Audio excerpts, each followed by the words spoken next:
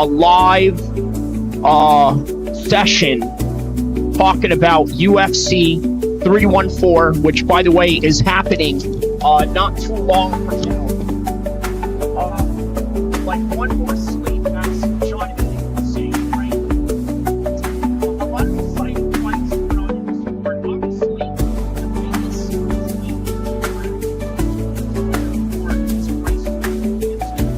and of course, we are absolutely fascinated in trying to see how Volkanovski is going to bounce back from a turmoil of a loss. Sorry, excuse me. Back to back, and then getting a title shot right afterwards. Right? Of course, we're curious to see that. Of course, we're also curious to see the rise of Diego Lopes. We're also curious to see how Paddy Pimblett is going to do against Michael Chandler, who, by the way, is, let's just be honest about it, right? An old versus young type of matchup. Now, why do I say that? Why do I classify this as an old versus young matchup? Well, obviously, Paddy is the up-and-coming star. Michael Chandler, right now, I would say about maybe 2-6 in his whole entire UFC career. And not really a lot of traction going on, right, in terms of potential title shots or anything like that. What Michael Chandler did have going on for one particular time was Conor McGregor. And for whatever reason, okay, him and the whole Conor situation, I think, crippled a few years of his career. Let me know if you guys can hear me properly so that I can convey more of this message. So I'm about to go get a little training session in a little bit, so you guys are going to see that live. But just right before I get into my live training session, I will be talking about UFC 314, UFC 315, obviously the main events for that one, JDM and Bilal Muhammad. And the story as it goes with the above right now is it's going to be a time where perhaps Islam Makhachev is unfriending Bilal Muhammad due to the fact that he wants to fight him. Is there any reality to that scope? We're going to find out. We're going to find out if there is some traction in that. So, all right, we got a few people that are in here now. Everybody, don't forget to like and subscribe because I'm about to take you for a very unique ride. Once again, a little glimpse into some of my daily routines, right? Obviously not every day because I don't go live every day.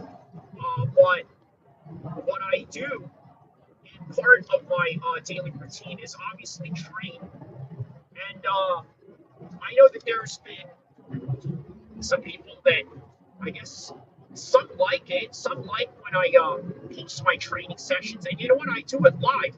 Name me another content creator that's not in the fitness space, but even in the MMA space, right? Because you can add MMA as sort of fitness, right? And obviously not on the side if you're a content creator. So how many of them will get out there and actually train in front of the world, in front of their audience? You see, I was a little bit reluctant at first to do training videos on my live stream, primarily because, you know what, I was thinking to myself, if I end up doing a live stream video, who's going to watch it? But then I started getting more traction online. I started getting a little bit more followers, and I decided, you know what, let me take these people into my world.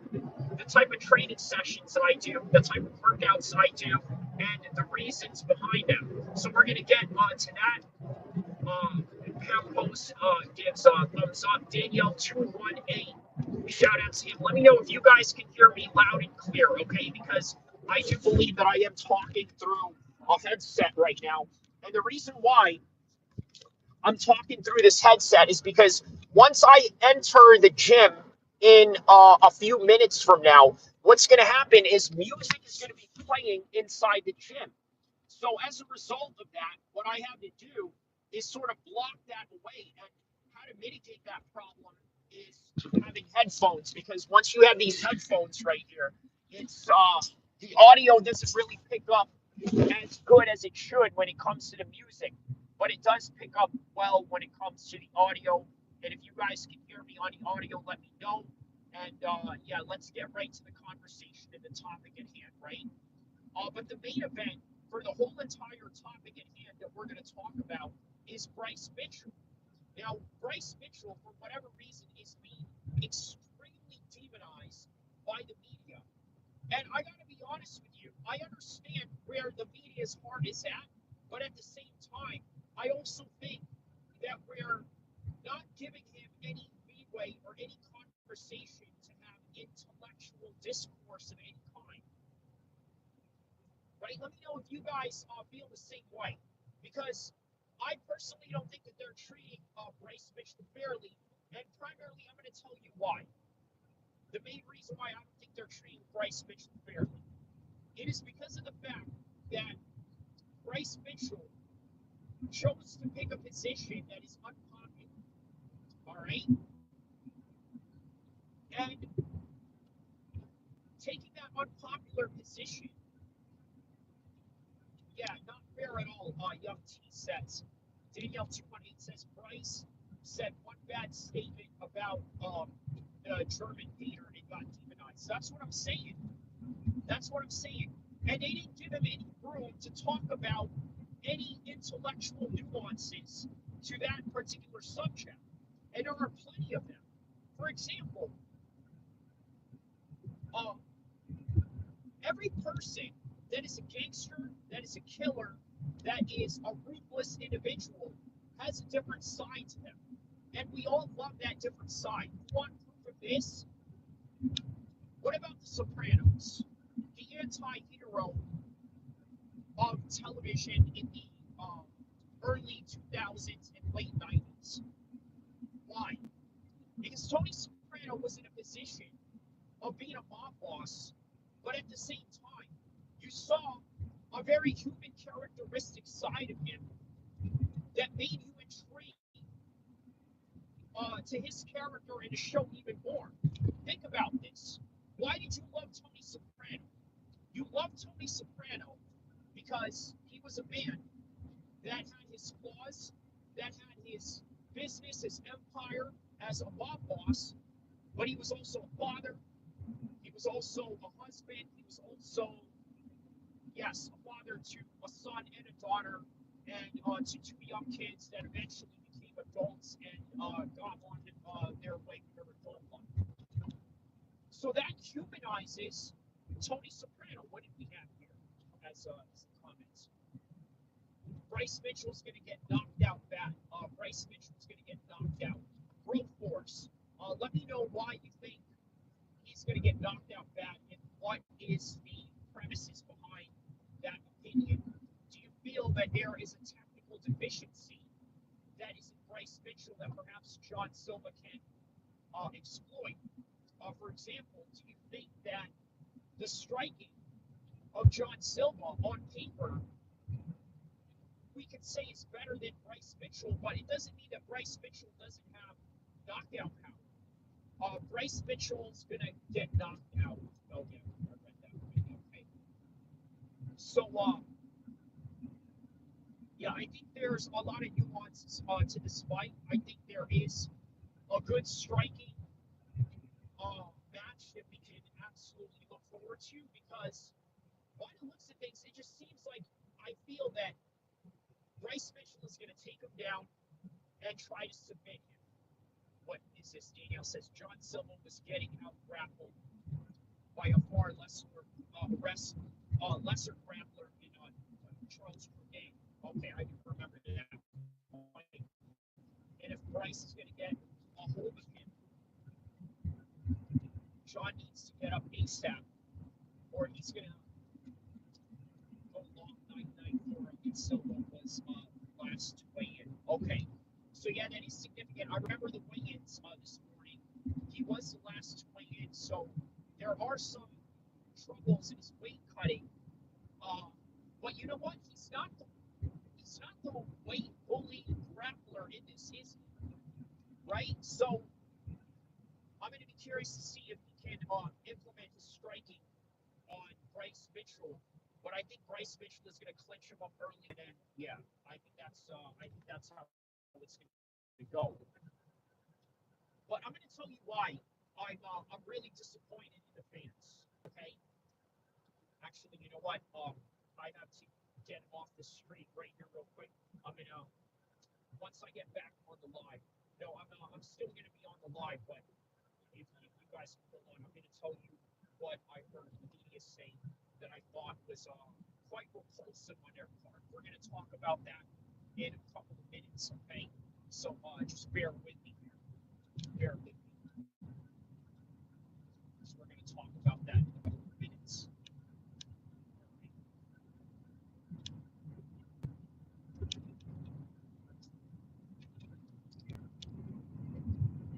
Okay, what is this? Long fight favors Bryce. Short fight favors Silva. Yes, I've never seen Bryce quit or get tired. Yes, correct. It's sort of like the Masvidal versus Ben Askren fight going into it. Now, obviously, the result of that fight ended as it follows with a 5-second knockout in favor of Jorge Masvidal. But prior to the fight, what we were expecting was that if it was going to go long, it would be on the side of Ben Askren. However, if it was going to be short in any degree, it was going to be in the part of Jorge Masvidal. And my goodness, he did. He did it within 5 seconds. Okay, he did it within 5 seconds. Okay, so stay right here, guys, for a little bit on the live stream. I have to drop something off real fast. I can't tell you what it is. I can't reveal what it is. But yeah, just please stay long. Stay on for 3 minutes at best. Okay, and I will be right back.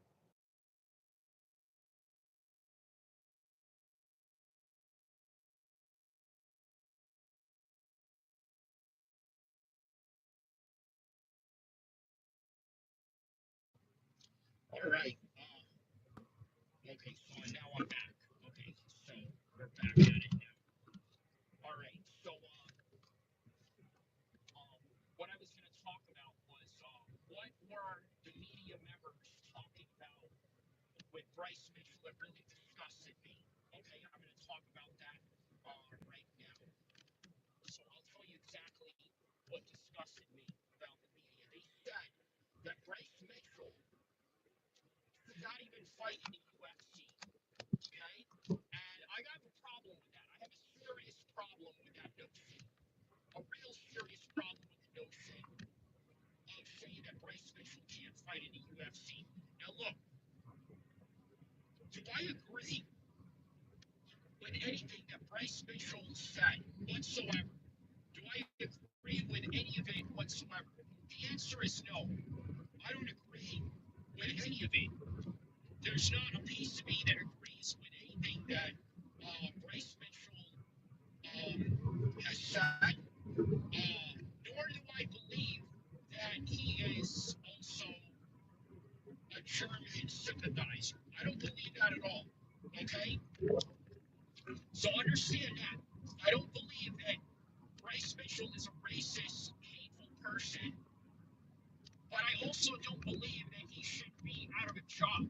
You see, the problem in society today is that we all want to stop somebody from having a job, right? The minute that they say something that isn't desirable to some people or anything like that, it's all of a sudden straight away. Let's cancel this guy. That's the narrative that a lot of people go by. I don't know if I agree with that. I don't know if I want to live in a world like that. Okay?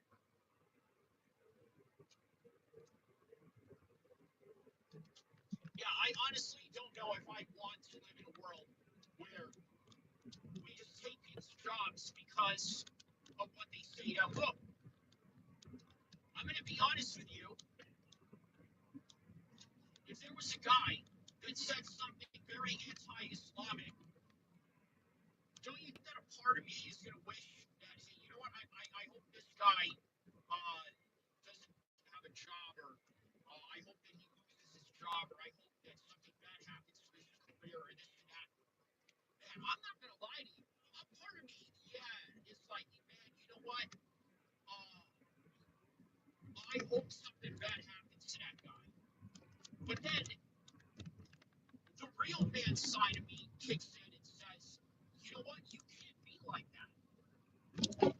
It's not a good idea to be like that in any kind of way. Not at all. It's not a good idea. You know why it's not a good idea? Because it's real sucker-ish. Real talk. Right? That's just real sucker stuff. Doing all that. Like, it really is. Like, you wish downfall and ill upon somebody because they said something you don't like. And I get it. And I get it. But it's not right to say that Bryce Mitchell doesn't deserve a job, or doesn't deserve a career, or doesn't deserve anything coming his way. I don't necessarily agree with that. I think that's a very bad idea. That sends a very horrible message. So yeah, man, you don't understand where I'm coming from with that.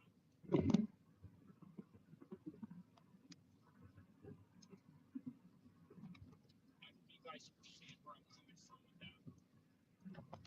Because yeah.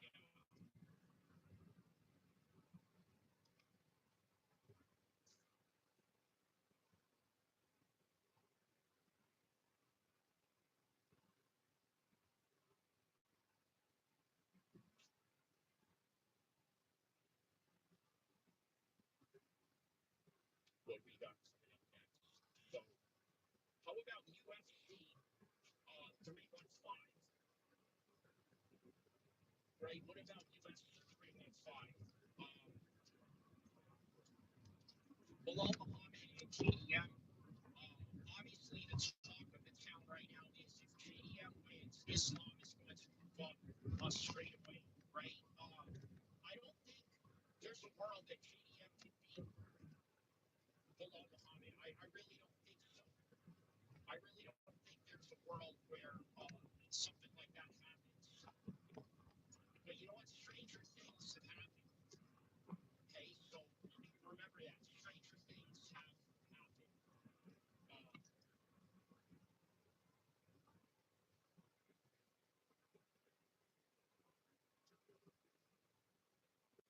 I'm heading my way towards the gym right now.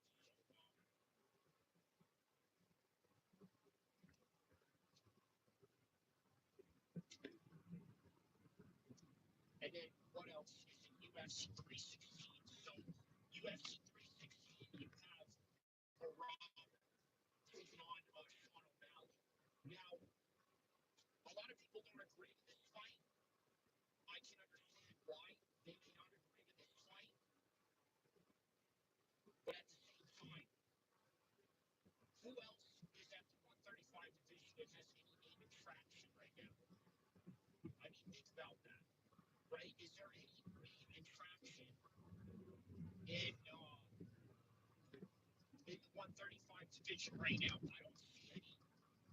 You got Omar, but he already lost to Iraq. He got a shot already. Now it's like, who else is left? I agree they have to build up their 125 division. There's a lot of good guys that are coming up there. There's Joshua Van. But in the 135 division, that's Marab, Omar, and perhaps Sandhagen would be a good matchup for Marab. But for now, this is what we have. We have Sean O'Malley. Now, what happens in a world where if Sean O'Malley was to actually get a knockout and win? That's possible. It's not impossible for Sean O'Malley to win this fight. It really isn't.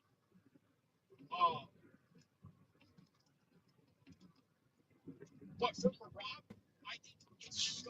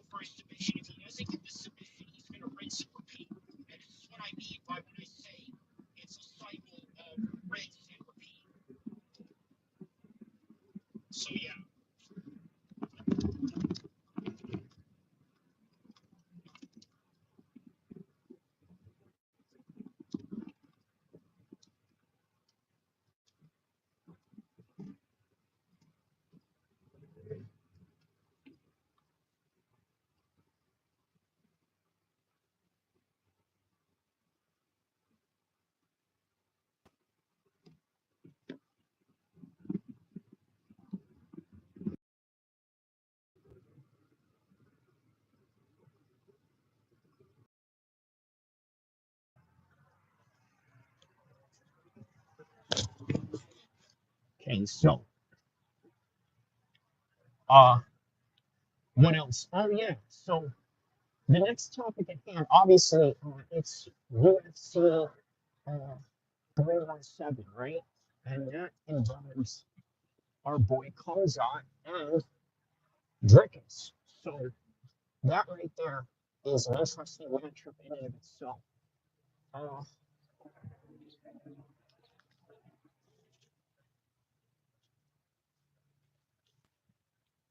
Hold on just a second.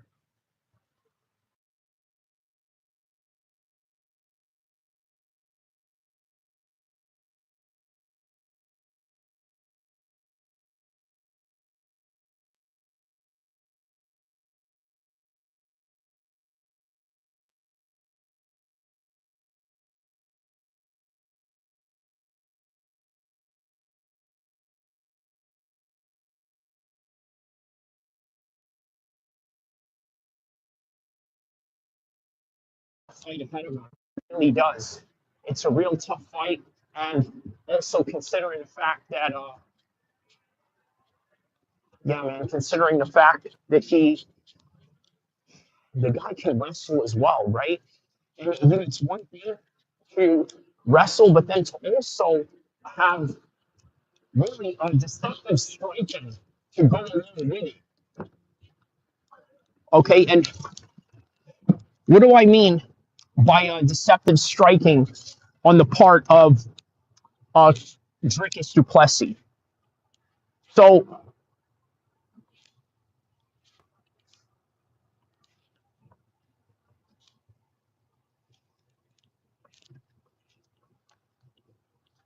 the underrated striking that Dricus Duplessis has is predicated on his power and his grit, not necessarily so much about his technique, right? Because by the looks of things and the way that the so-called experts are sort of judging Mr. Dricus Duplessis on his striking is they consider it horrible.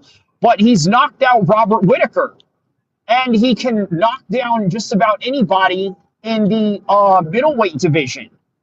So again, I think his striking is really uh, different, not exceptional, but different. And sometimes different is all that you need in order to, yeah, in order to win. Right? He has those types of differences that can help him win. Okay, so let's see what else here.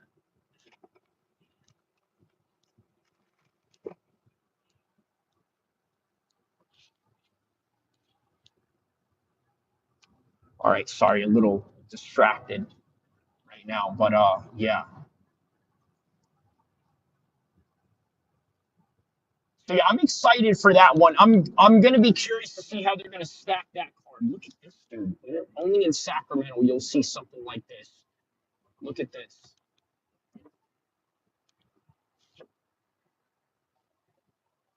What up, blood? What up, blood?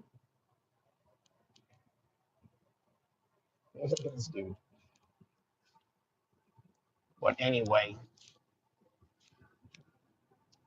my man was dressed like I don't know, man. I don't know what he was dressed like. He had a red bandana on him and everything. But yeah. Anyways, so yeah. All right. So we're gonna head to the gym soon. I'm gonna give you guys a live training session. Put it all on the line. You know how that goes. You know how it gets down. And yeah, we're gonna do all that. So.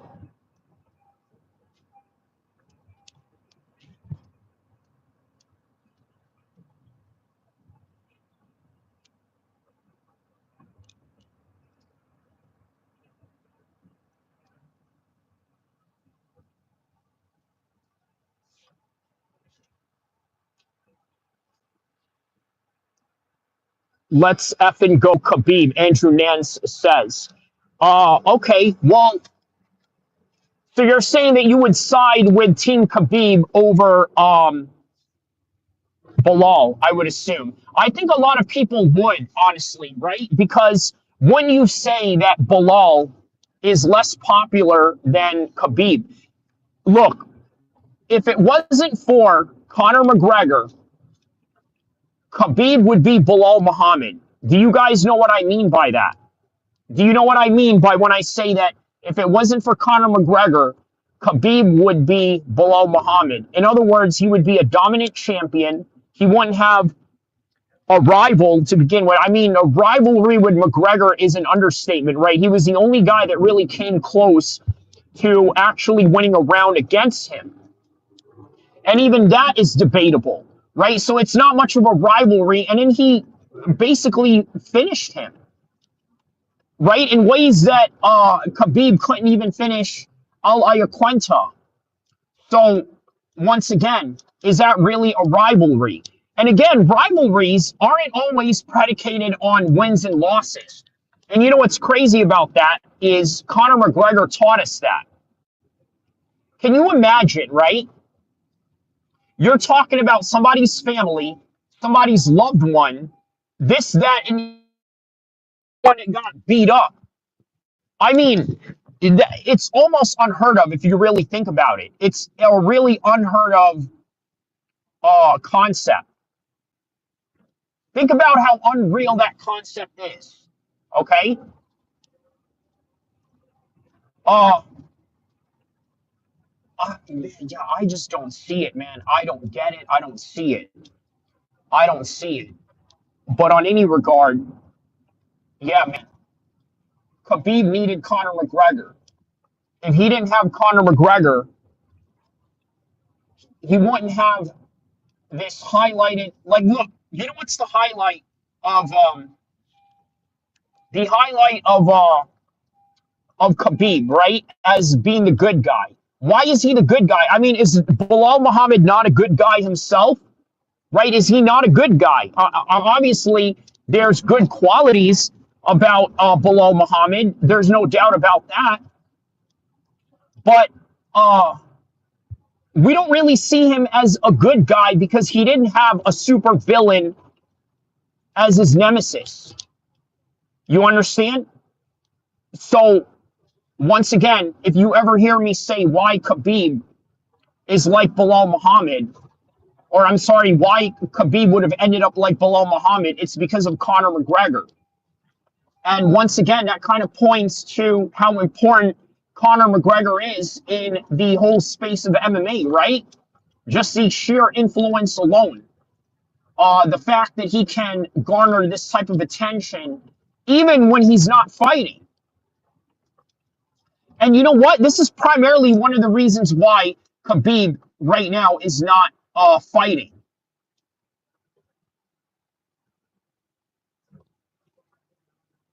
I'm sorry, why Conor McGregor is not fighting. Sorry, had a little traffic issue right there and what have you. But yeah, the reason why Conor McGregor is not fighting right now is because he knows that in order to stay in the MMA space, he doesn't necessarily have to fight. And also, he doesn't have to necessarily win. And that right there is a sad part about it. Because he can just go on and kept losing and losing and tarnish his reputation and his long-term legacy even more, or just call it quits at some point. Right? Call it quits where you can say to yourself, hey, you know what? There's some honor and dignity that I have left for me to stand on. The honor and dignity left for him to stand on. I mean, think about that, right? That is all that Conor McGregor has left right now is just the dignity of his past. Yeah, that's really what it comes down to. All right, so we are about to get on and cracking soon with one of the hardest training sessions in the world, right? And you only get it right here with me, so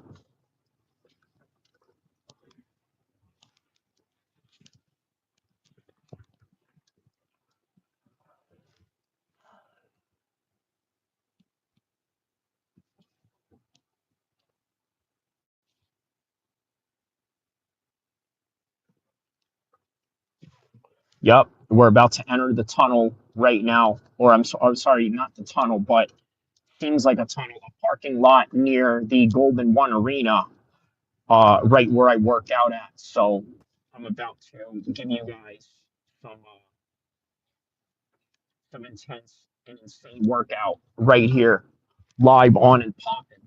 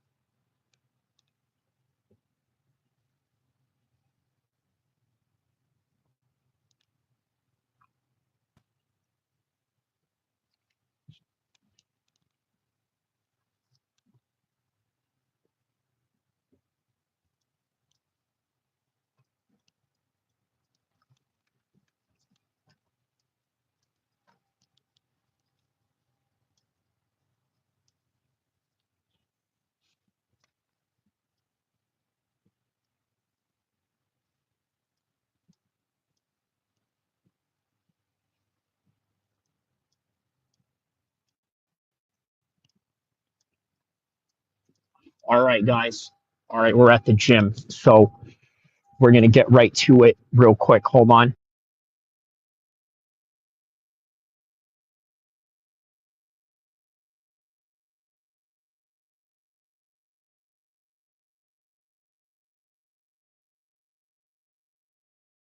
All, all right.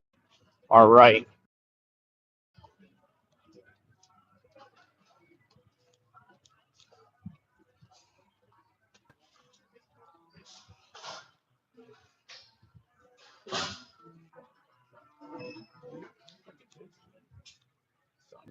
How are you?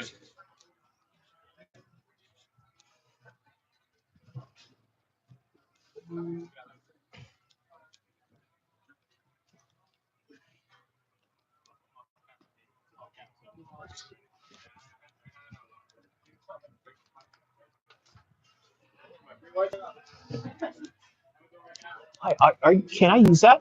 The box? Oh, you're using that? How many more you got? You just started? Oh, okay. Okay. No problem.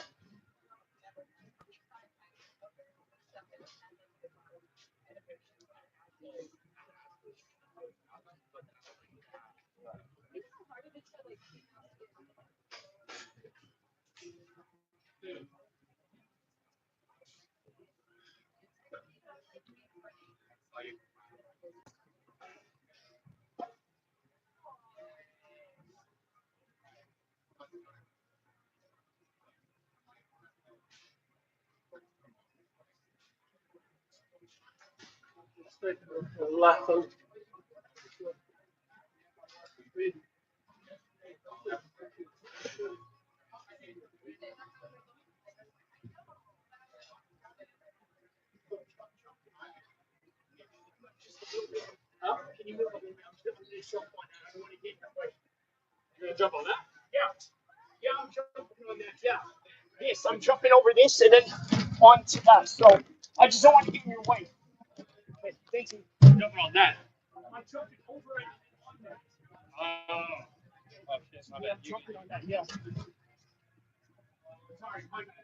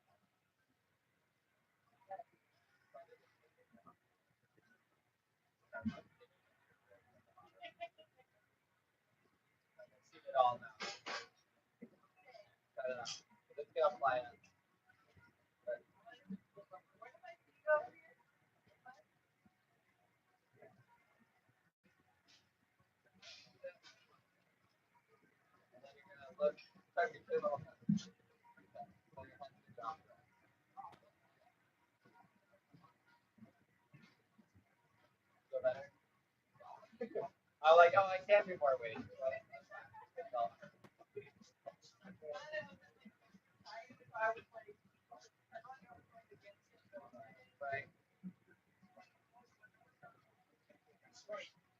That's right.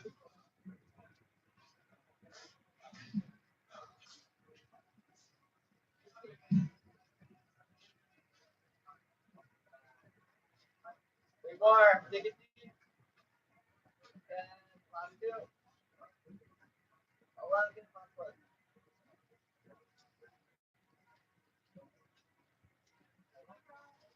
Tucked in.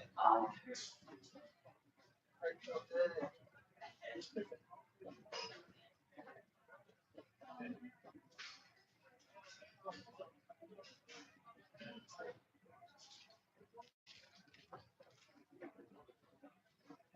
It stayed up there last night. Ready to keep it.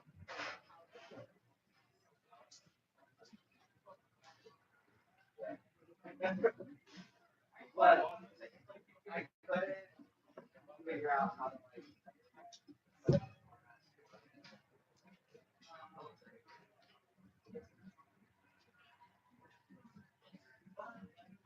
so, but it had like little bit of like, I had to find source.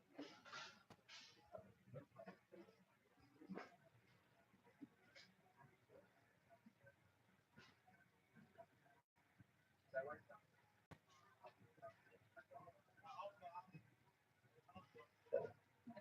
But I don't like.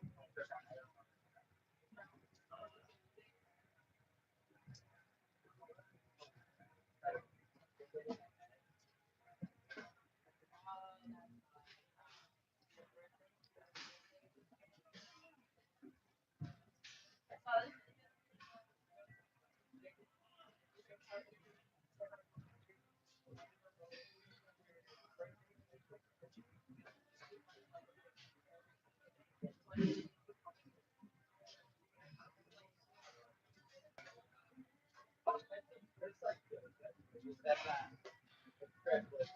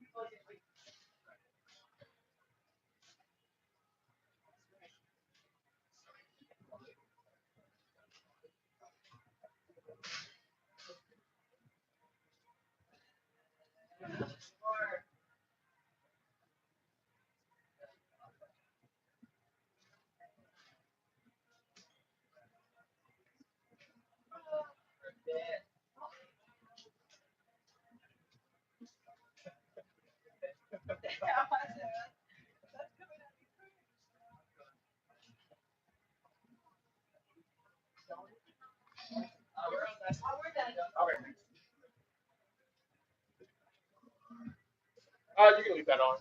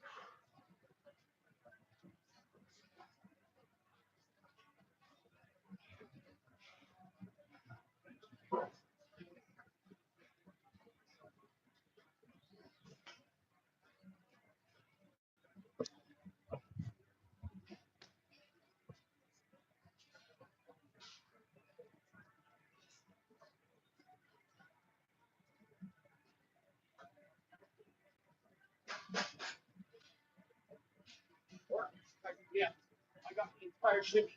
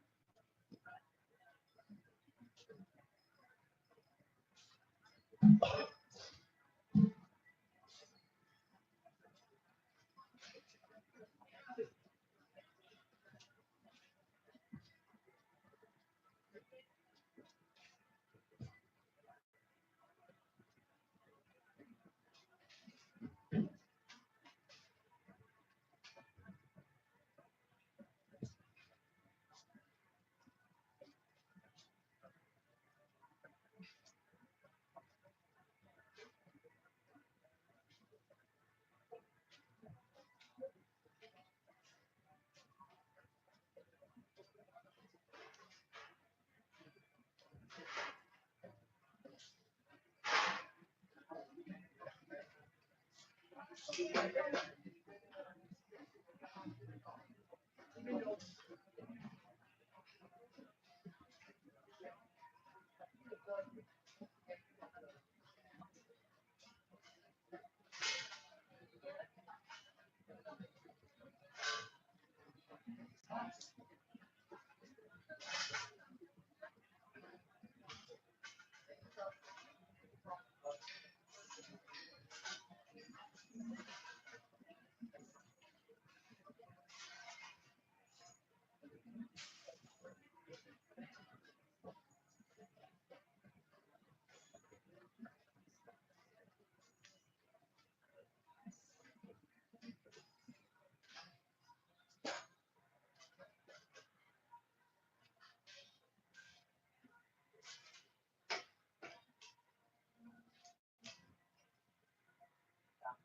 That's right.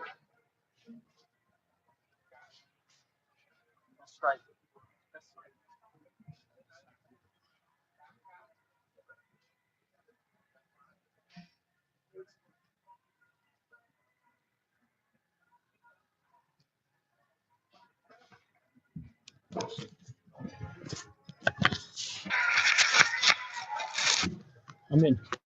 I'm in great shape.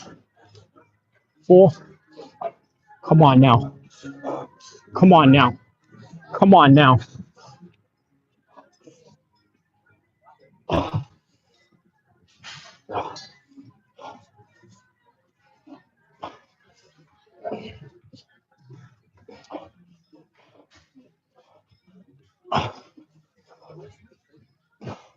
Oh,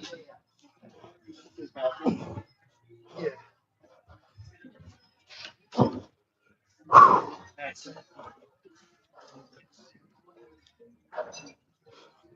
Yeah.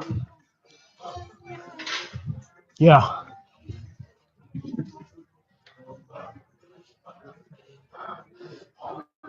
All right. Be right back.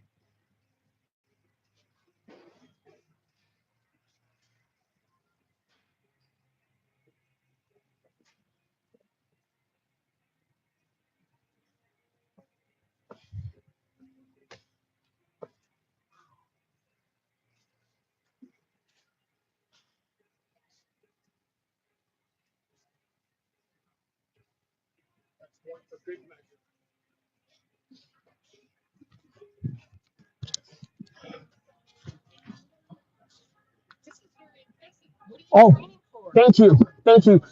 So I do a mixed martial arts podcast, but I also fought in MMA as well. So I'm actually on a live stream right now with with my YouTube. So yeah, but MMA, combat sports in general. So so it's good for wrestling, taekwondo, MMA, boxing, all of that.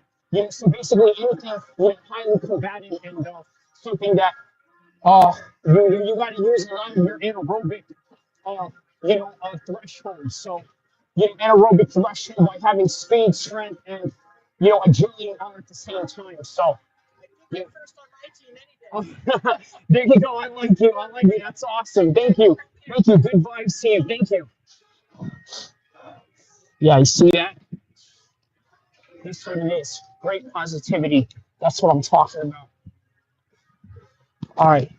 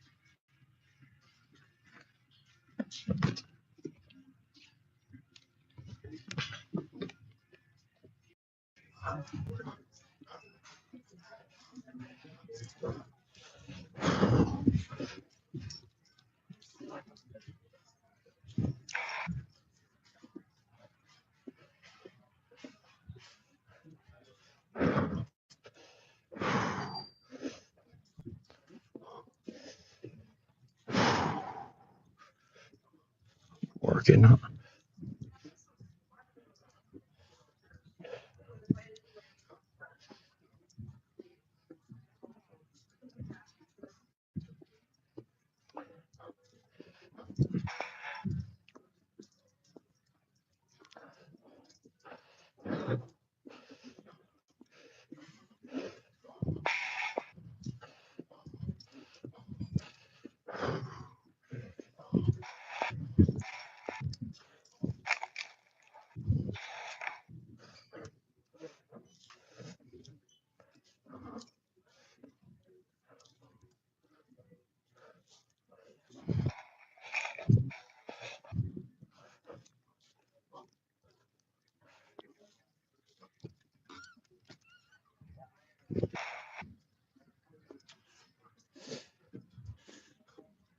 That was no thing, man.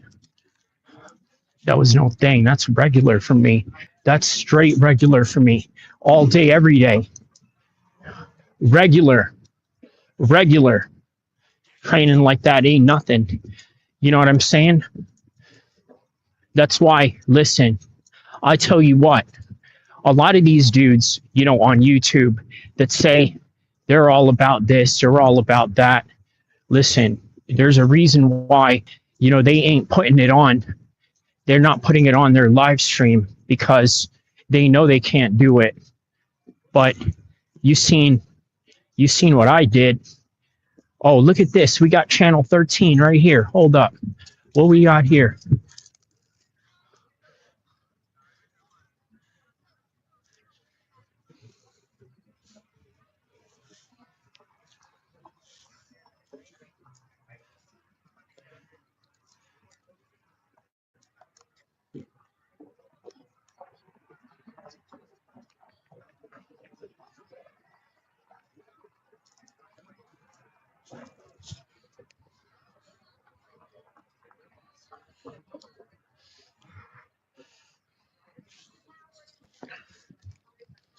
Yeah. All right.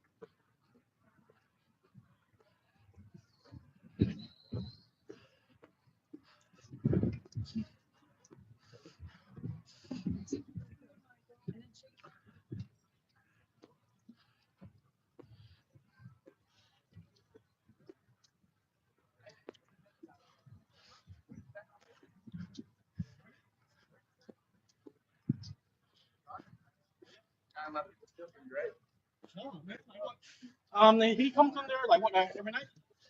Yeah, every night fuck with the girls, dude. Yeah, yeah.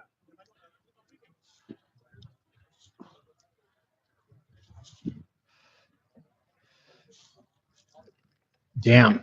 Well, there you have it, man. Just another day in sack. You know what I mean? Obviously, y'all just seen that live stream. Well, it is still going on, but yeah, man. Just putting in that work, getting it in, and just doing some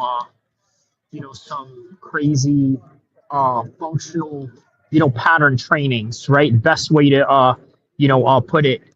Fresh melon juice redacted his statement. I don't know exactly what you redacted your statement from, but yeah, what's up with the comments earlier, Elon or the German guy? Well, I guess that sort of correlates with the stream, right? Since we're talking about Bryce Mitchell on that note. So yeah, man.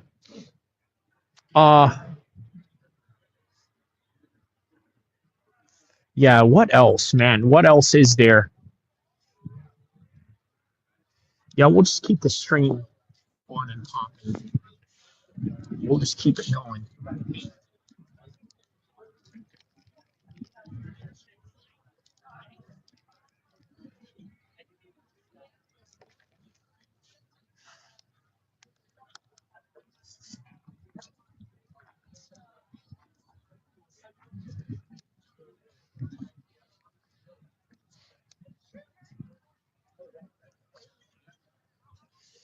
Yeah, man.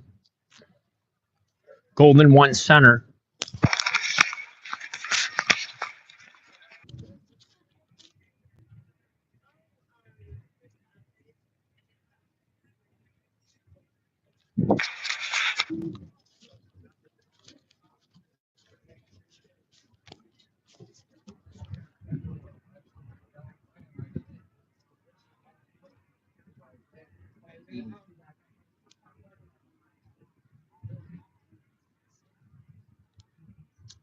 That was a great workout session, man. Really good workout session.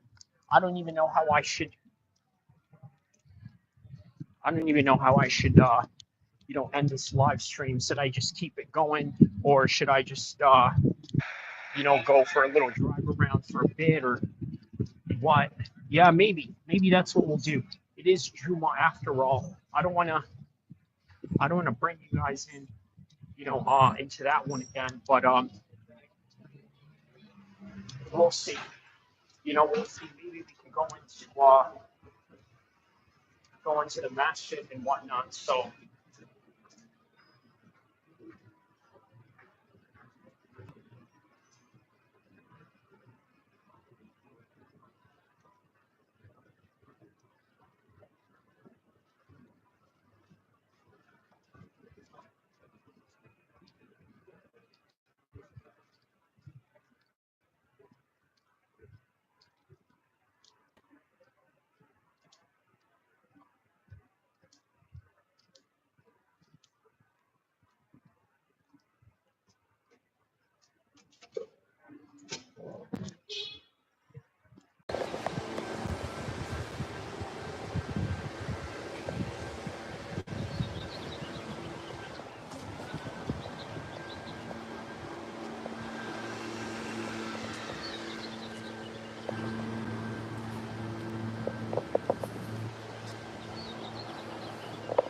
So for those of you that are joining us right now, we're just starting up the live stream, getting you guys acquainted to downtown Sacramento. So what is this?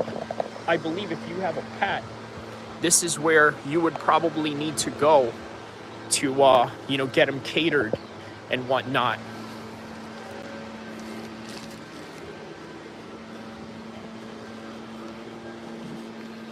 Here we go. So here's a coffee shop right up here.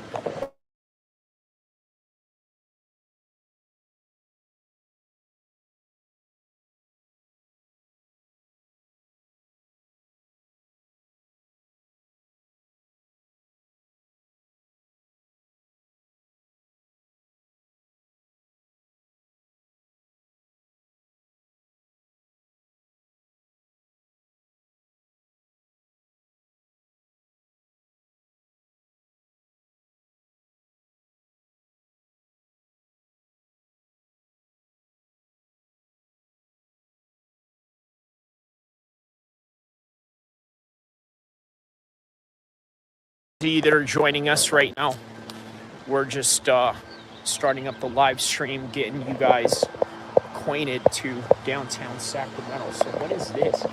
I believe if you have a pet, this is where you would probably need to go to get them catered and whatnot.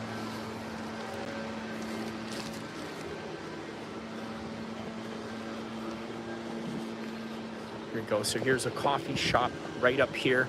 Balance Coffee, little mom and pop shop right here. You know what? What do you say we go get a coffee right here, right? And then we'll just sit right here or something.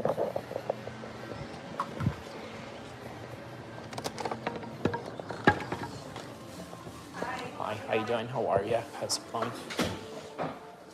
Let's see here. What do we have here? Espresso. Culture espresso oat milk coffee. Okay. What's turmeric? Oh wow, how about that? Turmeric. You see that right there? Sorry, don't mind me. I'm live streaming, so yeah. No. I do MMA content, on YouTube. So I'm just kind of featuring, downtown as as part of my content today. So and then your store, obviously. K Sub says hi. Hey, what's up, my man? How you doing? How big is the culture one? How big is that cup?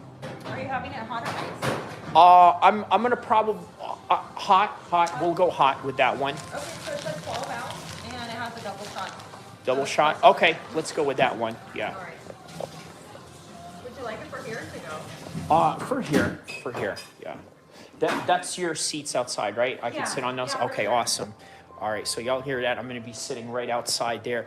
What's this? K-Sub says, you seem like a kind person. Well, if, that is if you don't cross me. But, you know, yeah, I would say so, sure.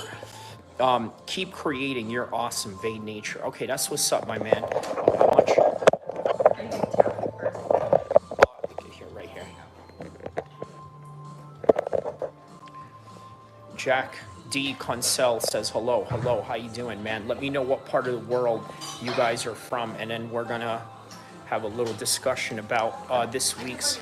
Oh, sure, thank you. So we're going to have a discussion about this week's UFC 314. And yeah, what's up, Big Ink? How you doing, man? You know where I'm at? Right here. If you guys are ever in downtown, check out Balance Coffee Shop right here, right? And you got a little interesting seat right here. We're going to sit right here in this red chair right here. We're just going to sit and chill and relax. And look, right in front of us, right there, there's Rocket Records right there. We're going to check that out also in just a little bit.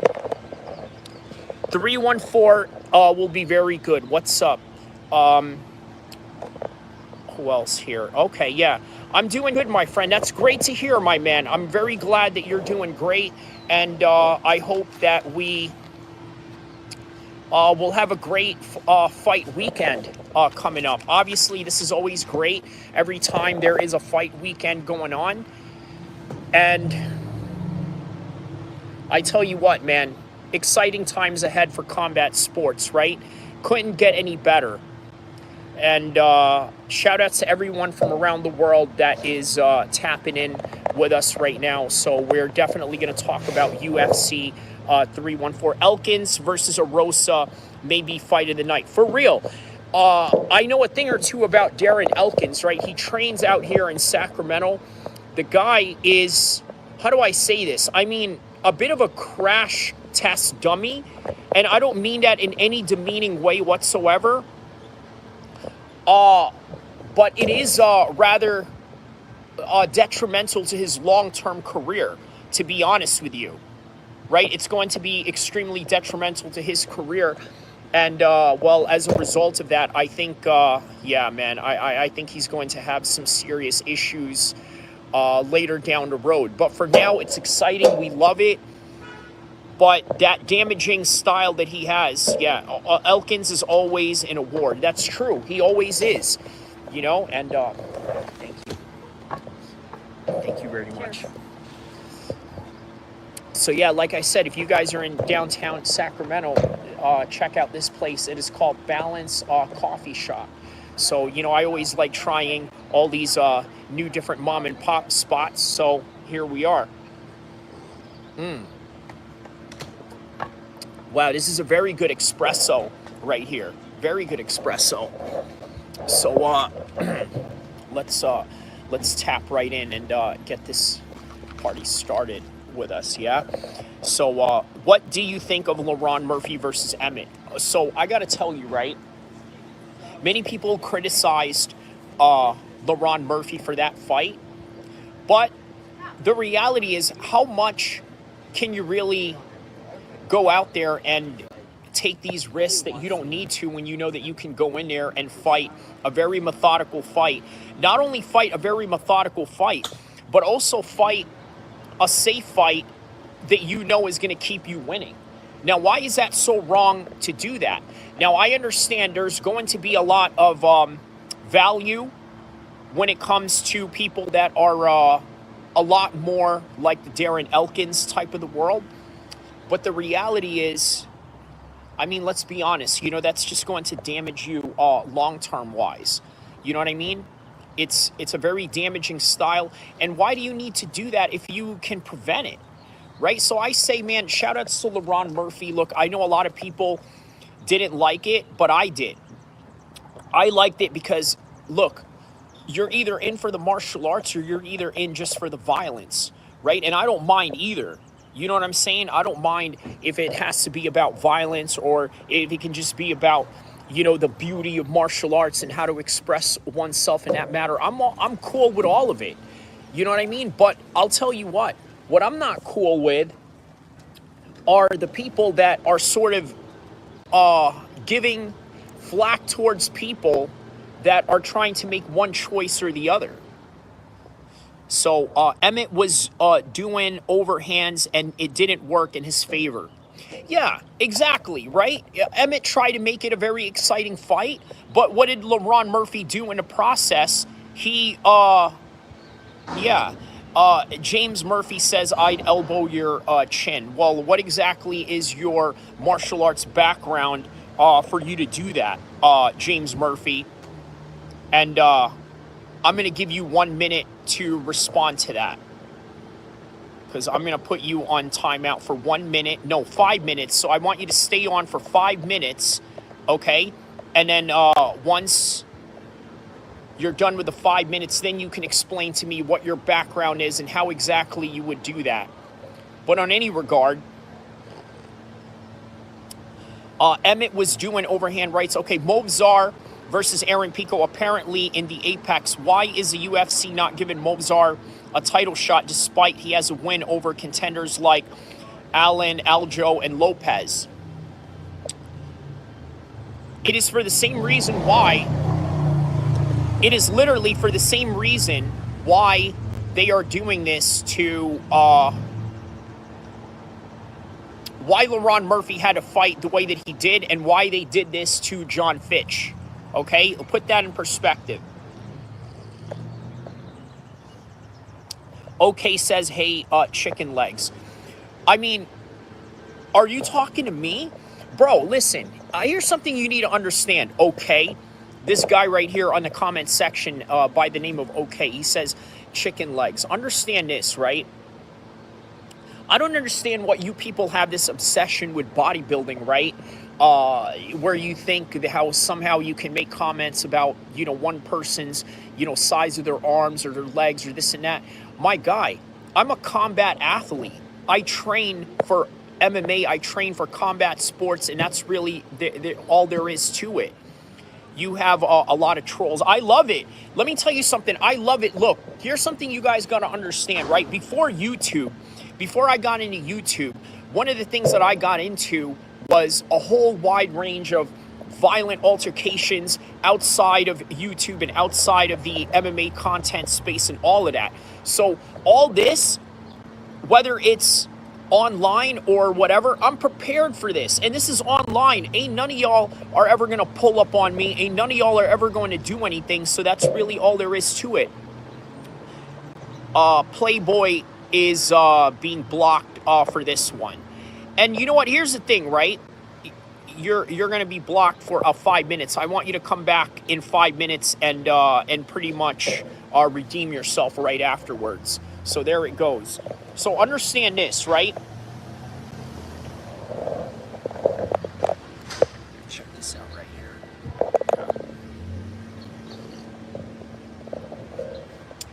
Understand this. When you're a Muslim content creator, you're going to have a lot of haters. And that's just really all there is to it. And this is the reason why I started doing all types of, how do I say this, different avenues in how to promote myself. And sometimes even in a negative way, if I have to go and promote gangs, if I have to go and promote violence, if I have to go and promote all the negative stuff that would be deemed undesirable or less attractive to the quote-unquote white society, I'm going to do exactly that.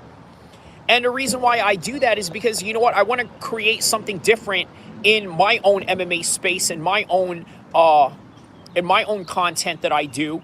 So I'm going to show different imagery. I'm going to show different aspects of things that, well, are out of the norm in the MMA space, right? And look, here's the thing. There's a lot of right-wing people that are into MMA, and as a result of that, it's only natural that they're going to have a predisposition hatred for Muslim fighters, and in particular, myself, Muslim content creators. So Big Ank says, you think the UFC will ever get rid of the Apex if it continues to have decisions and not be fun? No, they're not going to get rid of the Apex, and the reason why is because they need to push out a certain amount of content within a year. Now, Apex is able to facilitate that without having to go over their budget. It's very cheap. Think about it. They just bring a bunch of fighters there. They get them to fight. There's not really a lot of overhead costs other than maybe paying for the fighters and their corners, hotel rooms and accommodations and things of that nature. That's really all there is to that. So with that in mind, here's something you got to understand is that they're never going to get rid of the Apex. It's something that is great for their overhead costs and things of that nature. So stop. Don't say that. What do you mean, Yoda? You don't like that I'm saying that? But unfortunately, it is true. Shout out to Diego Lopes. How about Diego Lopes tapping in to the chat right now as we are about to, head on to his fight week. So shout out to Diego Lopes. Not just Diego Lopes, Diego Lopes. Stop saying that, Yoda. Do you mean that you don't like that that's a reality? I know that's, plant-based black man says, Assalamu alaikum. Shout out to you, plant-based black man. Wa alaikum salam wa rahmatullah barakatuh to you as well, my brother. Apex allows the UFC to put on bad fights and not have to sell tickets. Correct. That's exactly what it is, because part of their ESPN deal is predicated on pushing as much content out as much as possible. So with that in mind, that's why they're never going to stop with that particular process. So what did my man here say? Gautier and Martinez, who were from Contender Series, had great finishes in Mexico. If UFC continues to put on these contender guys, the crowds will have a better performance. So here's another thing that you got to understand about the Apex too, right? And what it facilitates. Other things that it facilitates is accommodating a 700 to 800 man roster. Man and woman roster, to be exact. So the reason why they need that, they need to put on fights for these guys so that they can get the competitive architecture going. If they can get that going, only then they will be able to, oh man, shout out to City Life Project with the Cash App right there. My man, shout outs to him. With City Life, all right. Connor said that racist stuff about Khabib, nobody rocked him. Yeah. Nobody rocked with him. Okay, I see what you're saying. Yeah, with City Life. Shout out to City Life for that one. Here's a coffee to you. I know that City Life does a lot of like beer, type of vlogs that he does. Well, I'm sort of doing similar to what City Project is doing right now, sort of featuring one of the local coffee shops that we got right here. And by the way, for those of you that are out here, while I'm enjoying this beautiful espresso right here, right, with oat milk in it, this is called Balanced Coffee at 1004 24th Street on J Street. So always remember that. The Apex is important to be able to facilitate an 800-man roster so that they can get them going, they can give them opportunities, and in turn, build more stars in the process, or create a process of elimination as to say, all right, who's going to be the big star out of this? Big Ank says the pattern with contender guys losing in the Apex seems to keep continuing. Anyway, the UFC can do it for them to win more. Okay, I see what you're saying.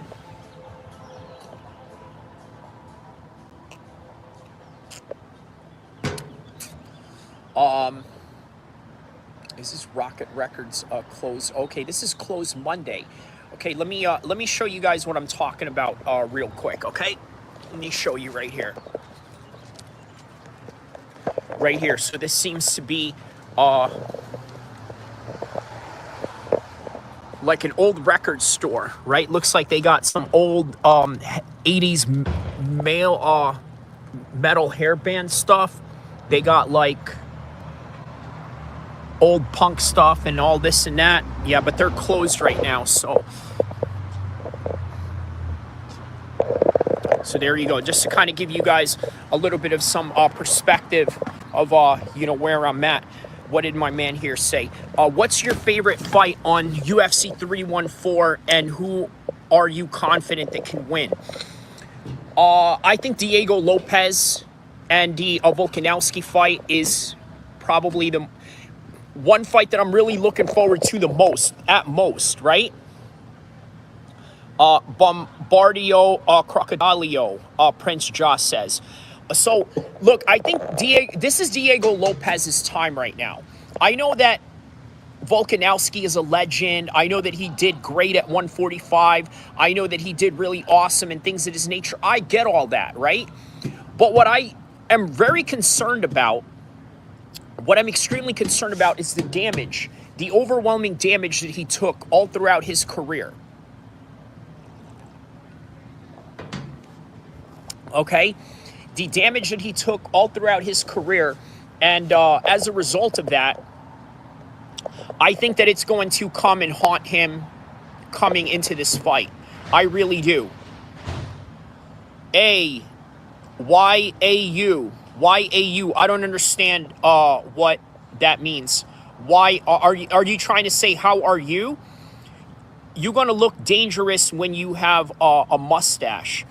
Well, here's the thing. I can't have a mustache because, you know, I'm Muslim. We have to, you know, just keep this part. And, yeah, I'm not down with the mustache in any kind of way. Hooker and Gustafsson would be a great matchup. Dan Hooker? So, who is gay? Okay. Muted? It's muted. Am I muted? What about now? What about now? Can you hear me? It's better. Okay, you can hear me. Audio going out. It's better. You're fine now. Okay, thank you, Big Ank. Okay, so Dan Hooker and Gustafsson, yes. Yeah, he is quite tall, isn't he? What is Gustafsson? He's like 6'4", 6'5", maybe 6'4", 6'5", and then Dan Hooker's 6'3". So all he would need is to really just kind of put on a little bit of some weight, and yeah. No, it's out again. It's out? Okay, I may have to get out of here soon so that I, because it's kind of loud downtown. Maybe that's why you guys are not able to hear me out, so.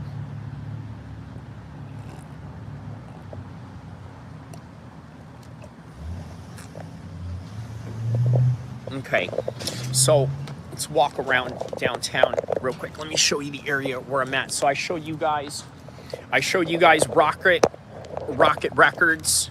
I showed you guys that one. I showed you this. This is on J Street. And by the way, right across it, if you look, right here is the diner. This diner right here. Dessert diner. Okay, and then there's some mom and shop. Ooh, this one I wanted to show you guys right here the most.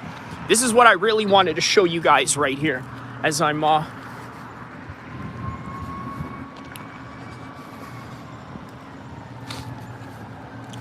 okay, there's another barber shop right there. This is what I wanted to show you guys right here. So right here, this is actually my first time being in this store right now. Okay, let me make sure there's not too much music here playing.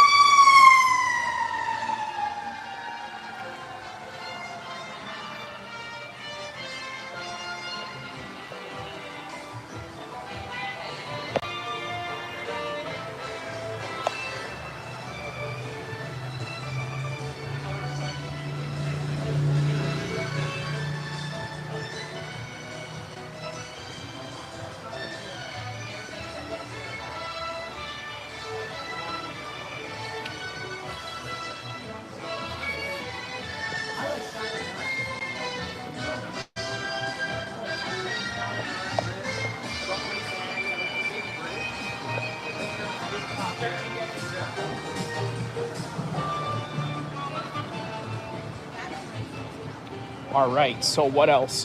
What else could I show you here? That's pretty much all the cool stuff that they have here. Well, there's a little surf shop right across the street. Here, don't ever do what I do. Just literally jaywalked right in front of the right in front of everyone here. But yeah, anyhow, dumpling house. There we go. So yeah, a lot of cool little restaurants that they got in this area right here.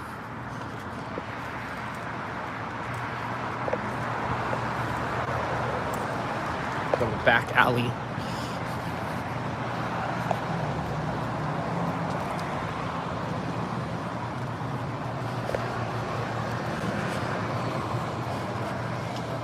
And back to where we were at earlier.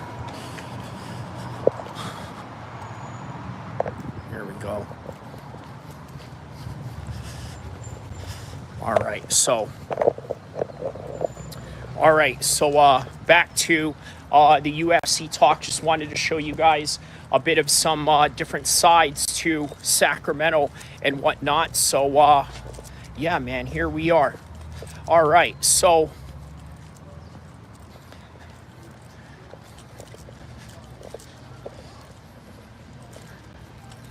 hopping into the car right now, and we are heading out. Oh wow, look at this. They got a little garage, a little barber shop right here. Like that's like look like a garage. Wow, look at this. Look at this. All right. Look at this. Barber shop garage. That's new. I ain't never seen anything like that before. I've never seen anything like that before. All right. So here we go. We're going to go for a drive. And we're going to talk about UFC. So, Brito looked disappointing versus Pat. Yes, I agree. Like Pat could enter the ranks as his last loss was Lopes. That's a good point. That's a very good point, actually.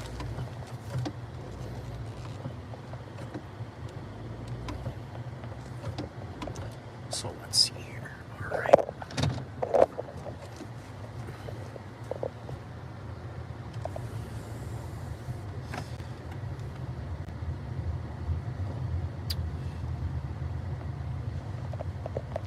All right.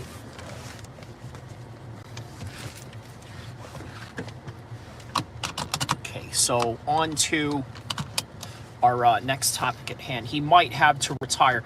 Joe Joyce lost the other day. You know what, man? I haven't been keeping up with boxing because I've been very busy, obviously, with just MMA and in the UFC in particular. But it doesn't surprise me. You know what? At this point, the best win that Joe Joyce ever had was against Daniel Dubois. And if you really look at where Daniel Dubois is right now, his performance that he did against Usyk was great. On top of that, not only... Oh, wait, there's a boxing gym right here that I'm going to show you guys here real quick. I'm going to show you guys this boxing gym. Hold on. Right here. This is a boxing gym right here in downtown if you guys want to check it out.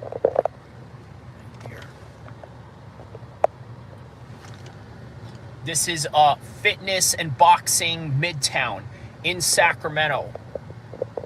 So just so you guys, sort of get a perspective. Fresh cut looking dapper, sir. Thank you, Daniel 218, my man. Thank you for that compliment right there. And look at this one. Look at this one right here. This little mural. You guys know who that is? That was the former Supreme Court judge that died. Yeah.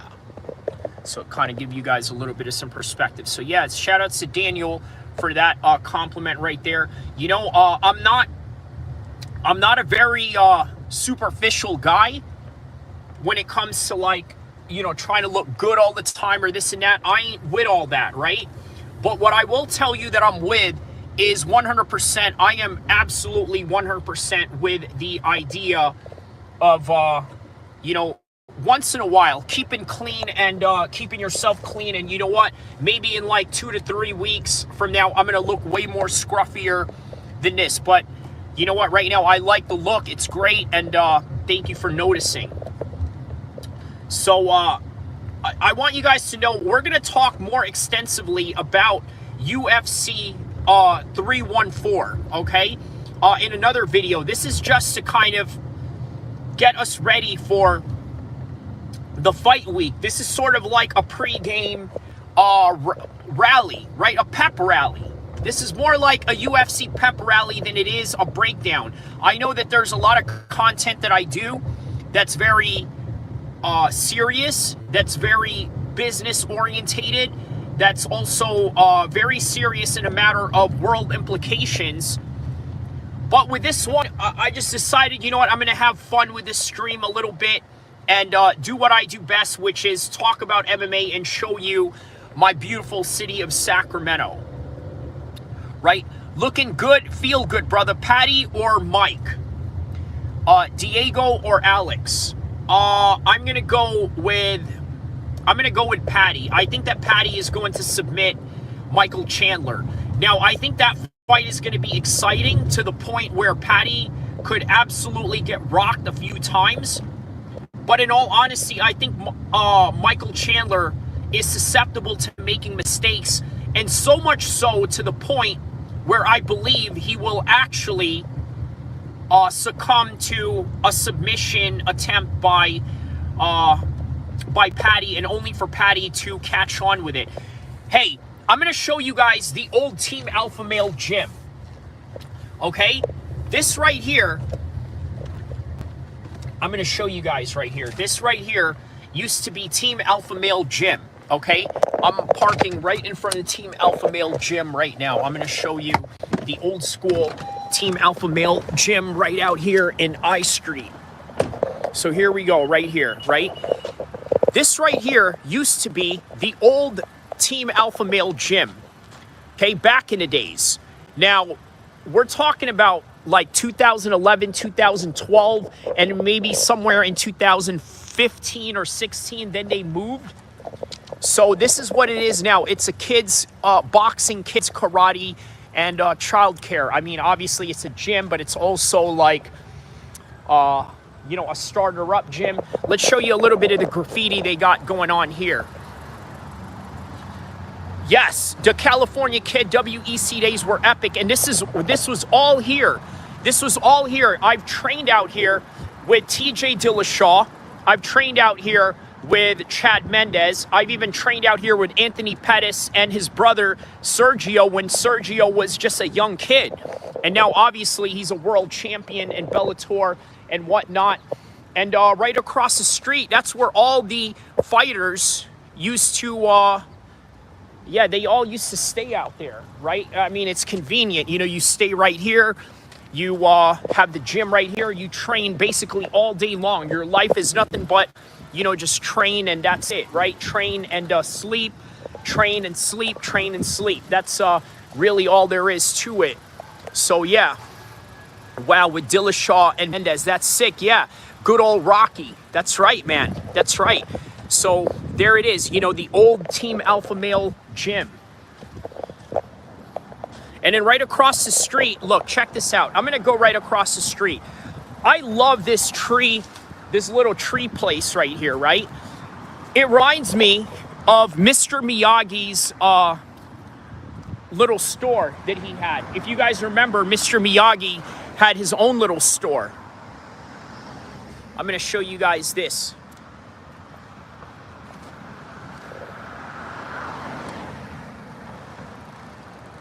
Wow. Was to an a-hole or cool, was TJ meant.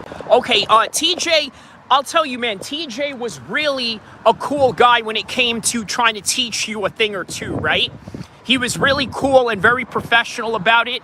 But God forbid, if you were somebody that was part of, like, let's say his, you know, weight class, or somebody that was, you know, in proximity to his weight, he's going to look at you like competition, like he wants to end your life. Okay, that's basically TJ Dillashaw in a nutshell to sort of answer your question on that end. So, all right, so back at it.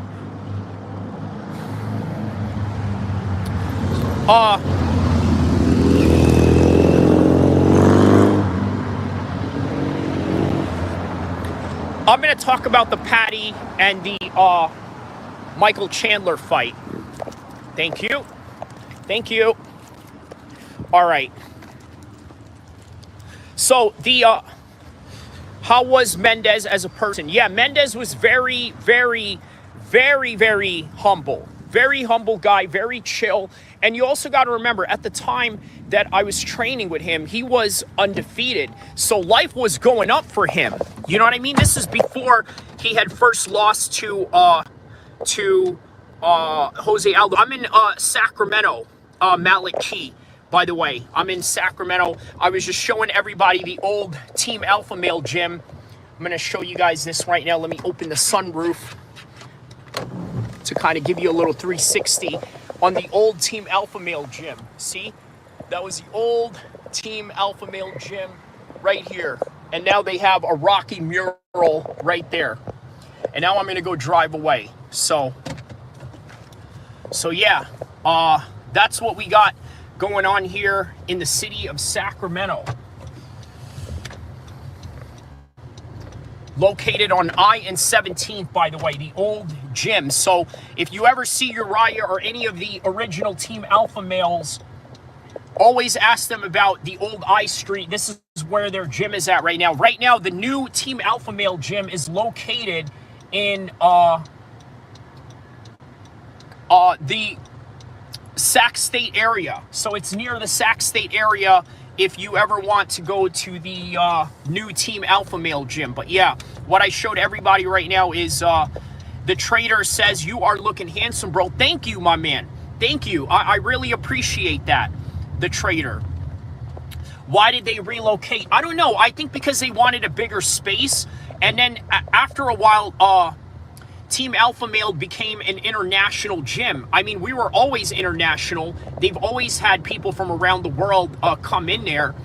But now, as of recent, it got even bigger and bigger to the point where they really had to do something about accommodations. Not only for just regular members, people that were just training there, not necessarily to be fighters, but just people that wanted to be in shape, but also for the fighters as well as everybody that was from there. Trader says, I'm from India. Shout outs to you, my man, from India. Shout outs to everybody from India. Shout outs to everybody from Pakistan. And shout outs to all my supporters from around the world.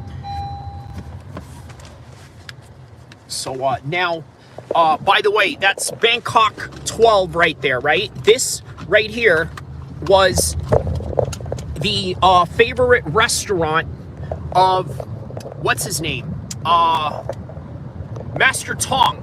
If you guys remember Master Tong, which by the way was one of Uriah's original trainers from back in the days. I also trained with his other Muay Thai trainer prior to that, which was Andy K. And by the way, Andy K, my connection with Team Alpha Male is through Andy K. Andy K was the guy who helped me win an amateur title in kickboxing, in amateur kickboxing, and that was all the way back in 2010. Bender says, I am from Belarus. Hello, man. Shout outs to Belarus, man. I'm really appreciating the love from everybody. Now, here's the prison, Sacramento's downtown prison right there.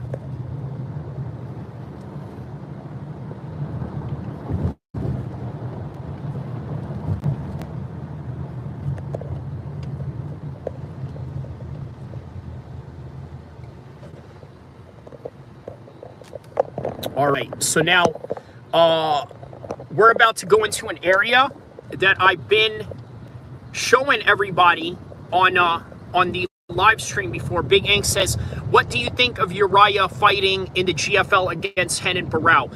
I'm very excited for this fight. I'm going to tell you why. Renan Barão, during the time that he fought Uriah Faber, I believe Renan Barão was on steroids. Was he not? Right? Correct me if I'm wrong, Big Ink MMA, but was he not on steroids during that time? And, well, you know what? You've seen what he did to Uriah. Well, now it's a little bit of an even playing field. You see, this is an age right now, both Uriah and Renan Barão, they are at an age right now where they have to figure out who aged better. So just like if, let's say, Mike Tyson was to fight Evander Holyfield right now, right? Who would have the better of those exchanges? You want my honest, true-to-God opinion? I think it would be Mike Tyson that would have the better of those exchanges, even though Holyfield beat him when they both were in their prime, okay? And I think Uriah Faber aged way better than Renan Barão, okay? And as a result of that, I think that he's going to do very well. Here's old Sack right here. Big Ink says he might have been, but I'm not sure. I know people accuse TJ of it. Yeah, you know what, man? A lot of people have accused me of that due to the fact that I trained with TJ.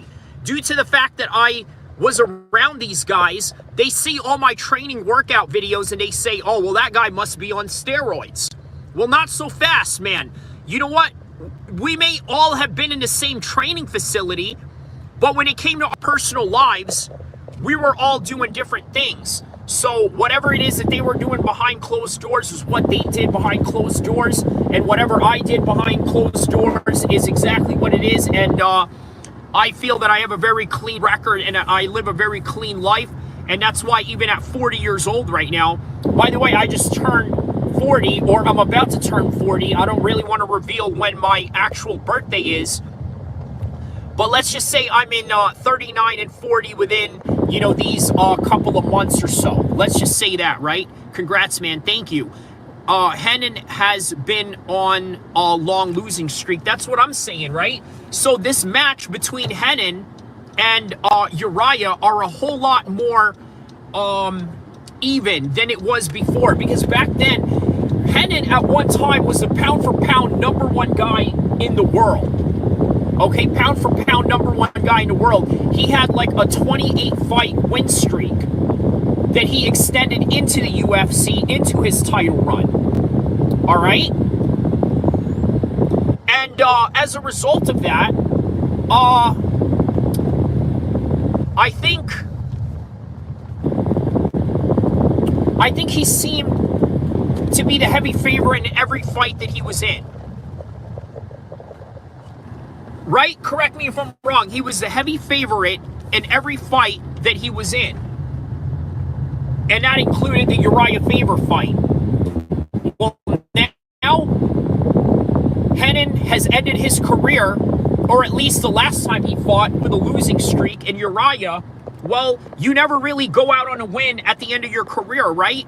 But you could say that Uriah had some decent wins. He had some good showings when he was in the grappling tournaments, or the grappling that he was with. Who do you have for UFC 316? Merab. I'm going to go with Merab on that one, little Chris. The reason being, oh, here's the bridge behind me, guys. I'm passing by the Golden Bridge right now. So, yeah. And the first TJ fight, Renan was... Yeah, and that's why TJ literally pulled off one of the biggest upsets of all time in MMA due to that fact alone. So yeah, man, keep that in perspective. Keep that in perspective, man. You know, that was one of the best wins that TJ Dillashaw had. Bro, I was watching that with a few of my teammates at my old apartment, and we were so stoked for TJ in that fight. That was probably one of my most memorable fights that I've seen in front of people. You know what I mean? Like, just great moments. You know, you guys had some great moments having UFC parties in your house. I know that nowadays it seems a little bit more of like, an every week type of thing where it's so redundant that it doesn't feel as exciting anymore. But man, back then, when there was a major UFC fight going on, we were on, locked on, and loaded for it as you know, as much as we can. So let's see what else here. Who else is in UFC 316? Let me know. For me, it was Aldo and Conor. Bro, that was a very big fight too, right? Because we were expecting a long war, and then out of nowhere, as soon as the bell rang, Jose Aldo got his bell rung within the first 13 seconds, and then was just out completely and had no response to it whatsoever. That was a crazy night watching. Yeah, it was, man. It was. And you know what? I believe that was the same night that Luke Rockhold defeated Chris Weidman. Please correct me if I'm wrong. Right? Let me know if that was the case, right? I believe that was UFC 194. Because prior to that was UFC 193. And that was where Ronda Rousey got knocked out. So please correct me if I'm wrong with that chronological order of things. So, yeah, please let me know. And then here's a little area that yeah, correct. It was Luke versus Chris. Yeah, so, okay. I do remember that night vividly, come to think of it. So, hey, is UFC Embedded up yet? Let me know if UFC Embedded has been up as of late. I don't think it has, but yeah, please let me know if UFC Embedded has been up. I'll take a screenshot of this.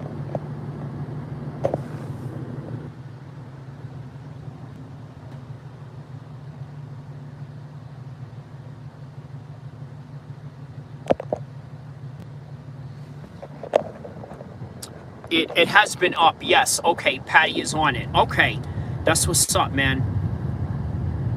That's what's up. All right. So with that in mind, I think, you know what? Yeah, we'll go on for another minute. We'll do like an hour straight. We'll make sure that we get an hour right in on this, and then we'll call it a day. Okay. So let me park right here so I can show you guys where I'm at. Another spot. Patty is on it. Okay, so that's going to be exciting to see. I'm going to watch that actually right after I get off this stream. So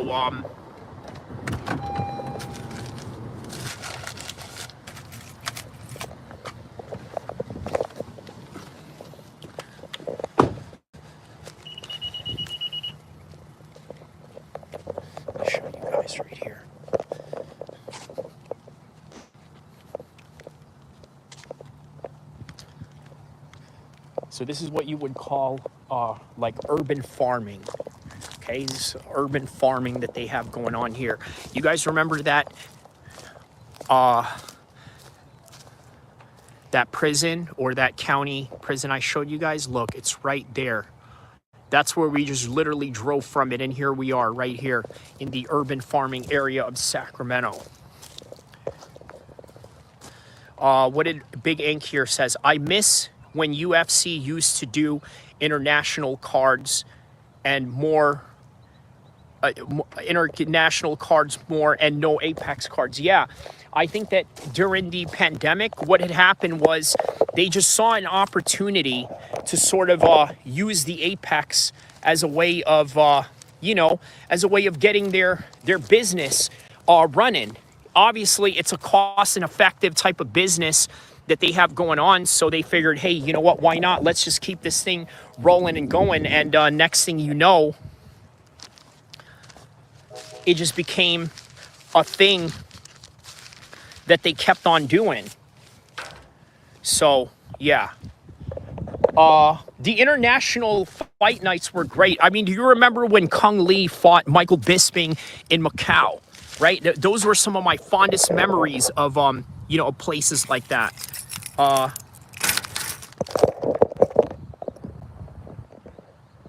Yeah. At least we have a pay-per-view and not a boring Apex card again. Yeah, that's what I'm saying, Big Ink. You know what? I'm very thankful for that we do have that going on for this week. So let me just get a rock here to, you know, sort of place my phone on here. Sweden had some great cards. They did. Do you remember when, you know, may Allah rest his soul, Anthony Johnson upsetted Alexander Gustafsson in Sweden that night? If you guys remember that fight vividly, that was one of my fondest memories right there of those fight nights that you're talking about. And you know what? I'm going to tell you what excited me about waking up to a lot of these fight nights, right? I loved waking up in the middle of, let's say, 4 a.m. in the morning just to watch a card that's going on in Asia. And that's when I sort of referenced the Michael Bisping and the Kung Lee fight. You guys remember that one? Rumble had that power, KO Glover too. He was underrated. Yeah, that's what I'm saying, man. You know what, man? I'll tell you, it was really heartbreaking when I heard John Jones say, you know what? One day me and you are going to have our match in heaven, right? You know, which is really sad to hear. It was really sad to hear, but, you know, it is what it is. It's the reality of the situation at hand, right? So we got about 10 minutes left into the stream.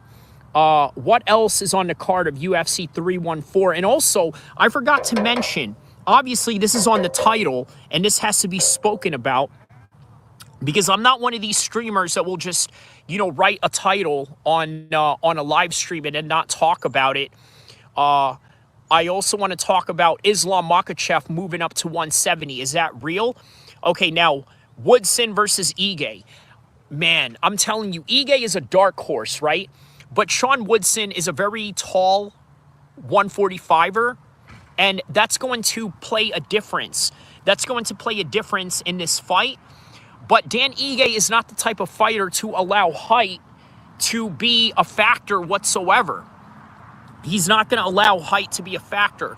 Now, what else? We also got Bryce versus Silva. I'll tell you what I like about that fight. Obviously, there's skills involved in this fight, right? Like most fights, there's skills involved. There's also political implications of this fight. Okay, and that's what I love about this fight, the political implications.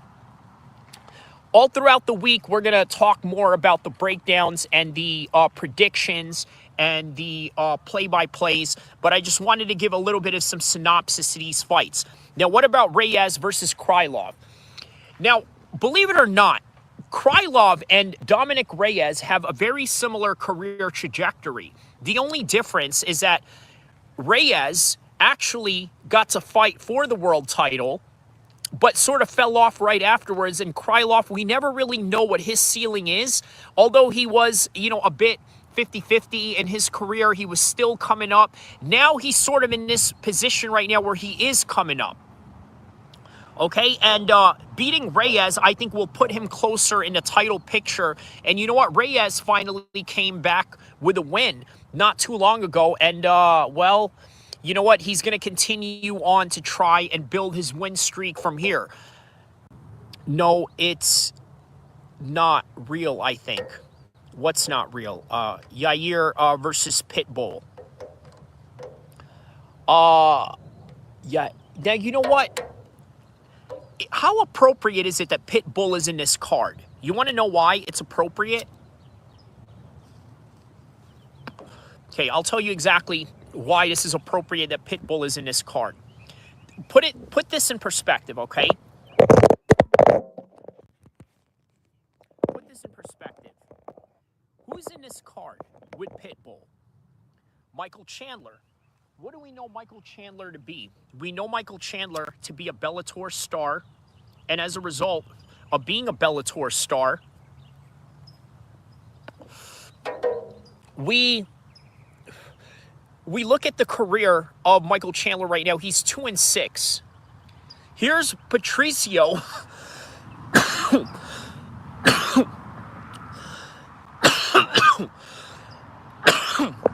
Excuse me. Here's Patricio,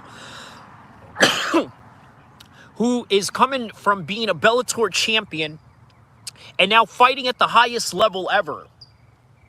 And there's questions to remain. Does he really belong in this top level? And you know what? We're going to find out, because we found out with Ben Askren.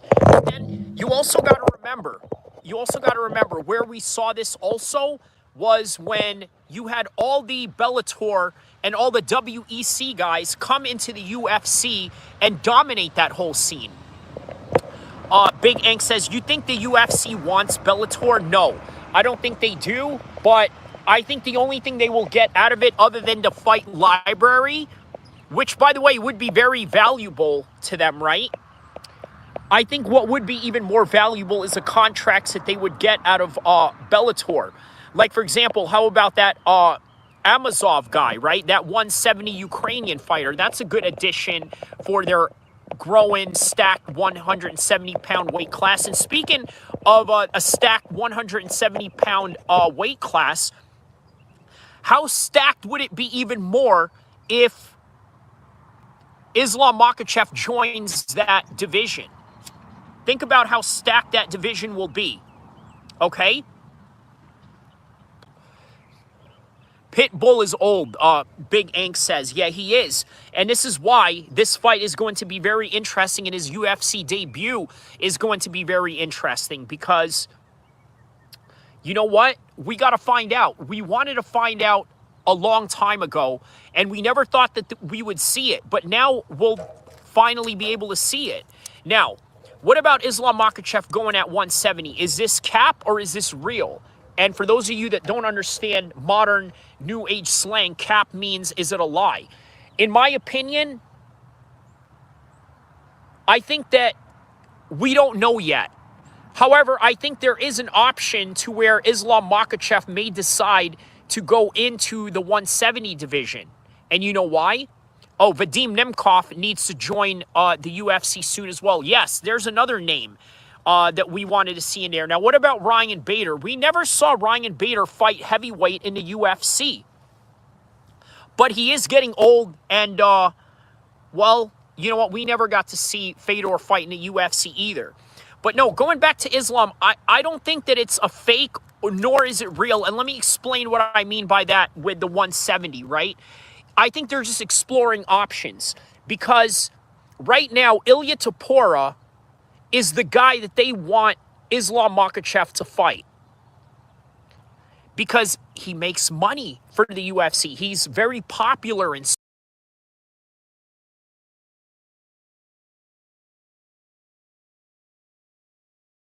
Spain. He's a superstar. Or maybe he is, maybe he isn't, but he has enough following to make that fight big. So if Ilia Topuria is not big, a fight with Islam would make him even bigger. So as a result of that, they really want to push that fight. But as for Islam Makhachev, he doesn't want that fight. So it looks like it's going to be Charles and Ilia will happen. Is that correct? A Spanish broadcast accidentally said it. Wow. Okay. So that shows you that maybe there is some truth to Islam Makhachev wanting to move up to 170, or if not, fight somebody different at 155. Now, who would that be? It would probably be Justin Gaethje. But once again, this option for 170 is only talks in order to try and mitigate leverage on their side. So keep that in mind, okay? I don't know what will happen to Arman Tsarukyan. Yeah, Arman Tsarukyan is just going to have to fight his way back up to the drawing board again. So that's one thing he has to, you know, really understand, okay? We're going to get out of here in this area real quick. So, all right.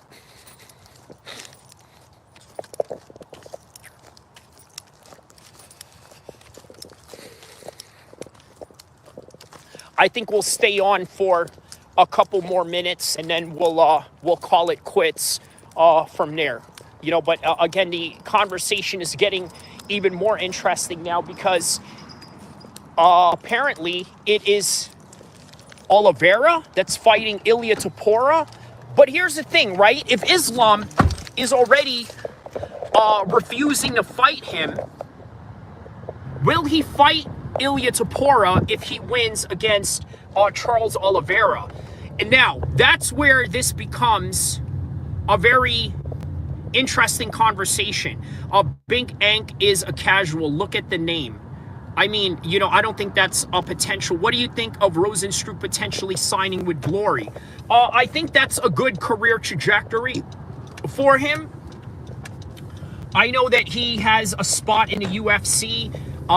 You know, maybe the UFC wants to cut him. Maybe he's in a different time of his career right now to where he needs lower impact competition.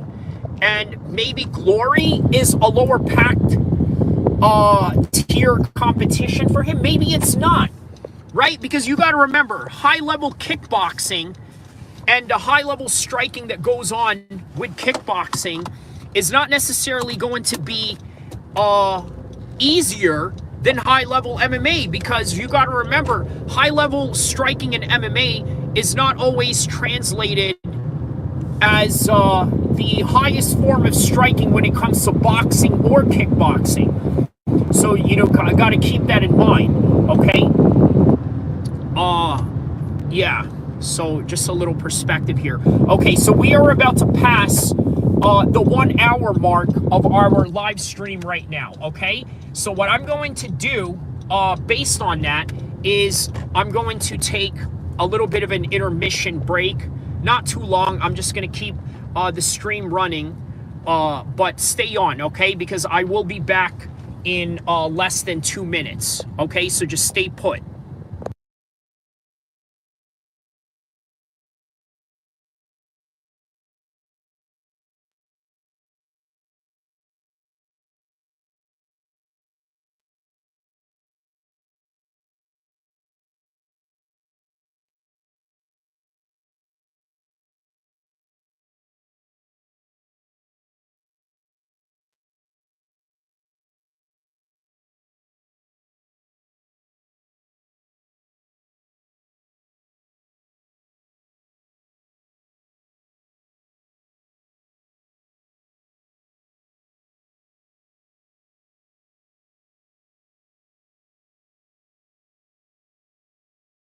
Holes in his game when it came to, let's say, footwork. John Jones is not a very 170 division, but I think let's answer your question right now, because that's a good question. Is John Jones overrated? The answer is no. What I will say is that at an older age, there are certain diminishes that you're just going to have naturally, especially if you are a fighter that has predicated your whole entire career on nothing more than speed and athleticism. Because let's be honest about John Jones, right? Is he a great fighter? Is he a great fighter in terms of having technical efficiency? Oh yeah, he 100% is a fighter that has great technical efficiency. Now, the issue that I have with John Jones, though, is that there have been a lot of holes in his game when it came to, let's say, footwork. John Jones is not a very boxing-orientated fighter, okay? So, he's sort of, he's sort of very much, not underskilled, but if somebody were to ask me, what is John Jones's least strong suit martial arts skill? And I would say boxing. Like, he just doesn't have that kind of rhythm for boxing, and he's very flat-footed. But he's very explosive with throwing flying knees at you. You've seen that in the Shogun Rua fight. You've seen the explosivity that he possesses in many different fights that he's been in. So as a result of that, you're dealing with a person that has athletic gifts. And with those athletic gifts, you got to ask yourself, does he really rely much more on that, or does he really rely much on technique? And I will say that Jon Jones also relies a lot on technique. He is such a technical, efficient fighter that many people overlook it due to the fact that he's so hyper athletic. So I want you to understand that. But is he overrated? Now, where did this question even come about? Well, the answer to your question is that people want to know if he's overrated due to the questions of Tom Aspinall right now. And in the current moment of state, Jon Jones is not exactly doing strong favors for himself.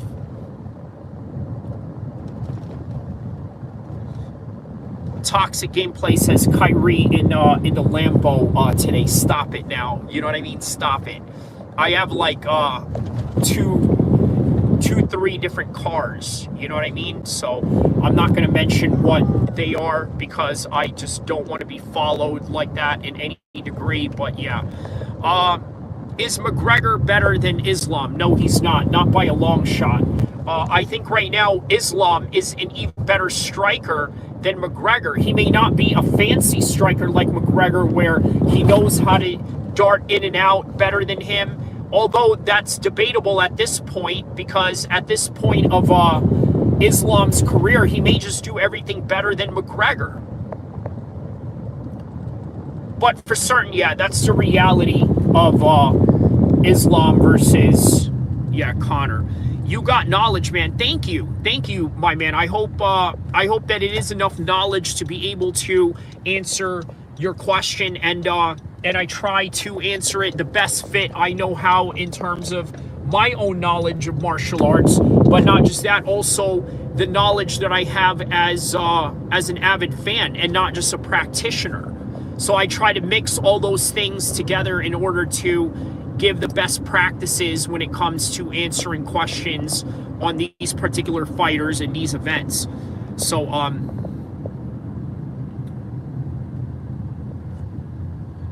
how many guys do you think you can take at the same time? Realistically, 2. I think after 2, it would be very difficult to deal with more people than that. That's just realistically speaking. They were very long. What's very long? What if they were very long, you mean? Like, I'm trying to understand your question fully.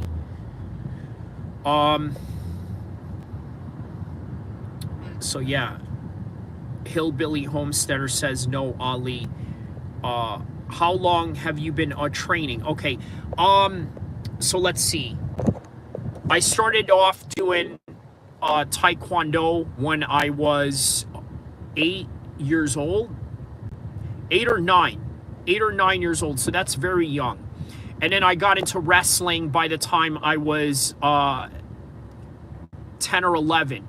And then from middle school to high school, and then in the Marine Corps, and yeah. So I've been grappling for that long. But then I've been doing Muay Thai since 2010. In my first year, I trained in Muay Thai. I won a state title, okay, in 2010 under the IKF Black Belt League out in Modesto at a one-day tournament. So, and then I trained MMA and Jiu-Jitsu after that. So yeah, I would say about maybe over 2 decades now. So I'm 39, about to be 40, right? So I've been doing martial arts for 30 years, if you think about it. Dude gave you a sideways cut. I don't understand what you mean by that, but whatever. Islam's not losing anytime soon. No, he is not. Not even at 170, which, by the way, is what makes this topic even more interesting, or at least this whole video stream that we're doing about the topic. How will Islam do at 170? And my opinion, I think that he's going to kick a lot of people's butt at 170. Now, will he be able to beat the top guy at 170? Well, that remains to be seen. Obviously, he's not going to fight Bilal, but there are talks that if JDM does win, he's going to get up there and get an easy payday on JDM, just like the way George St. Pierre moved up to get an easy payday on Michael Bisping. Hillbilly Homesteader says, I won Golden Naga, so length of time doesn't matter, I guess. Okay, so that's interesting. Congratulations on that, Homesteader. My question is, that's as impressive as that sounds, how long have you been grappling, or do you have a background in any sport prior to going into your first grappling competition? Because remember, I may have won a Muay Thai tournament in 1 year, okay, of training Muay Thai, but I was already competing in Taekwondo. I've already had, 100 to 200 wrestling matches at that point. So I was obviously used to competition, right? So that's my question. Where are you in that? That wasn't disrespectful. Did you know that Holland was supposed to fight Protes, but then decided to go with Ian Gary? Yeah, man. Yeah, that's a great fight, man, with Ian Gary. That's a great fight. Shout outs to Ian Gary and Protes. And by the way, the fight nerds, obviously they have quite a huge following behind them right now. A lot of Brazilian fans, but also a lot of hardcore fans. Not too shabby says, do a flip. I'm not going to do a flip, but I tell you what, because I'm in a car, what you could do is look at my other videos that I have on my live stream and come check out some of the training sessions that I've been doing.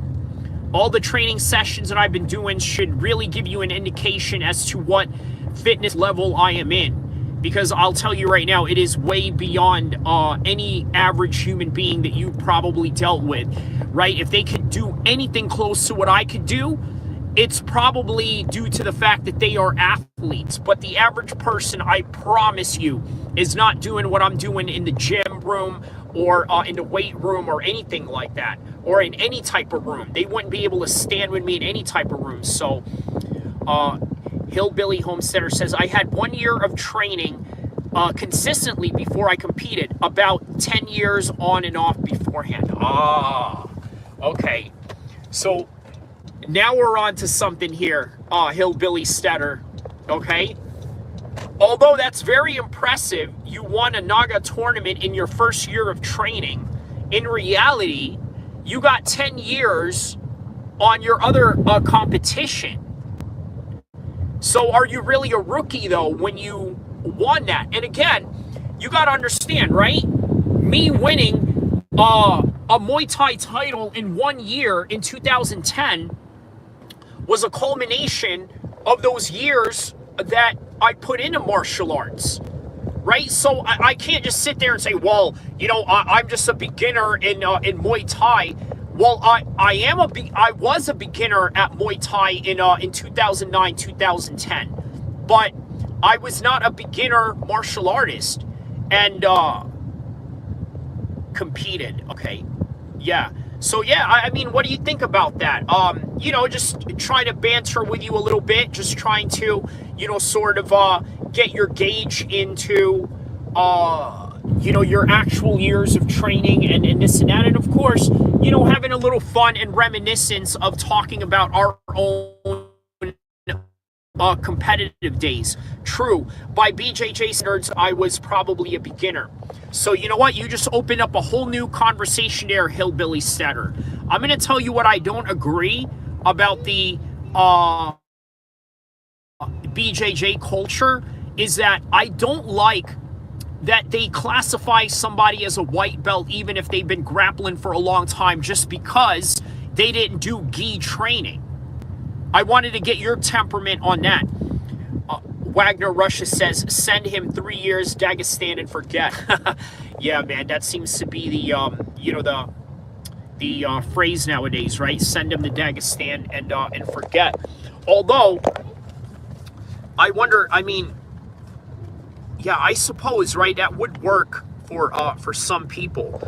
Just 3 years in a Dagestan and then forget, and yeah, and this and that.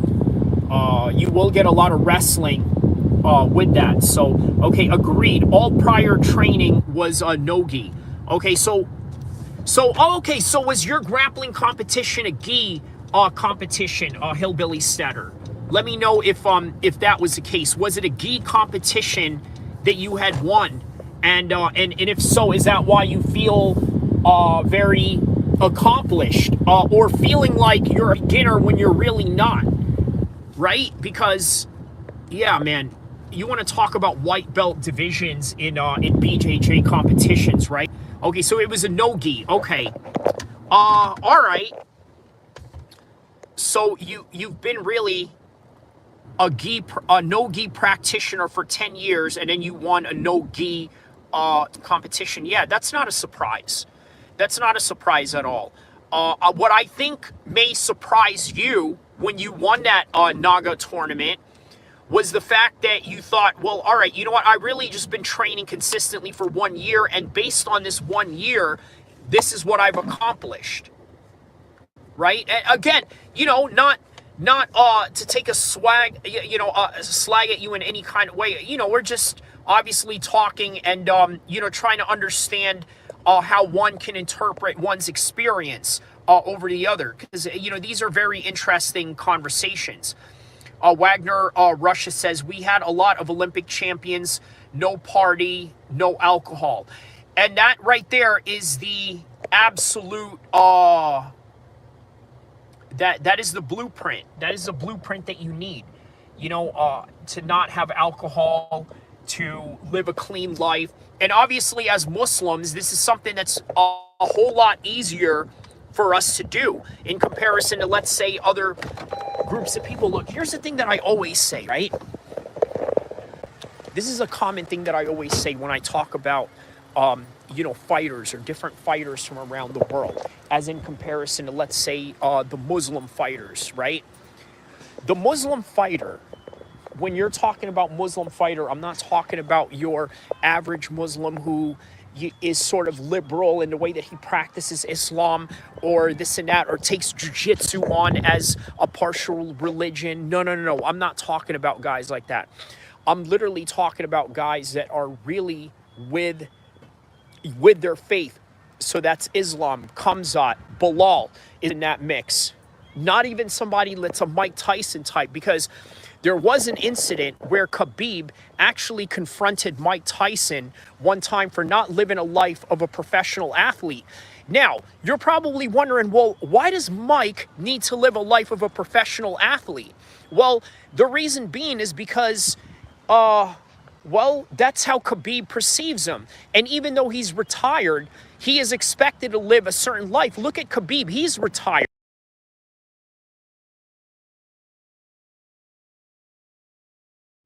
It's me. Your brother. I need your help. The accountant.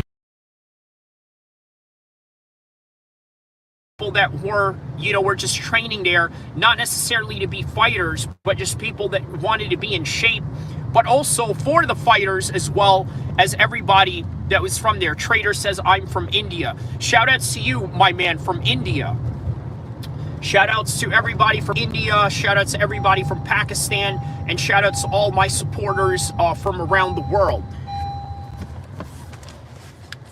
So now, by the way, that's Bangkok 12 right there, right? This right here was the favorite restaurant of, what's his name?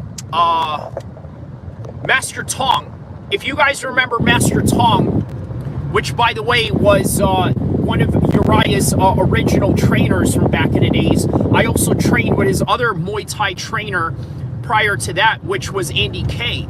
And by the way, Andy K, my connection with Team Alpha Male is through Andy K. Andy K was the guy who helped me win an amateur title in kickboxing, in amateur kickboxing. And that was all the way back in 2010.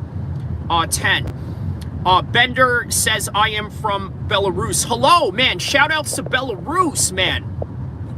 I'm really appreciating the love from everybody. Now here's the prison. Sacramento's downtown prison right there.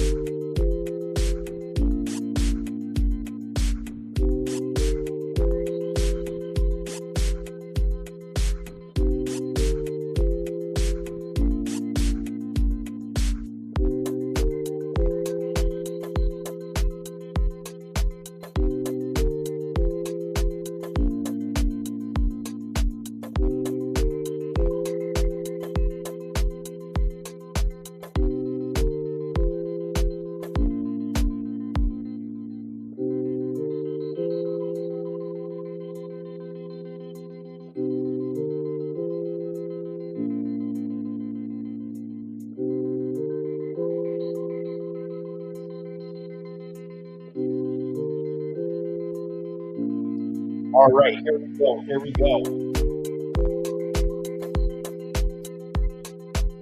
Right into the pre-live stream. So in about 1 minute, we're going to get into what I like to call the Cali crash out. Now, we're going to try and see if we can get one Miami story in there. But let's see where we can take this from. Wow. Okay, so this is some crazy stuff right here. All right.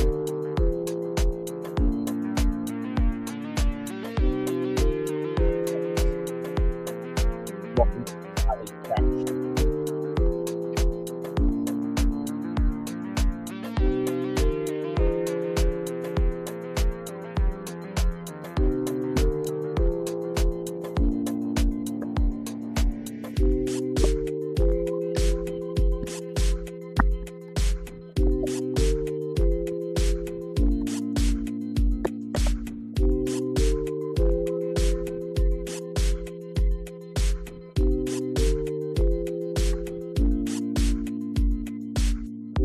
All right, here we go. Here we go.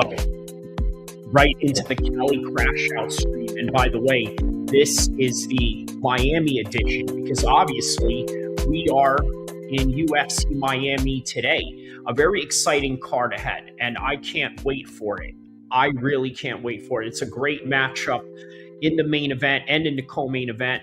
And, well, these are Bilal Muhammad's picks right here. We're obviously going to go over the cards as well. But here we are, UFC 314 in the Cali crash out stream. Now let's get to the first story at hand, okay? What is the first story we got going on right here? Let's put the music out for this one and go with this first story right here in the Now at 11, a heartbreaking discovery in Van Nuys, the body of a 7-year-old girl inside her family's apartment. Good evening, I'm Micah Ullman. And I'm Sandra Mitchell. Cher has the night off tonight. A homicide investigation underway after that child was found unresponsive. Her mother has been taken into custody. John Finolio live in Van Nuys with what we have learned so far. John. Sandra, Micah, a very sad, very disturbing scene here in Van. By the way, I'm welcoming you guys right now to the pre-fight for UFC 314 Miami. This is the Cali crash out stream, the UFC 314 edition for the Cali crash out. And we are watching some of the craziest news that is going on around California and today, maybe even Miami. And if you look over my shoulder, you can see the LA County Medical Examiner has just arrived here on scene to remove that child's body from this apartment building. Let's get you right to some of this video. Here's what we know right now. Police and paramedics responding to reports of a child not breathing just after 5 o'clock this evening. The building, located on the 6800 block of Sepulveda Boulevard near Van Owen Street. Inside a second-story unit, a woman and her 7-year-old daughter. The child unresponsive. A neighbor who asked not to be identified tells us 3 people live in the apartment, a man, a woman, and the 7-year-old little girl. The neighbor says the man came home and found the child's lifeless body inside, along with the woman who was alert but was suffering from injuries that looked. Now, I got to tell you, there's a lot of red flags that are going on with this. Okay, one in particular that I'm having sort of red flags for is well, for one, was this on purpose, right? Was this a targeted effort to go after this specific minor? Now, if that's the case, then it's like you're dealing with an absolute sick person, either a real psychopath to the point of no type of rules or inhibitions or any type of empathy whatsoever, right? Or maybe just some sort of accident that may have gone on. But either way. Looked like lacerations. The neighbor says they heard the man screaming for help shortly before police arrived. Police say the child was found in the bathtub. I want to show you this other video now. LAPD confirms the child's mother was arrested. A bystander captured this cell phone video of paramedics bringing out a woman on... Okay, so there is an arrest going on here, apparently. Let's find out what is going on here. Stretcher. You can see she's sitting upright, her wrists restrained to the railings. A police officer following closely behind. So once again, the foolery that is going on here is perhaps the fact that the mom may have had something to do with it, some kind of negligence or maybe some sort of spite and anger that, yeah, put her in that situation. But again, man, very unfortunate for the child. My heart goes out to that family. Yeah, let's move on from this. And if you come back to us live, again, the LA County medical examiner has just arrived on scene to remove that child's body from this apartment building. Police are asking anyone with information about this case, about this family, to contact them. In Van Nuys, I'm John Fenolio, sending it back to you. John. All right. Next news that we got right now.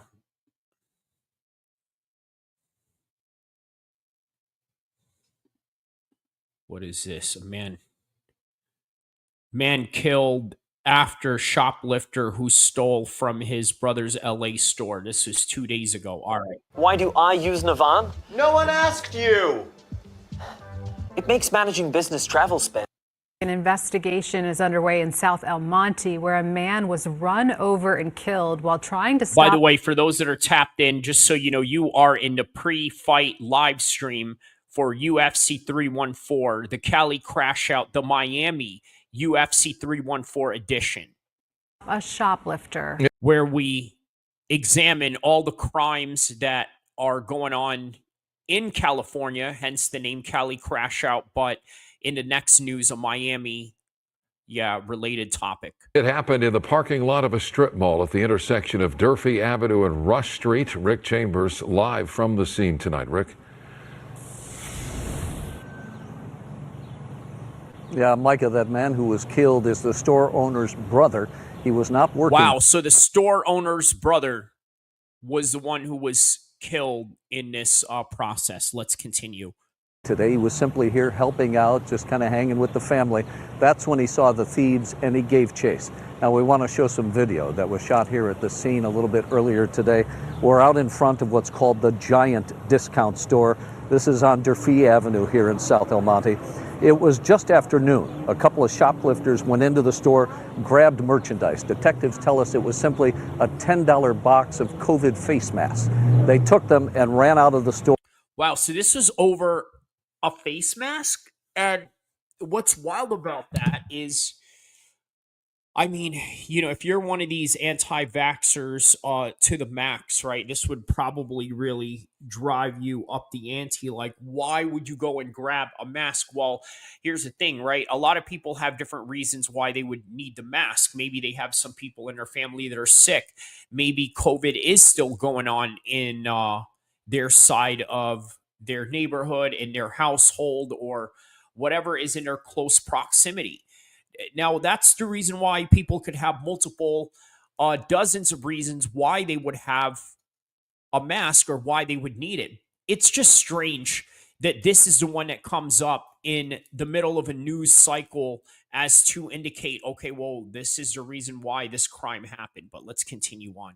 And that's when Karusha Gobi, who goes by the name of Steve, he saw them do it and he ran after them. His family says that once he got outside, though, the thieves attacked him. They hit him in the head, knocked him to the ground, and that's when the getaway car drove over him. Now, we've got some shots from Sky 5 we want to show. Okay, so they had a getaway car, right? So I got to tell you, whenever they have these types of, like, shoplifting situations, like what you kind of see in, let's say, the Bay Area, where they have, like, a team and a squad of people that go and make these licks and what have you, right? They would usually have a driver with them. Usually, like you see it in the cameras. I'm not saying anything that is a secret here, right? You literally see this, out there. You see this in You see this. You see exactly what they're showing you. But on any regard, yeah, here we go. Show you here to give you a better feel for what the scene looks like. You can see a tent or a canopy in the parking lot. Mr. Yagobi's. All I'm saying is that it's just standard to have a getaway driver, and that's just what you do in this situation. Body is still there, lying on the pavement right now. We're waiting for the coroner's office to arrive. Homicide detectives have been here out on the scene for a number of hours. I had a chance to speak with the lead detective and the victim's brother. Take a listen. But we're working diligently to find that. We're canvassing the whole area. A lot of the deputies you see behind me in the plain clothes are with our video canvas team, and they're working diligently to find leads right now. I really don't know what. I got to tell you, back in the days when you go and you shoot people or whatever, however this is done, there were no cameras back in the days. It was very easy for people to just tap in and do what they need to do and not be seen. Nowadays, your cell phone is attached to a cell tower, your movements, even your car, where you go and things of that nature, right? You really have to have a very deliberate plan when you do what you do. Yeah. But on any regard, that's what they're canvassing for, are just, videos and surveillances and things of that nature. To do anymore because I lost my older brother 4 years ago, and my mom is 94 years old. She's still mourning for the first one. And again, there's an argument also where it's like, is it worth it? Is it worth your life doing something like this? And some will say, well, you know what? Why not? And then some will say, you know what? Let's just take insurance take care of it. What would you do in that situation? I am not sure how we're going to tell her this one. I'm sure she's going to die.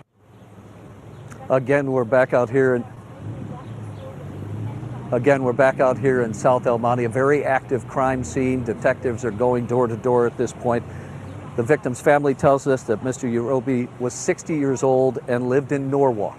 Of course, the search for his killers is well underway at this hour. In South El Monte, I'm Rick Chambers, guys. I'll throw it back to you in the studio. All right, so moving on from that, we're going to get to a news in Miami. Leanne Morajon is live in Miami, where the suspect appeared before a judge today. Leanne. The victim was 34-year-old Juan Carlos Hoyos, a father of four whose final moments were captured on surveillance video. Earlier today, his alleged killer made his first appearance in front of a judge.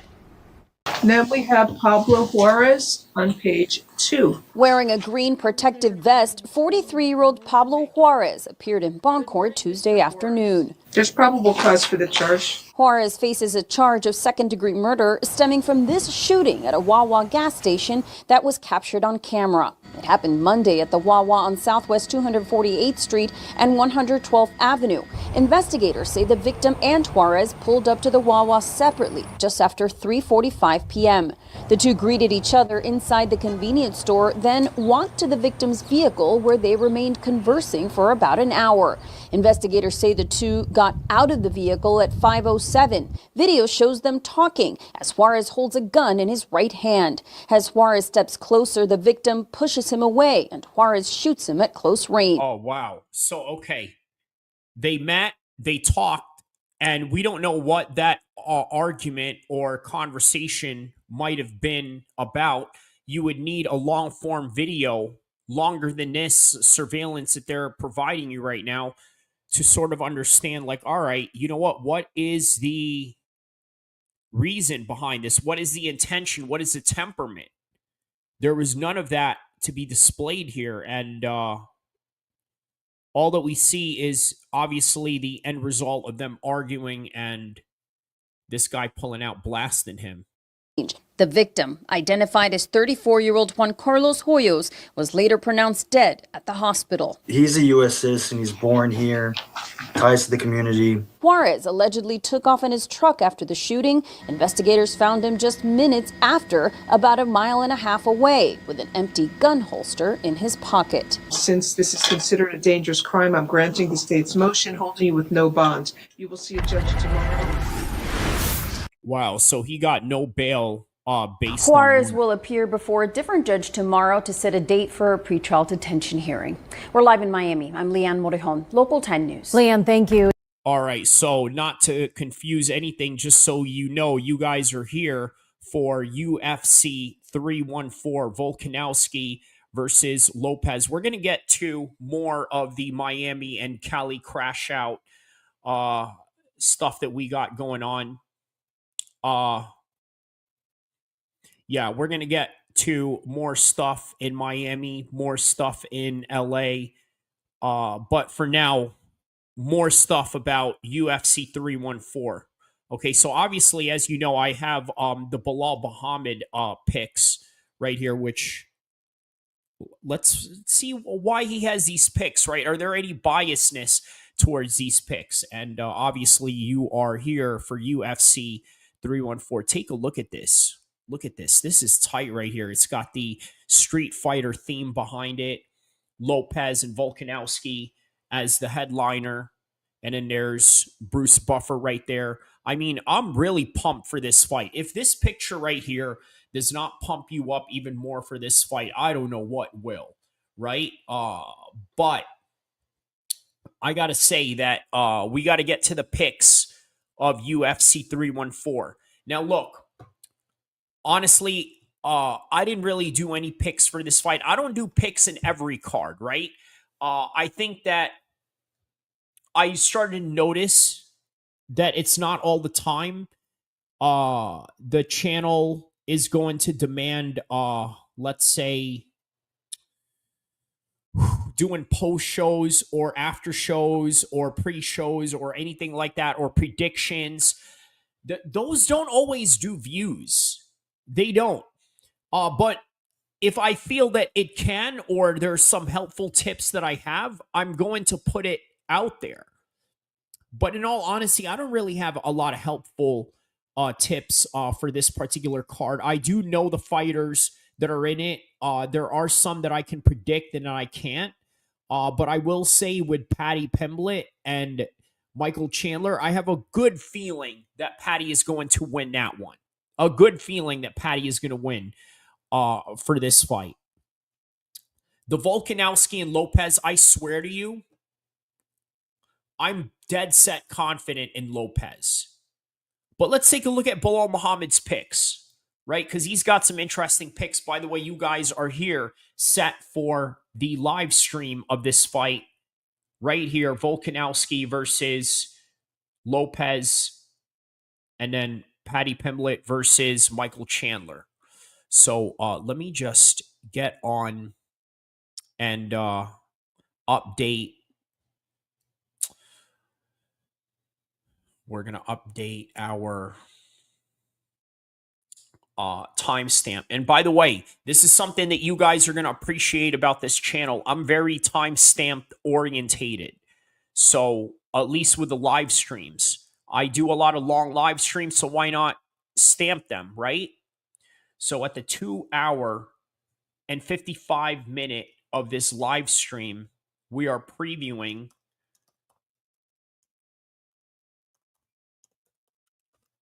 full card. That is what we are doing. Previewing full card UFC 314 Miami.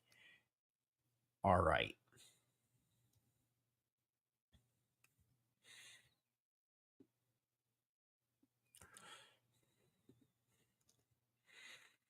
Okay, so here we are. All right. So these are Belal Muhammad's picks, right? Do you agree with them? Cowan is going to be his first pick. He picked Volkanovski. That's interesting. He picked Chandler. He picked Bryce Mitchell. He picked Hooper. Wow. Okay. Elkins. Ige. All right. So there's some obvious biasness there. Obviously, Ige. Patricio. Wow. He doesn't pick Patricio over Rodriguez. That's interesting. Mitchell over Silva. Okay. Yeah, the Erosa and Elkins fight is going to be a good one. Maybe what he feels in that fight, he's going to see Charles Erosa sort of succumb to the toughness of Darren Elkins. Maybe that's what he is seeing in this matchup. But who knows? Who knows what Bilal is seeing in that matchup, though? Again, probably a possibility of biasness. But either way, Chandler, all right, maybe he's picking him because of being a veteran. To me, I see nothing but damage. Volkanovski, he's going with the fact that he's been Volkanovski, and maybe there's levels to this, and Lopes is going to find out. And you know what? Maybe tonight, the interesting thing about all these fights is that maybe what we're going to find out is that experience wins all, and perhaps maybe this is a reason why Bilal Muhammad has these picks, even though my picks, a lot of them are contradictory to his. But on any event, all right, let's get back to Cali Crash Out, okay? Let's get back to Cali Crash Out stream, and let's get to the next video topic at hand.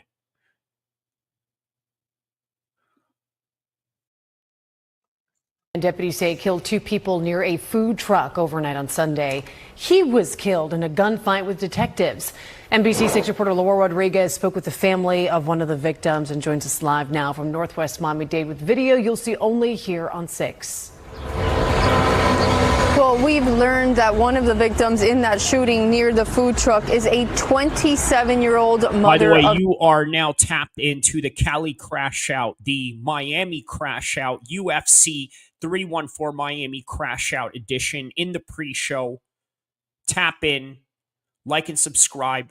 Let's get to this Miami party and UFC live stream party that we got going on right now. Of 2 were also told by her loved ones she recently came from Venezuela a few months ago. It's a lot to deal with. It's a very tragic loss. Shock and anger from the family of John Curly Linares after she was killed around midnight Monday. The 27-year-old was shot point blank while eating at a table near a food truck on Northwest 27th Avenue and 30th Street. I don't know, went crazy, lost his mind, became a maniac. Linares' cousins say her killer met her at a restaurant where she worked and started stalking her. He ended up obsessing over her and would follow her. And okay, now that's scary right there. I got to tell you, there's a lot of women out there that complain about these things, and sometimes, you know what, your skeptical mind goes into this mode where, man, I don't know if I believe you or not, or if you're just tripping or this and that. But sure enough, you ask enough of them, they will tell you they've had horror stories like this, and it is just completely insane to hear about. to the point where, like, if she was hanging out with a friend or even family, and he would think that it could have been somebody that she was dating or interested in, he would attack her verbally. Linares and an unidentified man died. Linares' friend managed to avoid the gunfire and survive. The shooter left the scene, but hours later, Miami-Dade Sheriff's deputies say they found him at an extended stay hotel on Northwest 7th Street and 66th Avenue. Deputies attempted to arrest the man as he entered his car. Short time after, detectives in the process of taking the subject down with using their red and blue lights and their police insignia were met with an exchange of gunfire. The man was struck. Now, I got to tell you, I got a lot of friends in Europe that are really surprised with the amount of guns that we have in America, right? And primarily, one of their biggest concern are situations like this. However, you got to understand, it goes and swings both ways. You see, even though it's bad that criminals have it, it's also good that you have it. And as a result of you having it, you're able to defend yourself by any means necessary. struck and killed. Detectives say they recovered a firearm in his vehicle. She didn't know that he was capable of doing such things. So women out there, you know, especially if they're single moms with no support from like the husband, or just to reach out for help. And Miami-Dade deputies have not released. Yeah, single moms. I mean, that right there is a debate, different in and of itself, but on any regard. The man's name. Now, the cousin tells me that Jean Curley did not file a restraining order or alert her family members as to what was going on with this man and that he was allegedly following her. Now, this family has created a GoFundMe page essentially to help these two children who now have no mother. Reporting live in Northwest Miami-Dade, I'm Laura Rodriguez, NBC 6 News. All right, Laura. Are you dreaming of a way to earn money? All right, so more Miami news. Let's see if there are any more Miami news going on right now. Oh, hold on. Oh, wait a minute. Hold on. Fight Night Frankie.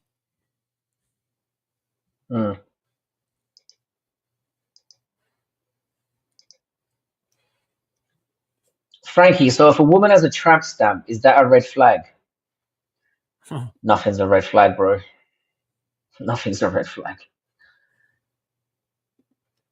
You know, because to be perfectly honest, like as soon as the genuine red flags show themselves, I just move on.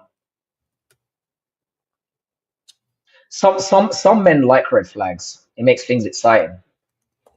You know, like something difficult to deal with. Like a lot of men will talk about how women are crazy or they're like, you know, possessive or whatever, but then they kind of get off on that. Good evening, Kerry. How are you doing, sir? We are doing wonderfully well here. Honestly, at that time, I wasn't thinking about anything, especially quality or longevity of it.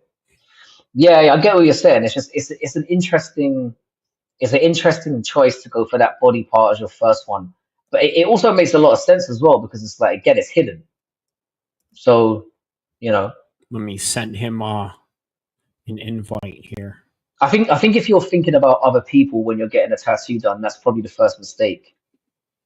Because first and foremost, you're going to be the one who's going to have to live with it. So, you know, it's like with piercings and stuff. It's like you should never worry about what other people think of you. Just what makes you comfortable. What makes you comfortable. Because if you're doing things that make you comfortable, you ultimately feel more confident, and then people feed off that. So if you're reflecting your own self-image of attractiveness, people are going to respond to that. I like tramp stamps and back dermals.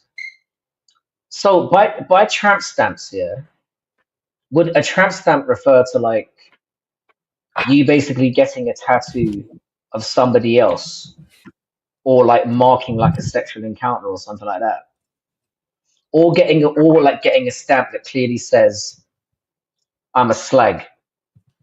Maybe it's all three of those things. I don't know. I don't know what the hell a back dermal is, and I'm scared to look it up. Hey Frankie, how you doing, Andy B? I hope you found somewhere very, very comfortable to watch tonight's festivities. I think it's going to be a good one. It's starting off a little bit slow, but I'm sure it's going to be cool. A reminder to everyone as well that tomorrow that's going to be a little bit earlier on American time. Oh, a tramp stamp is getting a tattoo on the back of your hips. There's nothing wrong with that at all. I think hip tattoos are quite sexy, to be honest. I think it's a very attractive place for a woman to get a tattoo. Because it's quite like a seductive body part. You know? But again, that comes down to personal preference.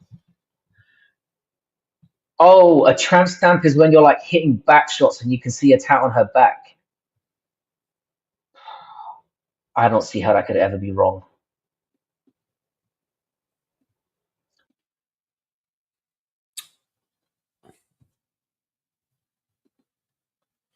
All right. We're going to try to get Fight Night Frankie on. Let's Try to get him on here real quick. Yeah, we're gonna.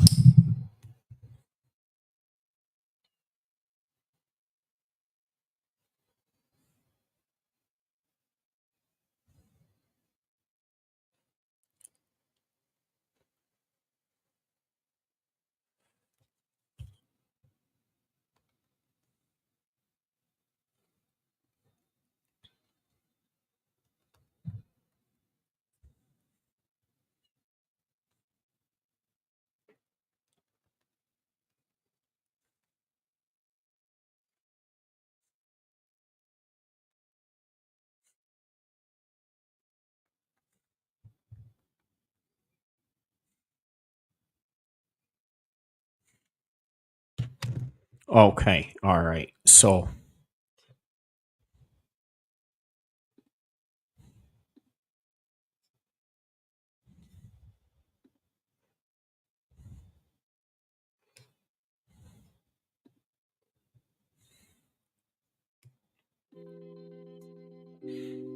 all right, just about a couple of minutes till the live stream.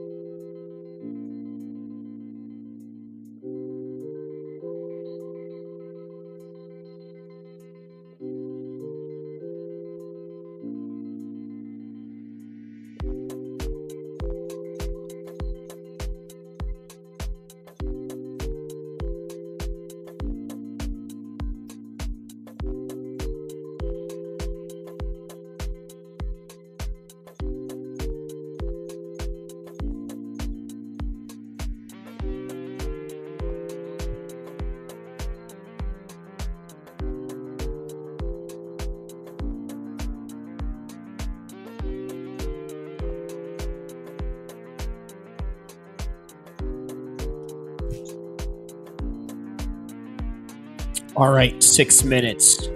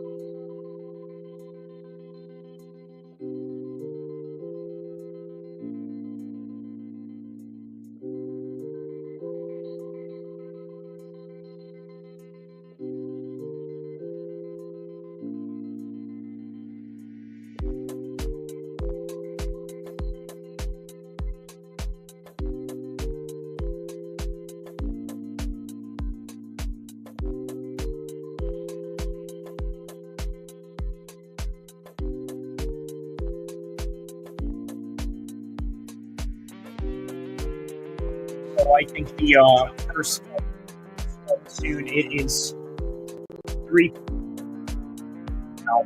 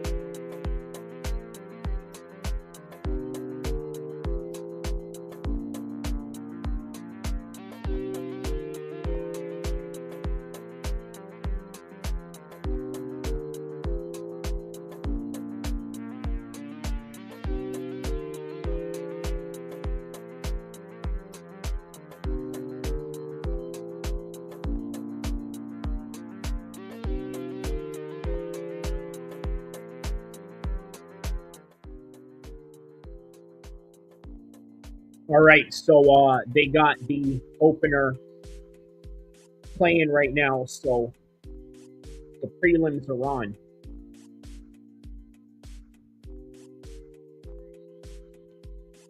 Here we go, UFC 314, and the prelims are on right now.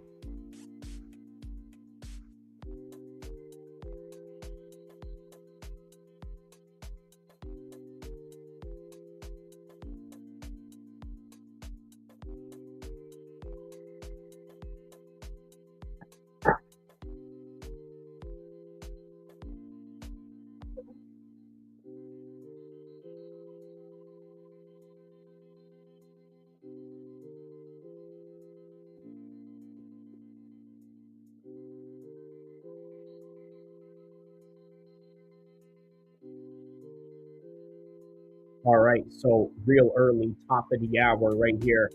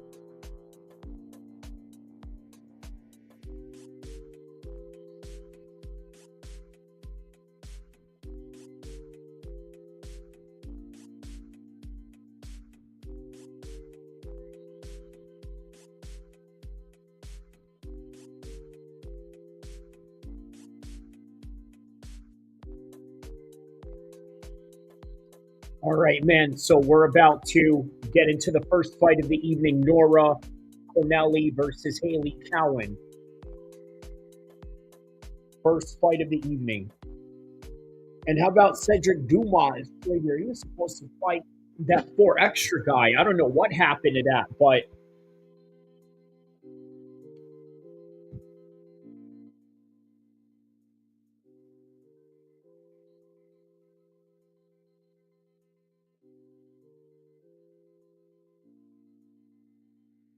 Oh.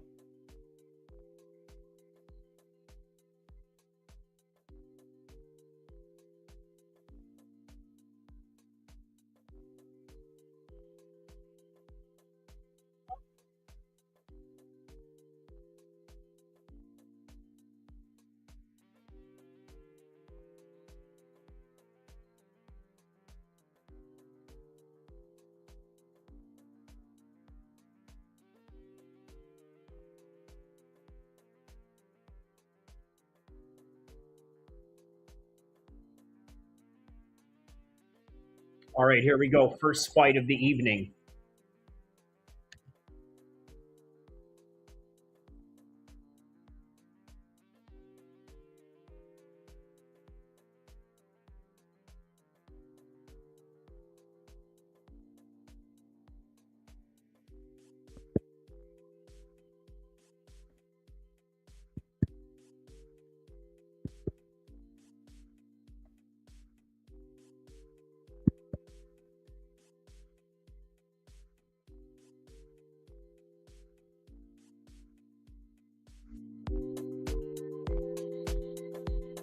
All right, here we go.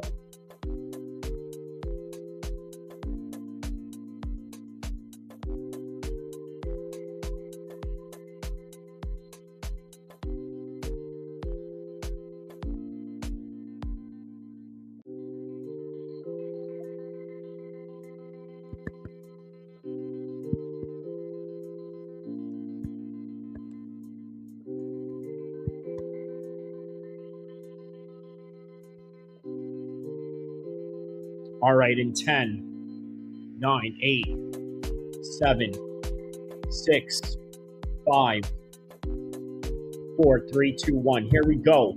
The first fight of the evening. And we are ready right here to call it live, play-by-play, reaction.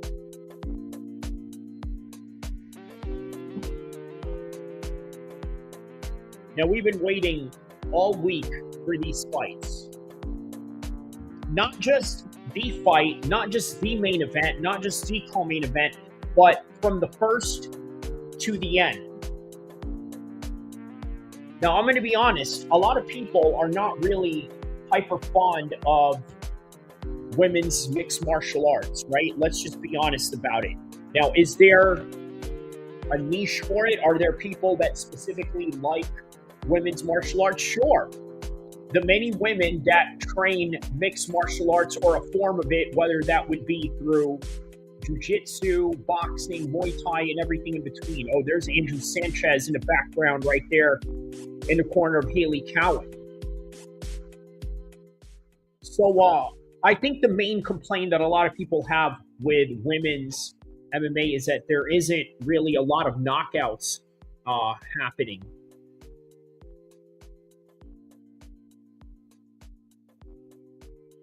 Now, what is the reason for that? Is the reason of lacking knockouts or finishes in a women's fights just based on biology, or is it just based on the high-level skills that they all have together that sort of makes it difficult for them to do that? Sounds like Haley is walking out to Forever Young.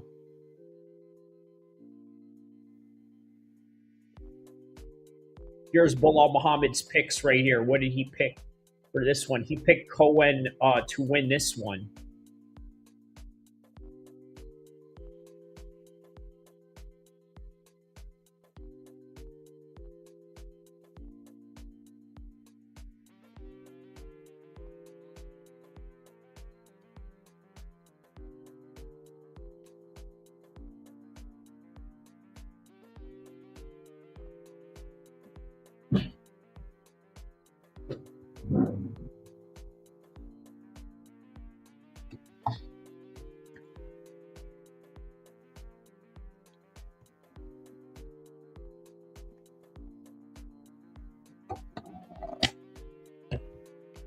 All right, so now Nora is walking out into the cage right now.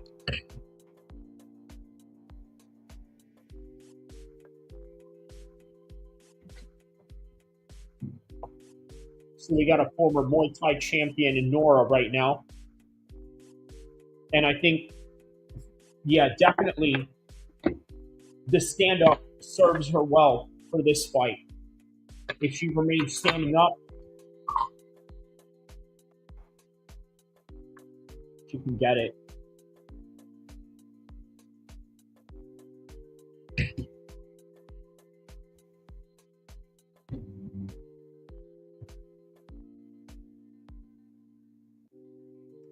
She is ranked number 13th in the UFC right now.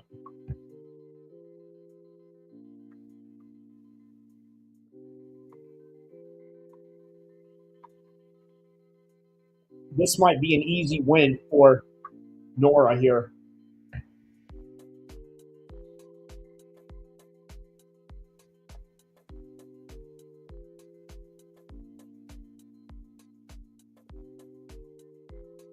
So Nora's in a prep point right now.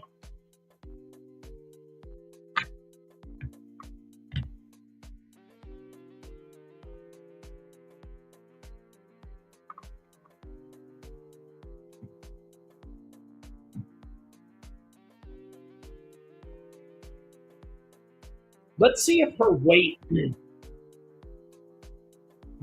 missed weight is going to be an advantage here. I'm talking about Nora. Look at her, she missed weight right here, 137.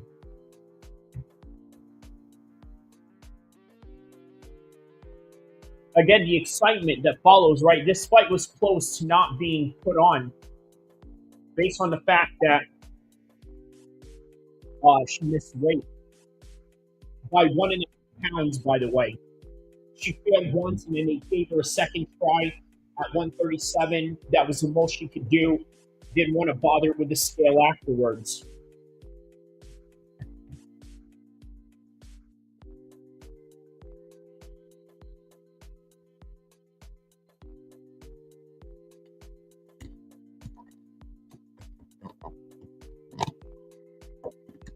All right, so now Cowan is being announced.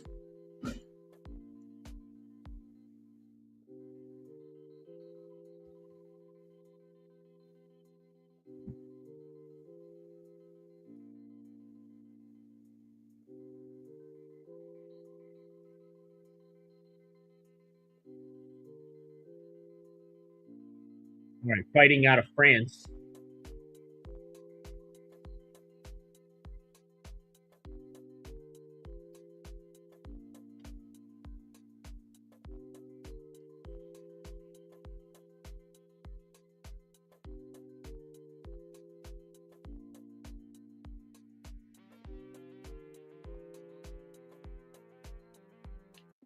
All right, here we go. Kerry Hatley as a referee. Round number 1.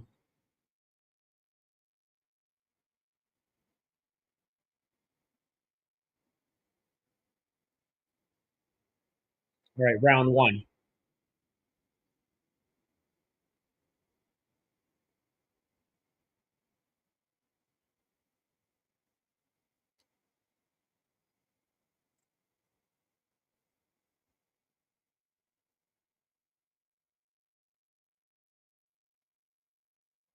All right, so now they're in a clinch position right now.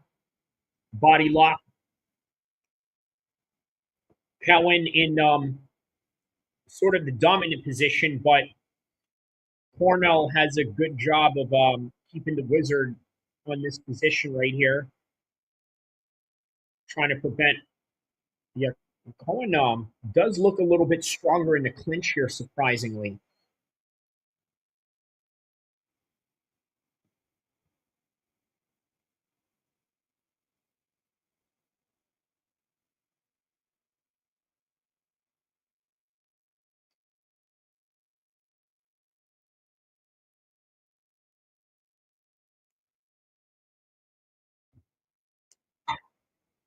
Now she takes her down. From those clinch exchanges, down goes Cornell. But look at this. Cornell's showing a different side of her game. She's got an arm bar right here.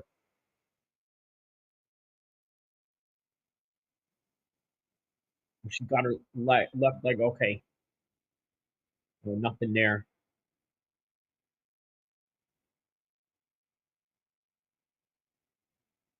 Oh, yeah. This is going to be a grinding fight for sure.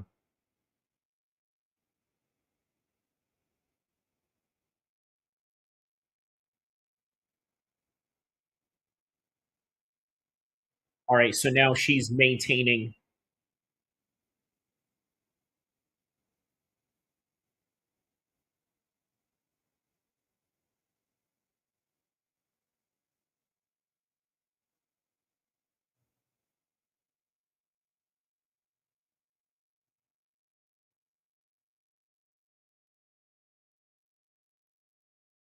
All right. So now half guard position.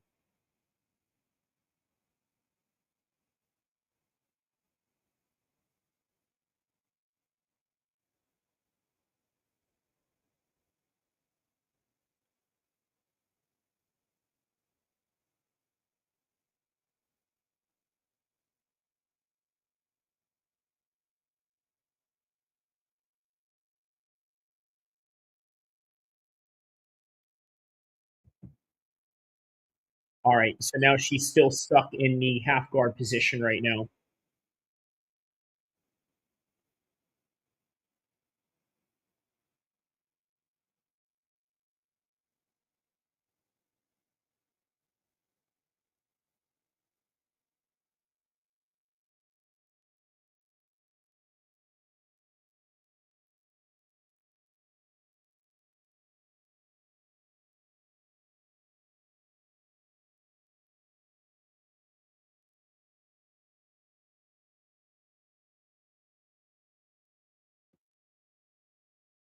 All right, so now just constantly maintained the position right now. Just staying in this half guard position the whole entire time.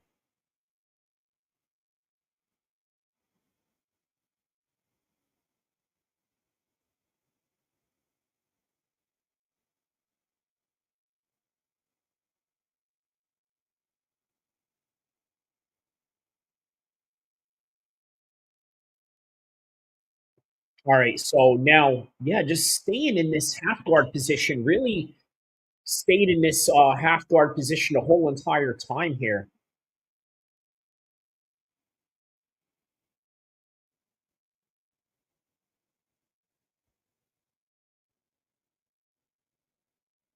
All right, so she's not really trying to advance from the half guard position, both of them, both the bottom and the top fighter, right? But Cowan has a lot of opportunities to transition here. Okay, now there's some scrambles. Oh, wow, but she takes her back in the midst of that.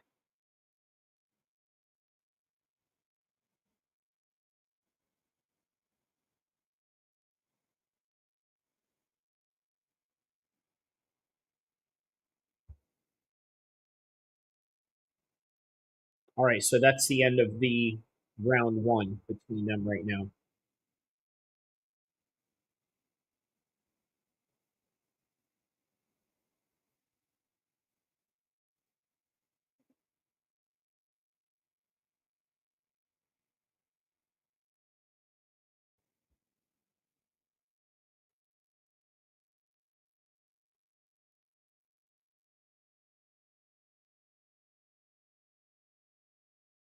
All right, so now just in between the rounds right now.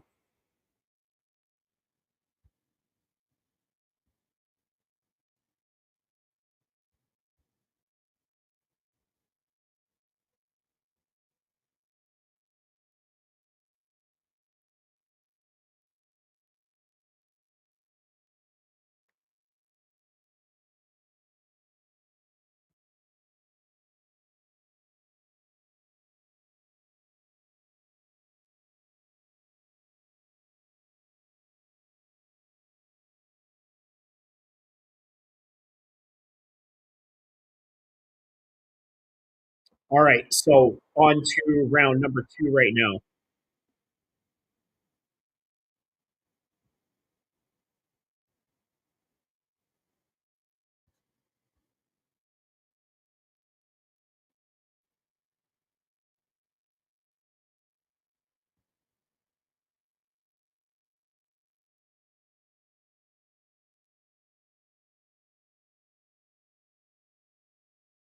Ooh, good elbows right there. Okay, now it is Nora that is taking top position in this fight right now. Whereas in the previous round, great job on Cowan to just move on forward and basically impose her game in the wrestling department, take her down, half guard position, and now it is Cornell who has the back position, now attempting perhaps a rear naked choke where Cowan has to basically try and fight it off.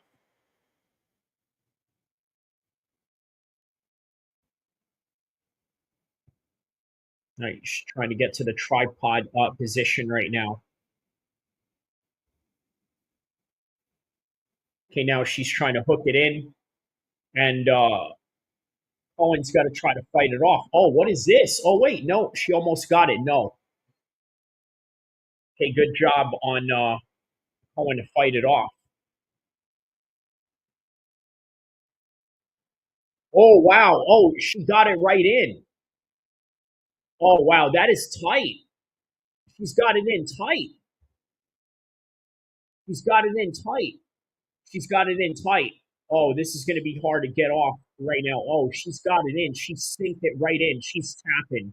Wow, she just tapped. That was a great tap right there.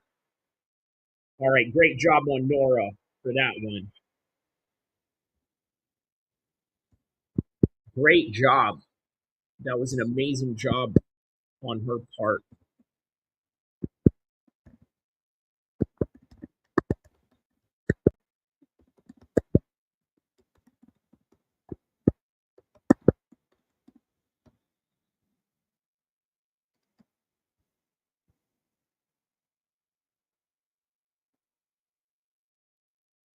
So great composure on her part, right? Obviously, she came in here knowing that she is a Muay Thai champion. Okay, as a Muay Thai champion, obviously she's going to know how to throw knees. She's going to understand how to clinch. She's going to understand how to throw elbows. She did all that. Johan Catalan Mir says Diogo Lopes winning by KO. I would say so. I would say so. I think there's a great chance that he does. Sure.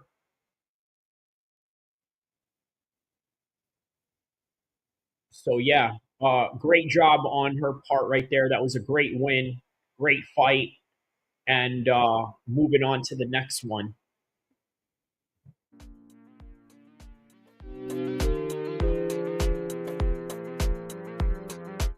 And again, that shows you missing weight can sometimes help you win fights.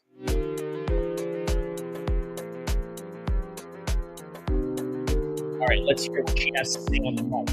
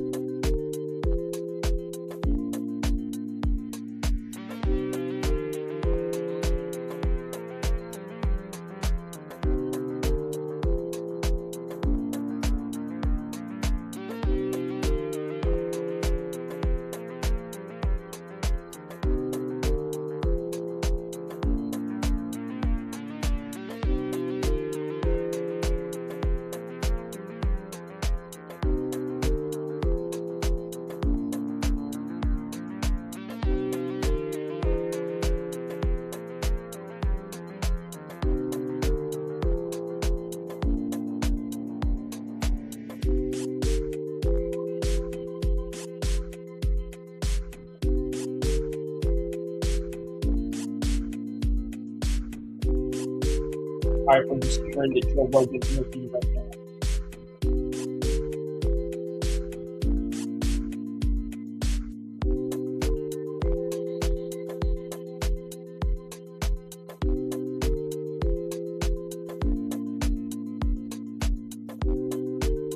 All right, perhaps a force to be reckoned with in that division.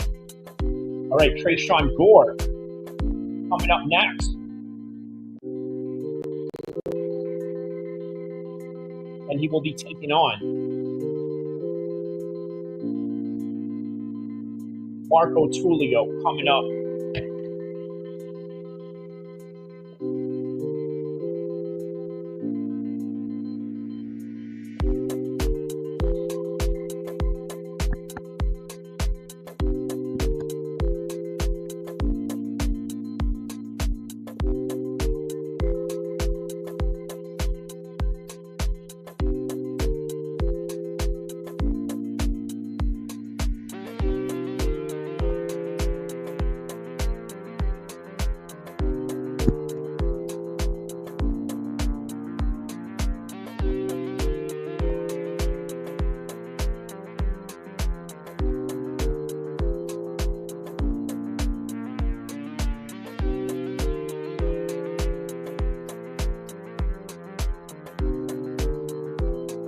All right, Gore and Tulio coming up next.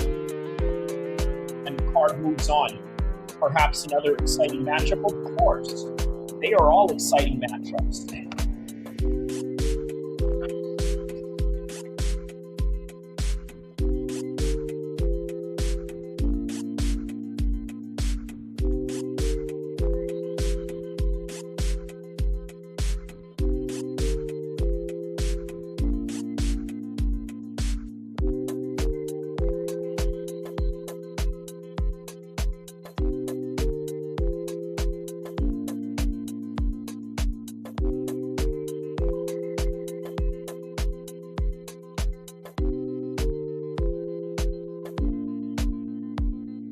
All right, let's take a look at Bilal Muhammad's picks for this fight. All right, he's got Tresean Gore over to Hilo on this one. So let's find out why. Tresean Gore, very inexperienced, only 7 fights, 5-2. Mr. Vicious.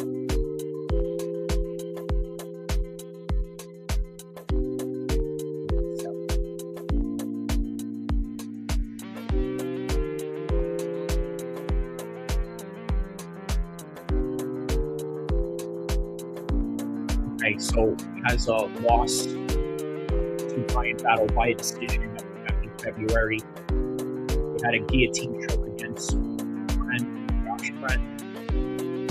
And another standing guillotine choke. Okay, so don't shoot in on this guy. Mark Tahilo, 13-1, very impressive record. Height and weight virtually identical. Now let's take a look at some of his past fights. Contender Series, LFA has 1 win in the UFC, 1 fight in the UFC, obviously a Contender Series vet. So he's got good strikes, so we're in for an action-packed fight. What about his only loss? Or Patera, wow, okay. Interesting win.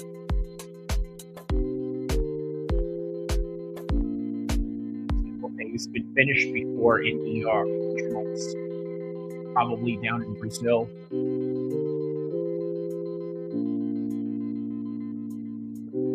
I believe this is the guy that fought Shogun Rua. Yeah, he was. Yeah, he was the guy that fought Shogun Rua back in 2023. Had a rough schedule since then.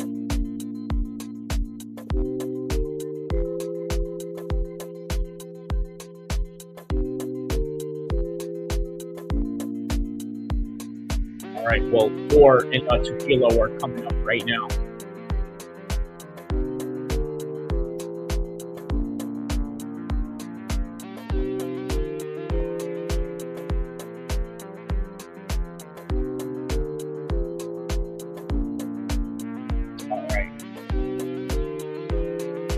Gore can be very dangerous in the guillotine stances, so you got to really watch out for him in that department and in that regard.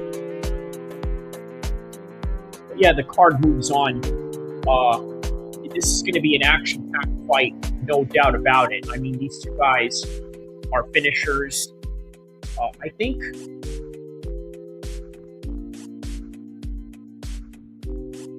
Marco is probably the better striker of the two, right? But we'll see. It's a good fight, nonetheless. A lot of these top prospects coming up are very high-level fight, much higher level than the previous years. So,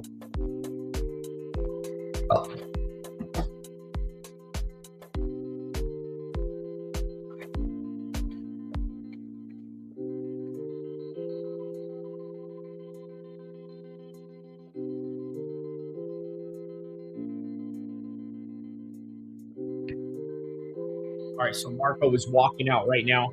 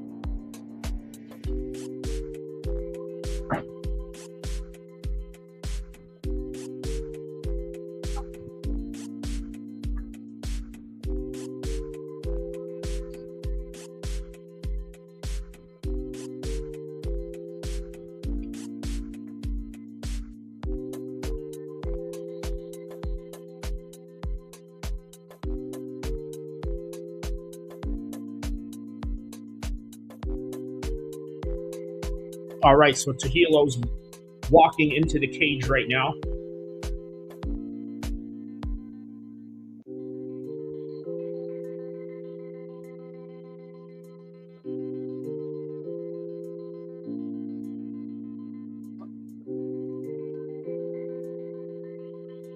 All right, so now Tresean Gore is walking out into the cage right now.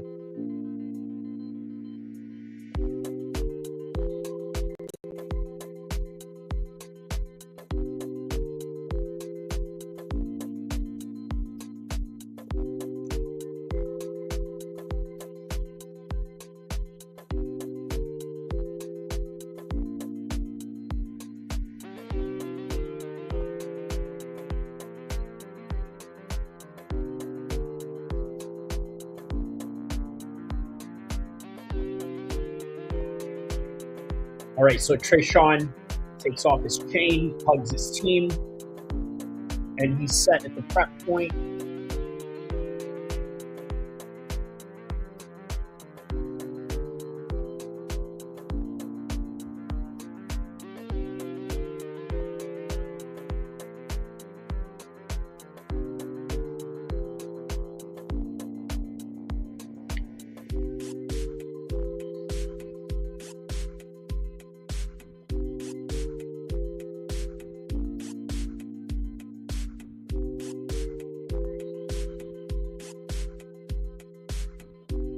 All right, so Tresean's now walking into the cage.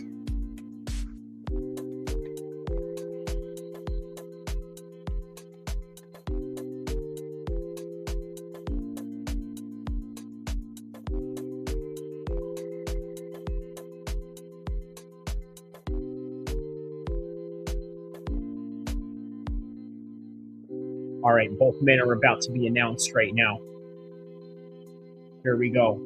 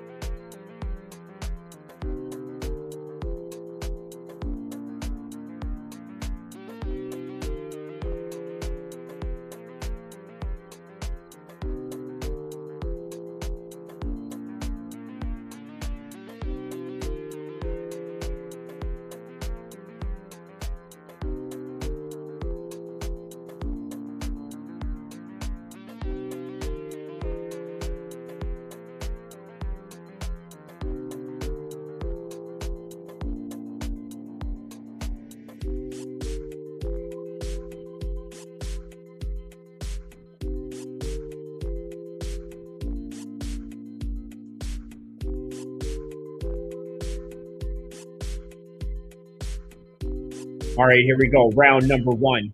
And the beginning of Tresean Gore versus Trujillo. All right, good jab by Trujillo. Front kick.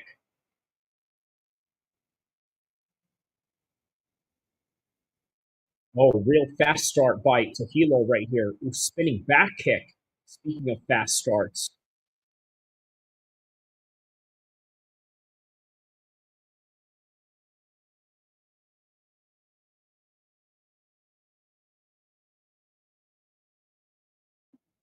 All right, just dodging in and out of those jabs right there. Oh, there's a pause in the action by referee Mark Goddard. Okay, now the action is back.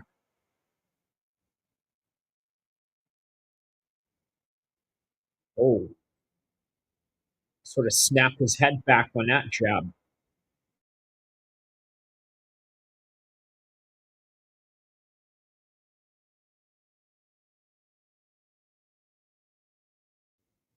All right, good shots by Gore.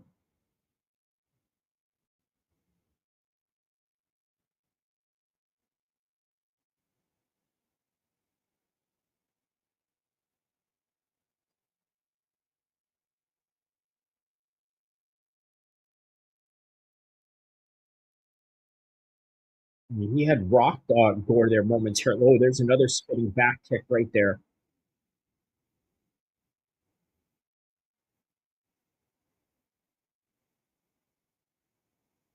Oh, good job right there by Gore. Ooh, nice upward elbow strike right there by Trujillo. Oh,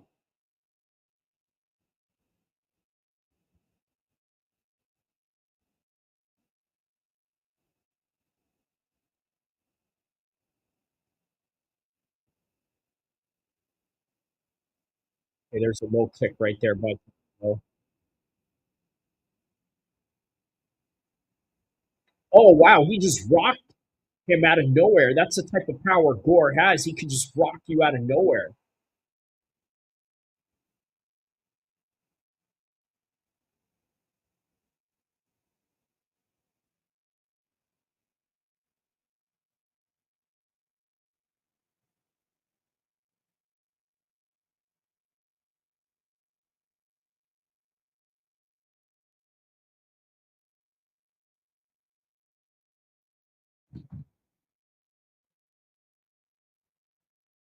Oh.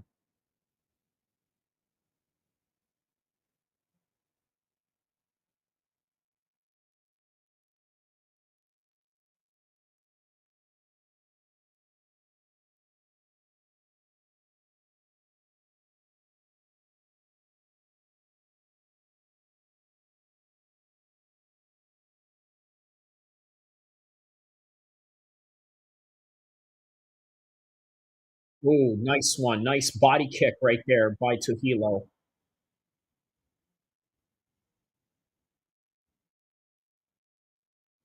Body, good shot to the body right there by Trujillo. Oh, flying knee by Trujillo. Wow, all these multiple kicks that he's throwing at Gore. Oh, wow. Oh, there's another one. Gore is definitely in trouble right now. And Trujillo's looking to finish, wearing him down with these shots right here. Going to the body, going to the head. Now with these straight shots that he's hitting him with. Oh, wow, he just knocked him down. Wow, Tulio, good knockdown. Now he's looking to get into full half guard position on Gore right now.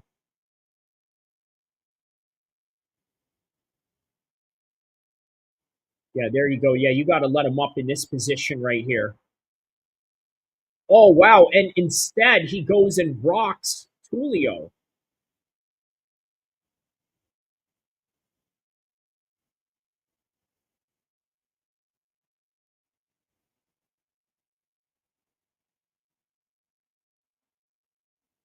Wow, 15 seconds left. Oh, wow. He was looking for an overhand right on that one. Oh, wow. Spinning kick right on Gore.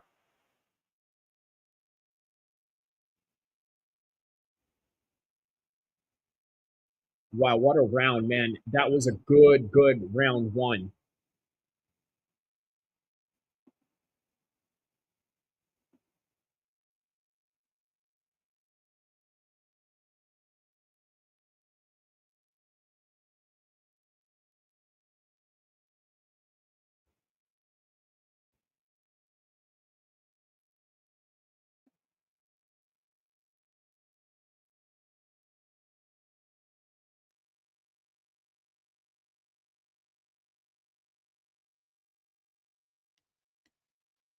That was a really good left hook.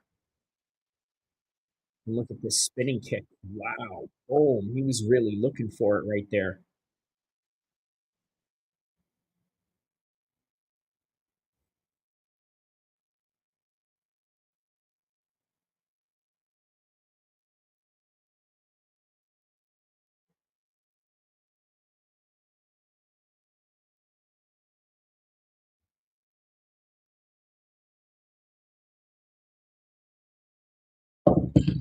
All right, round number 2.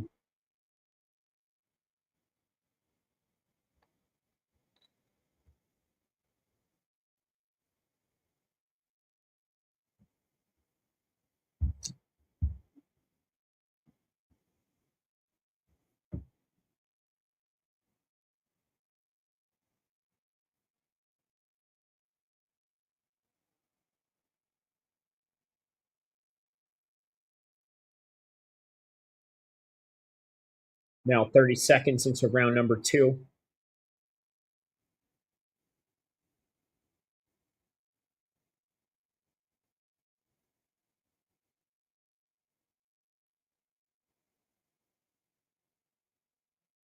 Oh, nice leg kicks right there by Tuhilo. Tuhilo looks like a very high-level striker. There's a nice hook and a Superman punch towards Gore right here. Another spinning back kick. Probably some of the best spinning back kicks in the middleweight division right now, right next to Israel Adesanya. Him and Israel Adesanya would probably be a pretty good fight, actually, if you think about it.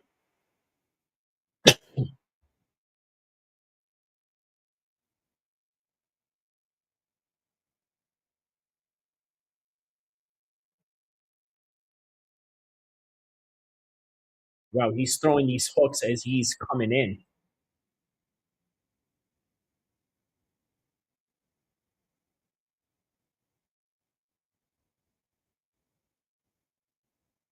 Okay, there's a low kick right there.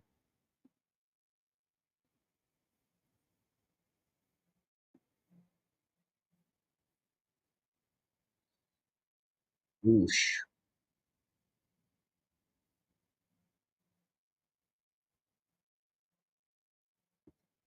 All right, back in.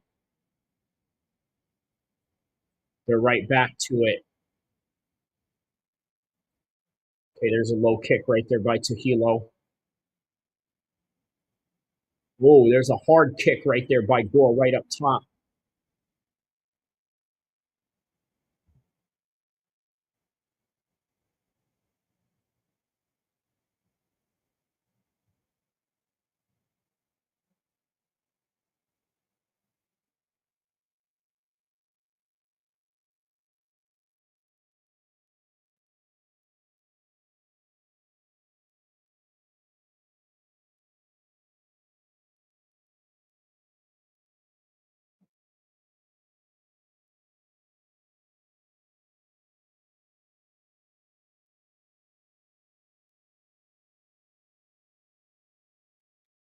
Oh, wow, he just hit him with a high kick right there up top.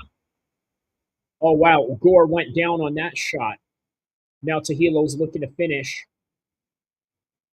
Oh, those are big elbows. He's looking to finish right here. Mark Goddard's looking on. Is he going to Gore's still fighting on though.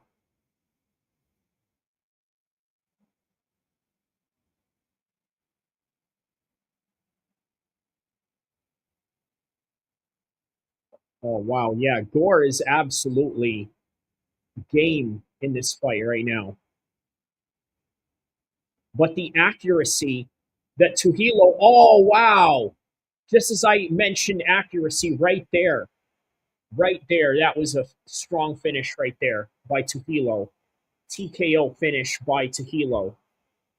TKO finish by Tuhilo. Look, out of nowhere, right? He eventually went down due to the accumulative of those strikes, right? Just on and on and on and on as those strikes kept on going and going. I mean, it was only a matter of time before Gore was going to get down and stay down.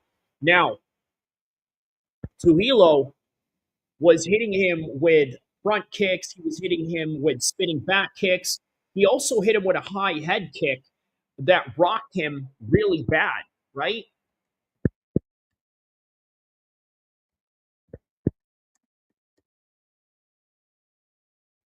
And then out of nowhere, after that jumping kick, he came in there with the right hand, and then Mark Goddard just had no choice but to step in there and call it. But a credit to Gore, he was fighting on until he was able to, and then it was just all she wrote after that. So big ups to Tequilo on that one.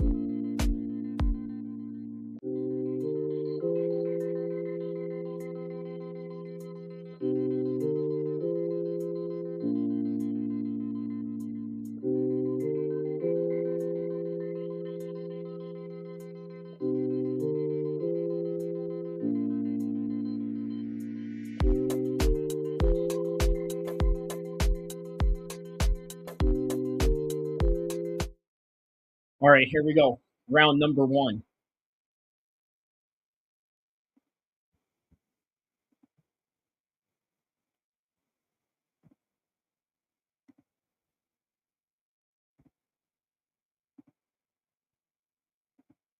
All right, so a bit of a feeling out process here.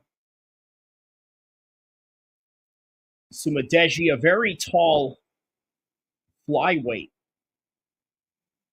Meanwhile, Raposo looks like a very stocky wrestler like 125er.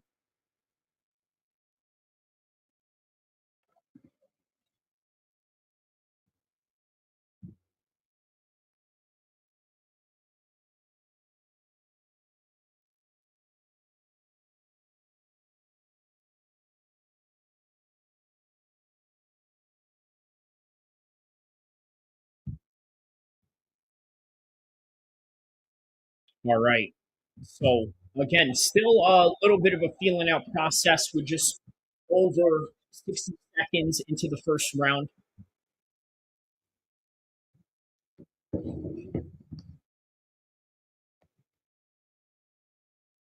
Oh.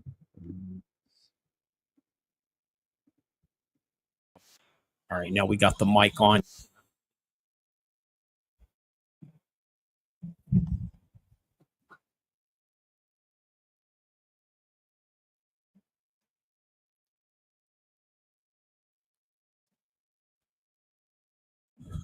Okay, nice leg kick right there.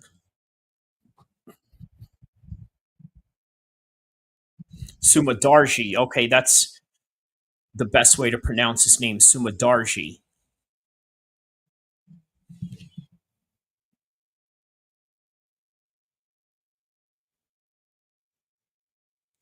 Okay, now Raposo shooting in there. He has a body lock position now.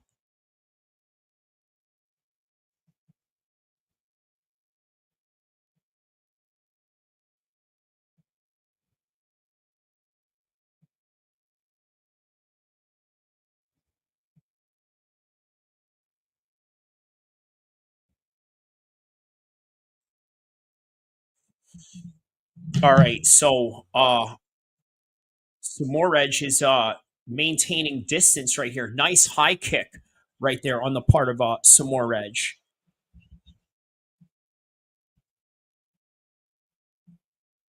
Okay, nice one.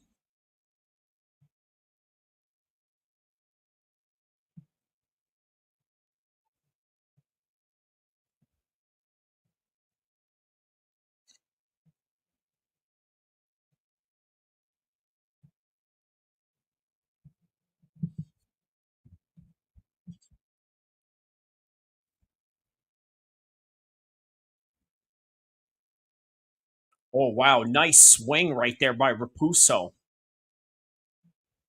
Really was going after it on that shot.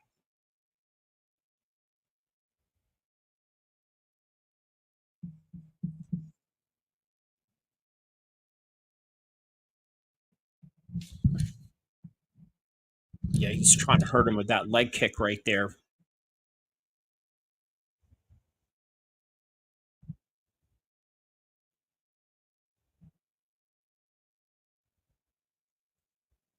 Okay, wow. There's a shoot in by Raposo's, gets the takedown. Now he gets the back.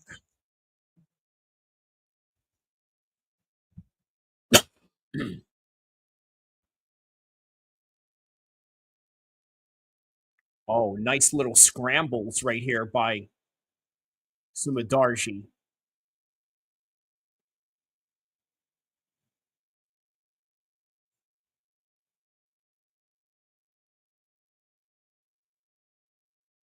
Oh, good elbows right there from even from the body clinch positions.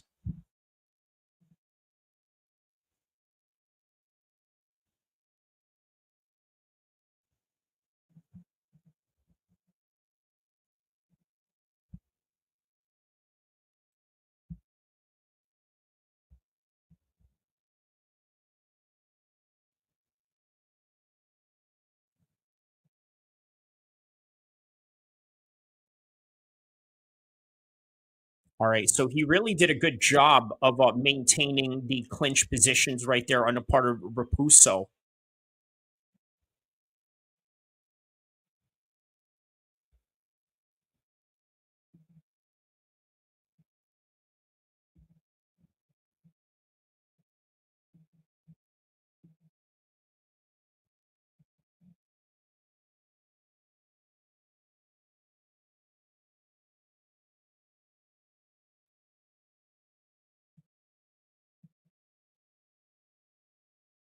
All right, let's take a look at the replay right here.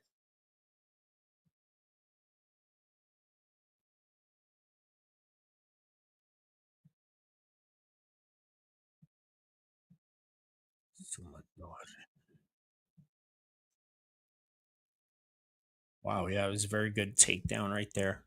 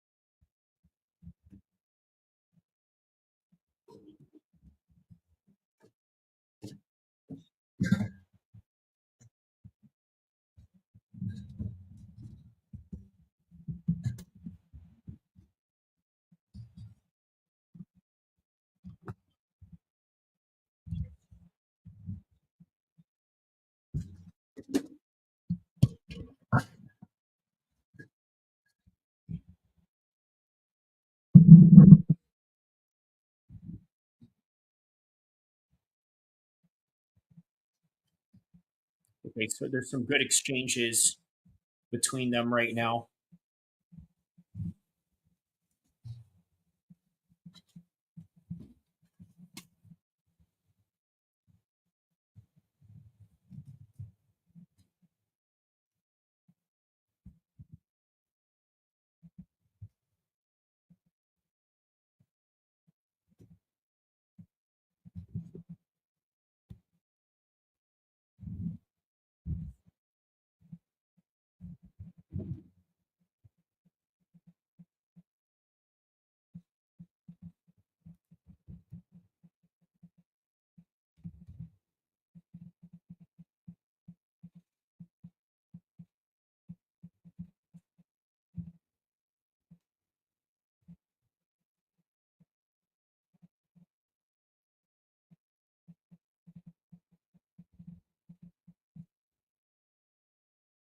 Yeah, really strong jab on the part of Sumudaerji.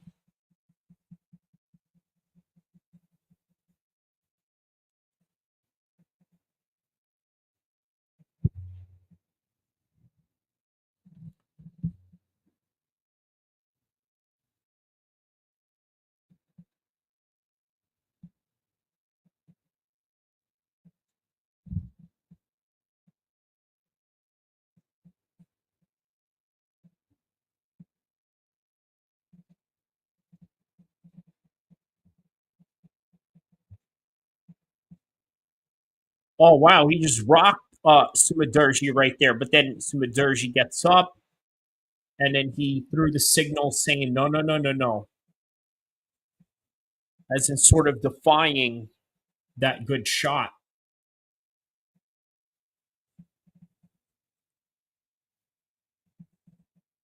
Yeah, Sumudaerji is definitely the one winning the striking right now. But when it comes to the grappling, yeah, you could tell Raposo is built to be a wrestler. And no doubt about it.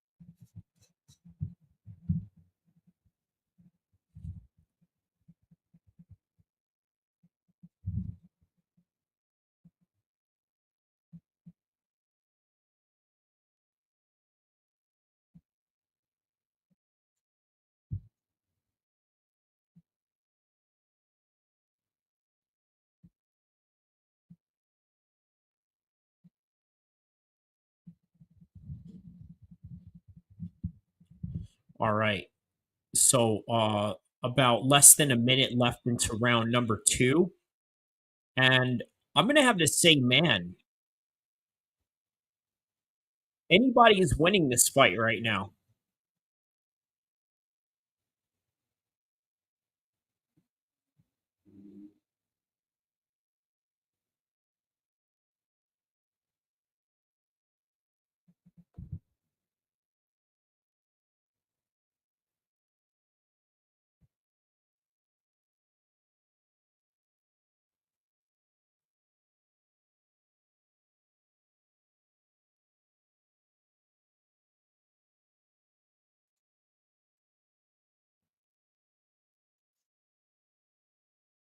All right, and that is the end of round number 2. In a very compelling 2-round fight right now, going into round number 3. It's literally anybody's fight right now. Wow, and then the corner of Raposo is saying, you know why it's an even fight? Because you're making it an even fight.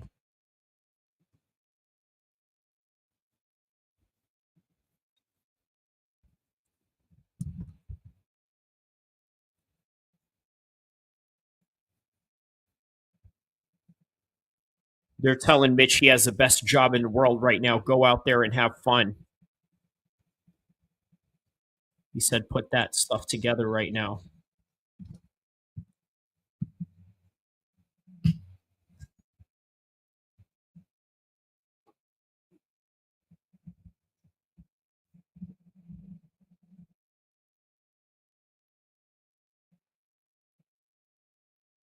All right, so third and final round between these two.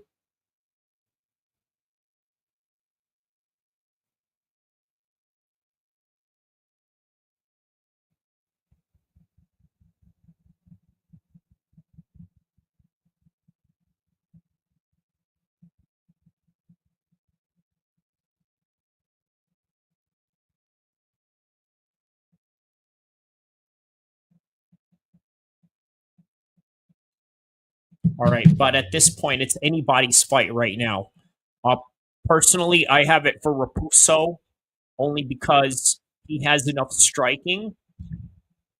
I mean, not matching, but yeah, sort of matching Sumudaerji, but then also getting the takedowns into ground control.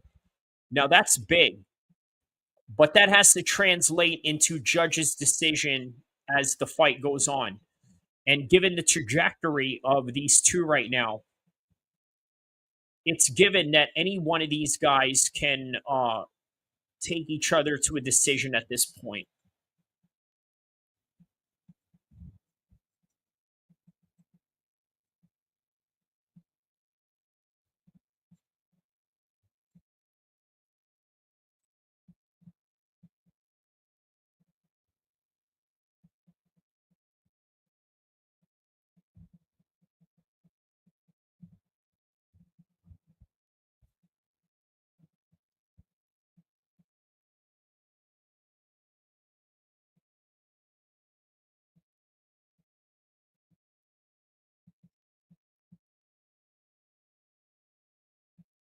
Oh, that's a good one.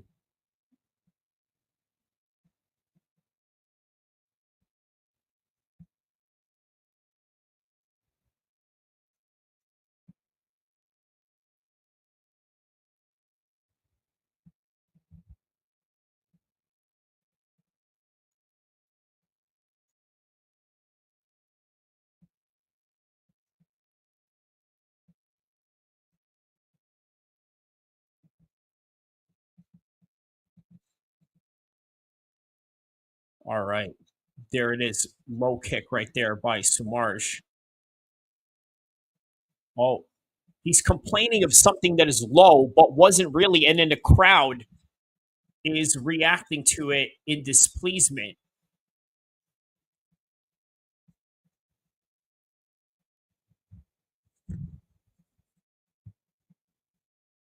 All right. So now the referee calls time in. We're in there.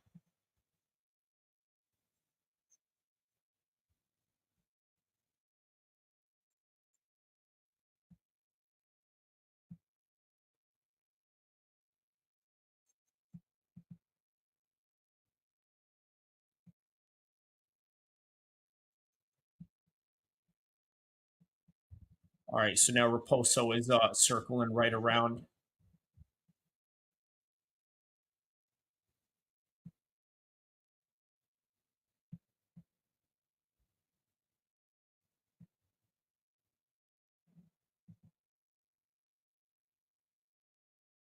All right, good takedown right there by Raposo. Now he's got a body lock right on Sumudaerji.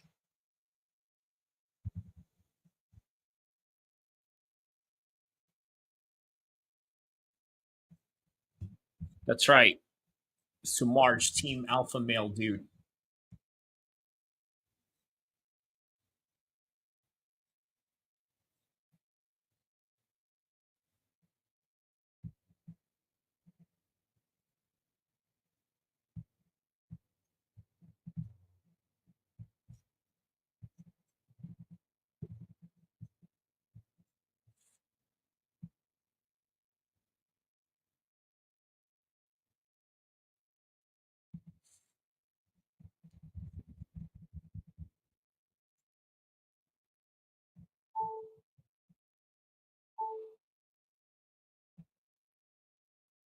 Oh, wow. And there's another takedown right there by Raposo. Multiple takedowns. And you know what? That could potentially win him this round right here, which is less than a minute left.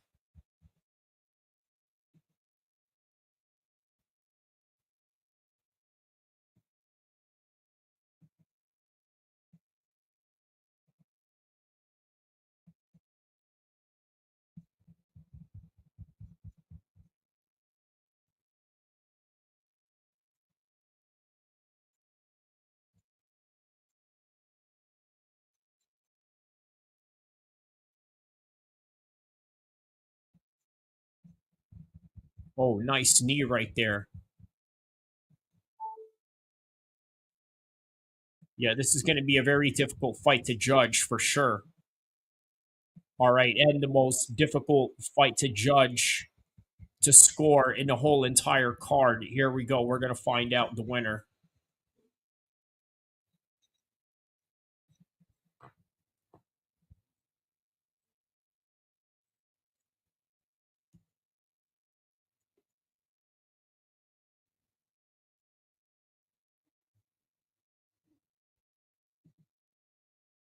Oh, good right hand right there.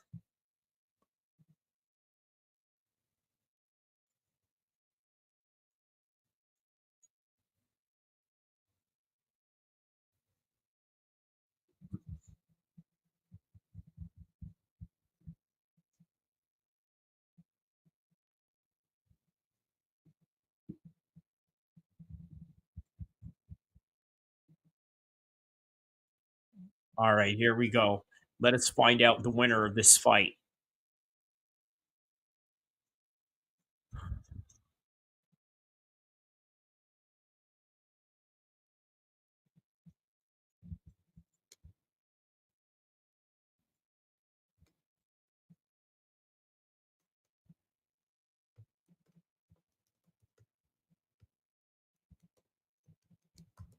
All right, so significant strikes, 38 for Sumudaerji and only 9 for Raposo.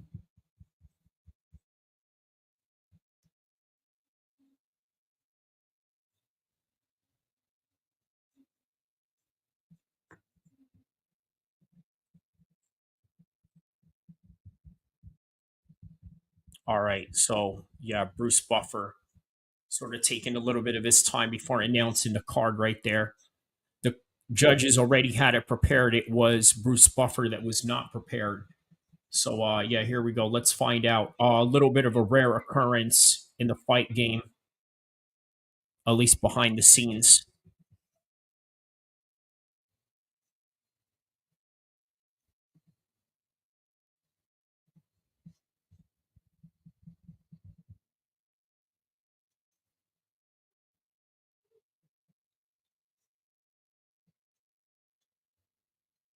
The Tibetan Eagle, there it is. And he won by decision. So, I'm not surprised. I think sometimes, you know what, like what I've always said before, sometimes striking wins fights. Okay, and that's really just what it comes down to. He got taken down multiple times. I could understand how anybody would think that it's a robbery, but it's not. The judges had a very tough decision on their hands, and they gave it to the best decision that they could possibly make, and that was that.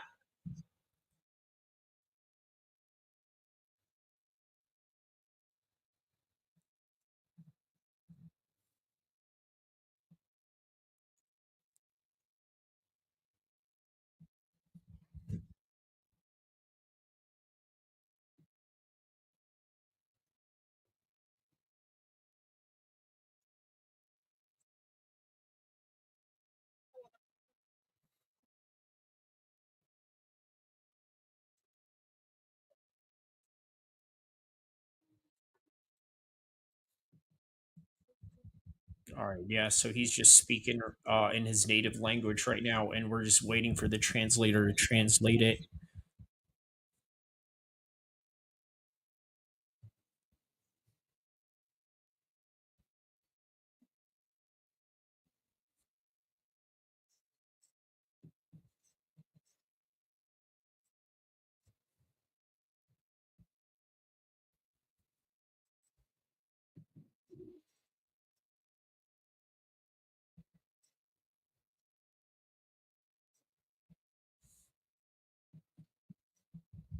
All right, so he's shouting out his wife said that he married her in the lowest part of his life.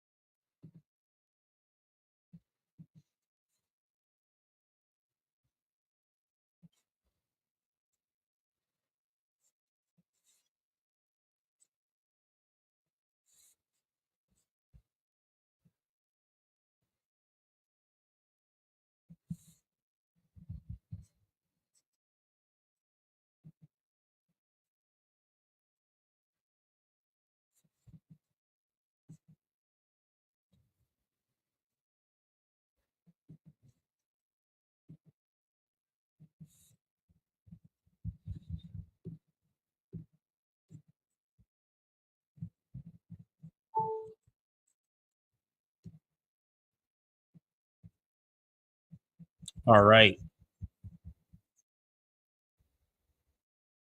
So he basically thanked everybody in his family, Team Alpha Male, and yeah, all right. So on to the next fight.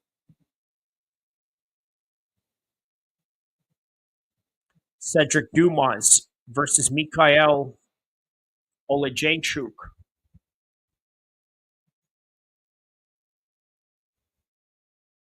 Oh wow! So they got the Miami jersey for the walkouts. All right.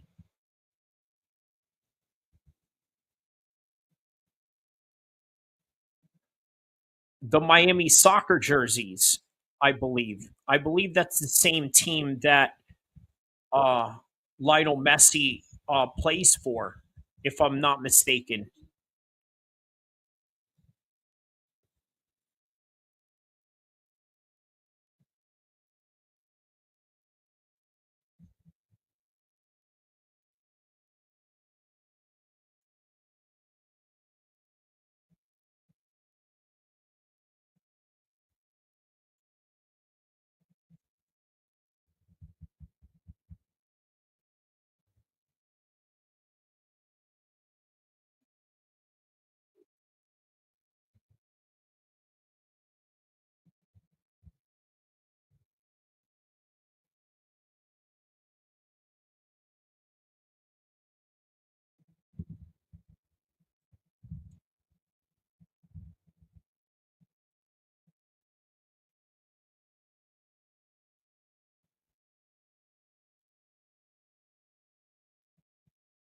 All right, so we're on and moving on to the next fight.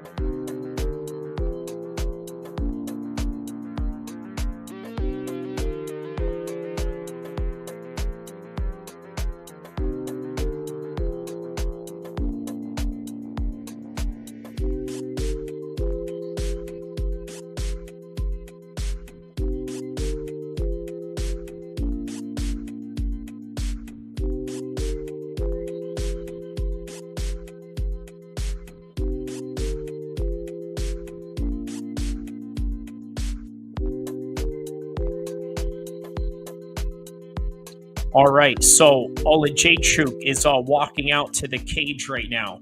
You guys like the little background that I got going on? I know you guys are feeling that GTA mode right there.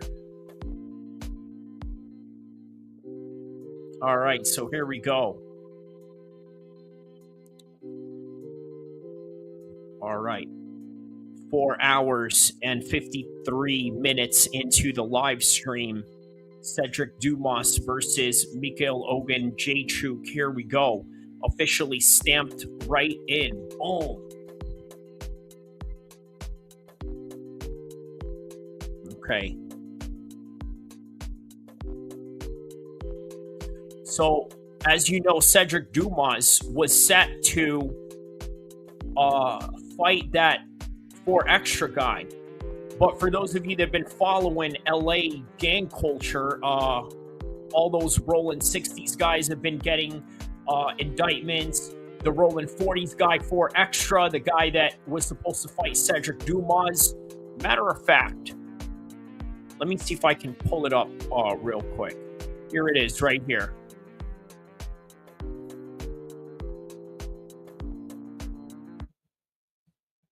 Right before the fight, we're going to see this right here, my video about this particular matter. It's often Mount Vernon off the back. We're going to talk about 4 extra. Mount Vernon off the back. We're going to talk about 4 extra and his MMA debut. Now, oftentimes, when you hear about 4 extras, enemies, or ops talk about their street fight or county jail experience with him, it's often said that he would be grabbing if, let's say, he didn't get the best of these exchanges. And you want to know something about that? As somebody who analyzes MMA, also somebody that analyzes the hip-hop world, the gang world of California on top of it, I think this is great for 4 extra. Now, look, most people who don't understand fighting from a mixed martial arts perspective, they don't really understand how valuable it is to have wrestling skills on your back pocket. It's really valuable because the minute you're getting punched, kicked, and all of that, you got to have a defensive instinct in order to dive in and shoot for a takedown, clinch up, grab up, which is why many of his enemies or ops sort of call him a professional wrestler or a grabber. Because oftentimes the people in the streets who don't understand MMA or don't understand the value of being a well-rounded martial artist. All right, so we're going to get to all of that. But first, obviously, the fight between Cedric Dumas and this gentleman right here, Michał Oleksiejczuk, is coming up. So why am I playing that video? That has a direct correlation to Cedric Dumas, okay? So we're going to watch on, in between the fights, that video, maybe in between the rounds if we have time. But yeah, that's what we're going to do. But first, this fight going on right now, Michał Oleksiejczuk is being announced by Bruce Buffer. Oleksiejczuk. And now, fighting out of the red corner. 10 wins, 2 losses. Fighting out of Pensacola, Florida. Fighting. Oh, wait. I already announced the location. He has to announce the location. Pensacola, Florida. Cedric Dumas.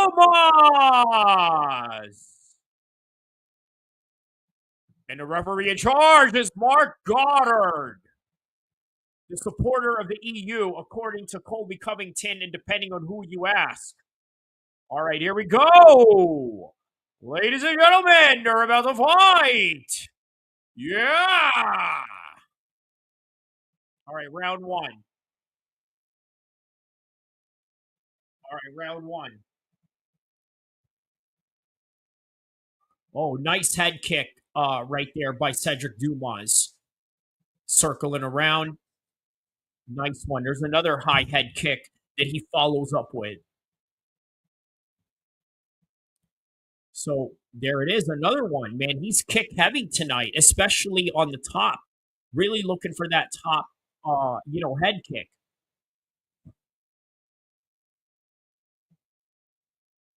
There's the front kick right there by Cedric Dumas.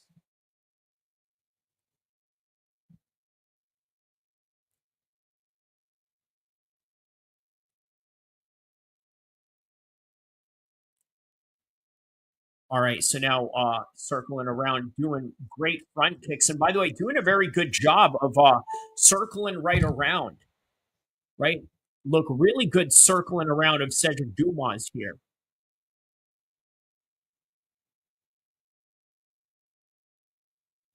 Oh, nice one. Nice leg kick right there. Or body kick, rather, by Cedric Dumas.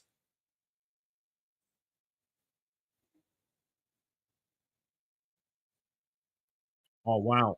There's a bit of some chasing going on there on the part of Michał Oleksiejczuk.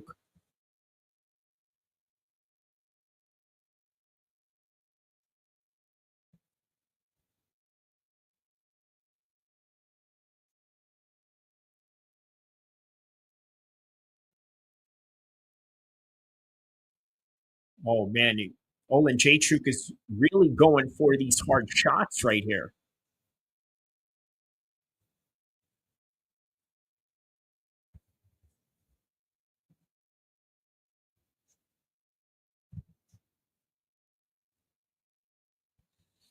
But what Oleksiejczuk is doing a very good job of cornering Dumas right in. Oh, wow. There's a nice little high kick right there to follow up.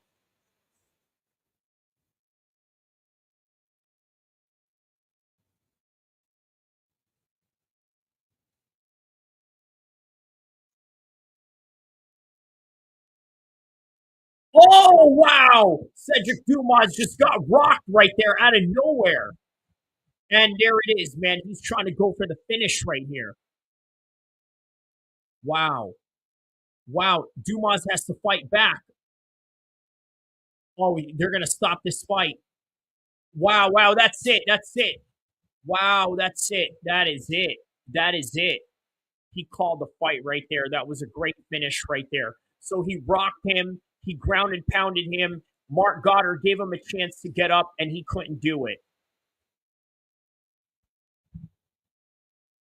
The finish was right there, man.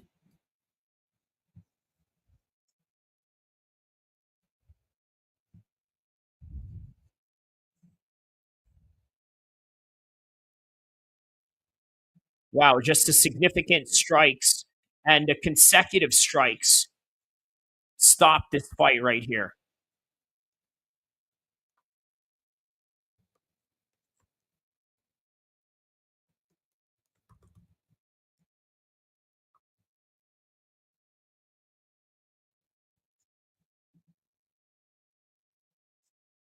So he clips him, like literally with a forearm.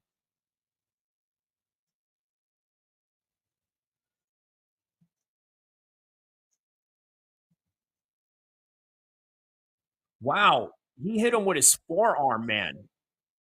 If you really put that in crazy perspective, he hit him with his forearm.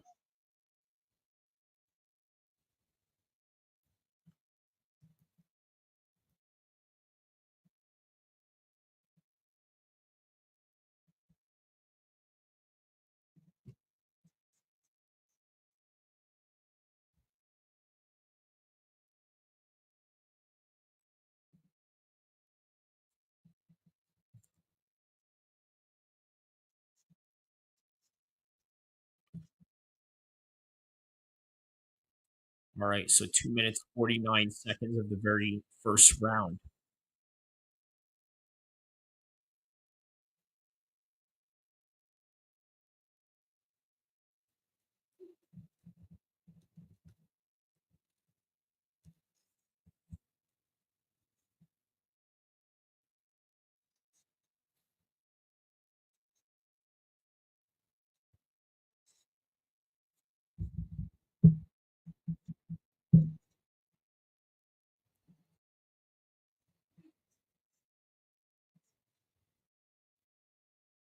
He said, thank you. This performance, the best in my career.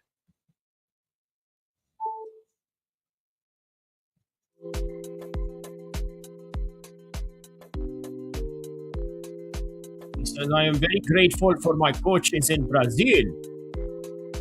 For Fabio.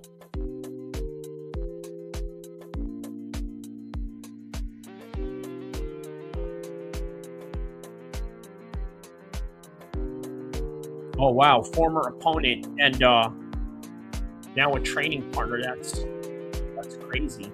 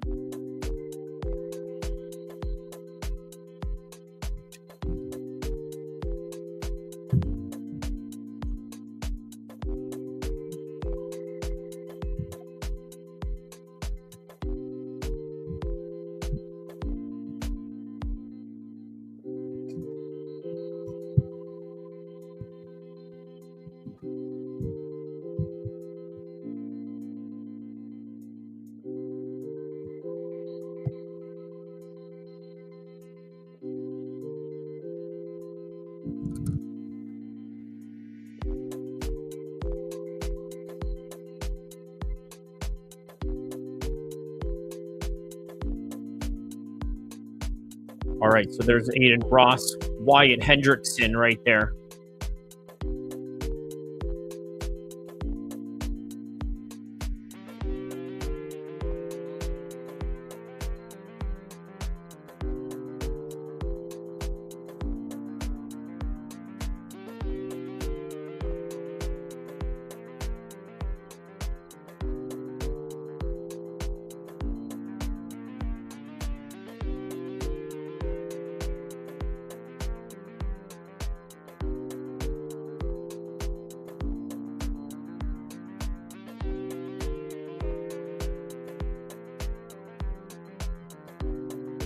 All right.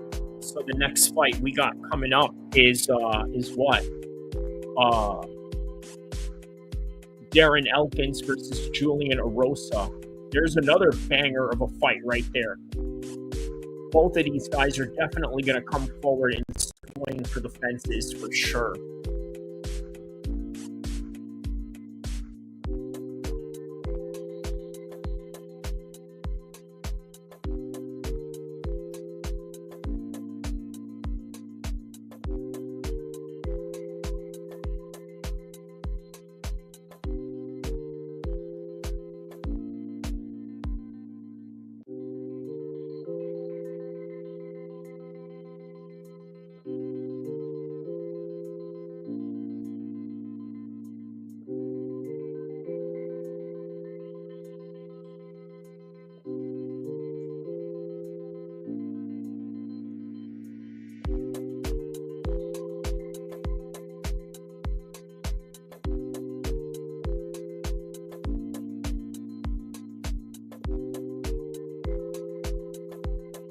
All right.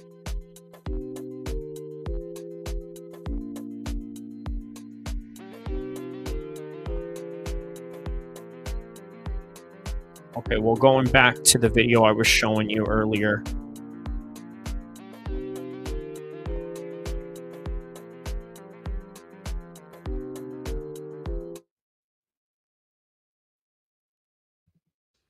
Is that they only see the punching as the most effective way of martial arts. And again, it kind of goes back to casual fans, right? Even longtime hardcore fans, whenever they see a fight and it gets taken down to the ground, what happens? They often go and say, well, you know what, this fight is boring, or this fight is no good, and this and that. Yeah, but the reality is fighting is fighting. So again, we're not here to talk about the cultural norms of what a street fight should look like or how people's perception of what an exciting fight should be, but rather looking at 4 Extra going into mixed martial arts. Now, is this a good idea? I gotta tell you, I heard a few stories where he got into it with this rapper named Jap5, right? He's an LA rapper, was also a boxer. He had boxing experience. And I'm here to tell you why I think this MMA experience for 4 Extra is going to go really well. Also, depending on what type of matchups he has going on. Now, going back to Jap5, he beats up Jap5, who's a boxer, who's also a rapper, but was a boxer. At the time, he didn't even know this guy was going to blow up to be a rapper, let alone know that he was a boxer or had any experience whatsoever in training whatever it is that he's training at. So the reason why I bring that up is because if you fight a boxer and you don't know what you're doing, you're going to get hurt. Most guys that street fight boxers are often going to get hurt if they don't have any other skills. Now, of course, I did see one video of Ryan Garcia in Venice Beach, I believe a couple of years ago, where he got into it with some random dude on the street, and then the dude threatened to throw kicks at him. He threw a couple of kicks, and the next thing you know, Ryan Garcia backed down because he thought it was going to be a boxing match. Look, if you're going to beat up a boxer, you have to be a very athletic person in a street fight. Because otherwise, if you're just a normal person and you run across a boxer, you're going to get hurt.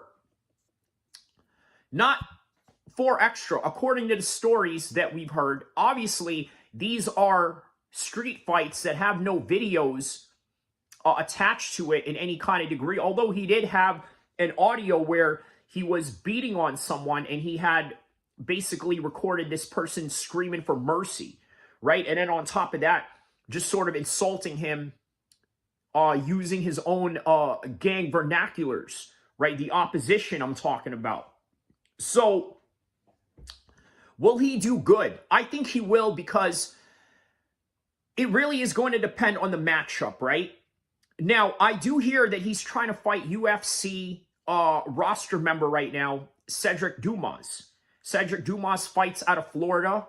I believe he fights in the same team as Philip Rowe.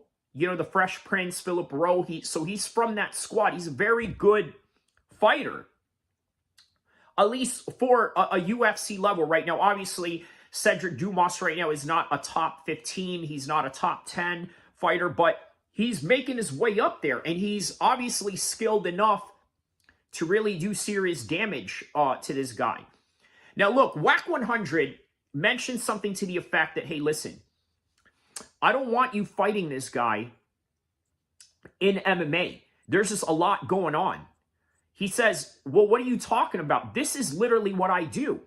And you know what? I got to tell you, man, I find it really strange that in the LA gang world, there's not enough people that train mixed martial arts, considering that there's a lot of big MMA gyms down in SoCal. Now, maybe boxing is a big thing for the African-American community because it is a sport that they're heavily entrenched in. It's a sport where many of the gyms you will find in the hood and in their communities. So, yes, they are going to have boxing gyms available, but MMA gyms are so prominent in LA that it really surprises me that not enough so-called gang members go and train this particular sport that, in all honesty, is really made for gangbanging. At least a head-up, fade gangbanging. Now, what happened when WAC 100 tried to sway him away from MMA? 4 Extra said, no way. I want MMA. I want to do it all. I want the kicks. I want the punches. I want the takedowns. I want the clinches. I even want the submissions. Now, right now, he's talking about training with Rampage Jackson. Is this a good idea? I think it's quite limited to train with Rampage Jackson, in my humble opinion. But AJ McKee trained with Rampage Jackson, and look how well-rounded AJ is. I think that Rampage, even though and by the way, he's got a boxing match coming up with WAC 100's homie. By the way, shout outs to WAC 100, right? Aside from all the controversies that are going on with him, all these allegations and all of that, he still rises above it and finds a different lane. Obviously, music producer, music mogul, ran with Suge Knight, but now has an opportunity to get into the fight world.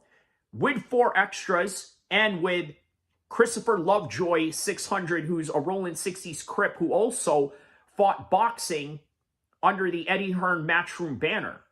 And with that, he's going to get him to fight Rampage Jackson. So there's a connection there right now with WAC 100 in the middle of it and Adam 22. And even WAC 100 said on their latest podcast with Adam 22, he said, listen, all I need you to do is just do what you do best, and that's promote. Because Adam said that he didn't know anybody in LA that was a formidable MMA trainer, even though there's a lot of MMA gyms. And even though Adam has delved himself into some jiu-jitsu training in the past, I don't know if he's tight with any of those gyms and that kind of matter to bring somebody in and trust them that they would give 4 extras the best possible opportunity to be the best fighter that he can be. Here's a couple of things that I also need to mention, considering 4 extra, right? A lot of people are going to have skepticism about this. They're going to look at him as, well, you're Kimbo Slice 2.0, and you really don't have that much skills because you don't really have any experience. That's what the naysayers are going to say. As somebody who understands MMA, and maybe I'm a little bit biased because, hey, you know, I like the dude. You know what I mean? I think he's awesome. I think he's a great personality. I like the fact that he never backs down from anybody. But this is a whole different level when it comes to MMA, fighting athletes, fighting people that train for this, that are ready to kill based on the fact that they've trained hours and hours and hours and peaking their bodies to its optimal performance. What I wanted to say about that is 4 Extra is a different type of gang member. He's not Kimbo Slice. Kimbo Slice was built like a bodybuilder. 4 Extras is built like a legitimate athlete. The guy doesn't smoke, doesn't drink, doesn't do drugs, because he says that he needs to be coherent 24/7 in order to mitigate any danger that is around him wherever he's at.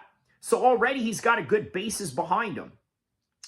Now, the only thing that remains to be seen is if he is willing and able to take on this MMA training on a daily basis to the point where he may want to quit if the training gets too hard. But I don't imagine seeing that because, once again, the basis of this guy, he doesn't drink, smoke, do any drugs, lives a very healthy life, and he's built like an athlete.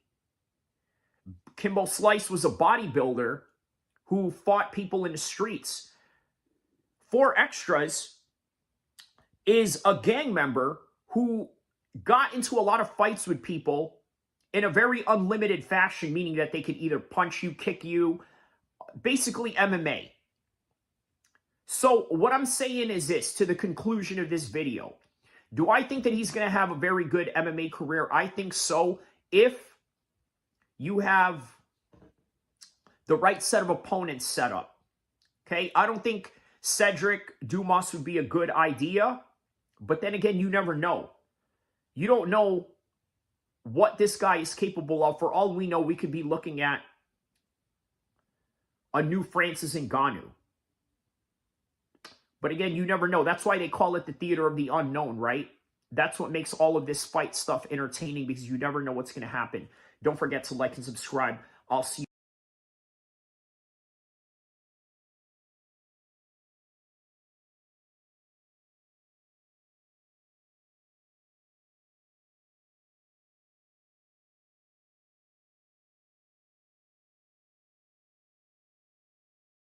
All right. So, On to the next fight. On to the next fight. So I wanted to show you that just to kind of give you a bit of some correlation to Cedric Dumas's relationship with this guy. They were supposed to fight, but it never happened. And yeah, so that's a little context on that. There's Michael Chandler right there already in the arena, which is hours before.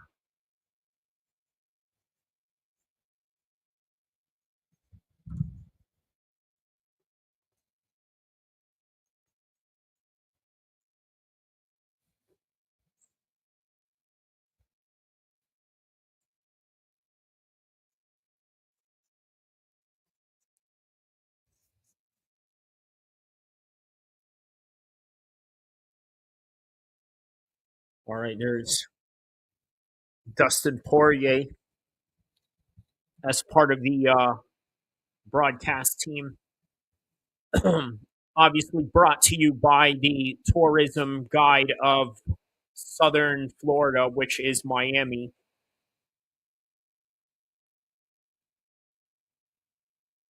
Yeah, the GTA background is hard, isn't it?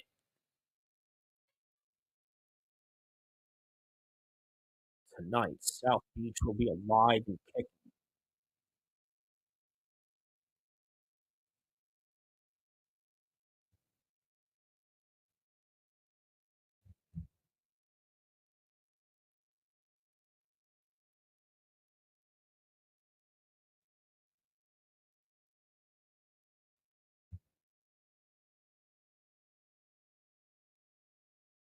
All right, blocking this path is the future. There's, ooh, that's a nice triangle choke right there. The highlights of Diego Lopes, the background of UFC's Noche.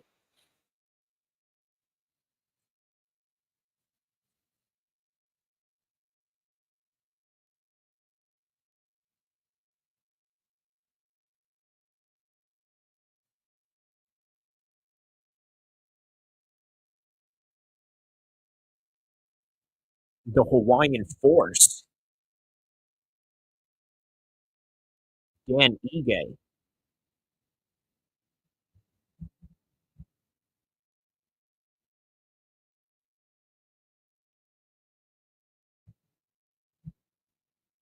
Wow, man, 6'3" at 145 pounds. We used to see a lot of dudes like that back in the days in the regional scenes, and we never really seen them come to fruition until now. Now they are all in the UFC and the highest levels of MMA.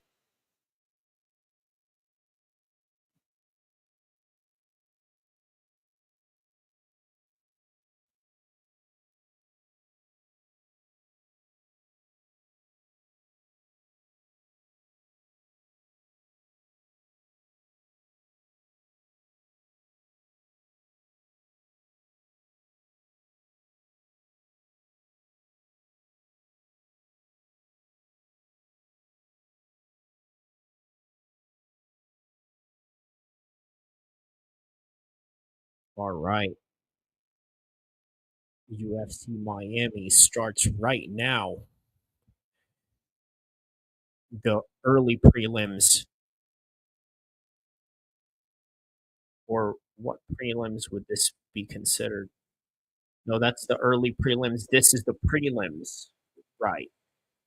So 2 hours of prelims and then on to the main card, which is opened up by Dominic Reyes and Nikita Krylov.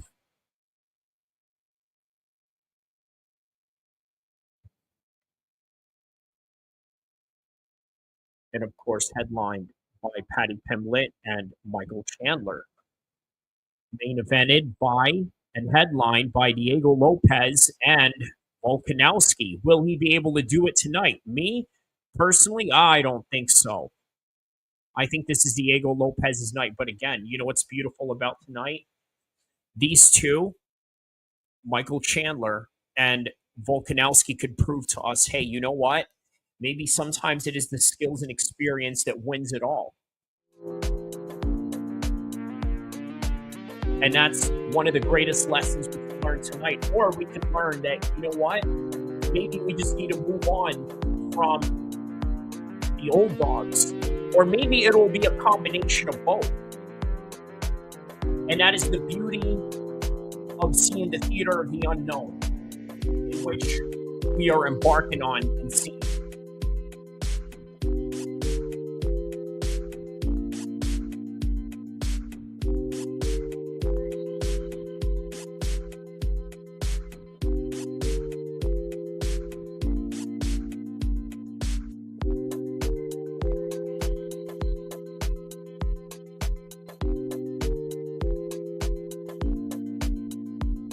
All right, so Julian Erosa taking on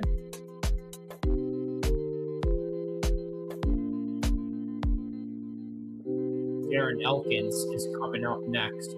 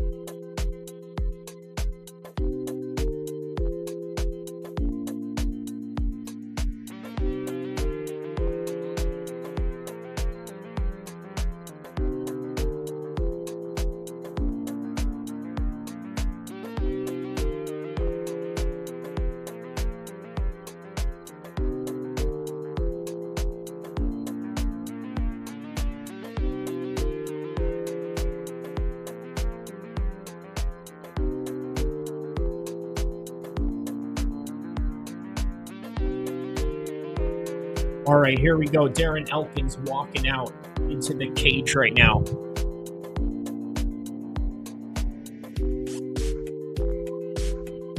So let's take a look at Bilal's picks, right? He has Elkins winning this one. He had Oleksiejczuk winning that last one. He got that one right.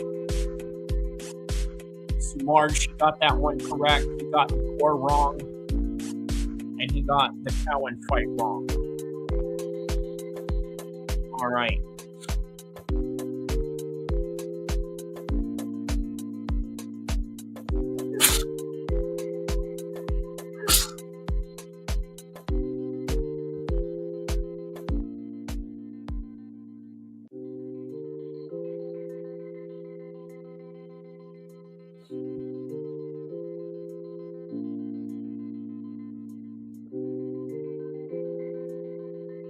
Darren the Damage Elkins.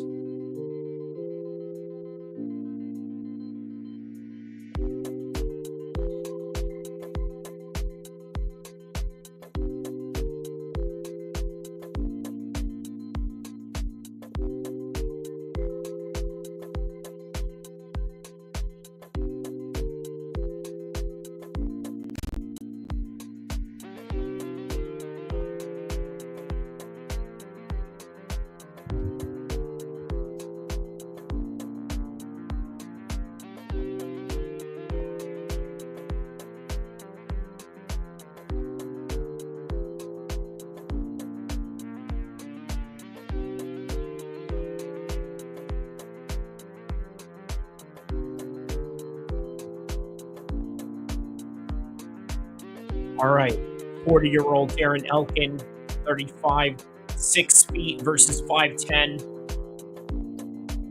Here we go.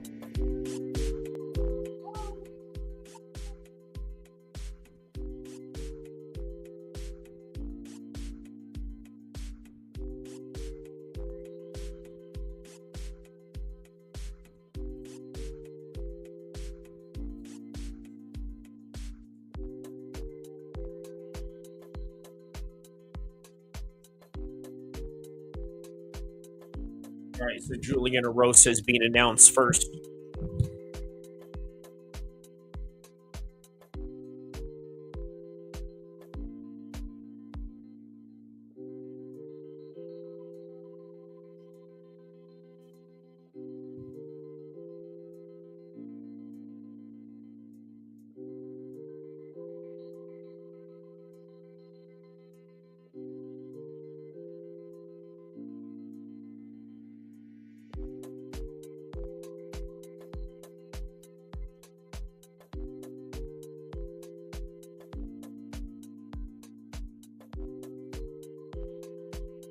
All right, in the 145 division.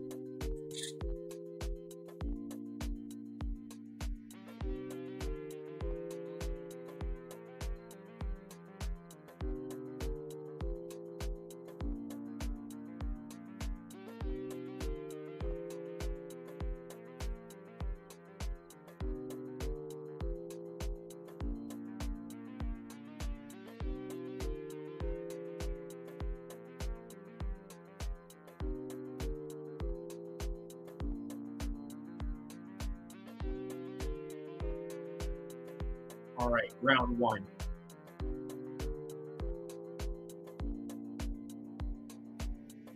Oh.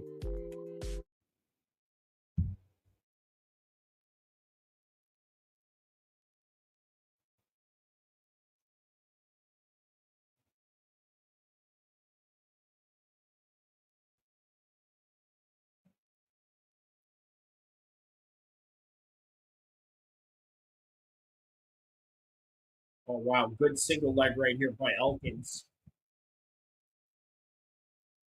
Like, as soon as he gets the takedown, boom, straight away he's going for ground and pound shots.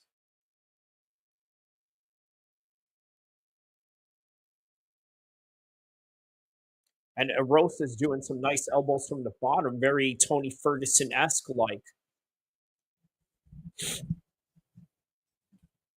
Ooh.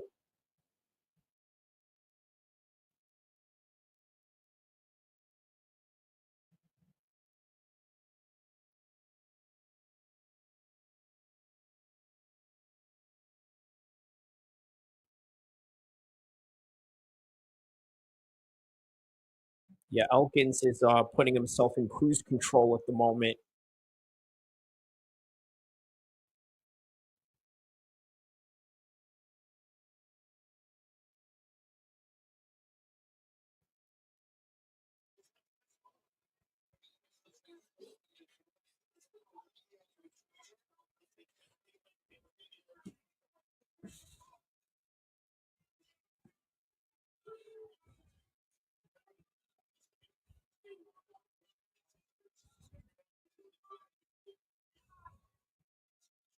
Okay, there's another takedown right there by Elkins.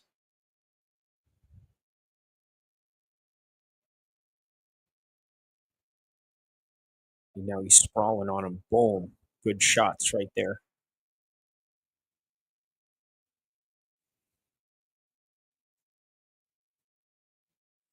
Yeah, both very calm. Very calm in the way that they're approaching this.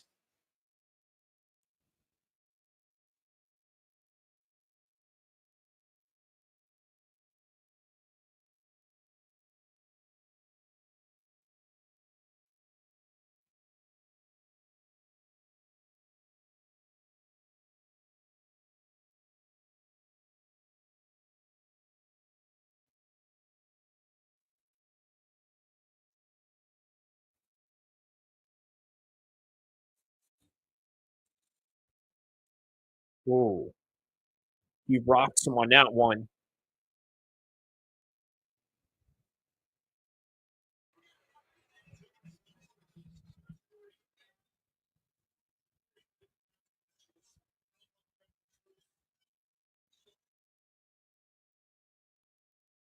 Oh, there's a crucifix right there. Reverse crucifix by Julian. Lets it go.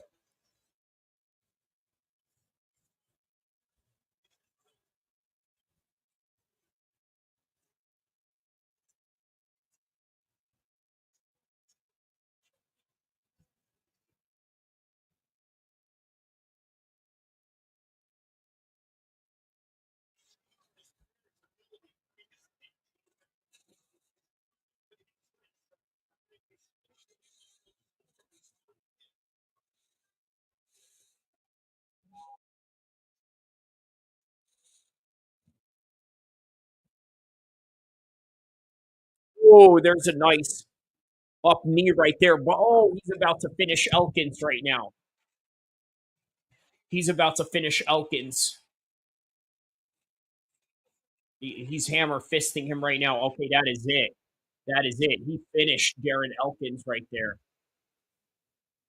He finished Darren Elkins on that one.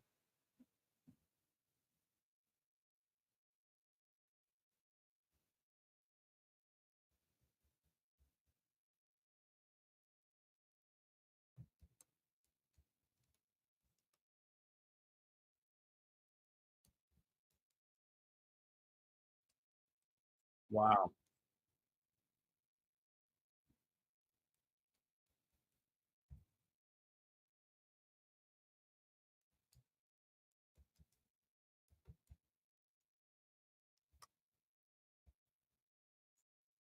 Yeah, he got rocked by a jab. I mean, in just, one of the last seconds there. Wow, man. It all started from the up kick. That's where it all started right there. Once the up kick came, it was just lights out from there. And then he just couldn't take it anymore. He just kept getting hit after hit after hit, and he just wasn't able to defend himself after that. The referee had to step in and finish the fight from there.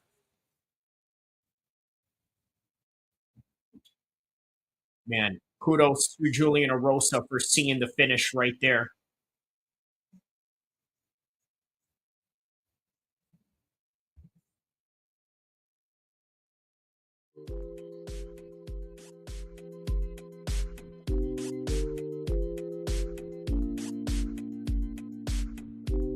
On to the next fight.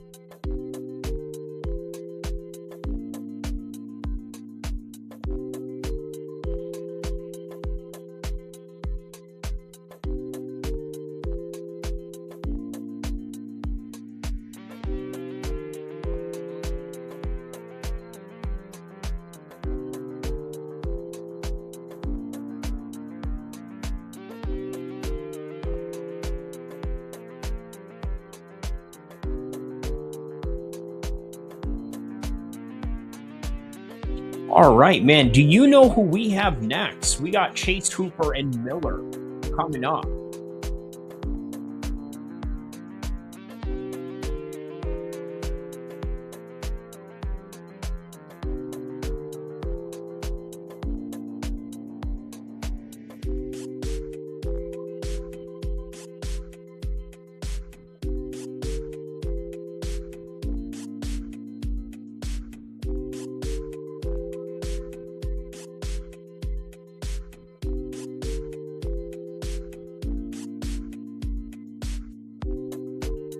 About Marco earlier, Marco Tulio, great striking on his part, but Julian Erosa, and that was a good one on Julian Erosa there.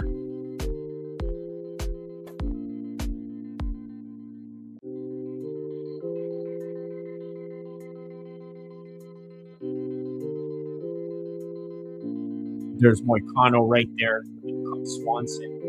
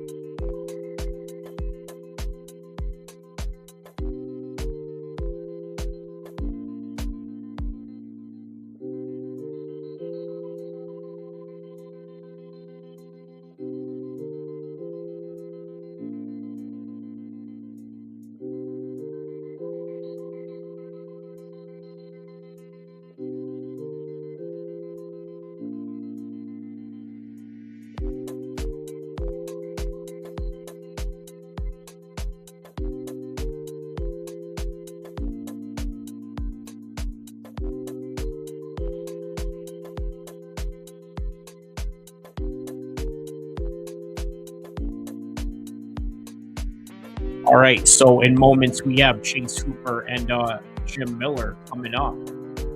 An exciting matchup indeed.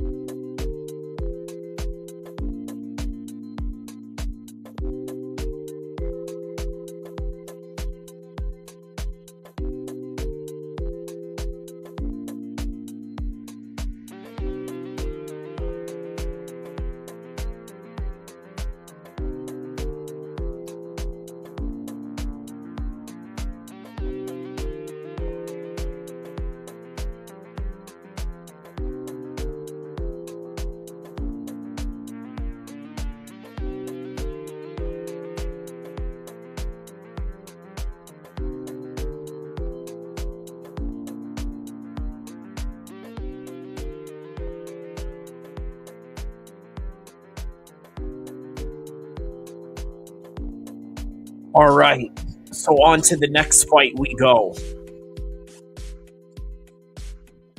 Jim Miller taking on Hooper, which I think kind of goes into tonight's theme, right? Is it the young up-and-comer that is full of piss and vinegar that is going to win, or is it going to be the old vet that has some tricks up their sleeve? Right, that's sort of the quintessential stories that we got going on right now, and Chase Hooper and Jim Miller are definitely in that same line of theory that we're going to test out tonight.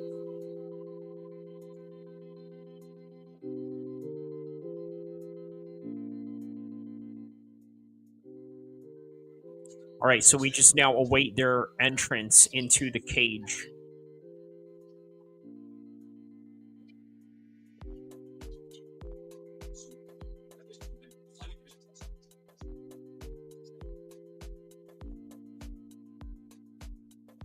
All right, Jim Miller and Hooper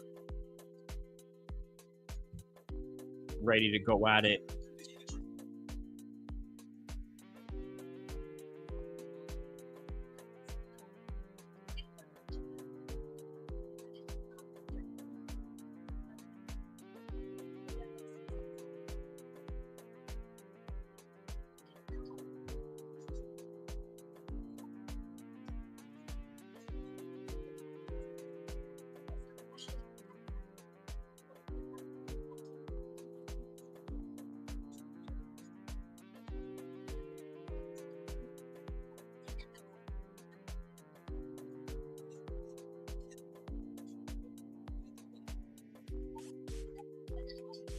All right, watching the armbar submission highlights of Chase Hooper. All right, now here comes Chase Hooper ready to walk out into the cage.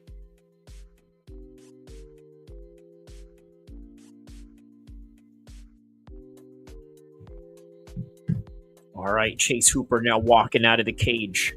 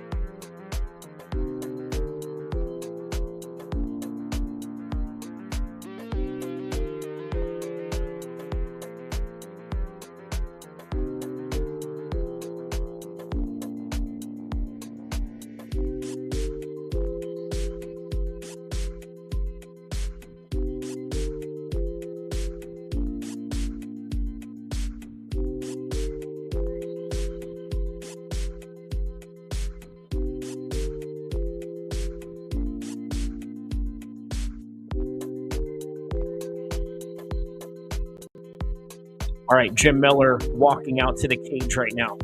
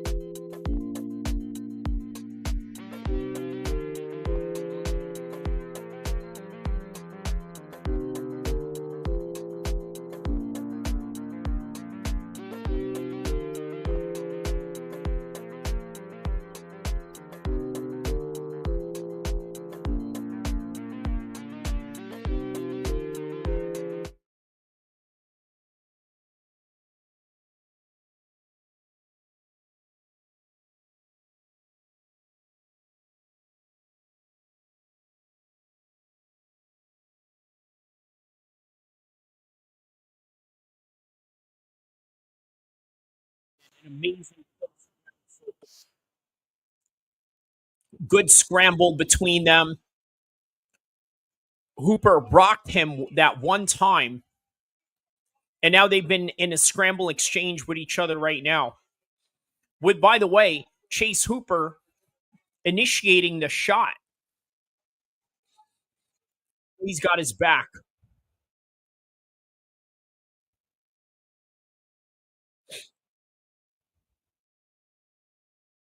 A very good back control by Chase Hooper right now, making Jim Miller carry all of his weight.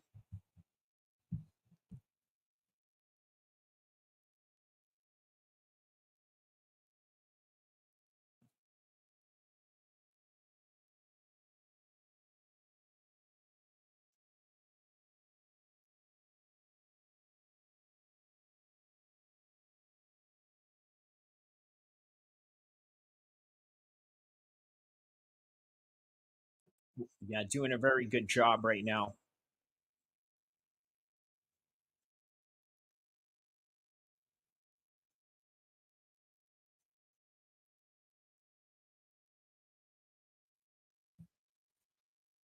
All right, doing a really good job of making him ride him.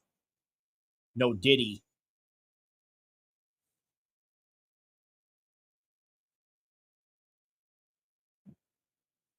All right, now he's got the neck.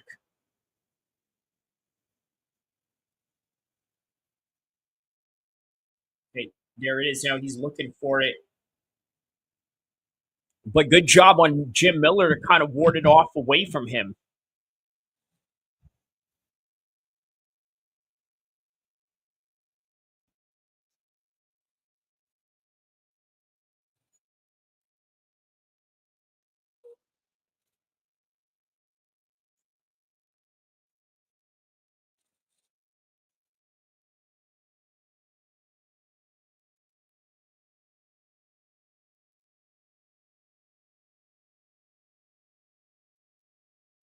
Oh, wow. There goes Chase Hooper. Wow.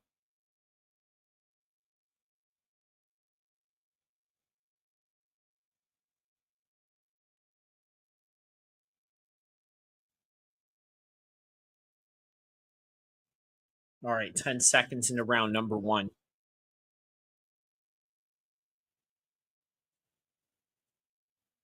All right, and that's the end of it. Round number two coming up.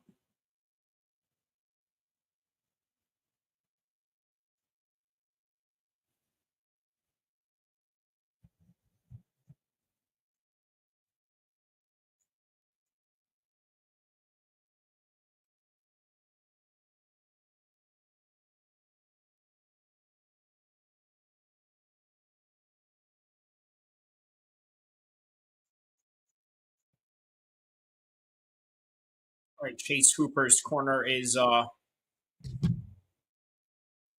telling him to throw hands, throw kicks, and not only that, also shoot in for takedowns as well, use some transitions.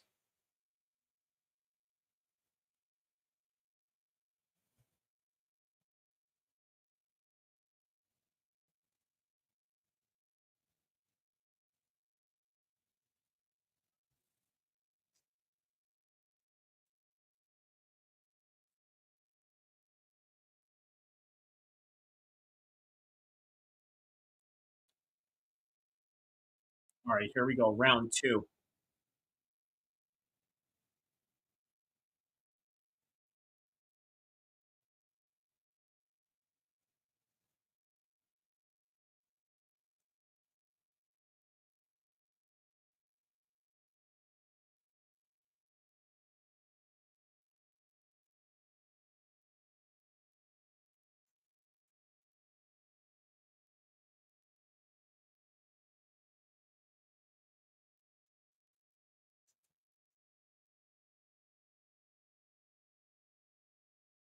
Yeah, Chase is using his reach advantage here really well.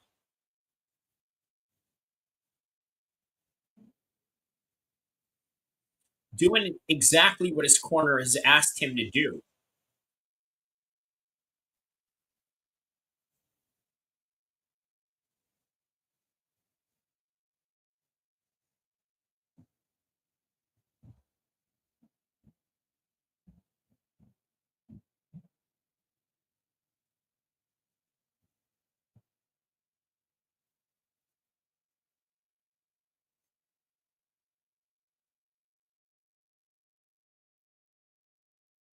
Oh, wow. He's looking for a rear naked choke here.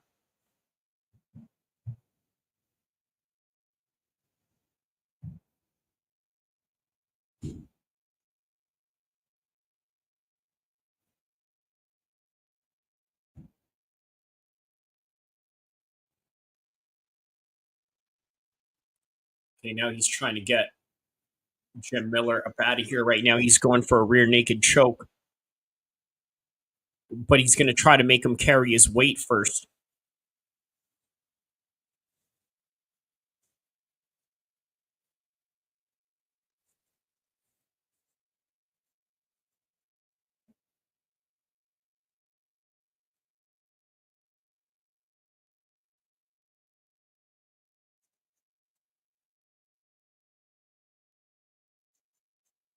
Okay, that's a good takedown right there by Chase Hooper.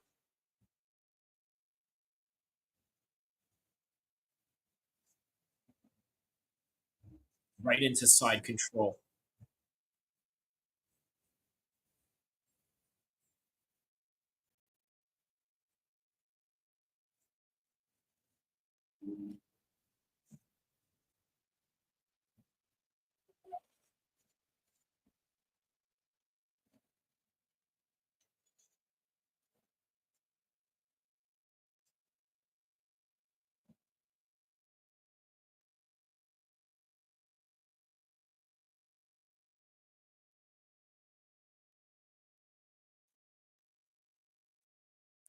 Oh, there's Jim Miller with a guillotine attempt right there.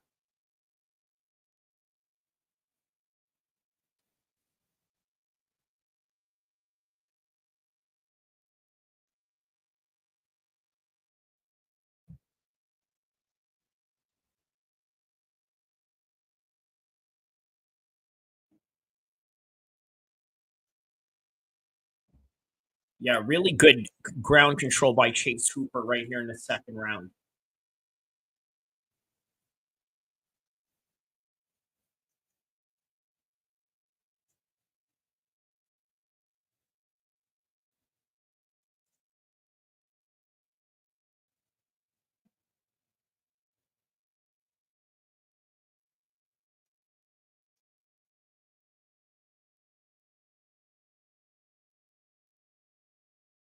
Yeah, he's riding Jim Miller right now, either threatening some submissions on the back or look at this. What is this looking like? He's going for a leg twister here.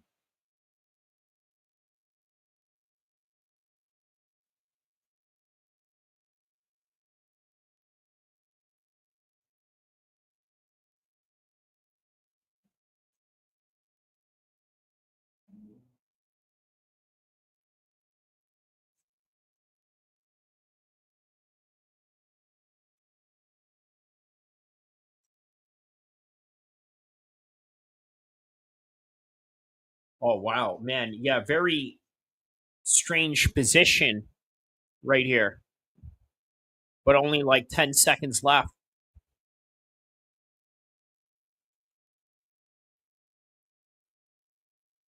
All right.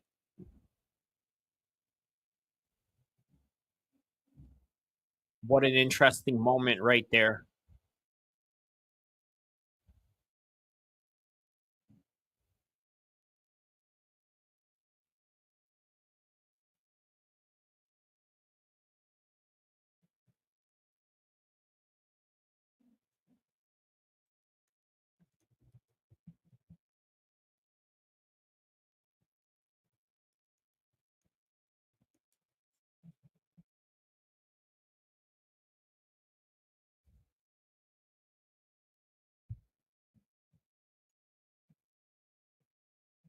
Yeah, very strange submission hold that was.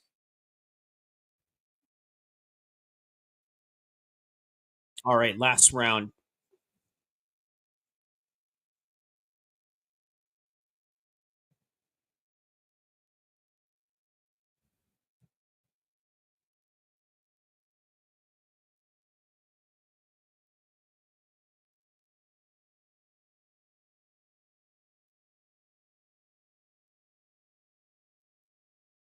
Oh, nice spinning back fist by Chase Hooper to start off round 3.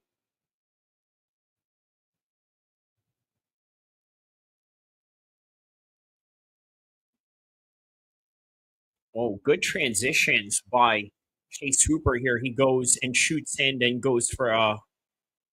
I mean, he goes in for a jab, then shoots in for a double leg right after. Sort of using the jab as a measurement to shoot in.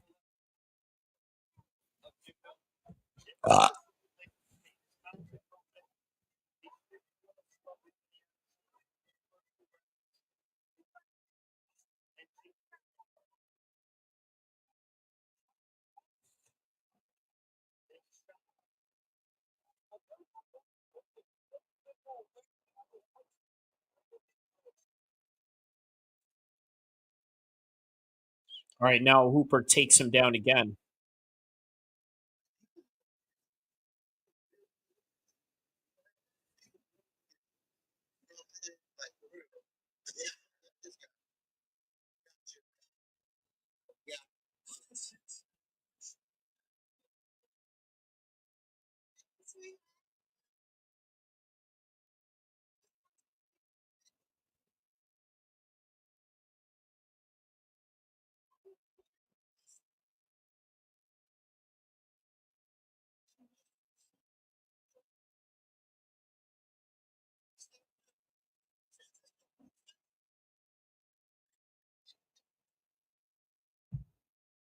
All right, so once again, taking his back once again.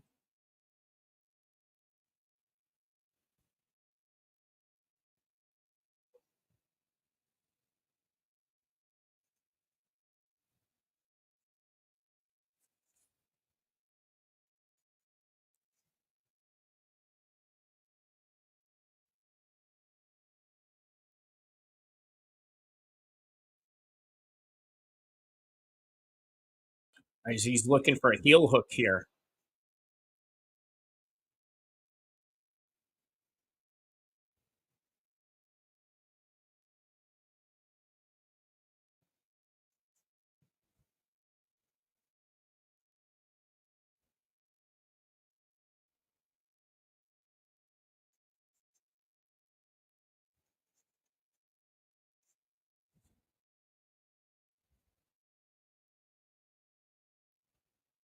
Wow.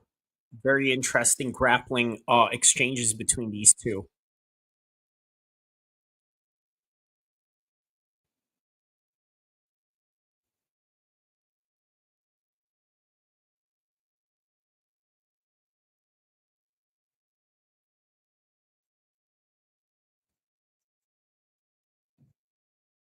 All right, so now Chase Hooper is trying to go back into the mount and in the half guard position.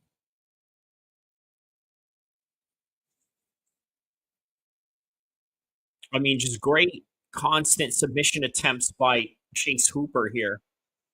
The ground control time that he's had, 2:49 in the second, 2:31 in the third, 33 seconds in the first. Jim Miller had the majority of the ground control in the first, and that's about it. And here we are in the third right now. Here's Jim Miller trying to go for a last minute triangle here, or a plata of some sort, but Chase Hooper maintains this half guard position.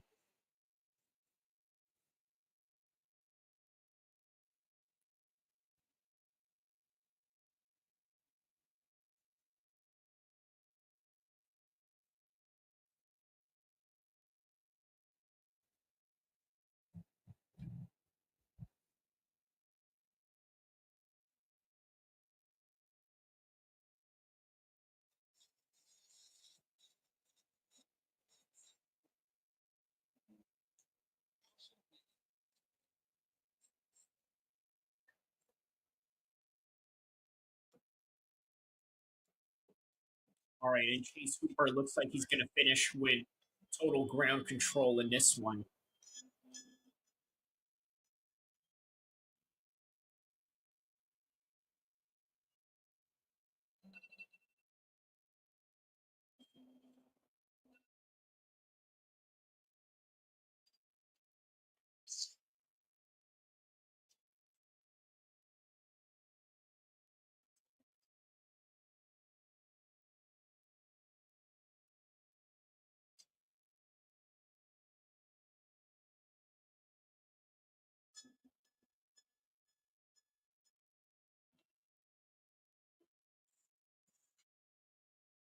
All right, well, we're about to find out who the winner of this fight is.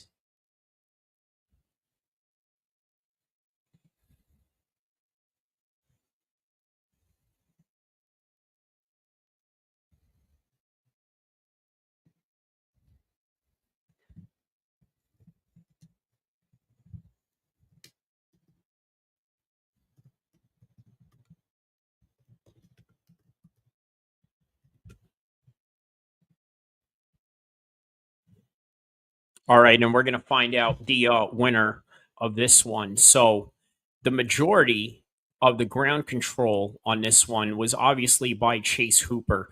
He was constantly on top of Jim Miller. Jim Miller wasn't able to do really much of anything, and as a result of that, I think it is the reason why Chase Hooper wins this one. Jim Miller did a pretty good job, but I think this is one of the first signs of the battle of youth versus age all throughout the night is sort of going to come into play, right? He sort of tired it out later on, but I think that's just the type of pace that Chase Hooper is able to put on. But let's see what the decision is on this one. 29-28.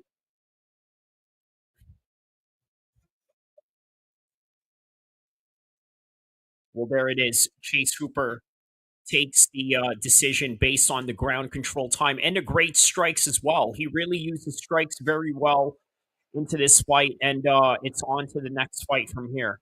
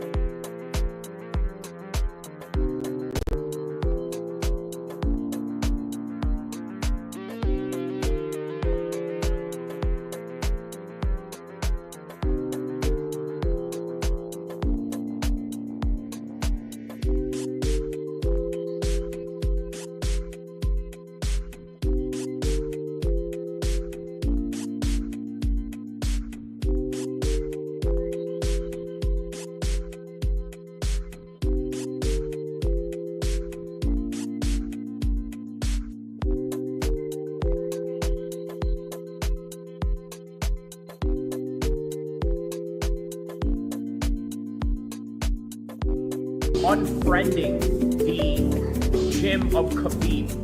And you got to ask yourself, have you ever unfriended, let's say, a coworker or a longtime friend? And if so, what were the reasons? For example, if it was a coworker, in this case, two guys that are employees of the UFC, but obviously with other examples that are, you know, sort of correlated to everyone's everyday life, you got a person that has the same interest as you in the job. For example, you have a coworker that is trying to fight for a position that you've been wanting for a long time, or something that you've gone to school for, right? So you're sort of in this natural state of competition with this person.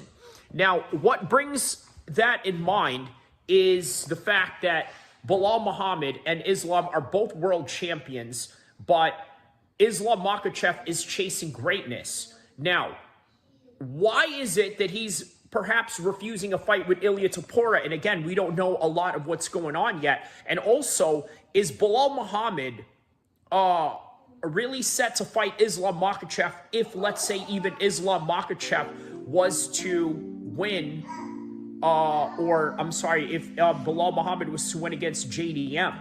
I think we know the answer to that, or do we? Now,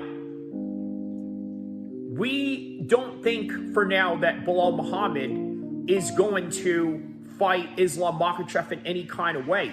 But the fact that you have him supposedly unfriended the gym's page, I mean, it kind of tells you maybe there is something to those hot waters. But on any event, Islam Makhachev has a choice right now. Okay, his choice is to either fight 145ers, as he's always been doing over and over again, or does he go in there and fight 155ers? But the problem is, the 155ers right now are mostly guys that have already fought Khabib, or the same top guys in the top 5, top 4, top 3, because the guys that are in the lower ranks, or the guys that are coming up, such as Benoit Saint-Denis, and you got the likes of, well, even Gamrot you can throw into that mix. And then you have, who do you have in that mix? Arman Tsarukyan. He's already fought Islam. He had his chance, but obviously he pulled out for whatever reason he did. Now the UFC wants to punish him for it. Justin Gaethje has already beaten Fiziev twice. So once again, these gatekeepers are doing exactly what they're doing, and that's keeping the gate for themselves. And as a result of that, it puts Islam Makhachev in a very weird situation of who he's going to fight and who he's not going to fight. So now, what are we going to get out of this? What we're going to get is a 155er that could potentially move up to 170. But is it really predicated on a win from JDM? And it's no guarantee that JDM is going to win. So I guess he's going to wait out the results of that particular fight in May and see what happens. But I gotta say, on a cultural level, I think there's a difference between, let's say, Khabib, Islam, and Belal Muhammad. There's a big difference in the way that these guys grew up. Now, they're both Muslims, but let's be honest, there's a difference, right? There's a cultural difference. Not to say that one is better or the other.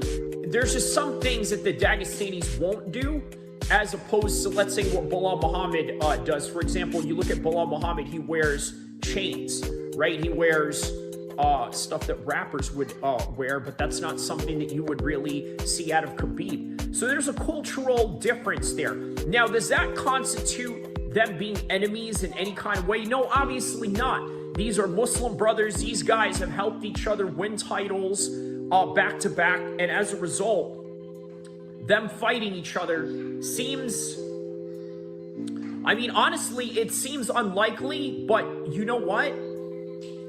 It is a UFC after all, and the Muslims are sort of in this position right now where they have to fight each other. You look at Shafkat, he ended up having to fight Bilal Muhammad, or at least that never came to fruition.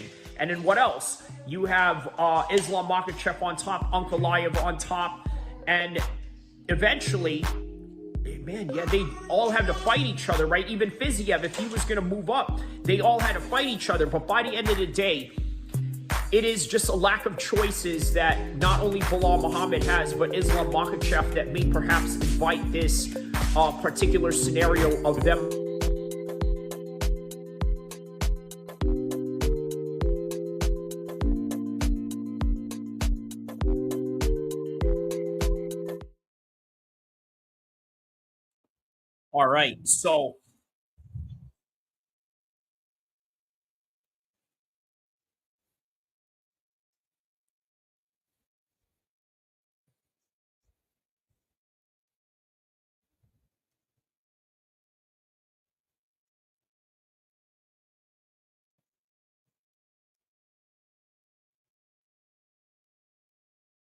All right, so it's been Jandiroba on top the whole entire time now, and here's Jan right now fighting off of her back with 155 left in the first round.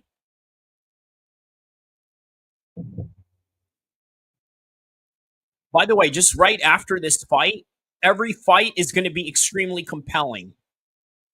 Right? Think about this. The Dan Ige fight, Sean Woodson fight, that's a good card to start off with when you talk about something really interesting and compelling, right? Will the height of Sean Woodson really matter to that of Dan Ige? And then Dominic Reyes, Nikita Krylov, underrated light heavyweight in Nikita Krylov. Dominic Cruz, a guy who had that one glorious moment against John Jones, took him to the limit, and it never really panned out to his Rocky dreams right afterward, after his Rocky-like performance. So it's really interesting to see where they're going to be in this one, 12-9. And then the next one, obviously, Bryce Mitchell versus John Silva. The good versus evil narrative that they are playing and everything in the gray lines in between that.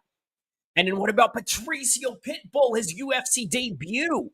After all these years in Bellator, now we get to find out, does he have what it takes to fight at the UFC level, especially with the likes of Yair Rodriguez?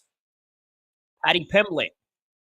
Is it the age versus the experience factor that's going to play a major role in this fight? And the same thing that goes in the Alexander Volkanovski fight, the same storyline, but two different results, maybe one in the same, who knows? That's what we got right now. Right now we got Jandiroba nearly submitting Jan right now.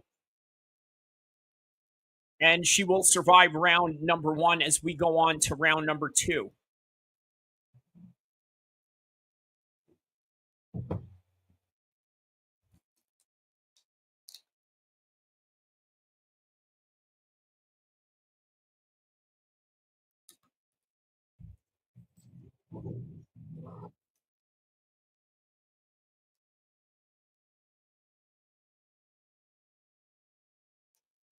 All right, so Uriah and Danny Castillo giving her some pointers right now.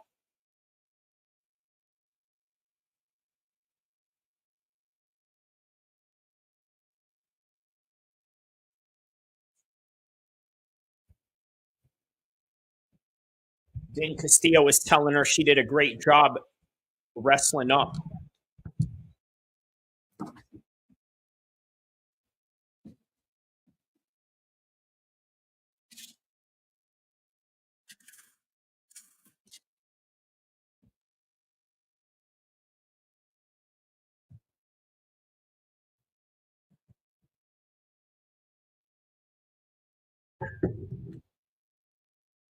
All right, round number 2 for these ladies right here.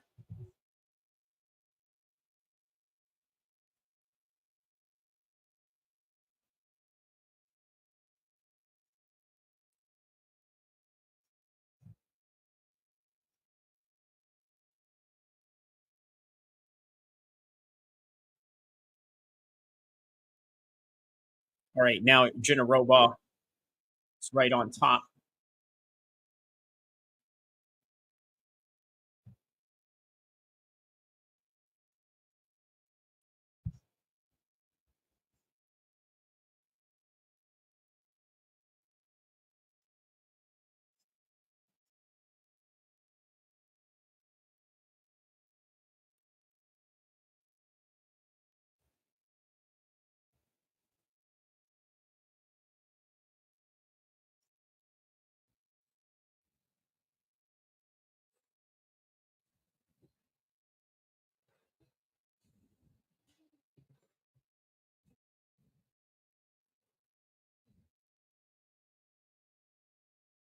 All right, she's doing a very good job right now on top control position.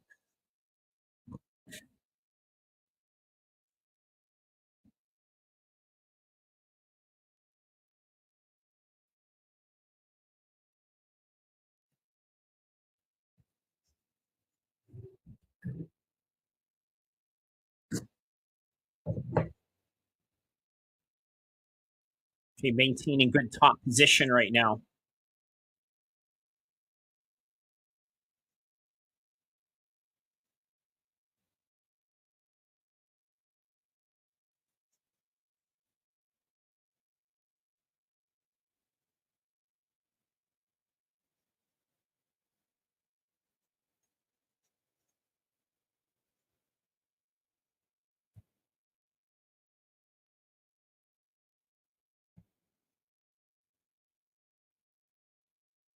Yeah, very good grappling exchanges here by Jandiroba.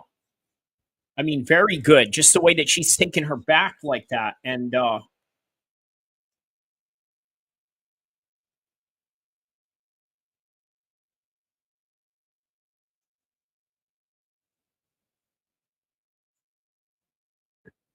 right. So yeah, Oleksiejczuk won earlier tonight. Let's hear what he has to say here while we are watching these fights.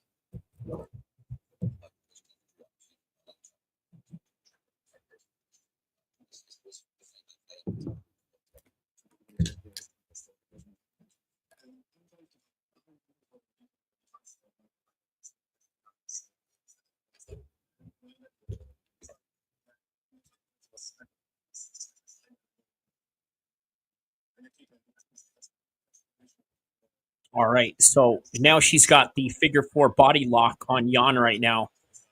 How will Jan respond out of this?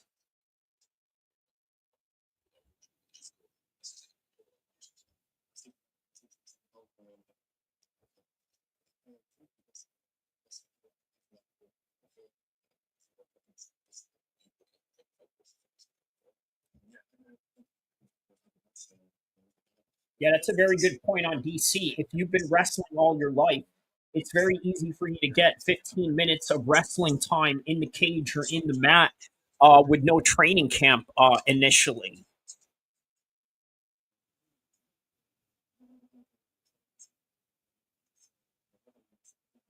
Now Jan looks like she's fighting back right now.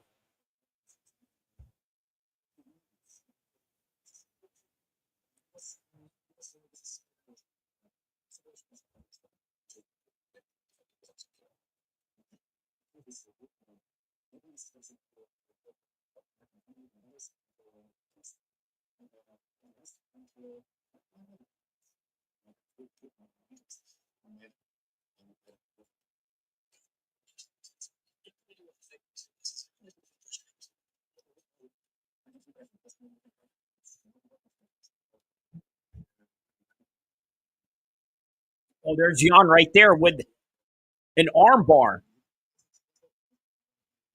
Jandiroba right there with an arm bar. Okay, the arm is out. Now she's going for a leg lock, and just 1 second left. All right, that is the end of round number 2.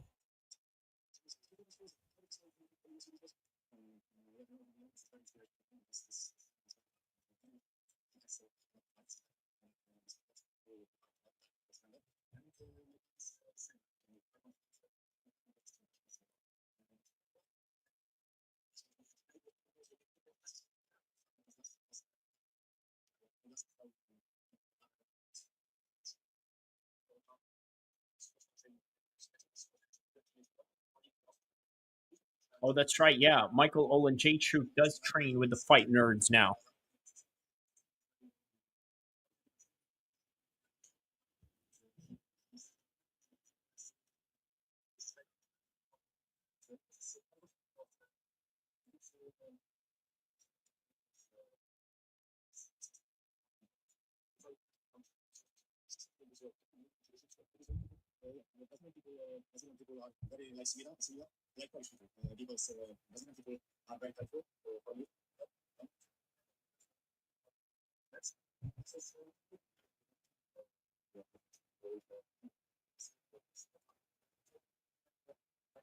All right, final round, round number 3. Here we go.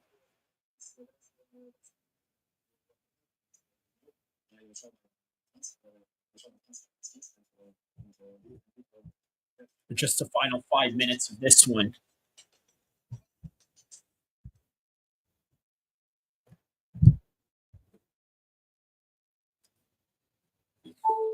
Yeah, so Uriah Faber is advising Jan not to get pushed back into the cage, which is going to lead her susceptible to being taken down again.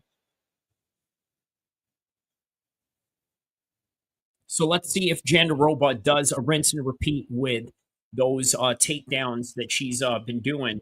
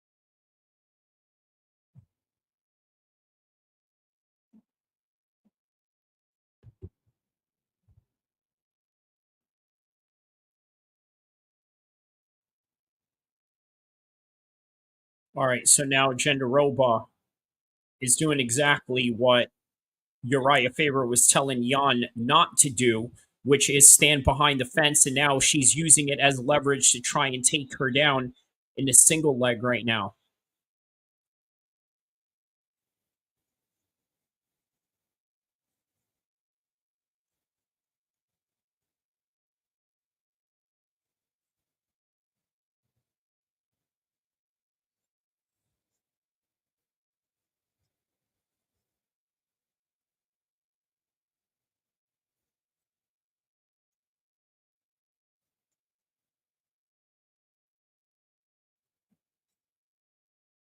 Yeah, fence grabbing again, right? Joe Rogan said that they should just do a full-on disqualification, or no, I'm sorry, a point being taken away for an infraction like that.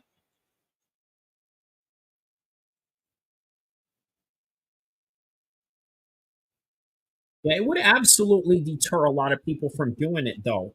You know, so he definitely has a point on that.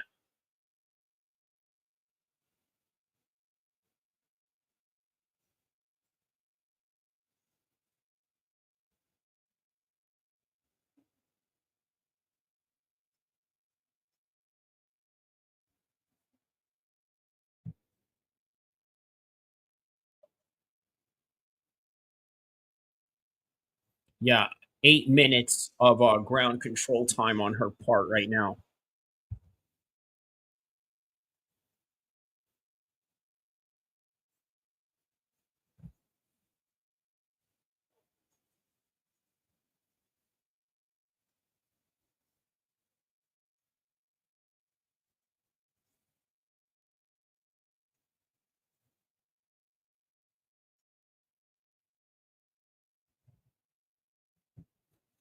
Yup, all 3 rounds for Jandiroba. But hey, guess what? Stay tuned because we got the most compelling fights coming up right now. Nothing but compelling fights.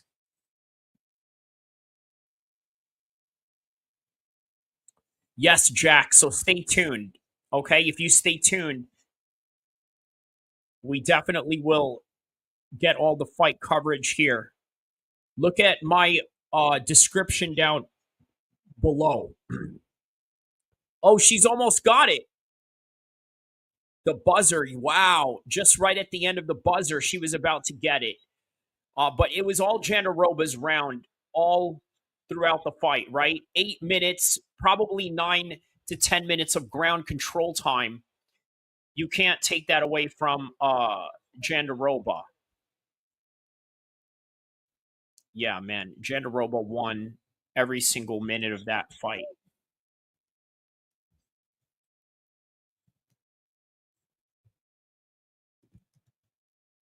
Now we just wait the judge's decision. But make no mistake.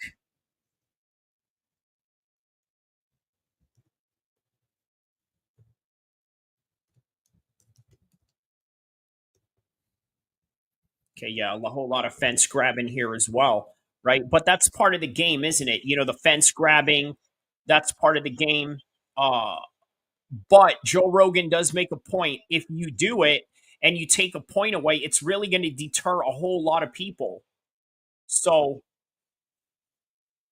he has a point there. Nonetheless, Jandiroba comes off with the win. Almost had that submission at the end, by the way, as I was just mentioning earlier. So on to the next one.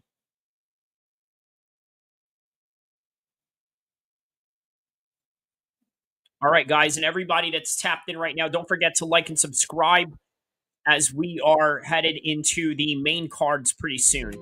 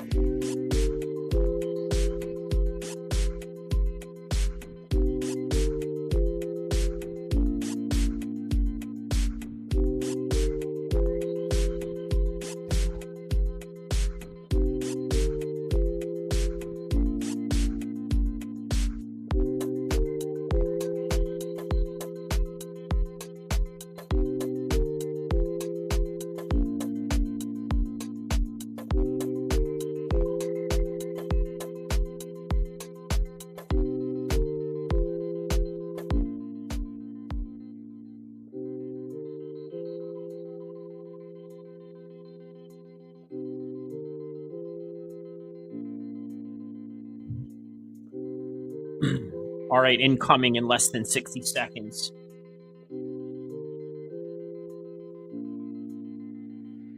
There's Jan Ige right there representing the Japanese flag.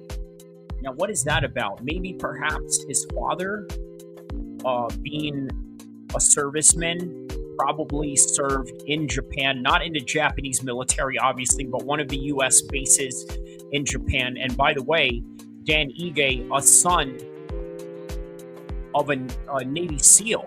So his father is a Navy SEAL. And here's Dan Ige now as military guy. Well, I'm sorry, not military guy, but as a fighter, also serving as Ali's secretary in the Dominance MMA team. So a little interesting fact about Dan Ige there, right? So not only does he work in the Office of Dominance Sports, which is a company owned by Ali Abdelaziz, but he is also a full-time fighter. And by the way, one of the biggest dark horses in the featherweight division, so this is not a fight that you want to sleep on. Definitely not. Right? This is a fight that could go either way. Now, again, like I said, after the Jan and Jandiroba fight, I said that it's nothing but compelling fights from here because every fight is going to have a question, a big question mark. What is a big question mark for this fight? Who has the best implementation of their game plan? Is it the height of Sean Woodson, or is it the grittiness and the veteran savviness of Dan Ige that's going to get him through this? And also his perseverance, using that perseverance to get through the height advantage of Sean Woodson, 6'3" at 145. So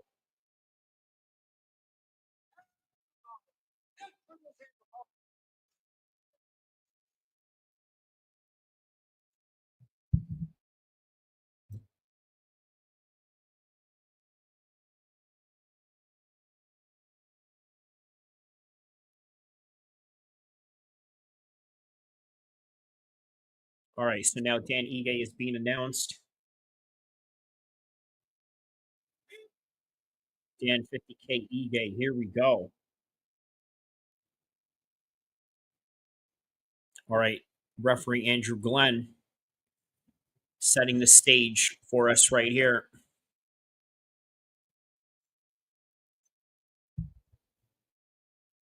All right, round one.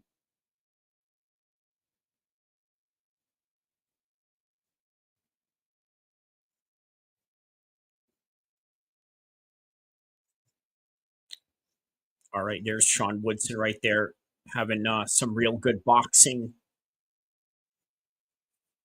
Real good boxing. Obviously, Golden Gloves level boxing amateur.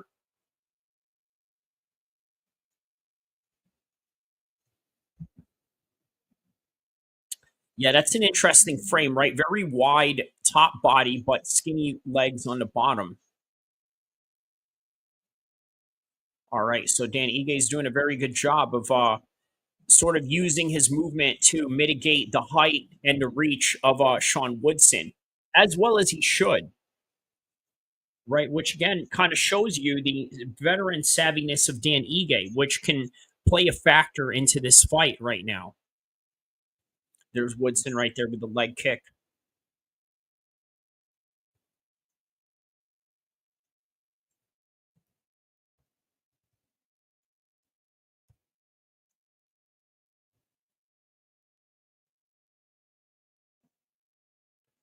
Yeah, so really trying to give Dan Ige a lot to think about, what you would call a performance paralysis that you're trying to do to your opponent. Basically overload their mind with different types of weapons until you can basically make them undercommit. That's what Sean Woodson is doing right now. Ooh, but Sean Woodson gets rocked right there, makes him rethink about his world a little bit.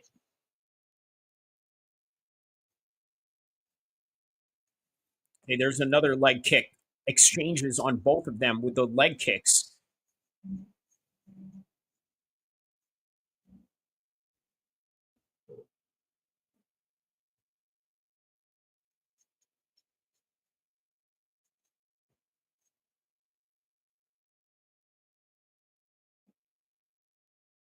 Yeah, Woodson definitely respects the power that Dan Ige possesses, and it kind of shows in his performance right now in the way that he's very hesitant, in the way that he's using his attacks and his strikes.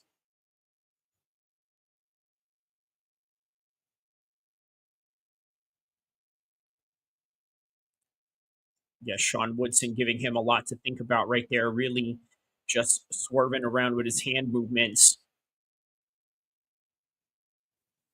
Very slick boxing style. Right. And again, very good boxing experience using it in MMA.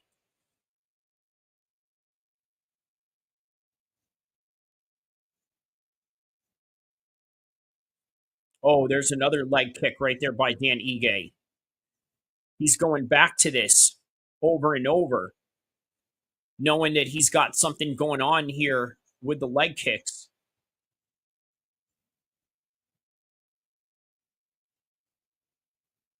See, he's making Sean Woodson hesitant in the way that he is committing.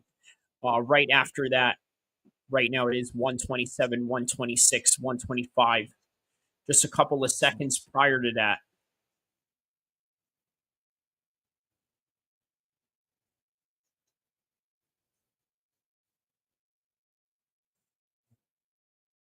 All right, there's a good 1-2 shot right there.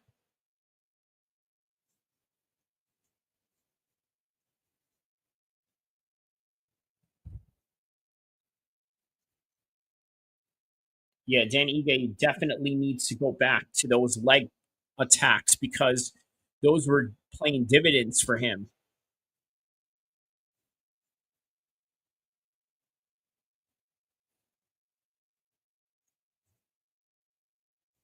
Yeah, Woodson absolutely puts a lot of weight in his legs, which makes him very susceptible to taking those leg kicks for sure.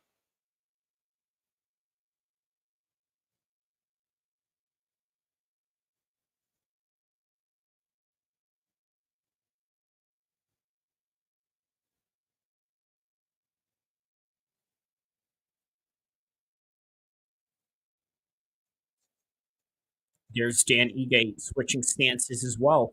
Also giving Woodson a lot to think about in his own end. Think about it, switching stances like this every time, not knowing whether you're going to throw a bomb or you're going to throw a kick, definitely does play a factor into the mindset of Sean Woodson.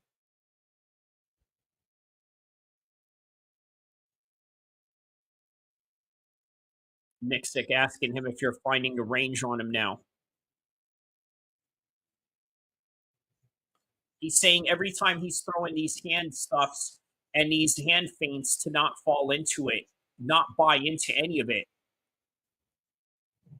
Nixick is basically just telling him, hey, go forward and bang on him.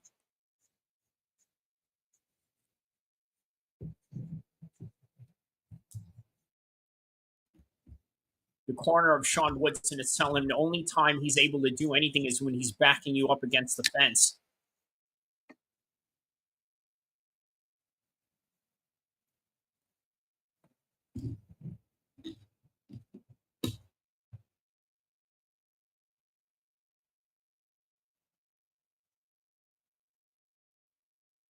All right. How about that 1 week away from WrestleMania, April 19th and the 20th?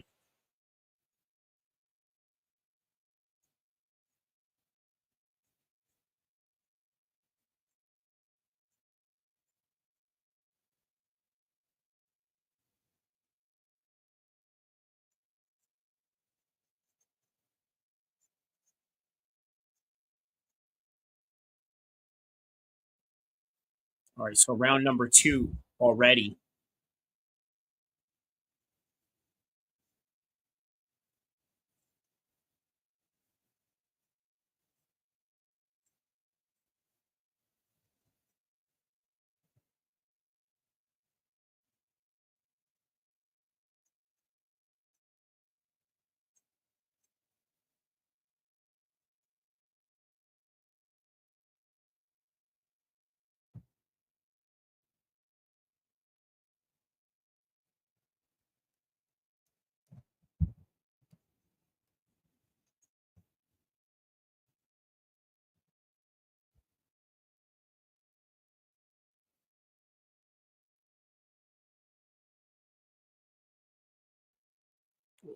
All right, looking like he's trying to fake something here.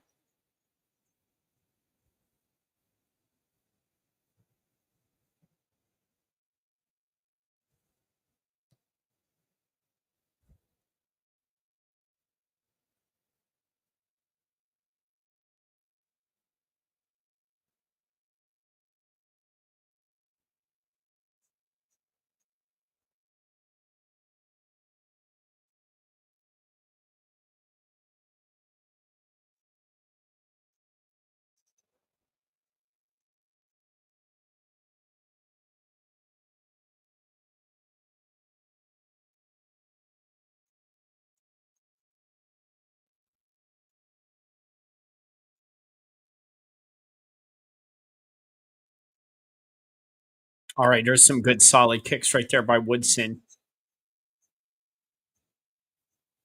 Okay, there's Dan Ige again on the prowl of backing him up into the fence and switching stances on him as well. So now instead of all the feints that Sean Woodson was doing all throughout these first rounds, all the way in the second round, it is now Dan Ige that's sort of doing that to him with all the stance switching that he's doing.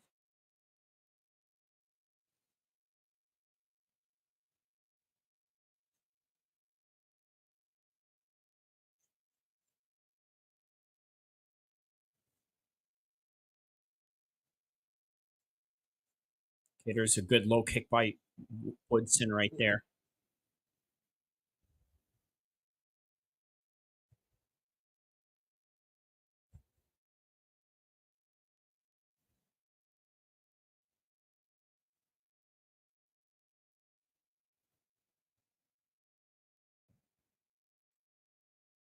All right, there's a good leg kick right there.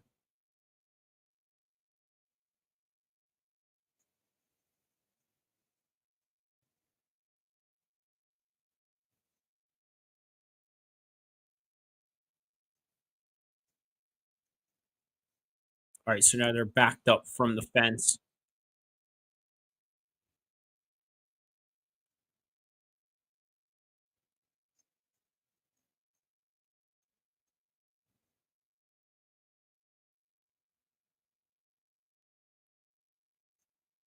Wow, man, we're already into the main cards right now.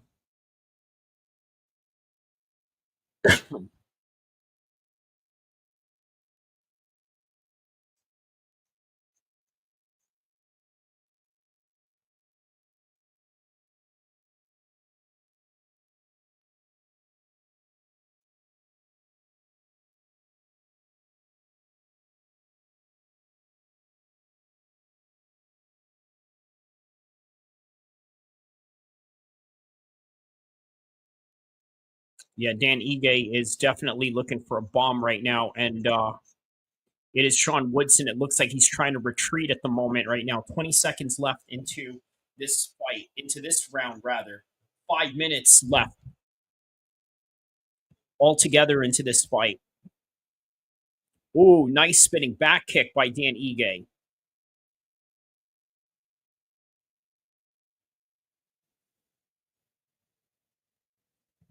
All right, good work by both men.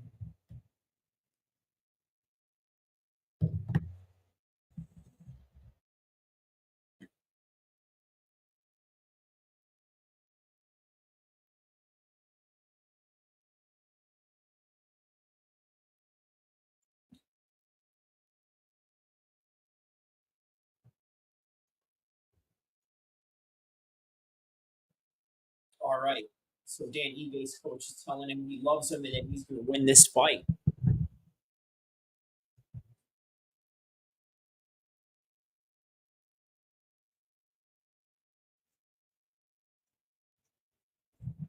So his coach is telling him to show a little bit of a bounce, show that you're alive. Dan Ige is ready to go and finish this round number 5.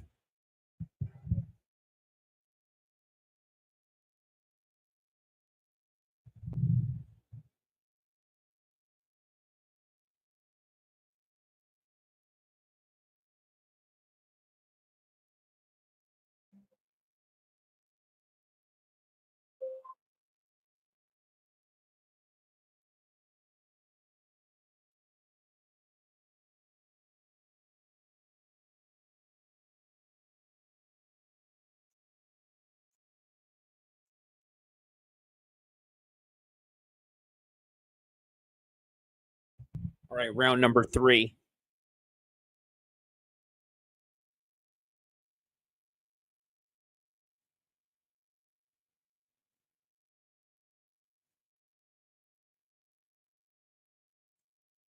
Oh, wow. He just hurt Sean Woodson right now.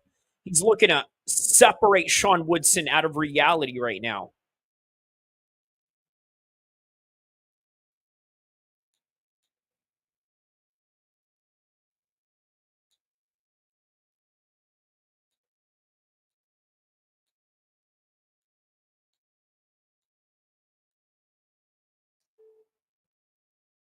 Oh, wow. Dan Ige is about to get the finish right now. The referee is looking on. That is it. Dan Ige finishes him in the third final round. Third and final round, Dan Ige gets the finish.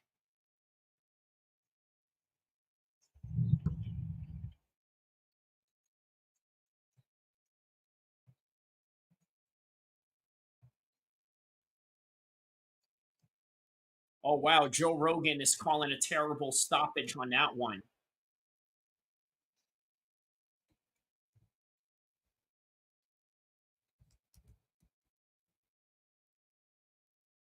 Wow. Yeah, Joe Rogan says it's a terrible stoppage.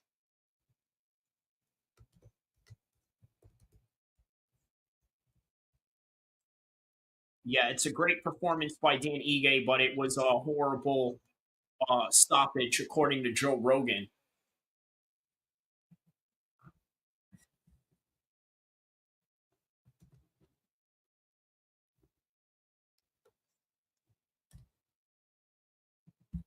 Yeah, it's not Dan Ige's fault. It's not Dan Ige's fault. He's just there fighting, doing what he needs to do, and that's just really what it comes down to by the end of the day. But hey, bad stoppage or not, I really saw that fight going in the direction of Dan Ige either way. Either way, I thought Dan Ige was the better fighter. He showed it, and that's what it was. On to the official decision and on to the next fight with Dominic Reyes and Nikita Krylov.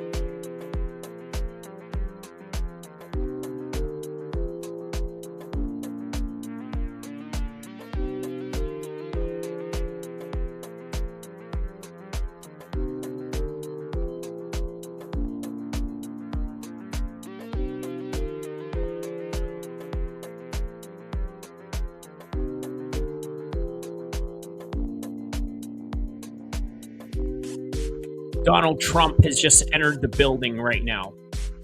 I repeat, Donald Trump has just entered the building. So, yeah, a surprise entrance by Donald Trump, but obviously it is right into hour number 7 of our live stream.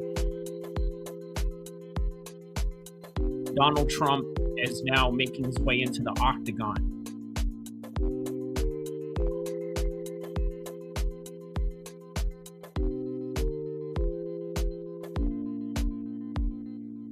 Wow. Yeah, so he was at the White House watching the prelim fights, and now here he is in the arena.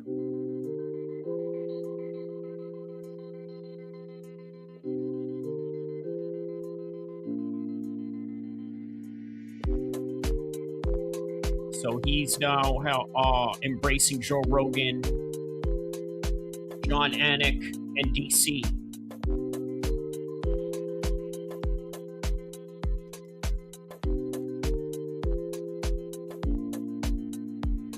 Crowds yelling USA. So a bit of a historical moment. Obviously, not to steer away from the fact that there's a lot of controversies that are surrounding Donald Trump. Obviously, many people are complaining about the tariffs that he's doing. A lot of people who are going to be diehard supporters of him are going to not really have anything to say about it other than just the fact that they think Donald Trump is doing a good job nonetheless.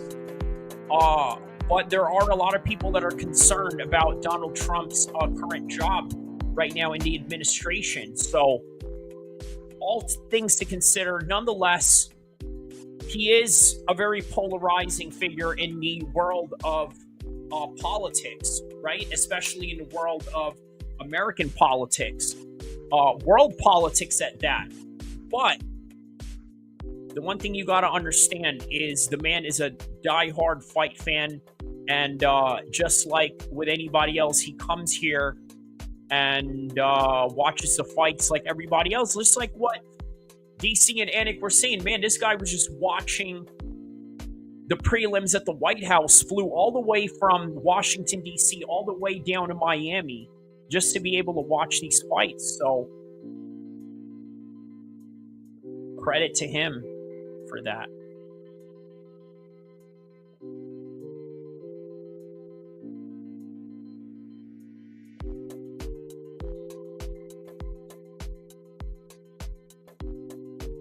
All right, so we are on to the main cards right now. The next fight coming up onto the main cards, obviously it's going to be Reyes versus Nikita Krylov.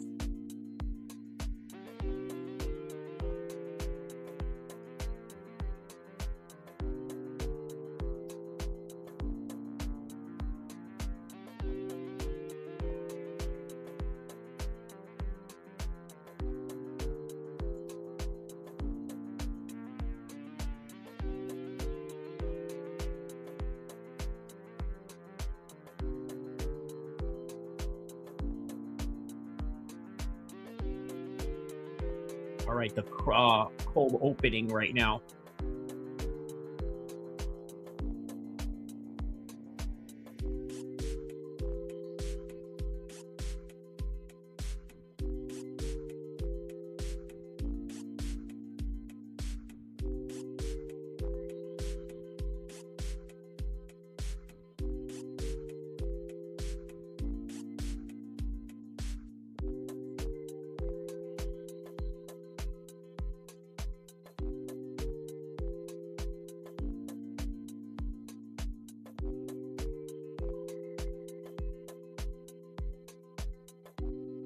All right, man, showing the cold opening that they have going on right now.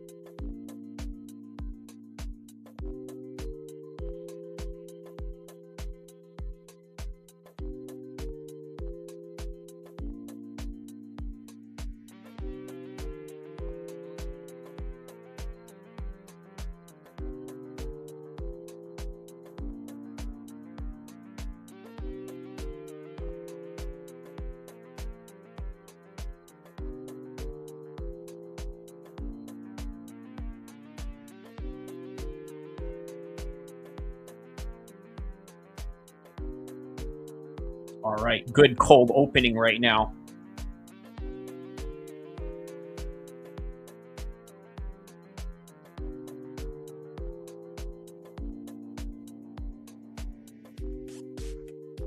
All right, so everybody that's tapped in, welcome to the main card.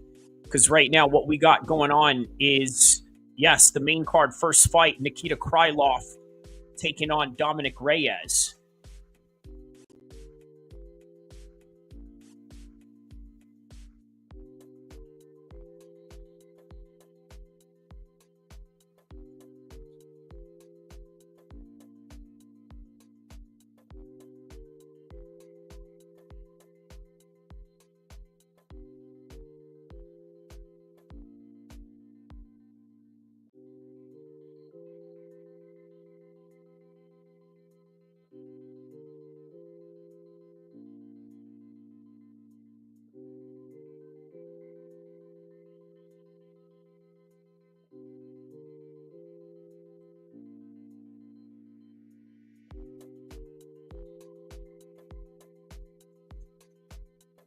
All right, there's Volkanovski right there.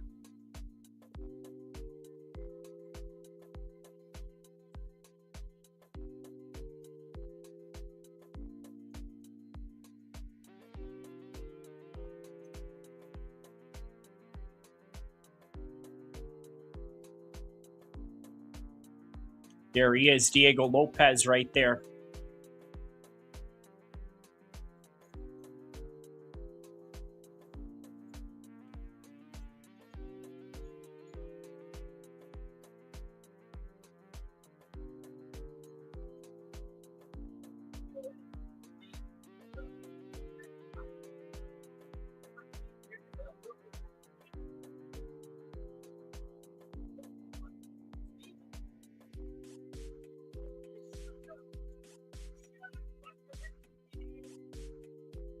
All right, so main card. Donald Trump is in the building.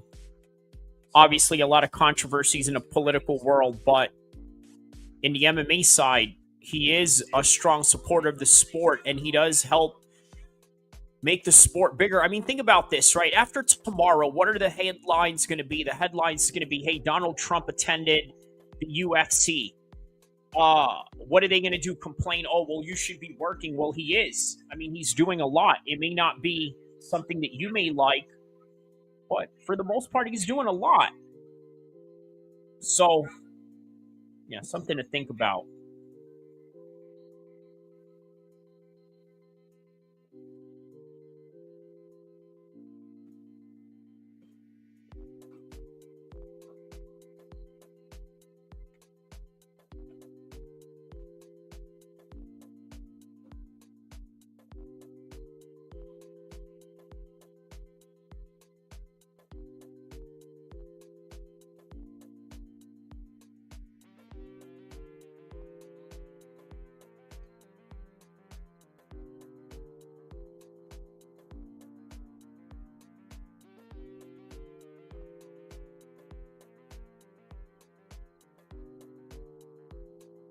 All right, yeah, so went from pound for pound to just a whole different trajectory now, huh, for Volkanovski.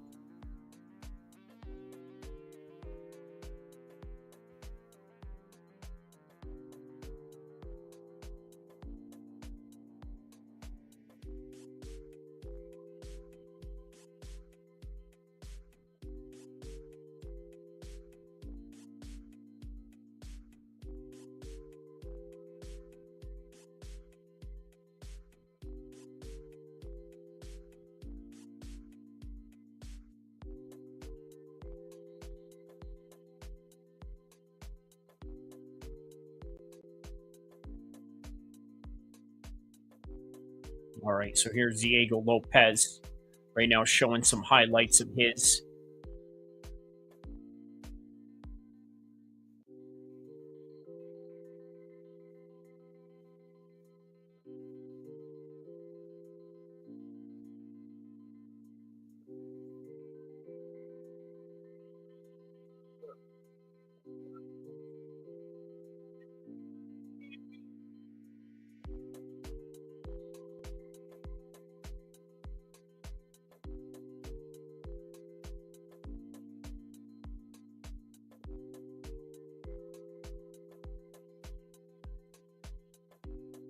All right, there's Patty right now, ready to make his entrance.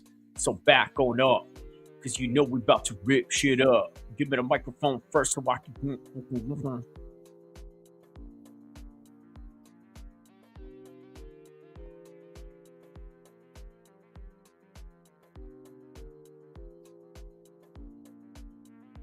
Huh.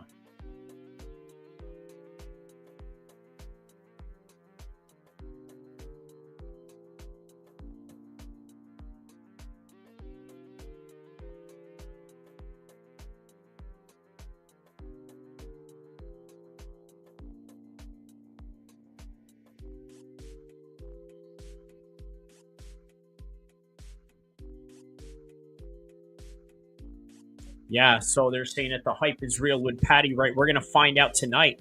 That's sort of what makes this particular fight really intriguing right here, is whether Patty really has what it takes. And Michael Chandler is a good gate to sort of test that a little bit.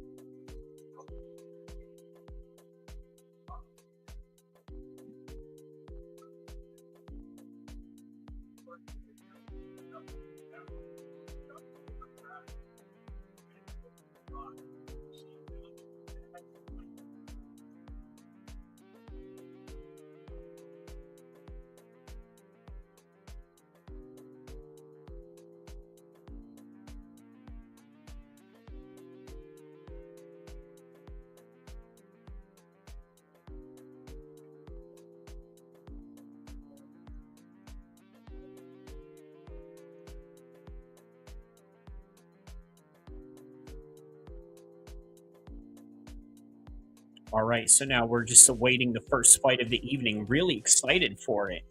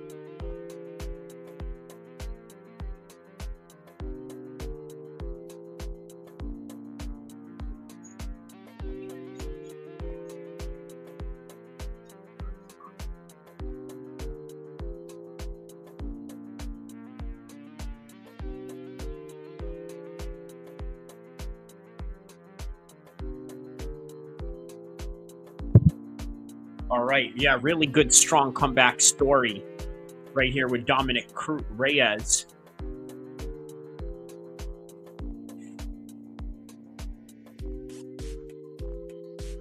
I'm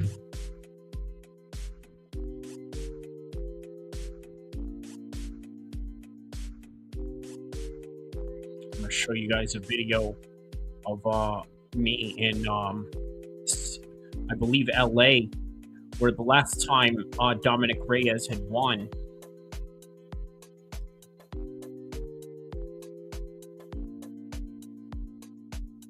Oh, this is 10 months ago. Check this out right here.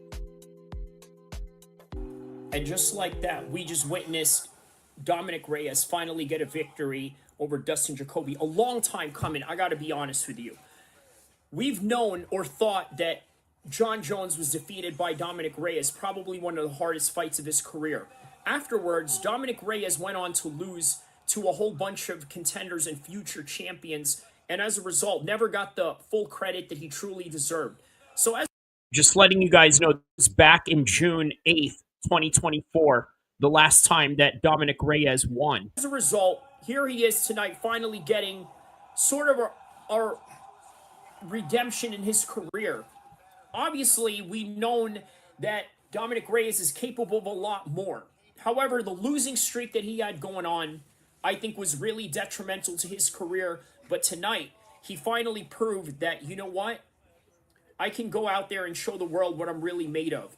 Not by fluke mistakes, not by the judges' scorecards, and not necessarily anything that has anything to do with anything that was outside of his control, but rather showing that he was in full control and in full swing of things with the first round. By the way, shout outs to Hollywood, California. The background that you see right there, that is in Hollywood, California. And, well, I'm not going to tell you which hotel that I'm staying at. But, yeah, let's just say that it's right by Universal Studios. Right behind me is Universal Studios in that hotel room. So, yeah, that was June 8th. After that, he came back, fought Anthony Smith, got another win. Here he is back at it again. Let's go relive that moment of where he started his winning streak that could be continuing tonight. TKO victory that he has over Dustin Jacoby, as I'm witnessing it right now, while he is right now being interviewed by Paul Felder as we speak. So here's something that I think is positive to say about the future of Dominic Reyes' career. We're finally going to see his true full potential. But not only that, I think we also have to understand that when it comes to this game, there are mountains and valleys and peaks. In other words, you have the highest high and the lowest lows when it comes to wins and losses. You also have a lot of 50-50 matchups where in MMA, everything is a total 50-50 coin toss. And many of those coin tosses that he's experienced, unfortunately, was not in his favor. Tonight, it was in his favor, and I got to be honest with you, I'm really excited to see Dominic Reyes in the future and what he can do and what are some of the future matchups that are going to be in his particular path. But either way, don't forget to like and subscribe. I'm really excited to see what's going to happen with Dominic Reyes in the near future, and we will go from here, inshallah.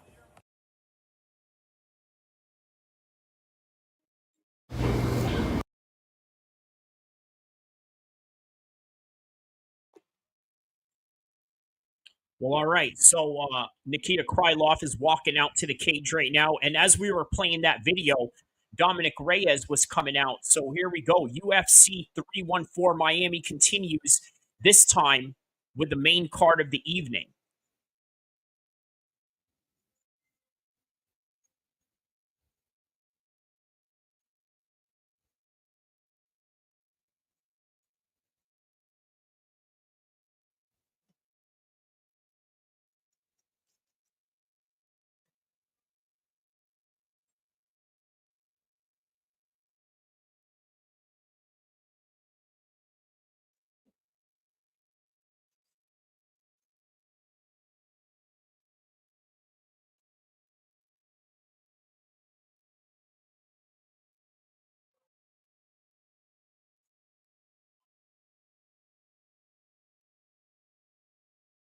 Oh, yeah. Nikita Krylov definitely has some good submission wins.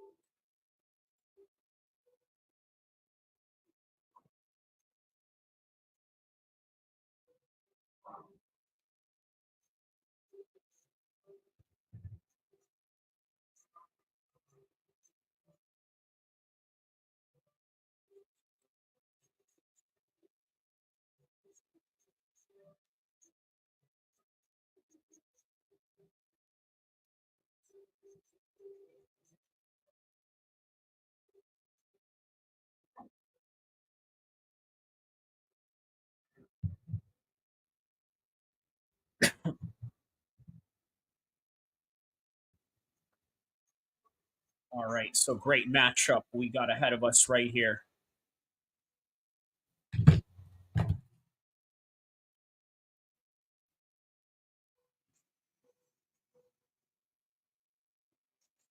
Five.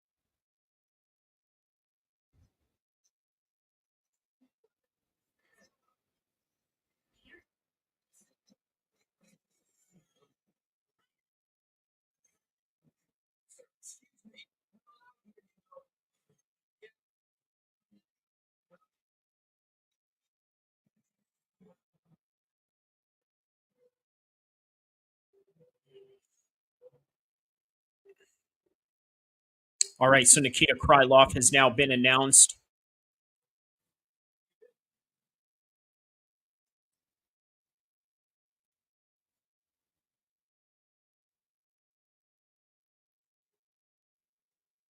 All right, so round number one is about to commence in a couple of seconds from now.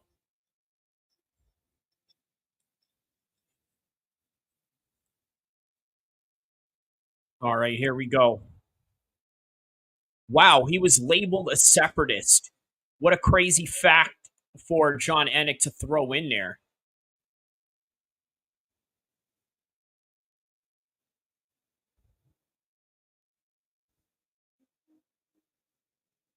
Yeah, Krylov is right in his face straight away right now.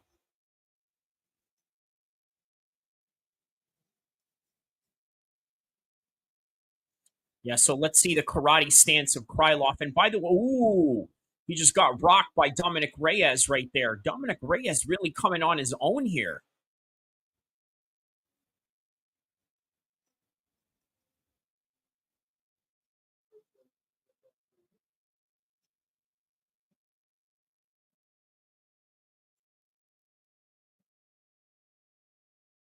Wow, yeah, Krylov was a heavyweight at one point of his career. How crazy is that?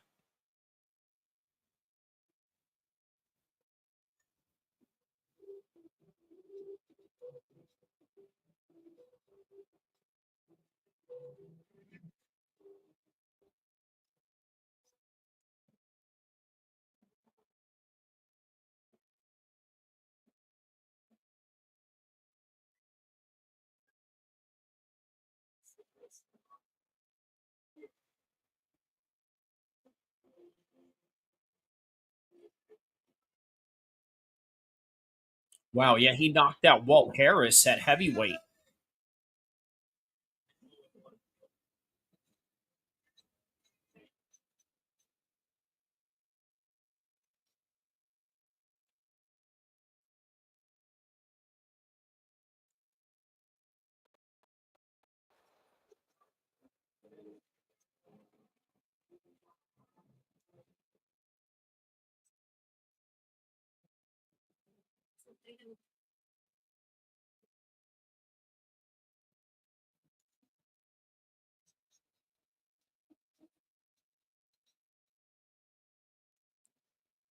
Oh, wow. He just rocked and knocked out Nikita Krylov.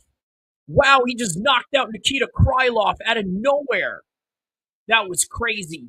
Crazy of Dominic Reyes to knock him out of nowhere like that. Let's watch that again on a replay. Dominic Reyes is definitely back.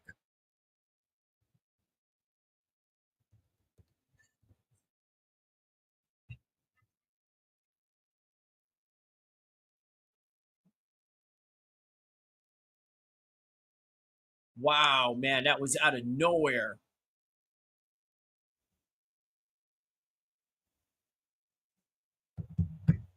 Wow. Let's take a look at that again. That knockout.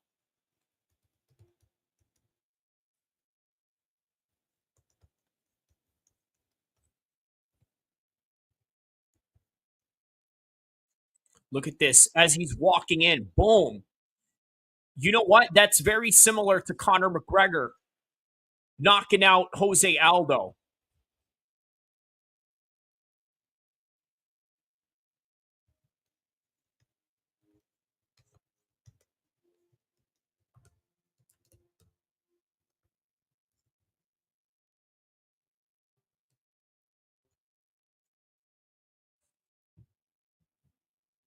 Yeah, people forget how elite Dominic Reyes really is.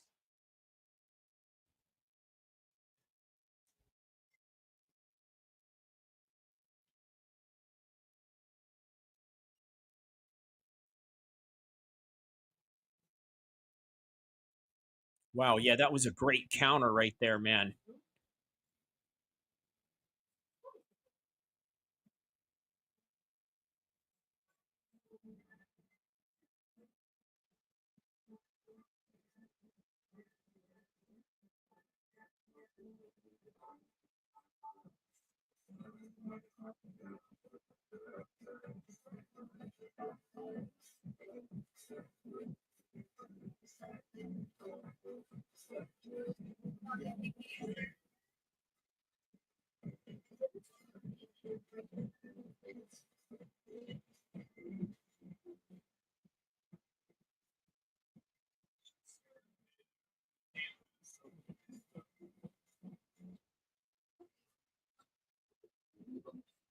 Wow, man. Yeah, great job on Dominic Reyes, man. Really proud of him on that one. I mean, just the insane journey that he's been through, the struggle, and then to finally come back the way that he did. Nothing short of amazing, man.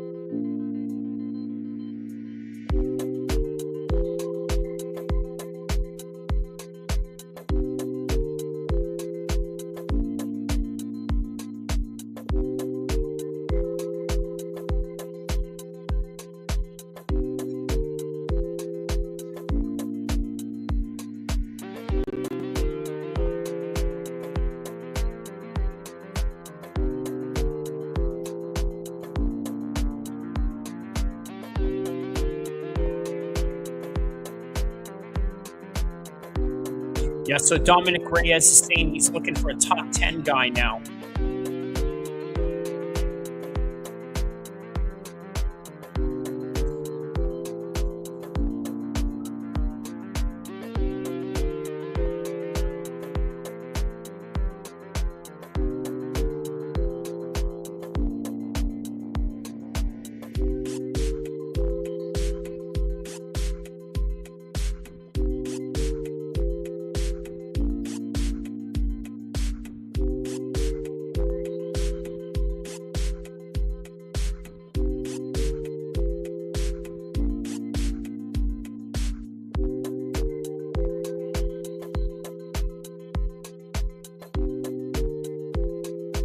All right, well, on to the next fight now.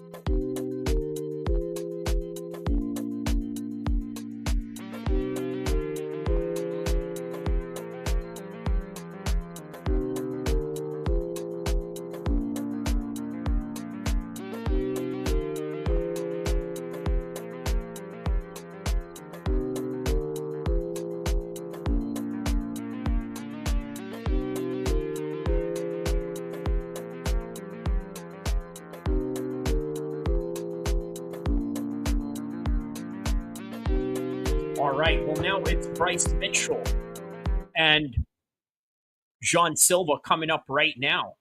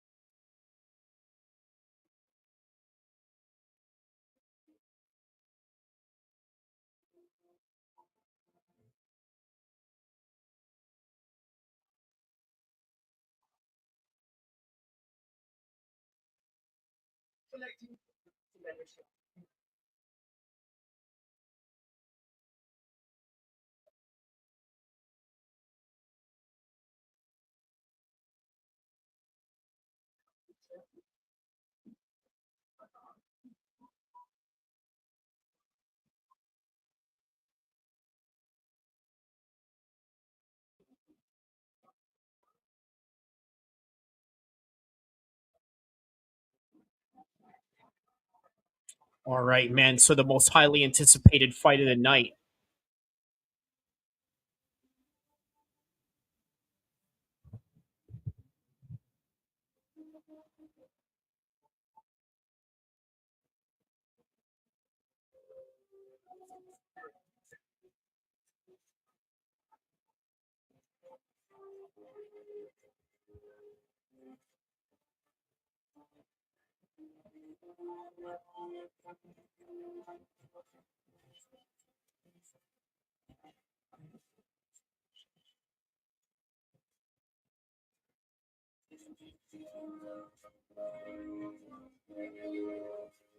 Oh wow! So this is for Amanda Nunes getting a Hall of Fame.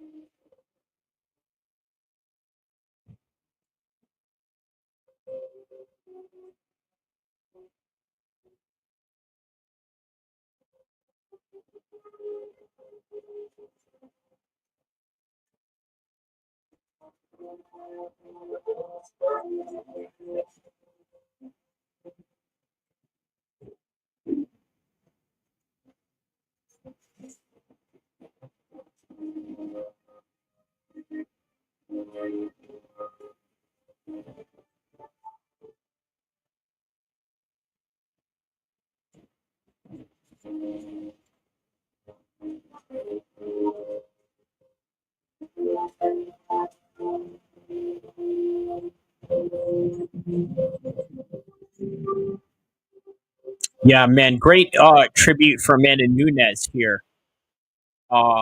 Maybe not premature that she's going into the Hall of Fame, because if you think about it, I mean, she has been sort of, yeah, she has been retired for about a year now or so, right?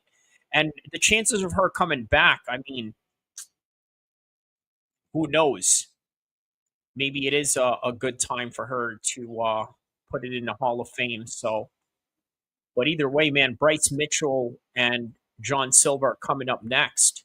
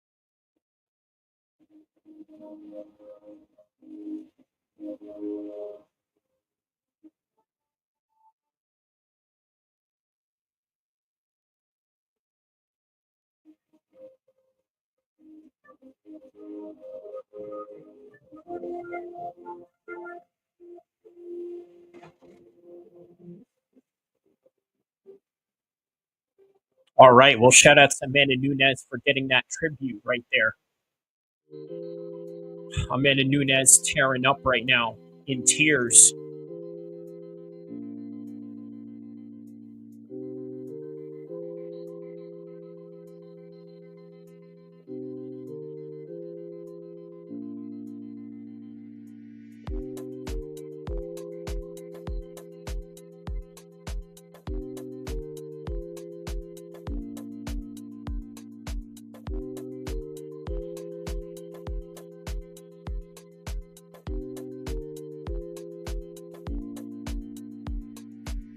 Yeah, Nunes had no idea and did not see it coming.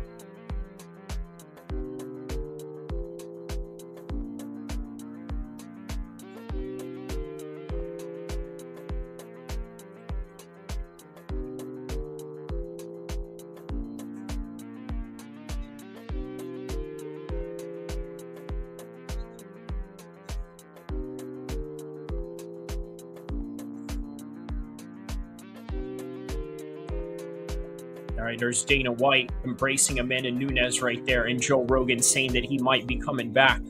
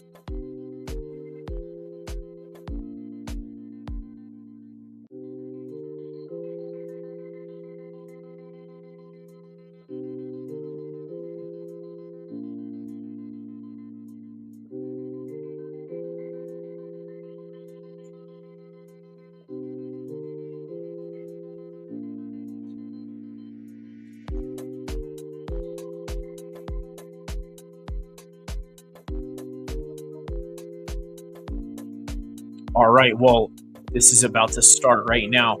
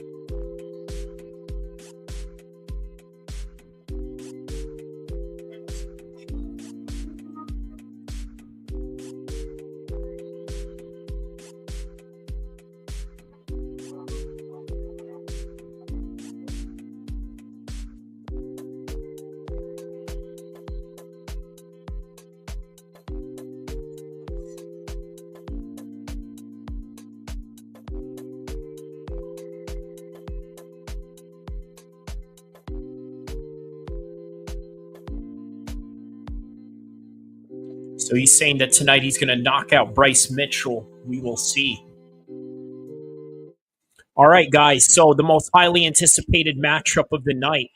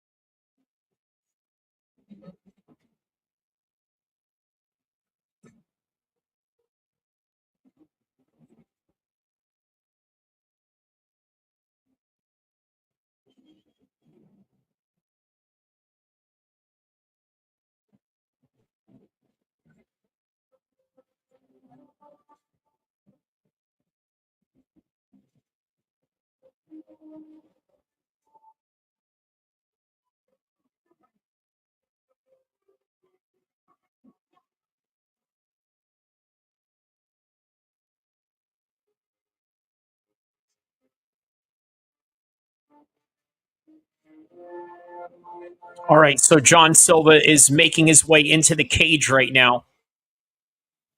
And we await the arrival of Bryce Mitchell.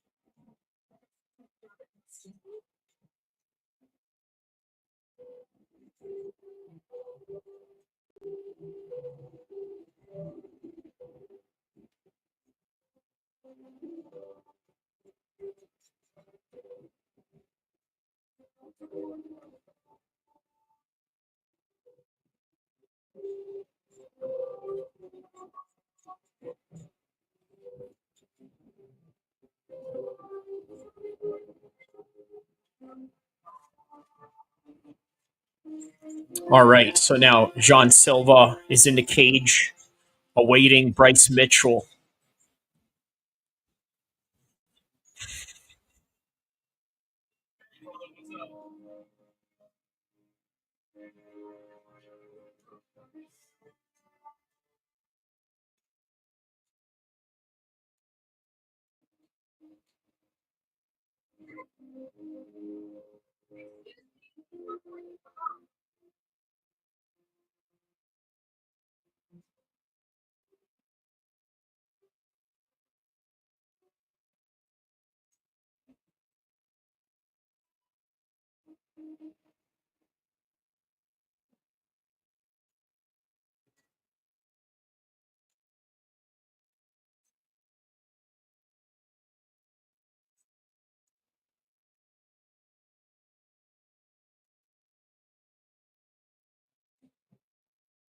All right, Bryce Mitchell is walking into the cage right now.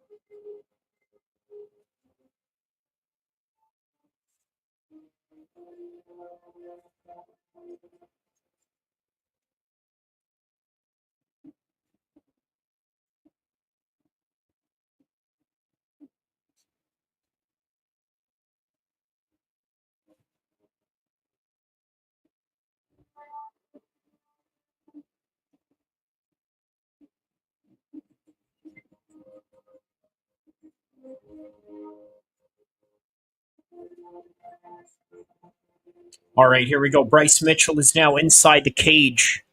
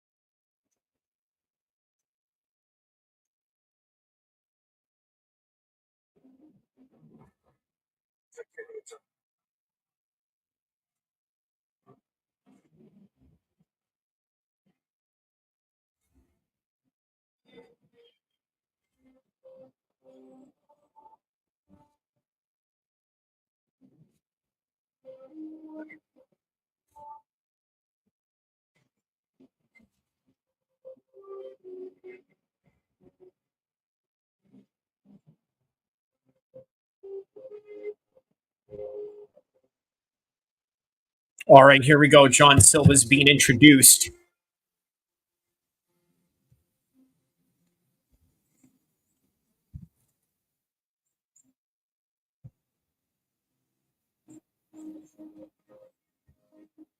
Bryce Mitchell looks a little nervous, though. I think a little healthy dose of nervousness ain't so bad.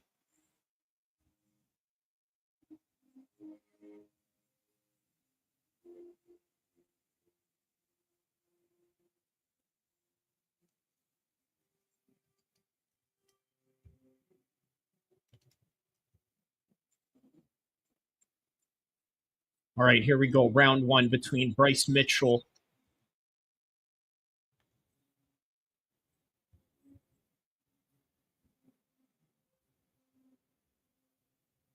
Wow. Bryce Mitchell he's offering to touch gloves with Bryce Mitchell, and he's like, I'm not having any of it. I'm like, you brought all of this fight to me and all of this. We gotta get down the proper way. There's Mitchell right there with his camouflage trunks.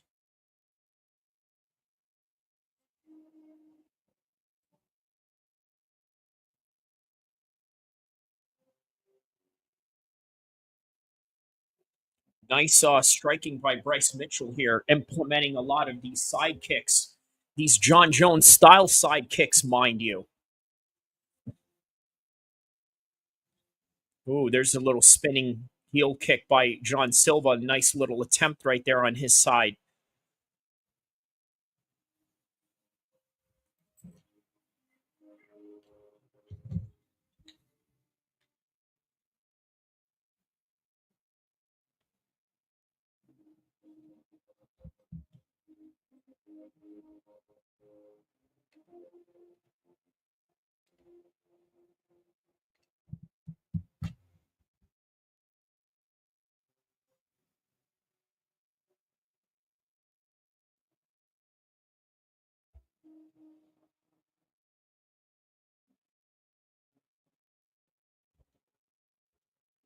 Nice low kick right there by Bryce Mitchell. Body kick by Silva.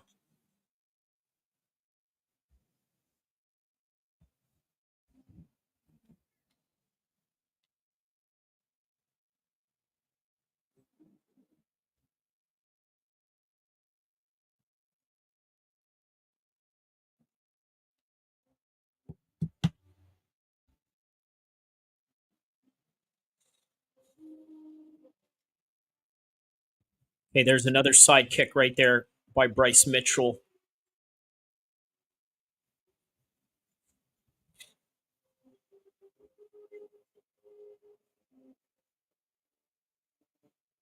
Oh.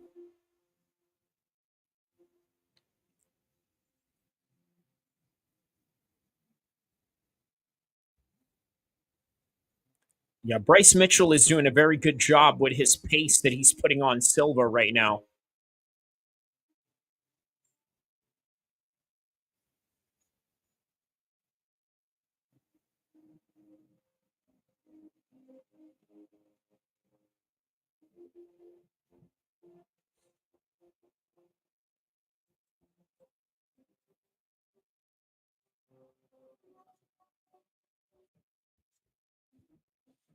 Okay, there's Bryce Mitchell shooting in right there. Good stuffing by John Silva there.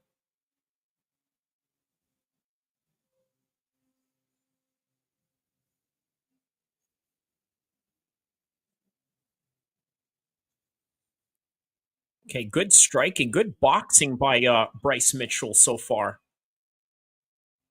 But Silva's not too far away from these exchanges either. Ooh.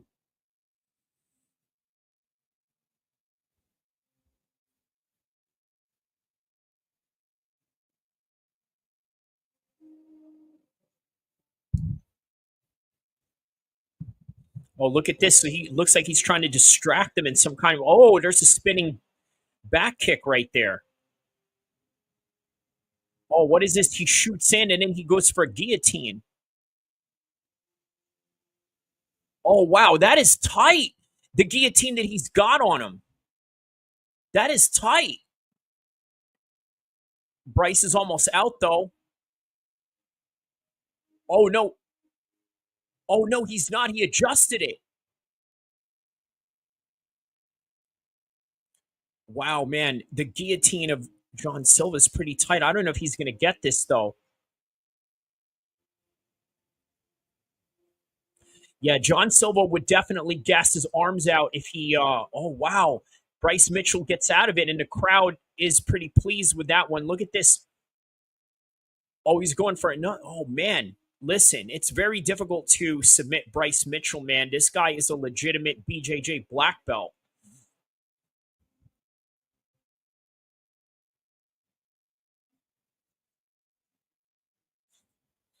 All right, that is the end of round one. Good round so far.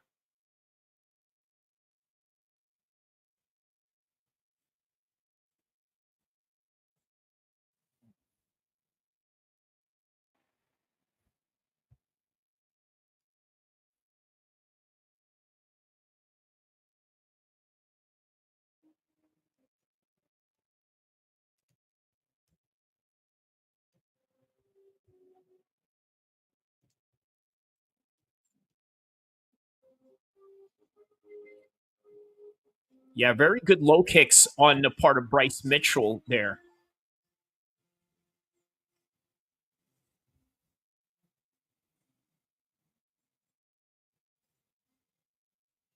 All right, seconds out. We are going into the second round.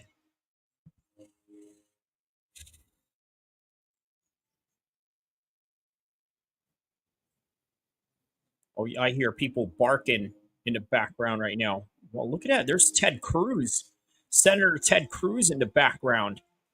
Oh, there's a nice body kick by John Silva right there, and Bryce Mitchell. Bryce Mitchell throws a body kick of his own. Side kick by, ooh, there's a hook side kick that Bryce Mitchell tried to throw at Silva. So, yeah, man, very high level kicks that both of these guys are throwing at each other. Oh, wow, he just rocked Bryce Mitchell. And he's telling Bryce Mitchell to get up, get right back up. But Bryce Mitchell is right in there, man. He's right in there. He's right in there with these exchanges. So now the pace is really turning up for both of them right now.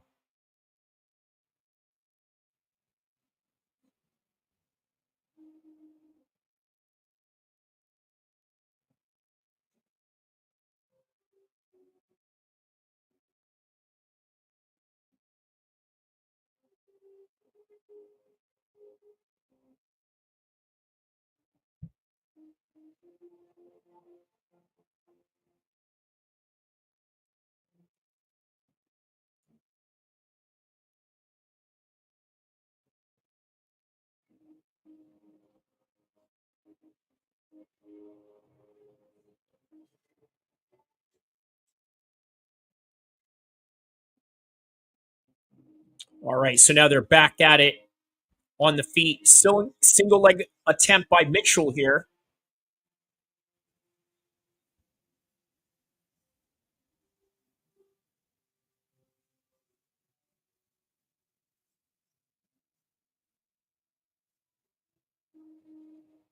Yeah, John Silva looks very loose on the feet. Whereas Bryce Mitchell, I mean, he looks great on the stand up as well, but especially with the side kicks and the oblique John Jones style kicks that he's throwing at him, right?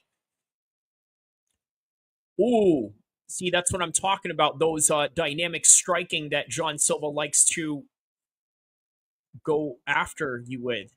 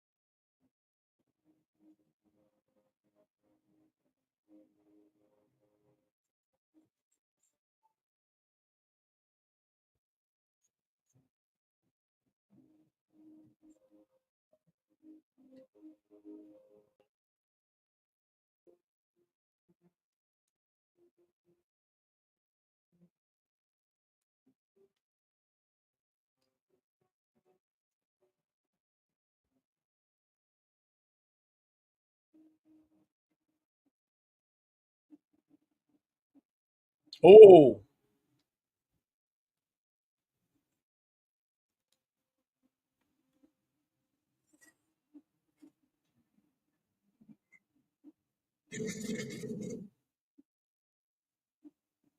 oh, wow, he just submitted Bryce Mitchell. I can't believe it. I can't believe it. He just submitted Bryce Mitchell. That was unbelievable. John Silva just submitted Bryce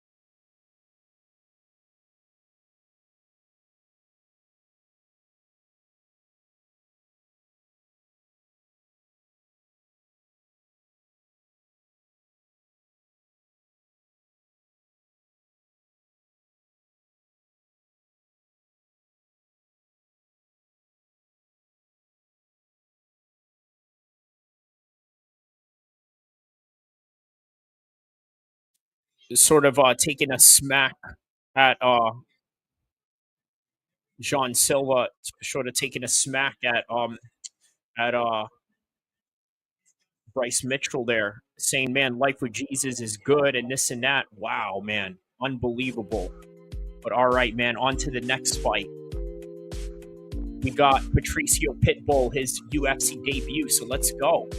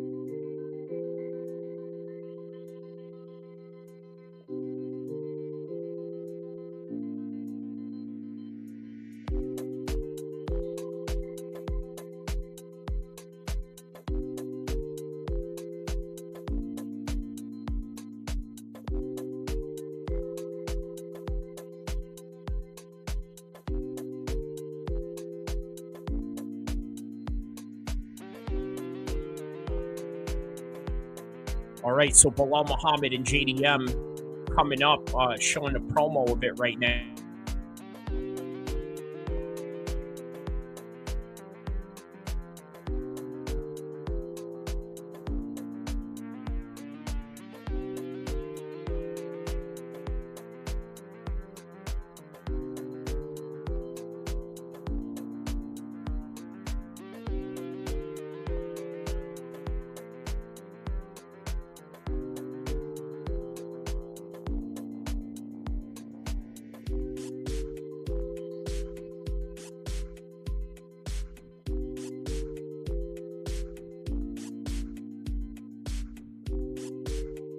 Shevchenko is in that card against Manon Frost. Okay.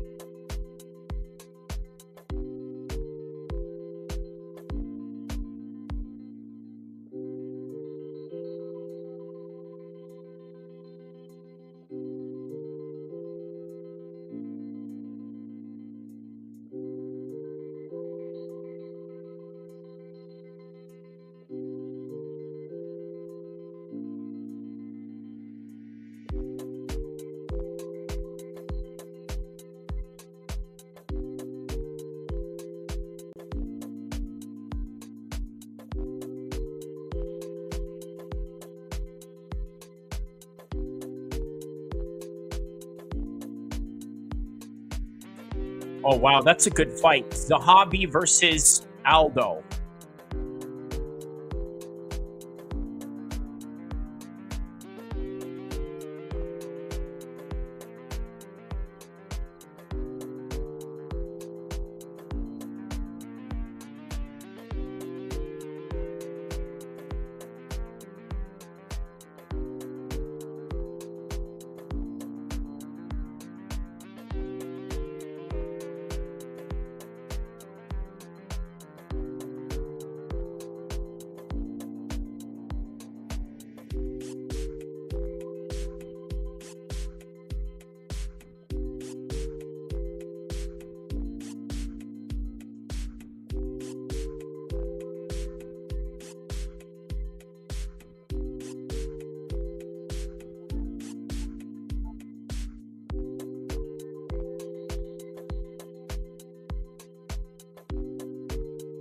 All right, so Yair Rodriguez fight coming up next.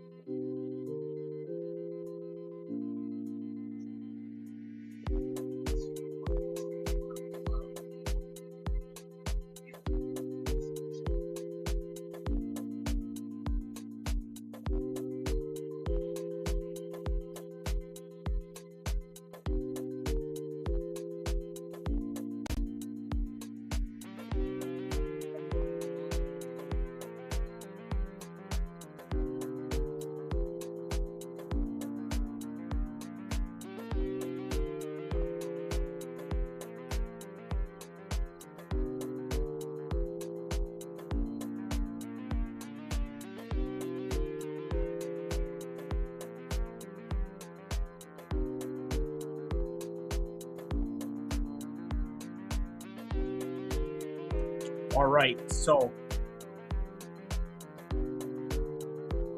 Silva and Patricio coming up right now.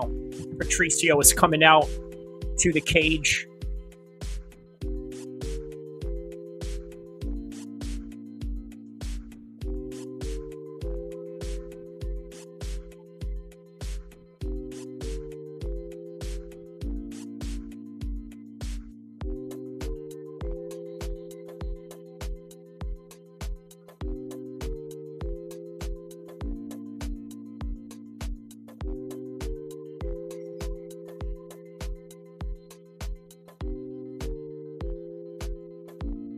So now Pitbull is finally entering the UFC cage. And you know what? These are one of those things where it was bound to happen.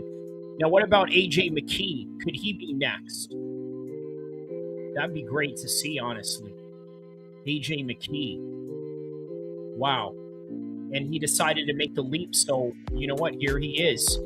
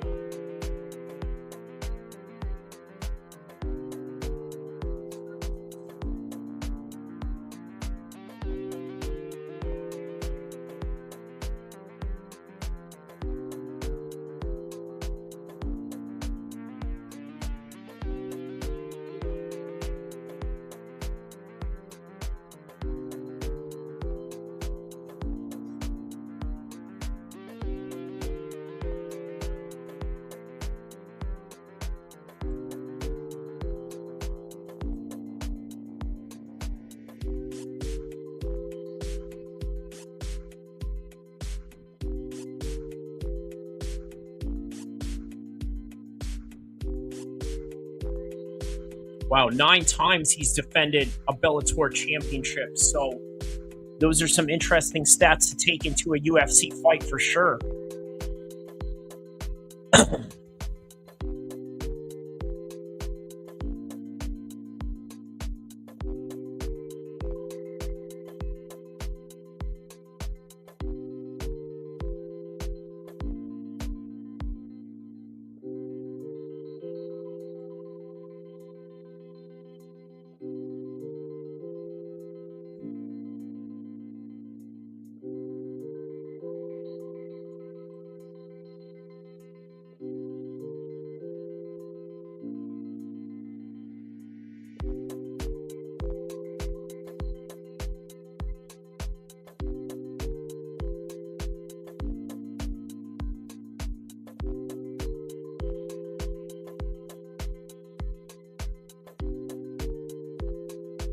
Here's Yair Rodriguez right now walking out into the cage.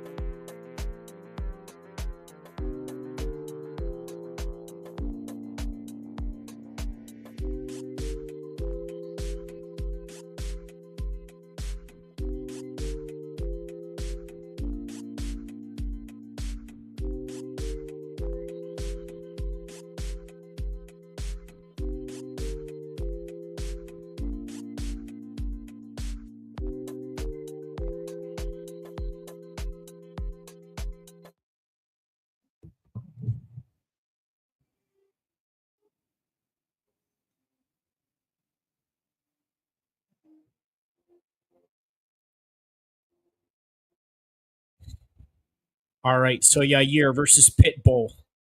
UFC debut is about to start right here. Seconds out. They are seconds out into this fight right now.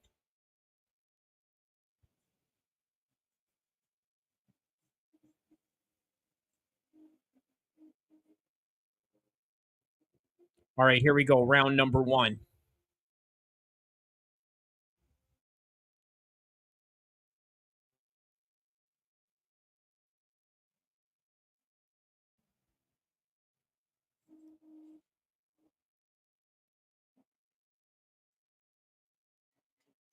Patricio making his UFC debut.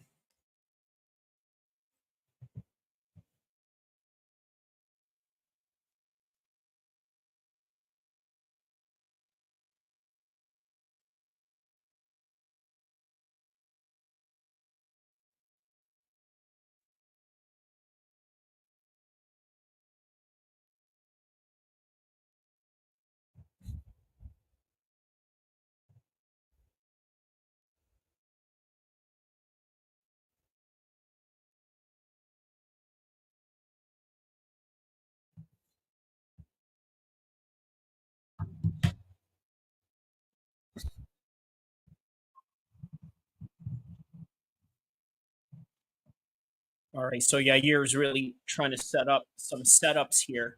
Obviously, high kicks, using the distance at that. Very unorthodox in the way that he's going to throw his strikes. But right now, there's not really much of that. It seems to be a very much more conservative approach.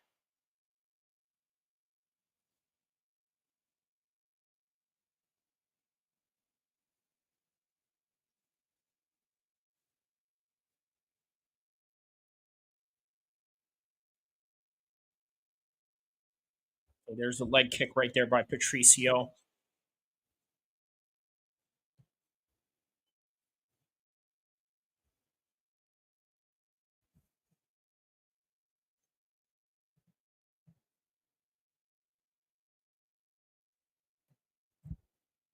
Yeah, very slow start from Pitbull, right? I wonder if that's deliberate in some kind of way.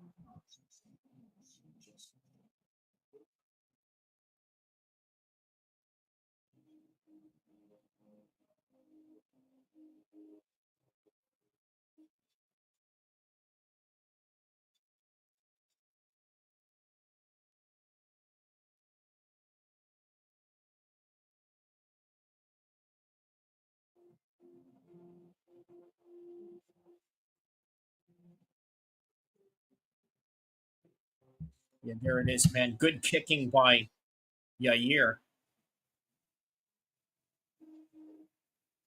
There's some kicks to the body right there. Yeah, Pitbull really looks too relaxed, right? A whole lot more than what I would have noticed out of him in Bellator. And again, maybe it does have something to do with the UFC jitters in a way.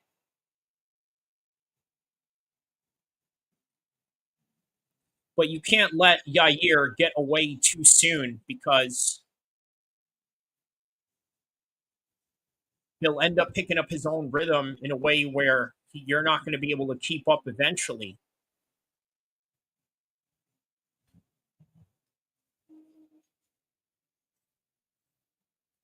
On top of that, yes, it is worth noting that he's fighting like a 5-round pace because he's used to like fighting championship fights. And right now he's here.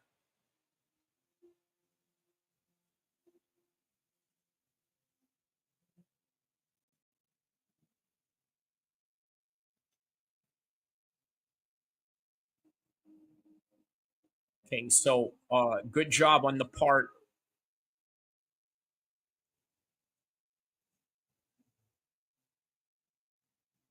Yeah, great job on the part of Pitbull for being able to get the takedown right here.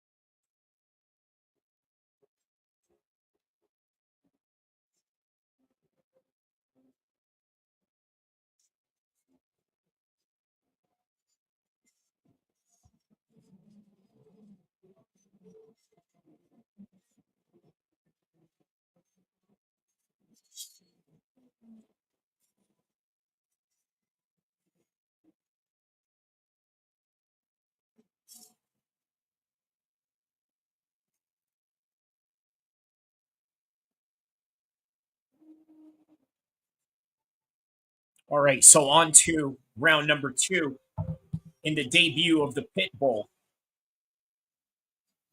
Well, he was complaining for a back of the head shots, but it's barely touching him.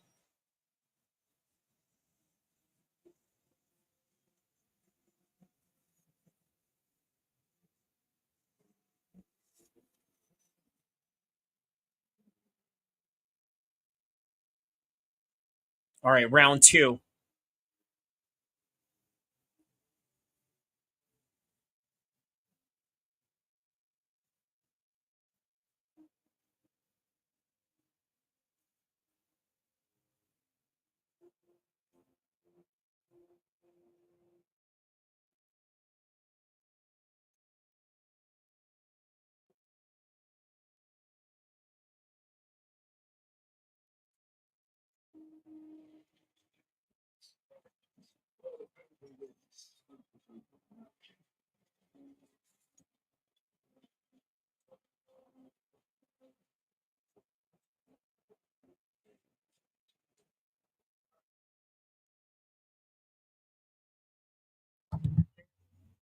Oh, good shots. Good counter right there by Pitbull.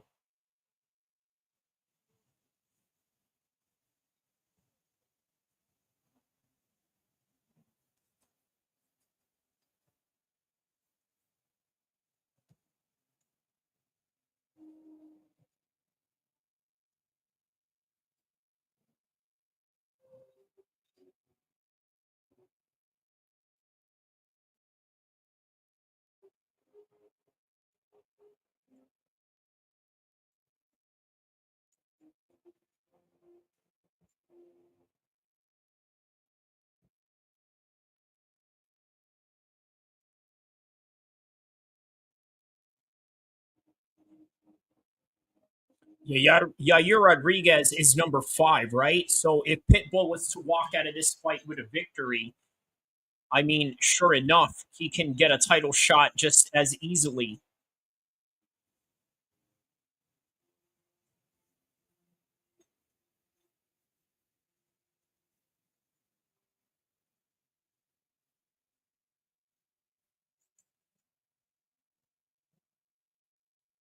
There's another takedown right there.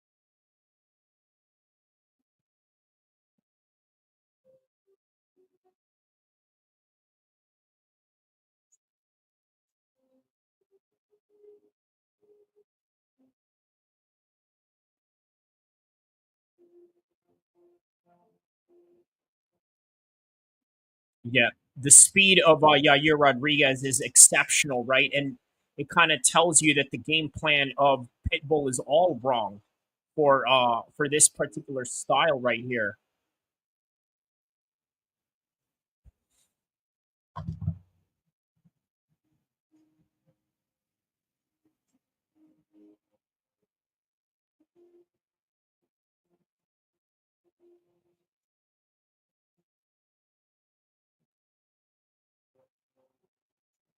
Okay, there's a low kick right there by Yair Rodriguez.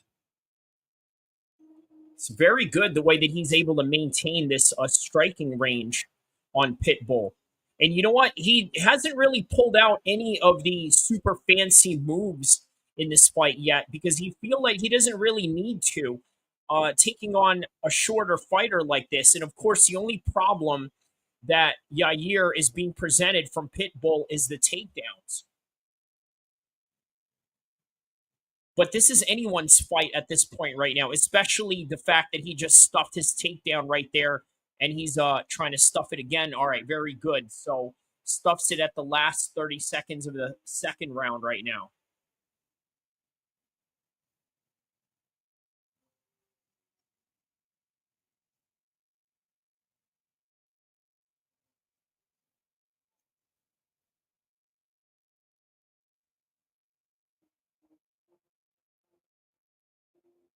Oh, wow. Now this time it's Yair that's able to take him down at the end of the second round.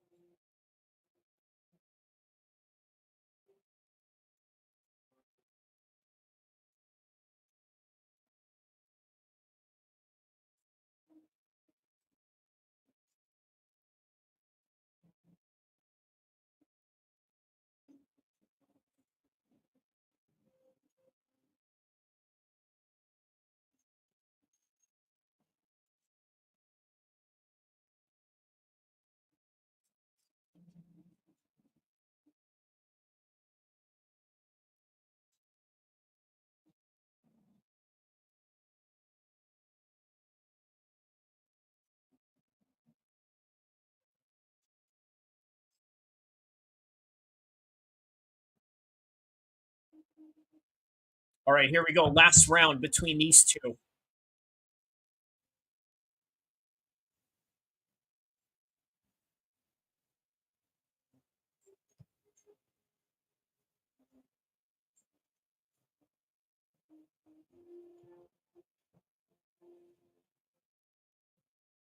Oh, there's a spinning attempt right there by Yair Rodriguez.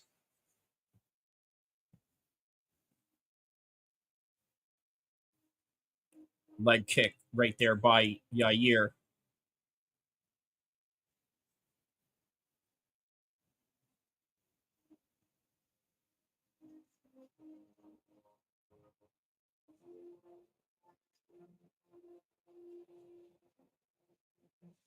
Yeah, here's the thing with all these guys that are superstars outside of the UFC, right? When you come into the UFC, you're getting tough fights every time, and Pitbull is experiencing one of the toughest fights of his life right now. I mean, not the toughest fight of his life, but tough enough to like really show, you know what? This is the levels that you have to deal with in the UFC. This is UFC level fighting right here.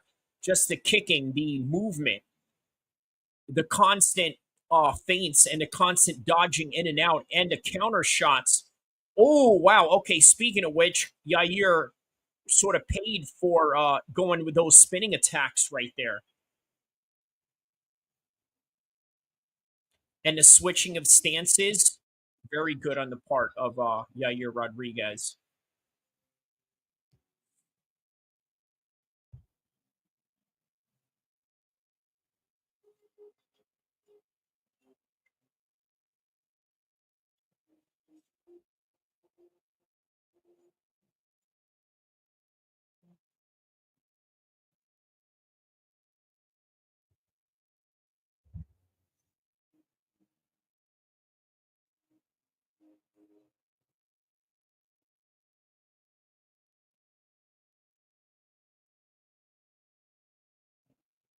Oh, wow, he just rocked him out of nowhere right now, and Rodriguez is looking for a knockout finish right here.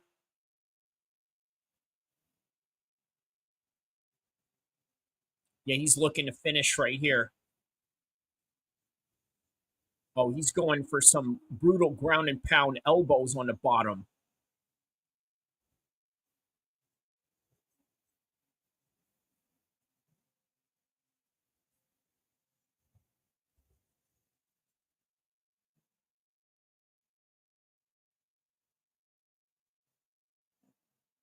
Oh, just absolutely vicious.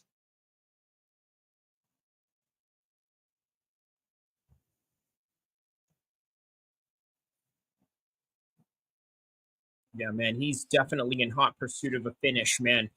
I gotta say, not the best UFC debut for a fighter coming in from another organization, right? Not the way that Jake Shields came in against Martin Kampman, if you guys remember that fight.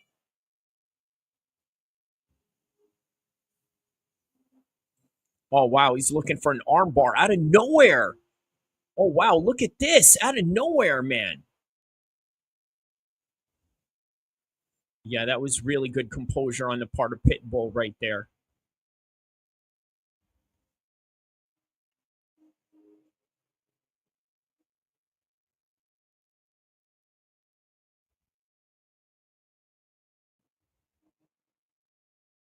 Yair's going for the leg lock right here. Oh, he's going for a heel hook. Which is 50 seconds left.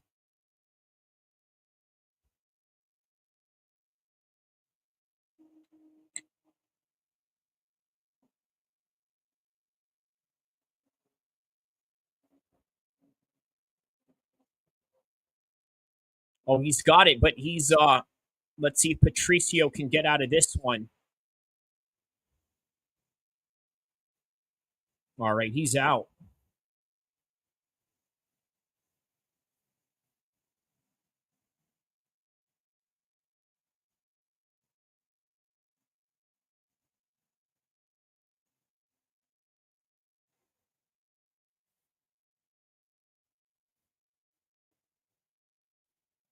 Oh, spinning attack right there out of nowhere. All right, so that is the end of the fight right there. And we head to the results. I don't see how Yair didn't win that one.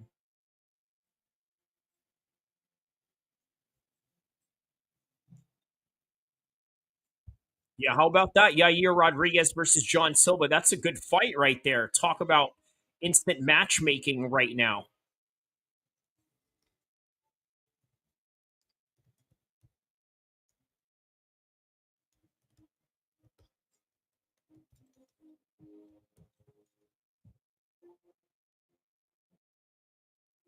All right, so there's a head kick right there. There's a body kick. Connects right on Pitbull. Sort of felt that one. Here's a 1-2 shot right there. And then there's a knockdown right there that he caught with the 1-2 shot. Bink, bink. He goes down. And then there's a short jab and boom. Right on the chin with the follow-up cross to go with it. And not only that, he didn't look too bad on the takedown aspect of the fight as well. He got a takedown off of Pitbull there, but Pitbull did as well. He got a takedown on Yair Rodriguez a few times. We shall see. We shall see how this fight plays out, man.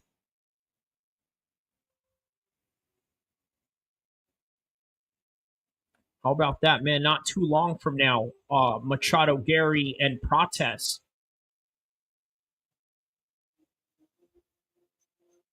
Oh, wow, man. It's going to be the final fight of Lionheart's career. And what better fight to go out than a fight night? Really, I mean, that really signifies Anthony Smith's career in a nutshell, right? He's a fight night fighter. He had a one fight against John Jones. Oh, what do we have here? We had some comments.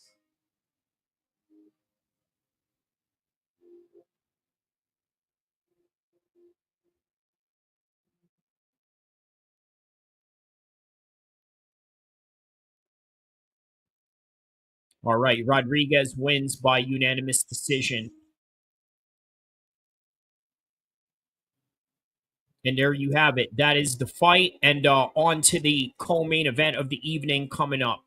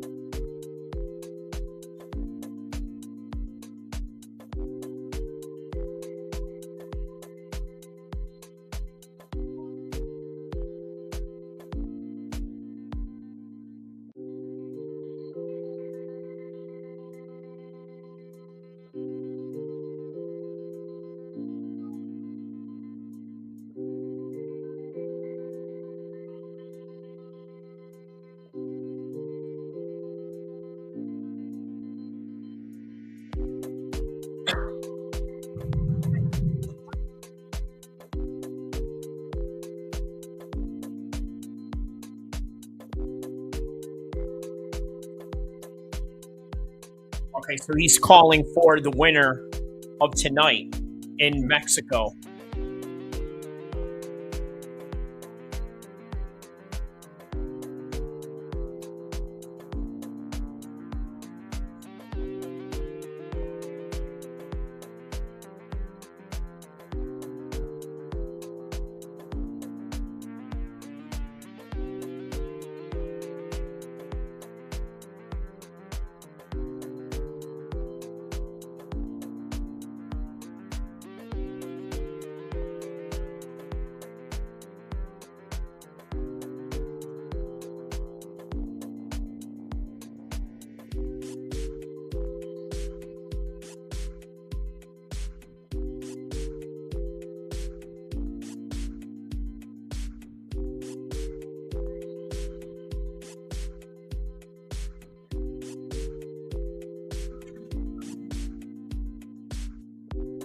All right, so Yair Rodriguez calling out the winner of tonight, whoever that will be, Volkanovski or Lopes. Obviously, that would be great. A Mexican-on-Mexican fight in Guadalajara sounds like a very idealistic situation for the UFC.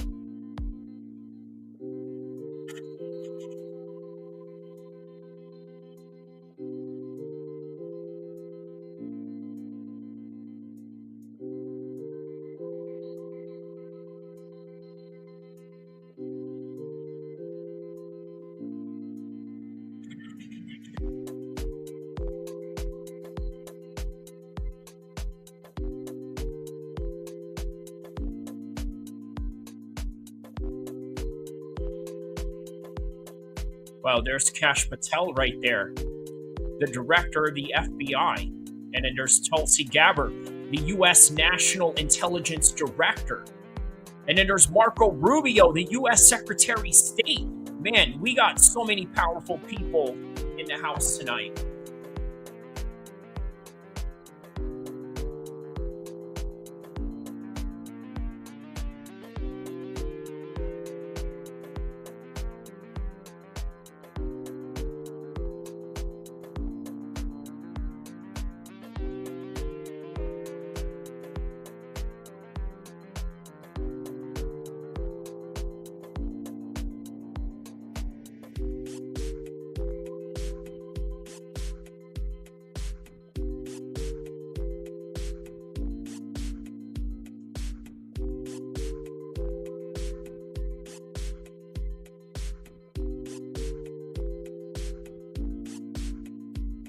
All right, well, Patty the Batty coming up right now.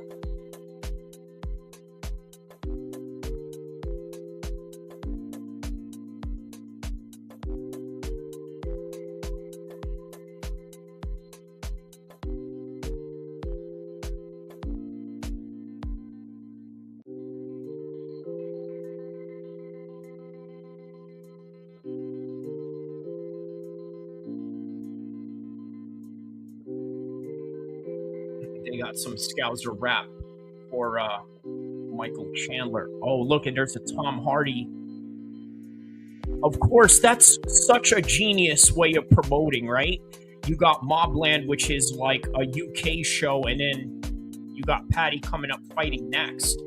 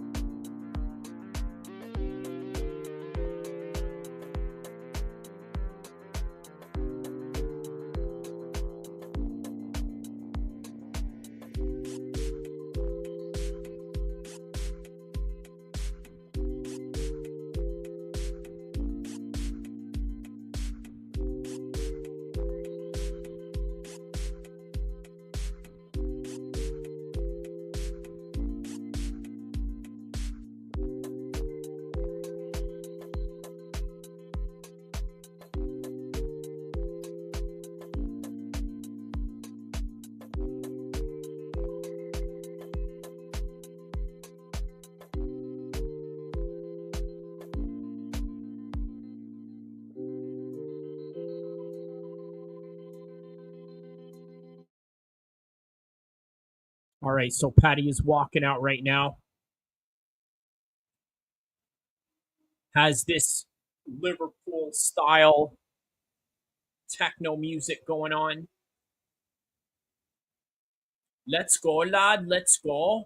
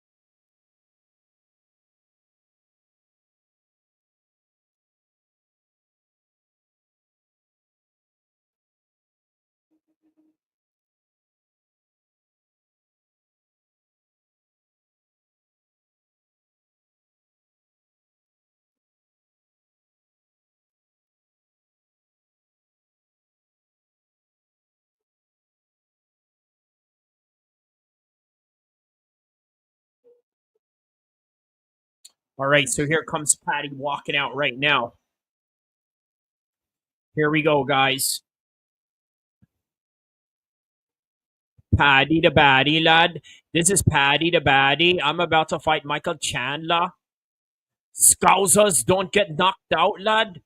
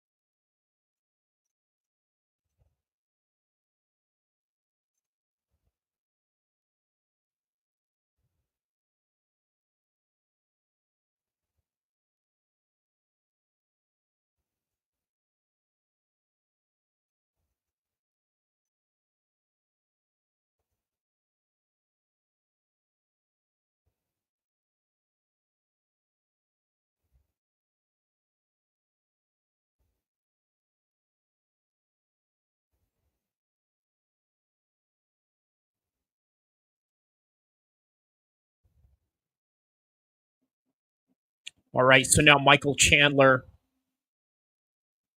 is walking out of the cage right now.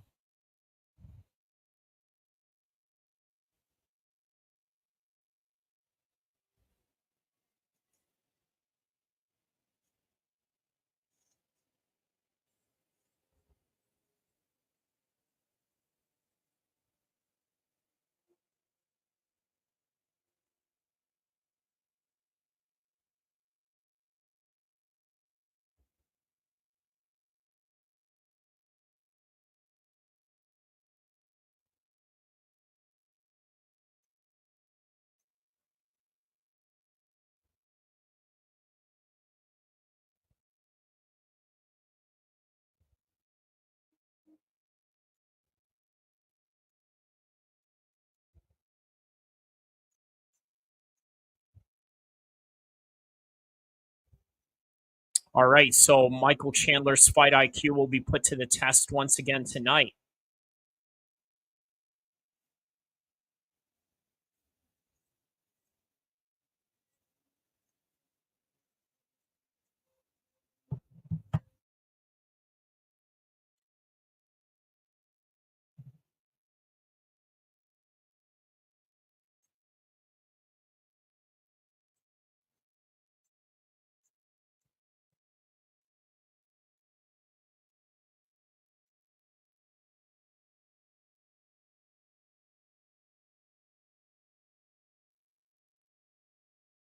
Yeah, the three-time Bellator champion.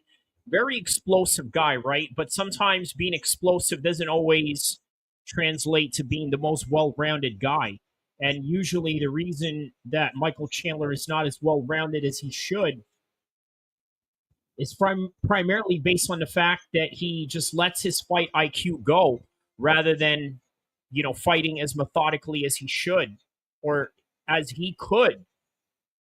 But Patty, make no mistake, Patty is a technician, right? This is the reason why Patty is at the position that he's at right now.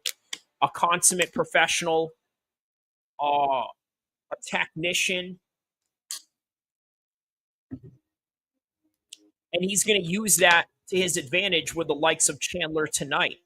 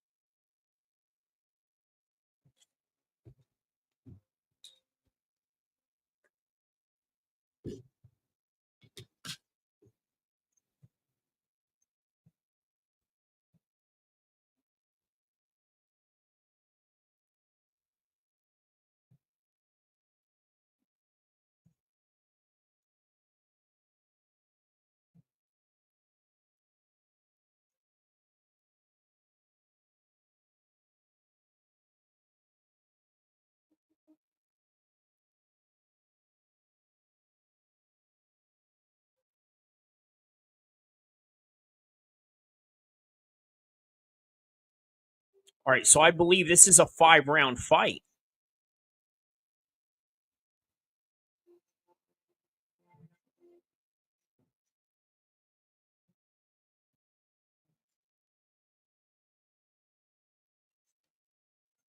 Yeah, this is a 5-round co-main event. Look at Patty. He's looking a little bit nervous. He's like, lad, this is Michael Chandler, lad. He's very unpredictable.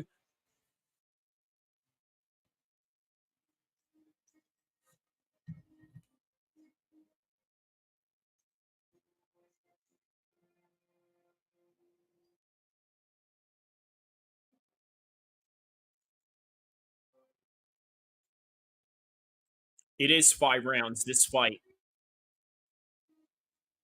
It's a 5-round co-main event.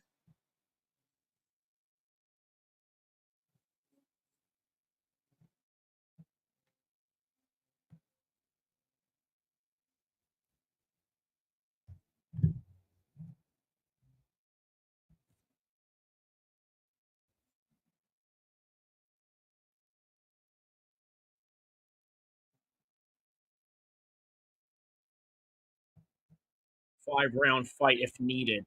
Will we need 5 rounds? Well, I tell you what, it would be really interesting if it goes that far. I have a feeling it doesn't go 5 rounds.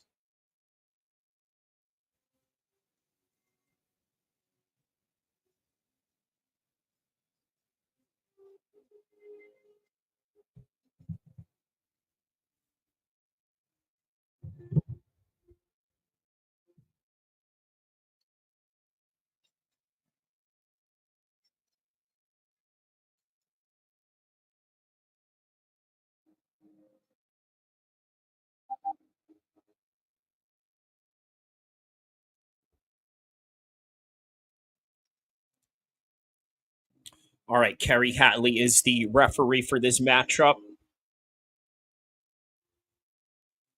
There's Iron Mike Chandler. Behind him is Ted Cruz. There's Patty the Batty right there looking very nervous, knowing that he's fighting right in front of Trump.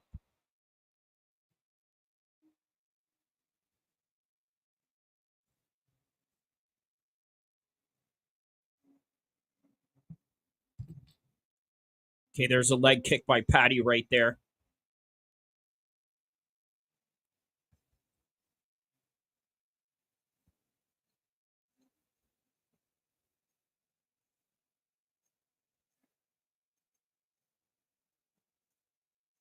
Okay, very good low kicks by Patty right now, starting it off really nice here.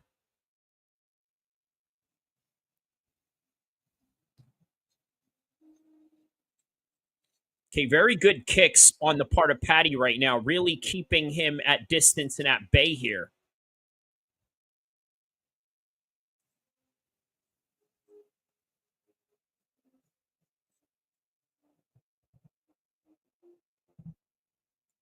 Okay, there's another leg kick by Patty. There's an uppercut attempt as he is being backed up into the fence. Ooh, good uppercuts by Patty. Very Conor McGregor-esque in the uppercuts that he threw, like what he did with Marcus Brimage. Okay, now body lock by Michael Chandler takes him down, which again shows the grappling and the wrestling prowess of Michael Chandler that would possibly be the difference maker of this fight right now.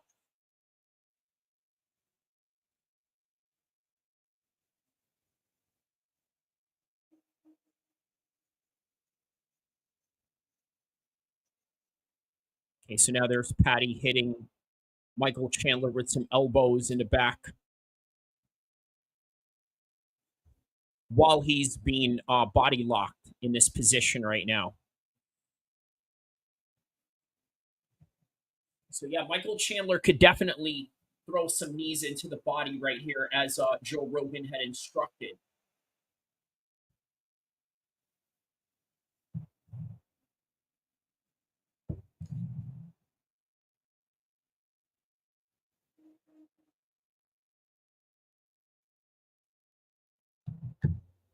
Yeah, Patty's looking for Kimura in this position right now as Michael Chandler is trying to body lock him. But yeah, man, Patty is a very tricky submission artist. But so far, oh my goodness, man, Michael Chandler can be very dangerous if you get put in a position where he can grind you and he can throw some hard shots, especially in a ground and pound position or even up top on the feet. And right now he is showing that. He did not want to find out whether him or Patty were better strikers. What Michael Chandler is ultimately trying to do here is win. You see, in the past couple of fights, what Michael Chandler has been doing was doing exactly what a lot of you fans want, and that's an exciting fight. Speaking of exciting fight, here's Patty giving you guys an exciting exchange right here. Drops the guard. Now he's looking for a triangle choke. Doesn't get anything out of that. Now they're back up on the feet. This whole fight is now going to be contested on the feet, at least the remaining 1 minute and 30 seconds of it in the first round. Okay, there's a nice leg kick by Patty Pimblett right there. Oh, there's another one right there. Now, when you see exchanges like that, you don't know if this fight is going to go 5 rounds or not. Okay, there's a high kick by Patty right there. A little bit of a labored shot.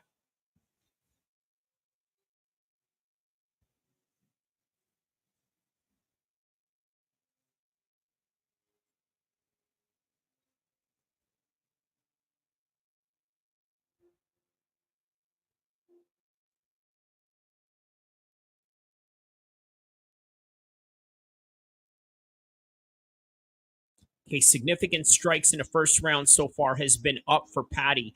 16 versus 2 for Chandler.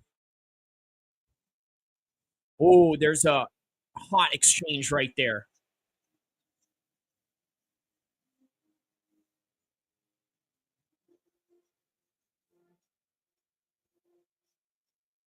Oh, wow. There it is. Wow, he's chasing Chandler down right here. He's like, where are you going? All right, that's the end of round 1. Round 1, obviously, that's going to go to Patty right there. That's Patty's round all the way for round number 1.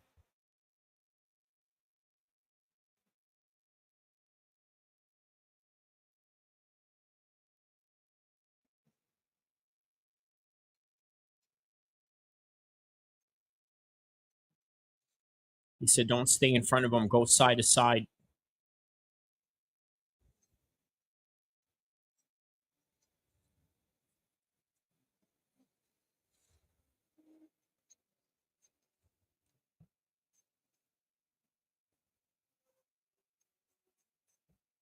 He's saying looks like he's slowing down a little bit.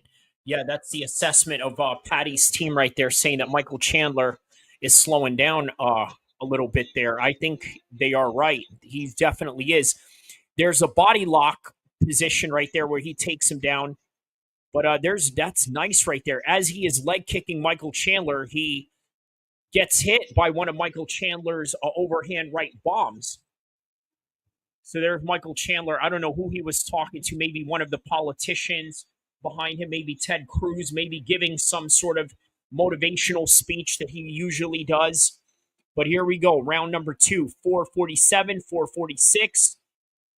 And Michael Chandler is fighting side to side right here. Patty's sort of fighting a little bit flat-footed. Right? So it seems that when it comes to the striking, maybe Michael Chandler is the elusive of the two. But there's Patty right there throwing some jabs right at Michael Chandler, sort of testing his range right there.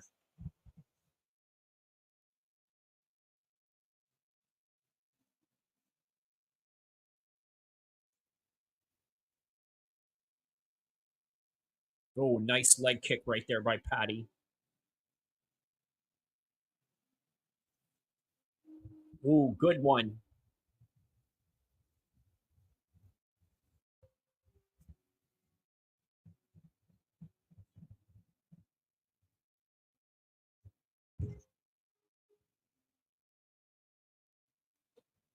Good leg kicks by Patty right there.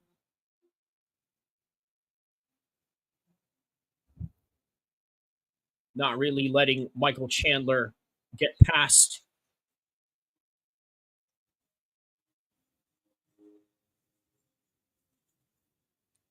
And not allowing him to breathe either. Very good. Just staying on him. Oh, okay. So that right there is a low blow. Oh, that is a bad low blow. Very bad low blow, and the action stops momentarily. Boom. So what Michael Chandler was looking for was the same front kick that he caught Tony Ferguson with, only for him to be stopped by Paddy's middle parts. And yeah, that was a clear indication of a low blow.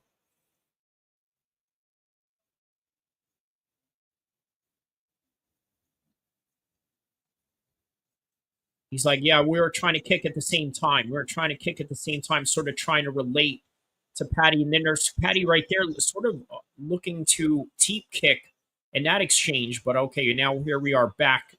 Less than 3 minutes left in the second round. High kick by Paddy right there, switching stances. Okay,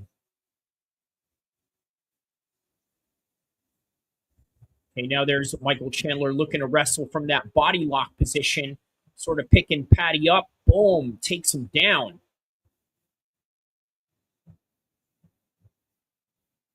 Yeah, very strong display on the part of Michael Chandler here.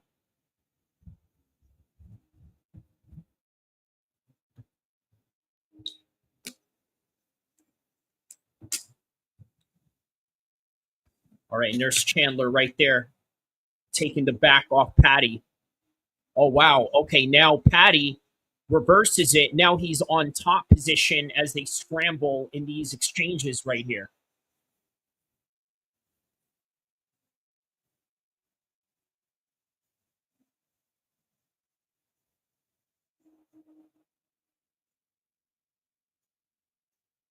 Yeah, Chandler is in real trouble here in the grappling exchanges. Paddy is in side control right now. And Paddy is looking to land some knees.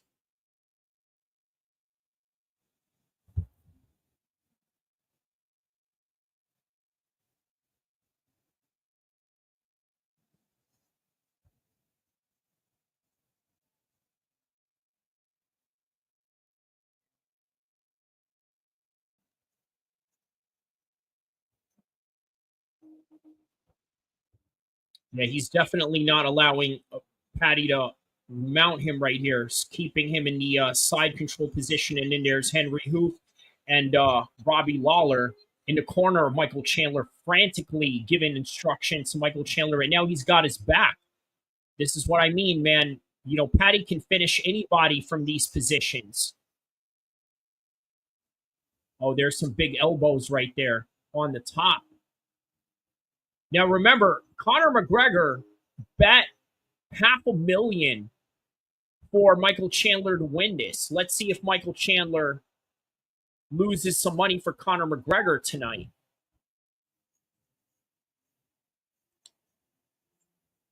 Now, the corner of Michael Chandler is telling him to hang on. You only have 30 seconds left. That's all you need is 30 seconds just to hold on.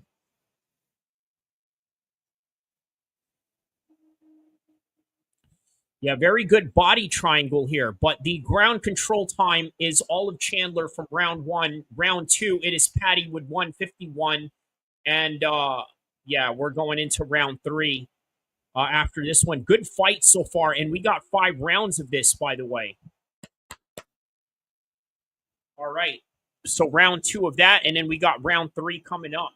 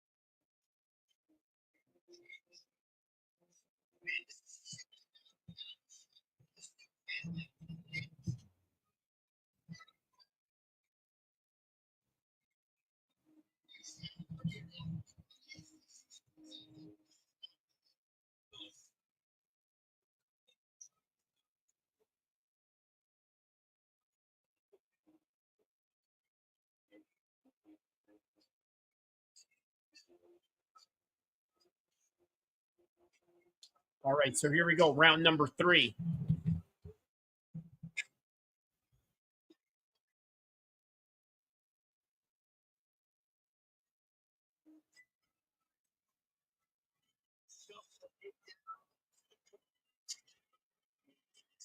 All right, round number 3. Both of them sort of dab each other up out of respect.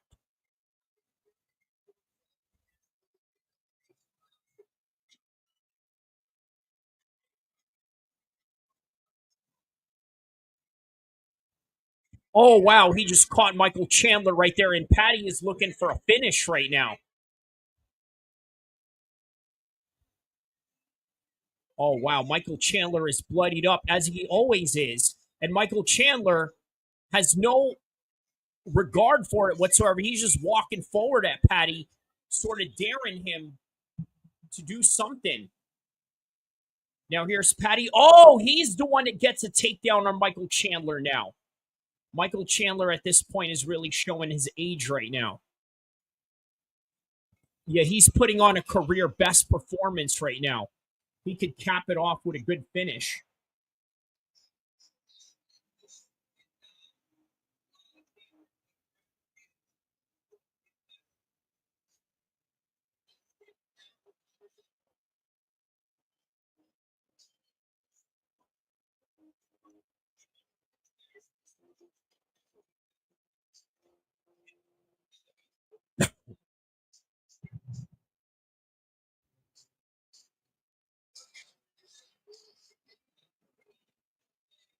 All right, so maintaining some ground control position right here.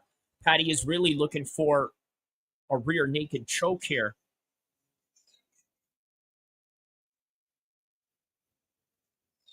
Man, Conor McGregor put up a $500,000 for him to win this by knockout.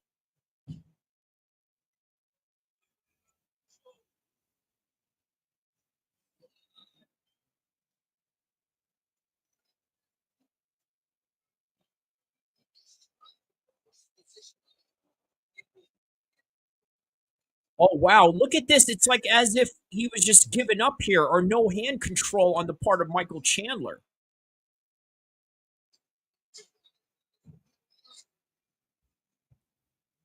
Yeah, this is a very tough fight for Michael Chandler. As always, every fight that Michael Chandler is in is very tough, man. He's getting ground and pounded by Paddy Pimblett right now.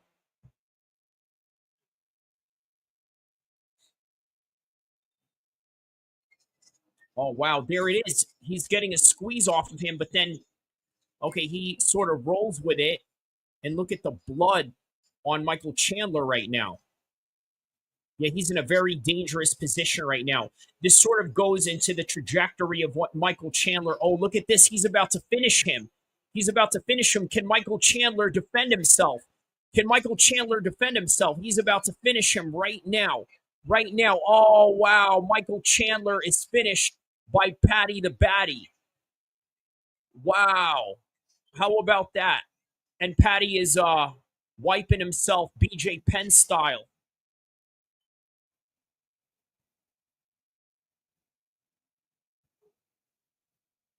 Wow, yeah, Paddy really is that good, man.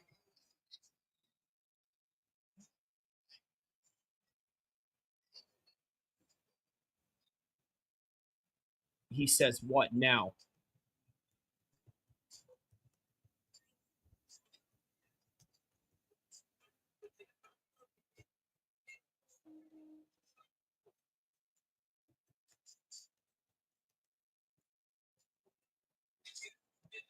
Yeah, imagine if he calls out Conor McGregor right now.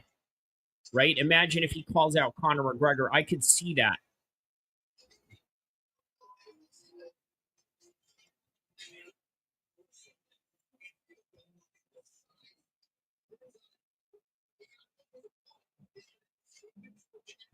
Yeah, times it perfectly with that knee right there. Boom. He gets that knee as he's walking in there. Then he gets a takedown. Boom.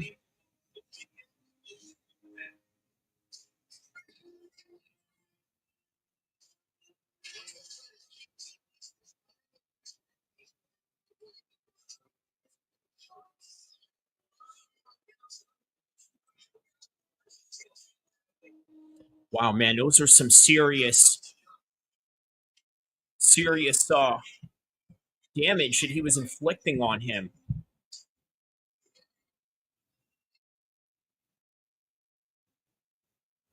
There's Henry Hooft congratulating Paddy, obviously the coach of Michael Chandler.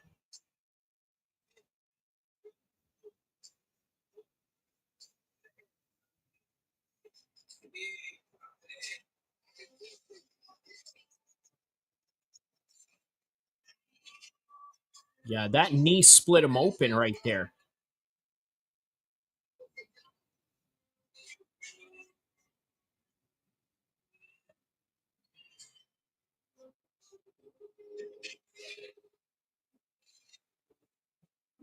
Wow, yeah.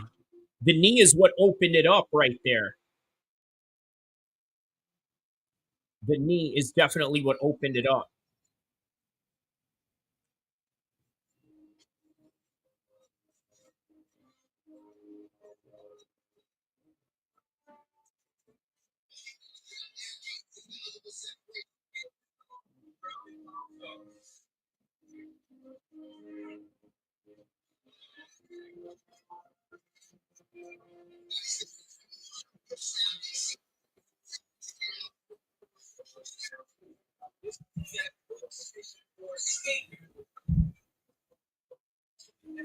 He said, this is how we do it. We use our fight IQs and we beat mother effers up.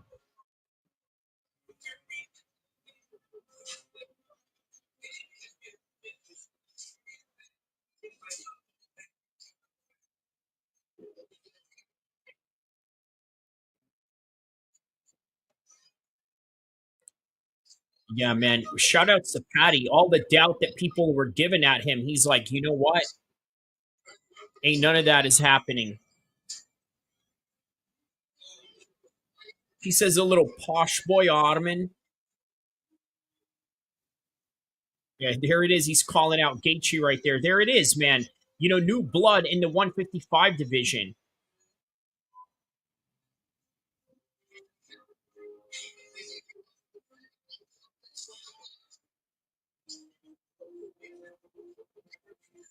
He said, Armin, he said he's a little helmet. Forget Armin. He's a little helmet. You know, come face me. I'm the best submission artist in 155, he said.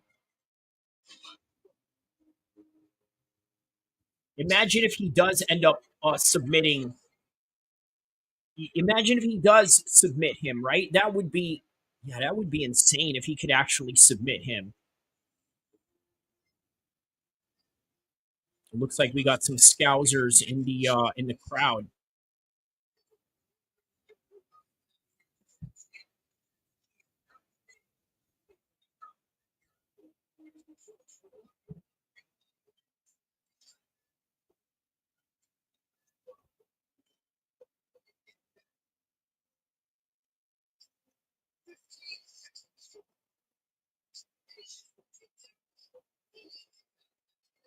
Wow, man. Yeah, congrats to Patty on that one, man. Great win on Patty. Really proud of him on that one because he proved that, you know what? Man, all the doubters wrong. Look, I love it when somebody goes out there and proves the doubters wrong. That's the best feeling, is when you prove the doubters wrong, the people that have never thought that you would be able to do it, and then you actually end up doing it. It's great, man. And then he called out Justin Gaethje too. Hey, man, I ain't mad at the call out. That's quite a good call out, actually.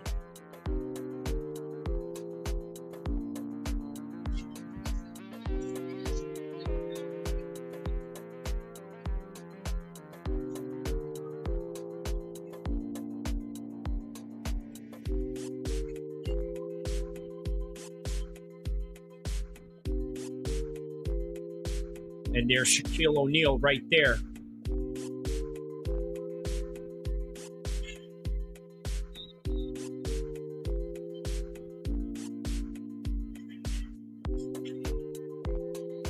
And then there's Colby Covington right there.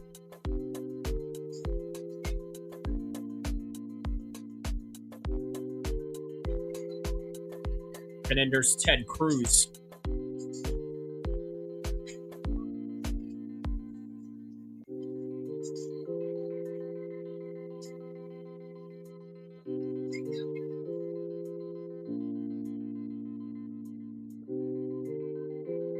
Oh, there's Elon Musk right there, man.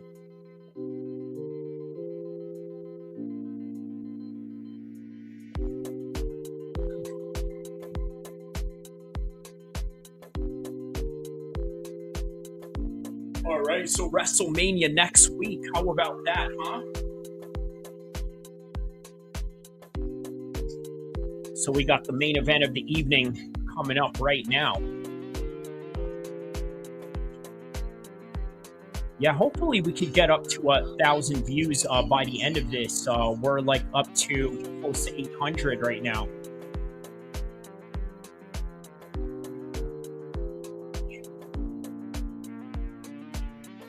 All right, so 145 championship fight coming up next.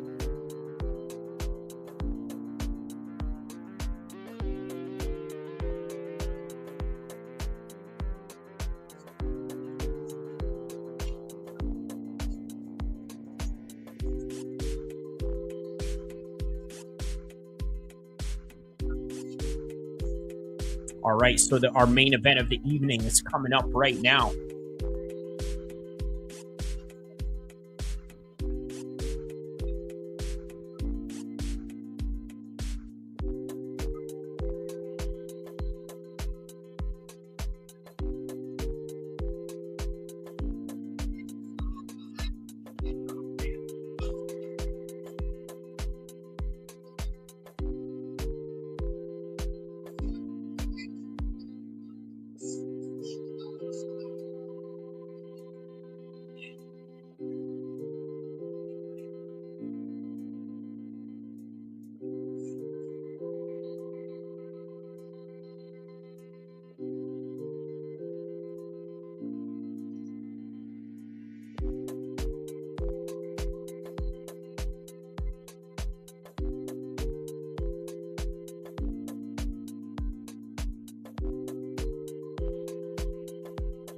All right, so downtown Miami. All right, so now live for the main event of the evening, right here in Miami Ocean Drive. Any city that has a beach or a real big beach culture, there is one part of a street that's going to be named Ocean City, Ocean Avenue of some sort.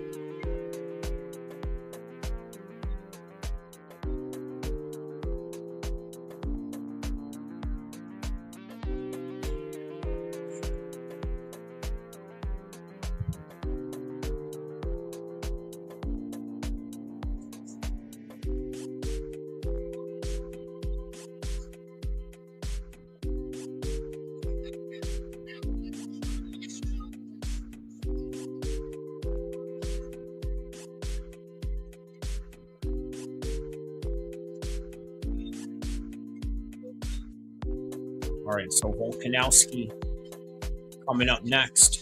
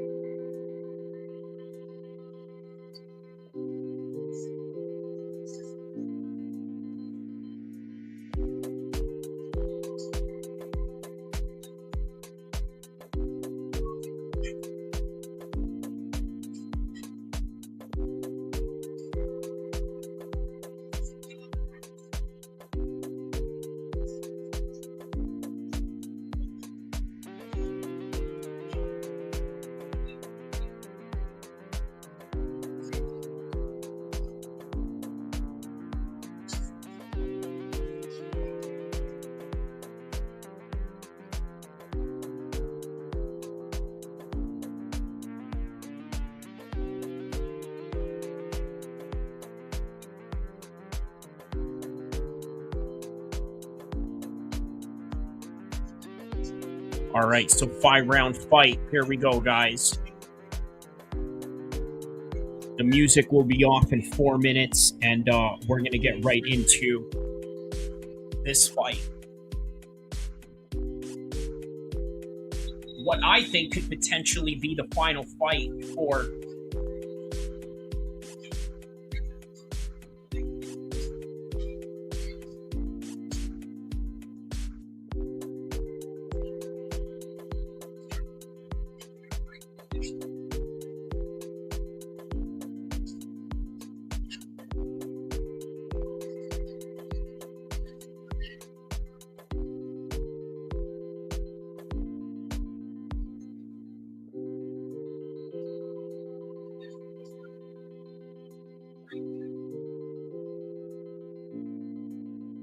Oh yeah, this is going to be a very explosive matchup between these two.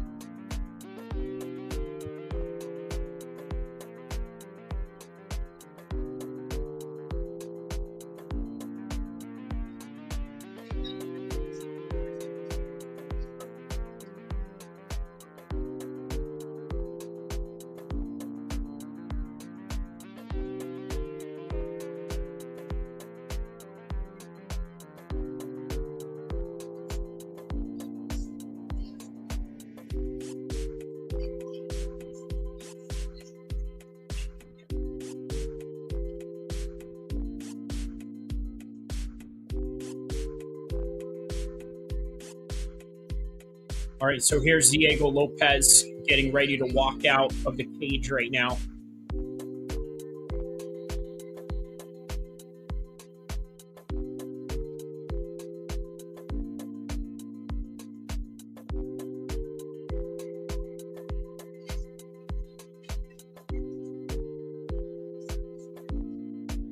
All right, so here's Diego Lopes.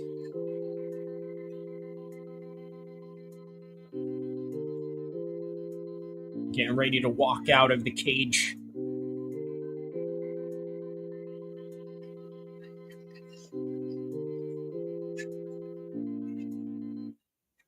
All right. So let's listen into Diego Lopes's entrance. He now enters the walkway right out of that tunnel.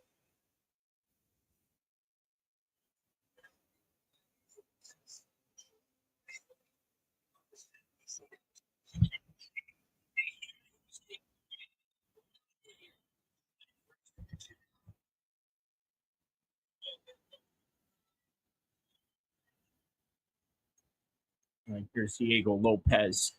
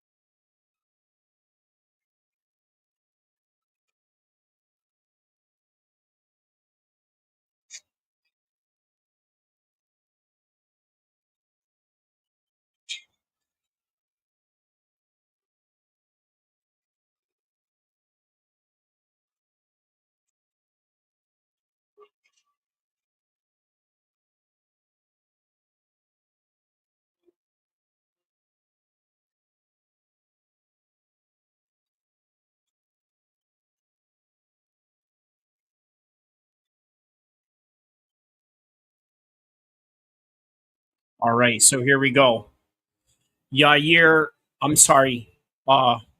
Volkanovski is walking out to the cage right now.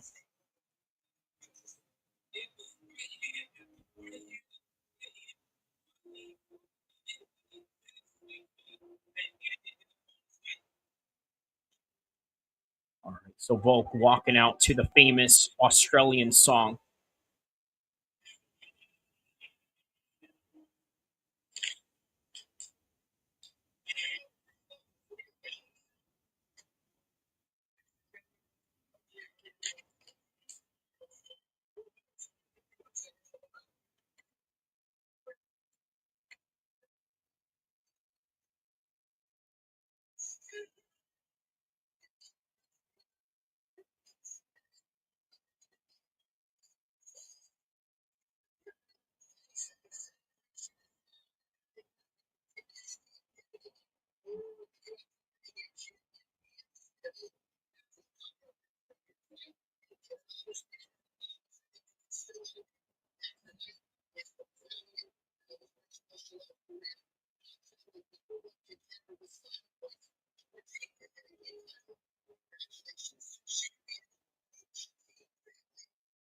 All right, here comes Volk looking very nervous. So far tonight, we proved that the young guys are the ones that are going to maintain the sport.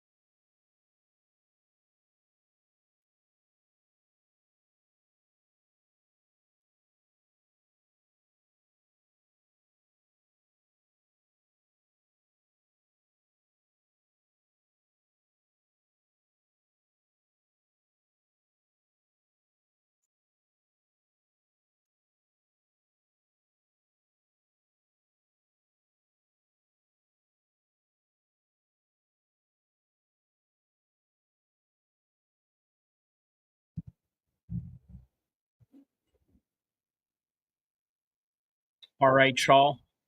Here we are. Volkanovski. Come from the land of wonder. Run and then blunder. All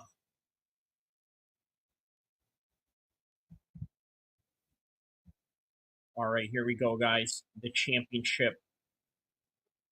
Once again, Volkanovski getting a shot at the championship.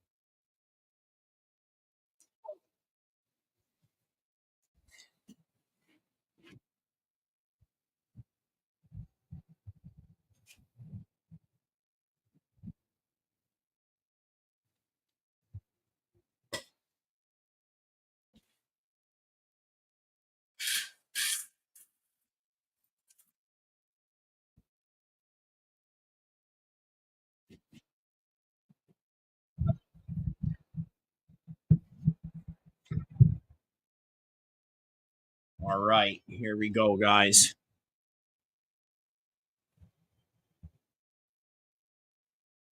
It's time.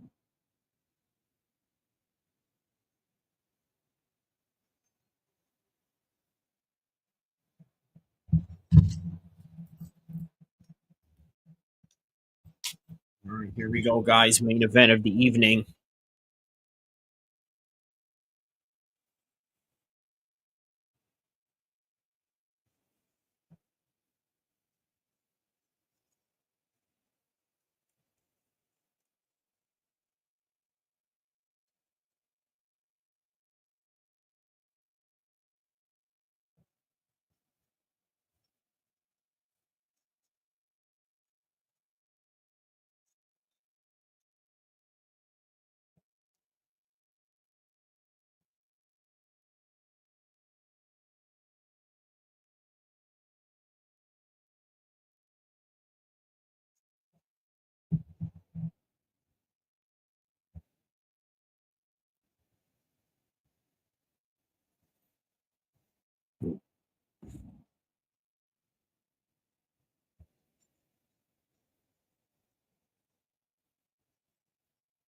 All right, let's hope for a really good fight on this one because so far all the fights have been very good.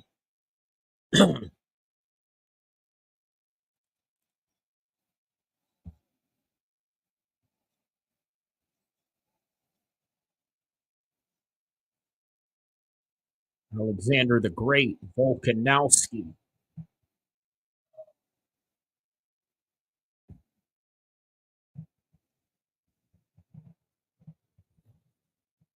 All right. So hopefully this doesn't end too soon and that we get a good scrap between these two.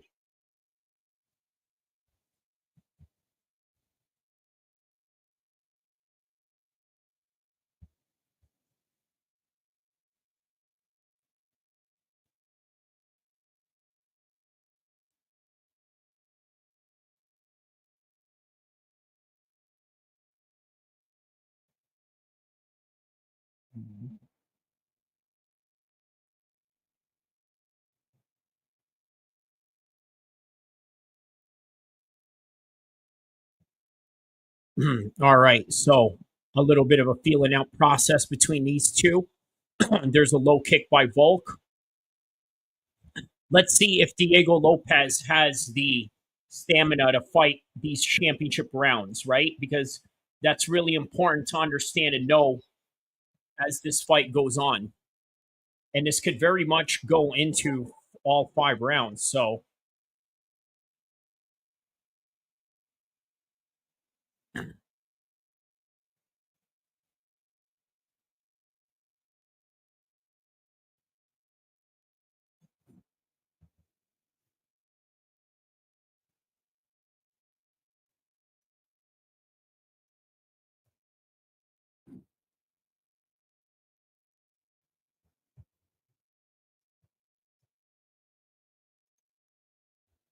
okay, there it is. There's a low kick right there by Volkanovski. So far, he's looking very good, right? Looking good to the point where I'm already noticing how will he handle Volkanovski as this fight goes on. But Volkanovski can't allow himself to be in these firefights like that one right there.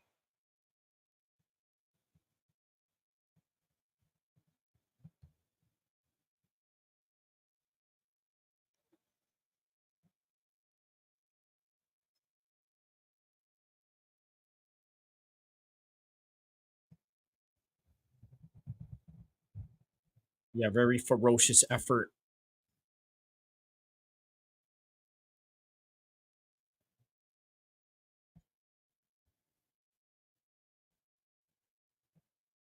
Oh, wow. Okay. Good exchanges right there in the close range positions. Okay, there's a leg kick by Volkanovski. Oh, going back and forth with their leg kicks right now.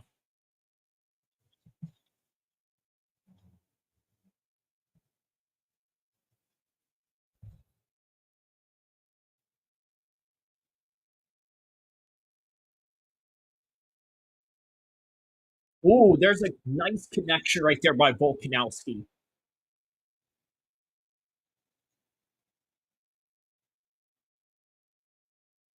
Yeah, how about Julian Erosa, right? Maybe he could get a fight with Patty. I mean, he has a history with Patty and Cage Warriors. So just something to think about right there.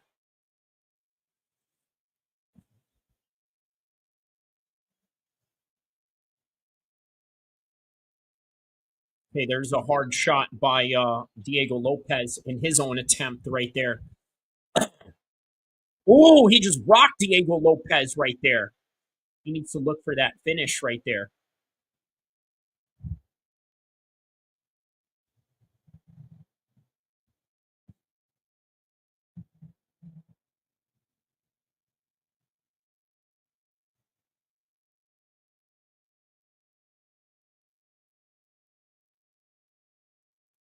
Yeah, Lopes is putting some doubts in his head right now. Because we tend to forget that just because Volk has been taken out a few times, it doesn't mean that Volk is not one of the most highly technical strikers in the world, especially at 145. And Diego Lopes is yet to be really proven. Now here's Volk right now trying to get some wrestling in. Oh, wow. Okay, he gets Diego Lopes down. He looks so much stronger than Diego Lopes in these clinch exchanges.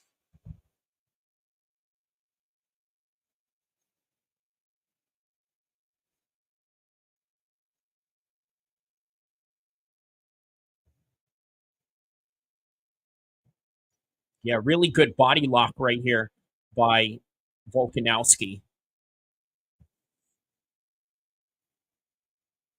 Okay, there he is. He's throwing some hard shots as he's trying to throw a body lock at Diego Lopes. But wow, he gets Diego Lopes down with just 15 seconds left in the first round.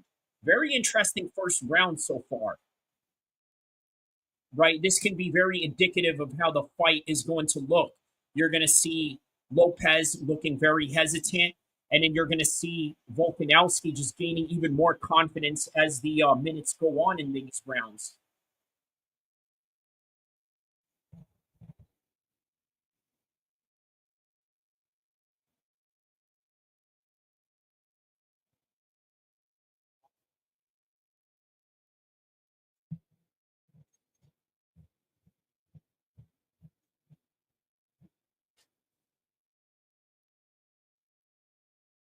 All right, so let's see how the corner of Diego Lopes is going to respond to this.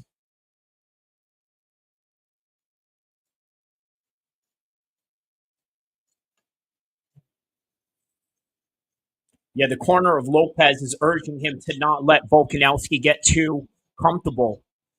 And there's Diego Lopes brawling away right there. I mean, the way that he's brawling right there, Volkanovski is making him look like a total amateur.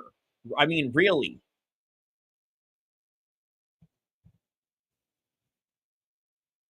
Yeah, very vicious ground and pound on the part of Volkanovski here.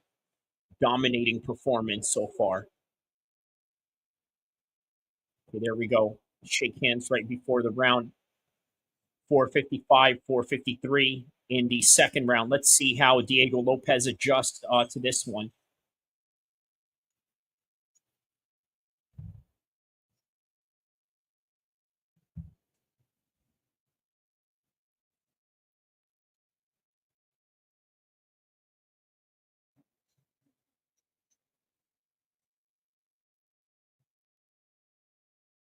So far, significant strikes, 28 out of 51 out of Volkanovski. A little higher than Lopes at the moment.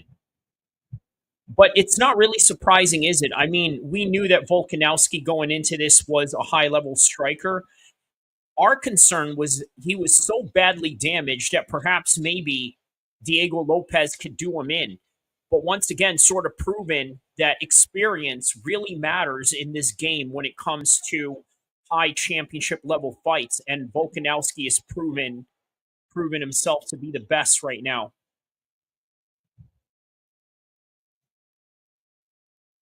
And even with Yeah, man. He even as short as he is, he's got long arms, right? And he uses that effectively, especially within his striking.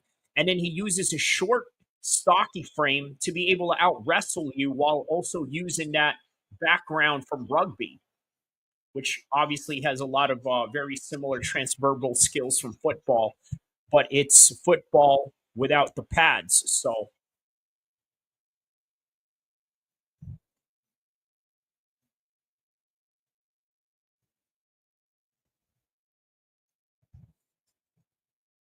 ooh.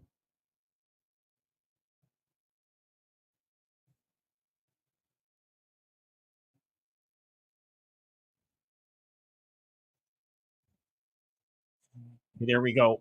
Volkanovski shooting in, gets stuffed, but they're still back up on the feet.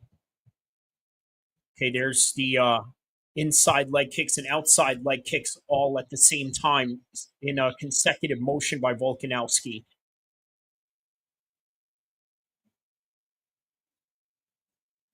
And Diego Lopes still looks a little more hesitant than before.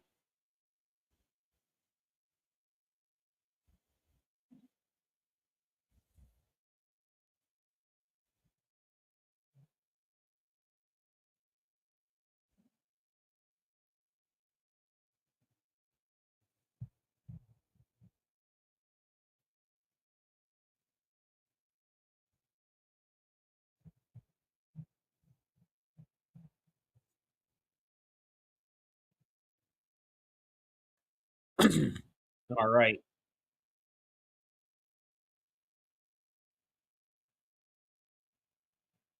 Okay, there's another inside low kick by Volkanovski. Oh, he just rocked him. He rocked him right there. And now he's shooting in for a double leg. Good job on the part of Diego Lopes to recover here. I must say, I'm going to be honest, very disappointing performance for Diego Lopes so far. I'm not impressed by it whatsoever, but it is what it is. It is what it is, man.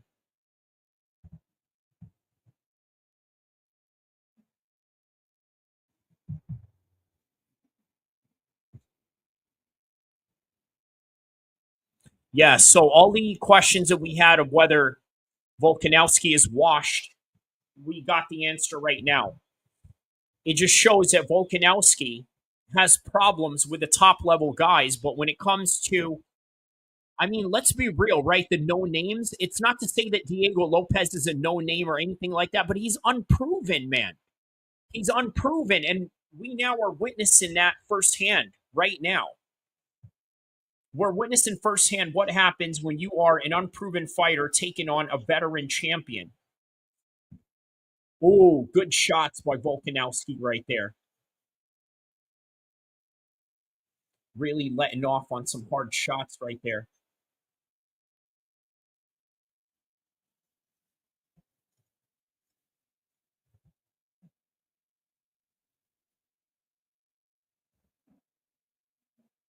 Oh my goodness, he just rocked Volkanovski and Volkanovski goes down. And everything that we were concerned about with Volkanovski starts happening right now, and that is the end of the second. At the end of the second, Volkanovski gets rocked, he recovers, and then we're back at it again going into the third round of this fight.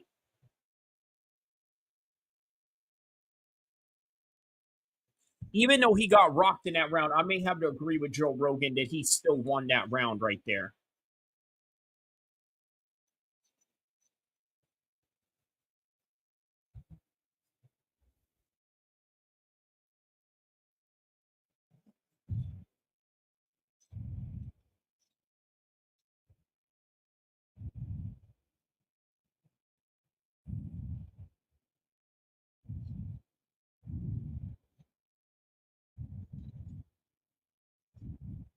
Yeah, he kind of pushed him back instead of really going for a knockdown there. But okay, that's a legitimate knockdown right there by Diego Lopes.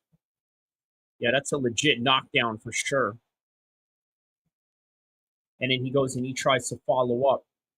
And there's Elon Musk right there in the background, and there's Robert Kennedy right there in the back.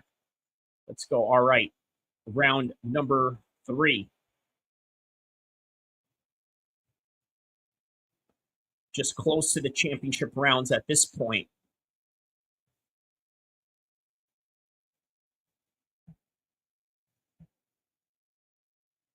Yeah, so earlier, just right after his fight in the media room, Dan Ige was asked about Aaron Pico. You know, what does he think about fighting Aaron Pico? And you know, he's saying he wishes him the best.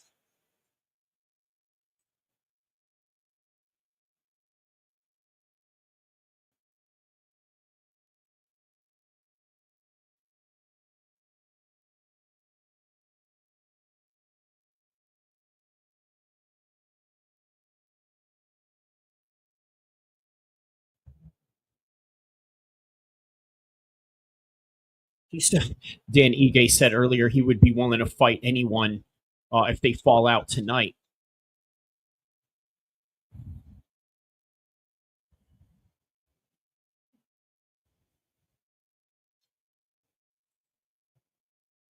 All right, so 3:45 left in the third round. Very good performance so far by Volkanovski. Nothing less of what I was expecting, but at the same time, man, you never know with these situations, man. Ooh, there it is. He just got rocked right there.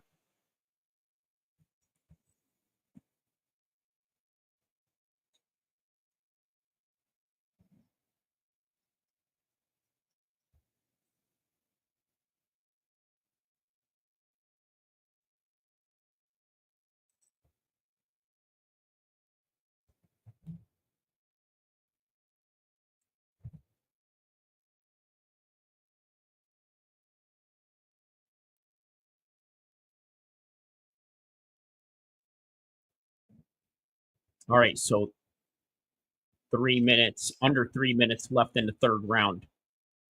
Boom. Oh, wow.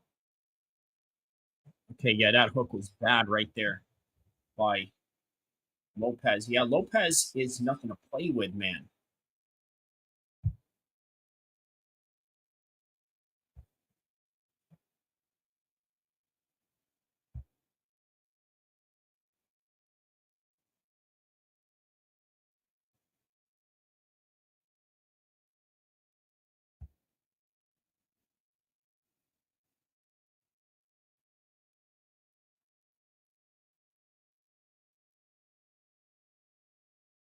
Yeah, shout out to Dominic Reyes' win tonight. Also, he had a bit of some conversation with Donald Trump that he would like to, he's going to mention right here in the post-fight presser.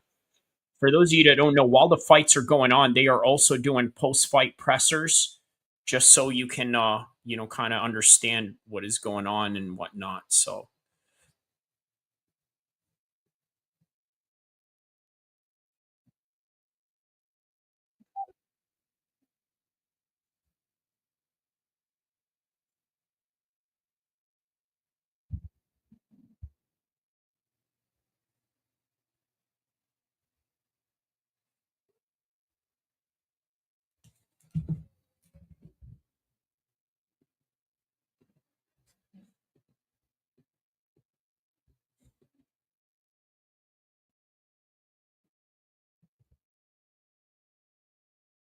all right, so here we go. Volkanovski's going to try to shoot in. Oh, he gets stuck on that one.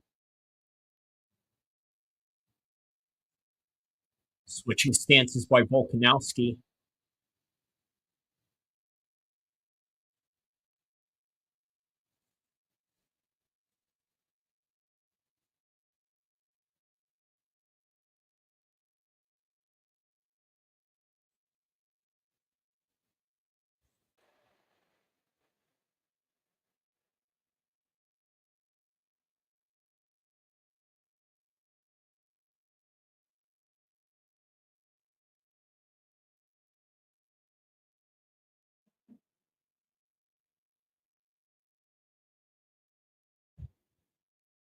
All right.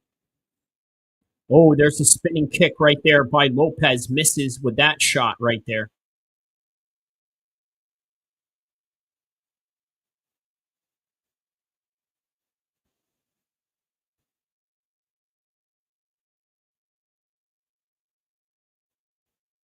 Okay, 10 seconds left into the third round.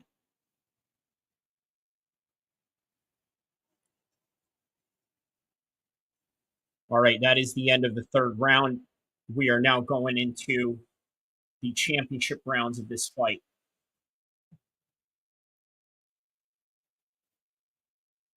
Oh, wow, man. They're throwing hard shots at each other on this one.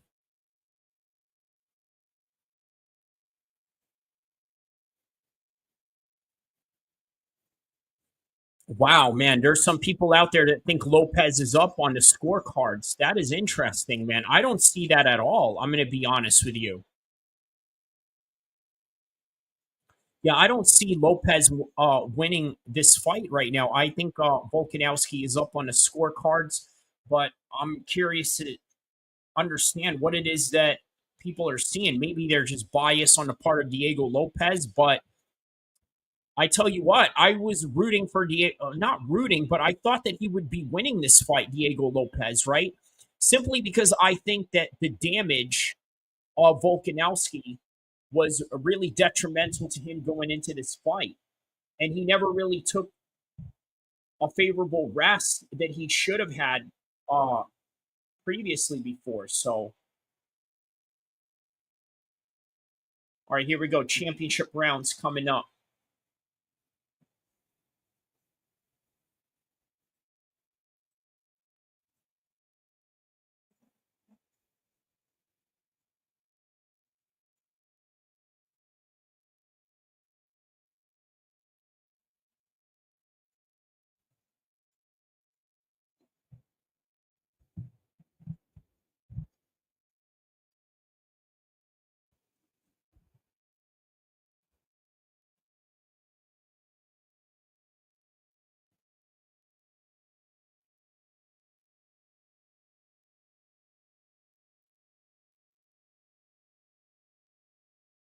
All right, so round number 4. Oh, there's a good shot to the head right there. Oh, there's an overhand right by Volkanovski.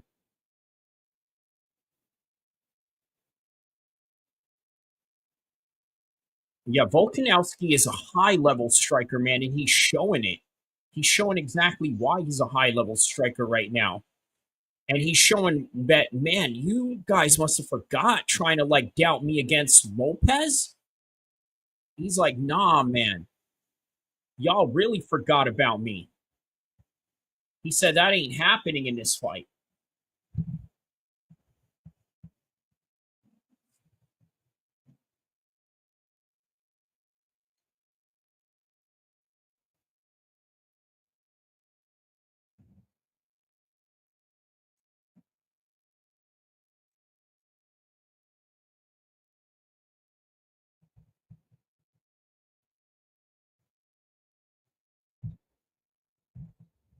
All right. So, yeah, man, Lopes is just staying one level. I agree with Joe Rogan's commentary right now where he's just sort of staying in one particular level as you look at Volkanovski's contrasting level changes. He's constantly giving him different looks. Out of nowhere, he'll shoot in a takedown on him. May not be successful, but it's showing something to Diego Lopes, just giving him a lot to look at. Right? Different looks in the striking, different looks in the grappling side. And once again, showing the different levels between them.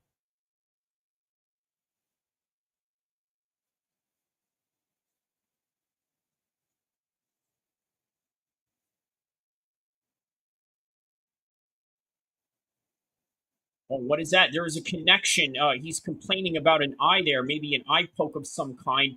But then there's Diego Lopes sort of prowling at him.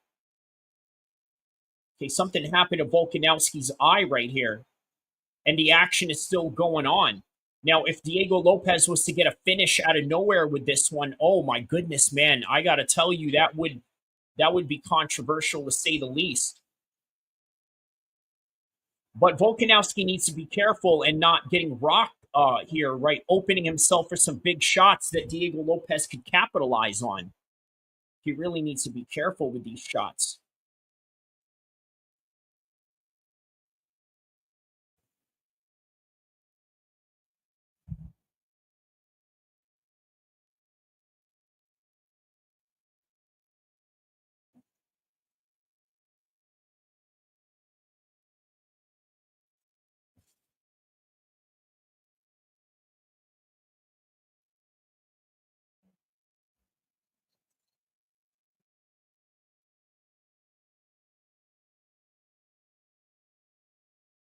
All right, so now it is Volkanovski that is backing up. And, well, you know what? The whole entire fight, Diego Lopes, even in the dominant position of Volkanovski, was doing a very good job of backing and retreating Volkanovski away.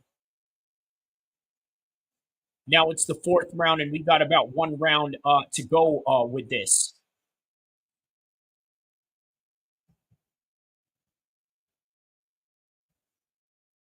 Man, but who wins this one? Man, no one knows, man. No one knows who wins this one.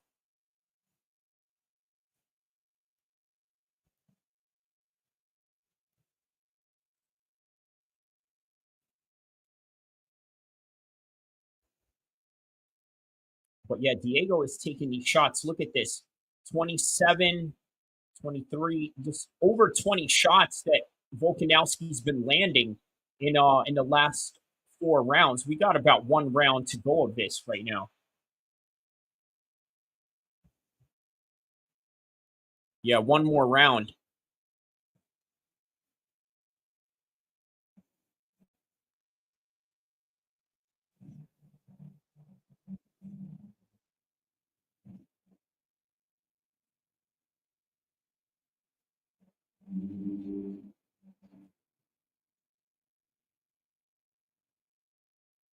Boom. Good uppercut right there by Diego Lopes.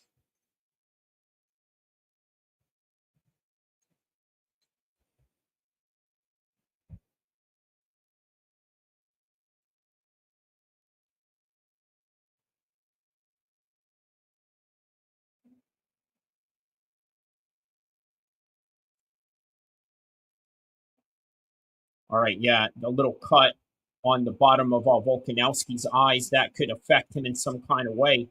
All right, so fifth and final round. Here we go, championship rounds.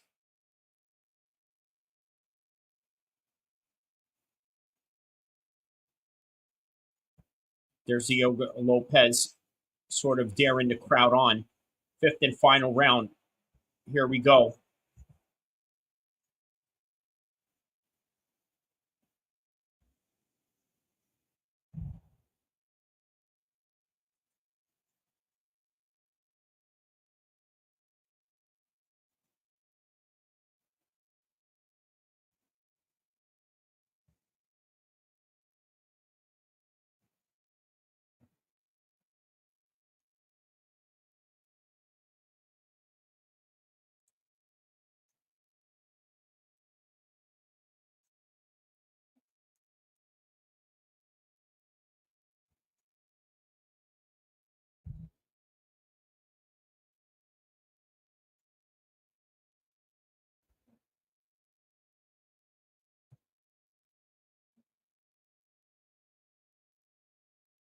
All right, so Diego Lopes has about like 4 minutes left to finish this fight.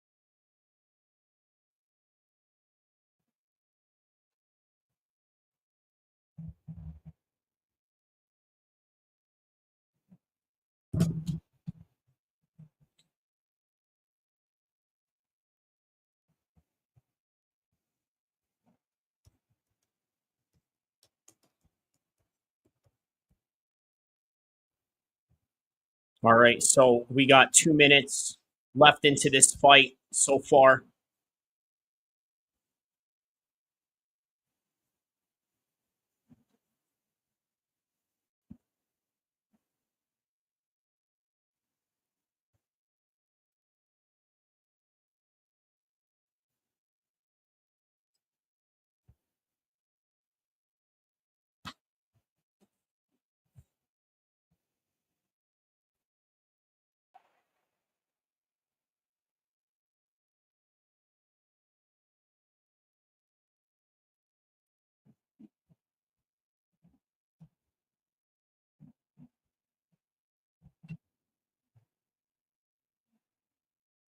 All right, 1 minute and 25 seconds left into this fight.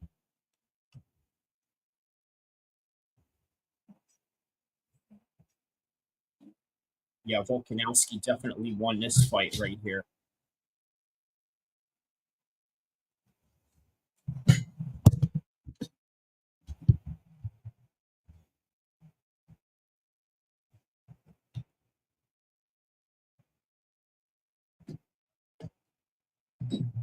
Diego's not moving his head at all. Every time he's getting hit with these shots, man, he's not moving his head whatsoever. He's just sort of succumbing to these shots for whatever reason.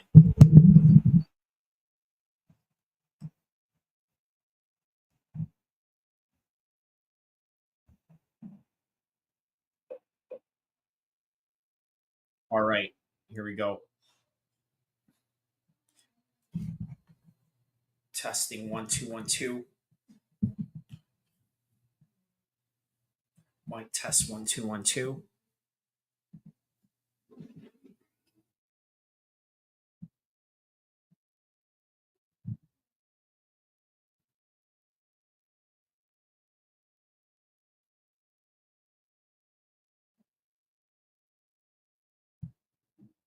All right, and that is the end of the fight.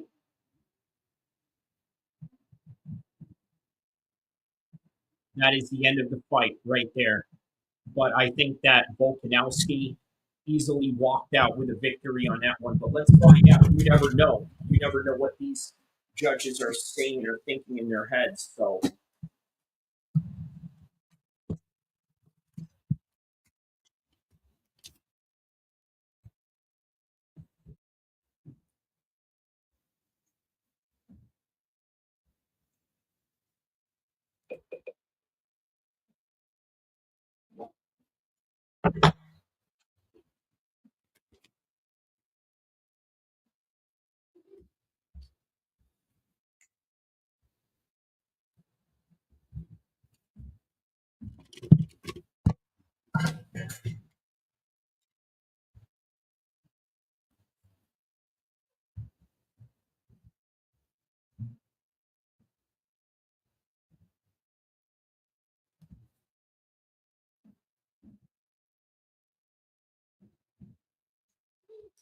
All right, so UFC 314 has now concluded, and what we are doing right now is awaiting the decision between Volkanovski and Diego Lopes that went all 5 rounds for the championship fight. Okay, we're gonna go over the whole entire card, starting from top to bottom. Just a whole bunch of cards that was really worth noting. Obviously, worth noting in this fight card.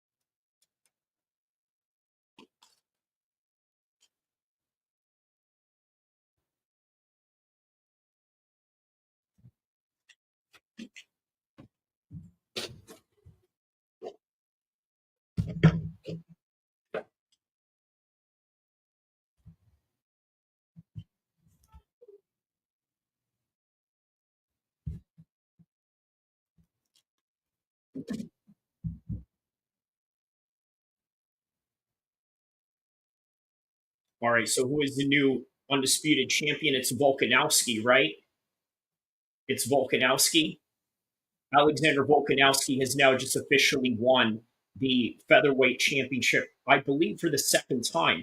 So a lot of people were counting out Volkanovski going into this fight, right? We're watching the live win and the championship belt ceremony. All 5 rounds he went with Diego Lopes. Now, why did we underestimate Diego Lopes? I'm sorry. Why did we underestimate Volkanovski going into this fight? Well, for several reasons. The damage going into this fight was absolutely significant. And as a result of that, we really thought, at least if you're a smart, hardcore fan, you would think that the best bet is Diego Lopes. Well, that's not the case. Sometimes the damage is not indicative of the person's skills, and we could name so many people at the top level that have continued to perform after taking damage after damage. Overeem comes to mind. Alistair Overeem comes to mind. Who else? Justin Gaethje comes to mind. Look what he did with Fiziev. A whole list of people that are damaged fighters, but somehow come out on top in these, less par competition. I mean, Derek Chisora, you could throw in there on the boxing side. But either way, we really underestimated Volkanovski, and it shows that, hey, you know what? Maybe he'll have problems with top-level champions or number 1s or number 2s. But when it comes down to it, when he's fighting these guys that are unproven like Diego Lopes, I think it shows that Volkanovski can win at any given Friday, any given Saturday, any given Sunday. Okay, and by the way, it's probably Sunday in his part of the world right now as they were watching this probably early in the morning or afternoon. And then there's Izzy right there in the stands sort of watching this whole thing play out. So other matches to take a look at, obviously, the real co-main event of the evening, Bryce Mitchell versus John Silva. Wow. Okay, great job on Bryce Mitchell for really starting out very aggressive, okay?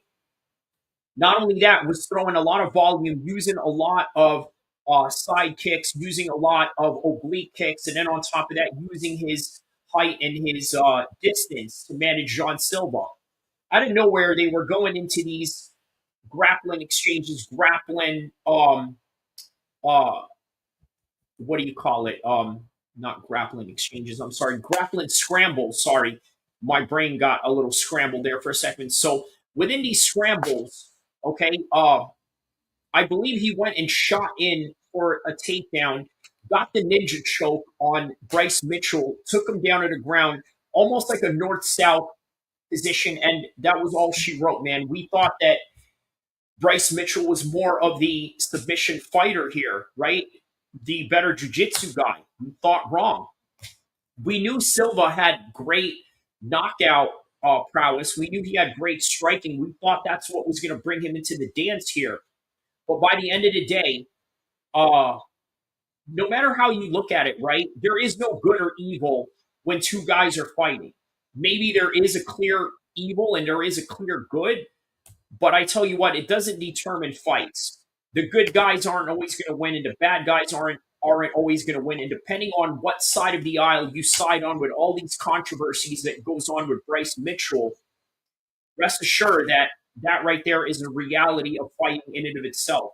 The good guy, the favorite, or the bad guy, or the guy that has the most buzz isn't always going to win. And now I think John Silva has a big buzz going into or coming out of this fight. Yair Rodriguez versus Pitbull. Now, look, Pitbull had some good takedowns in this fight, but honestly, I think he showed levels. Now, is Patricio Pitbull going anywhere? Probably not. Let's see how he does with lesser competition. Great job on his part, but Yair's kicks were just on point tonight, was constantly on Patricio Pitbull, keeping the distance, keeping him at bay. And as a result of that, well, here we are by the end of the night. Okay, this is what we got by the end of the night. The result of that, Yair Rodriguez getting the nod. Now, is it controversial? Sure it is, but that's the fight game in and of itself. Here we are, Paddy Pimblett taking on Michael Chandler. So now Paddy Pimblett is now moving up in competition.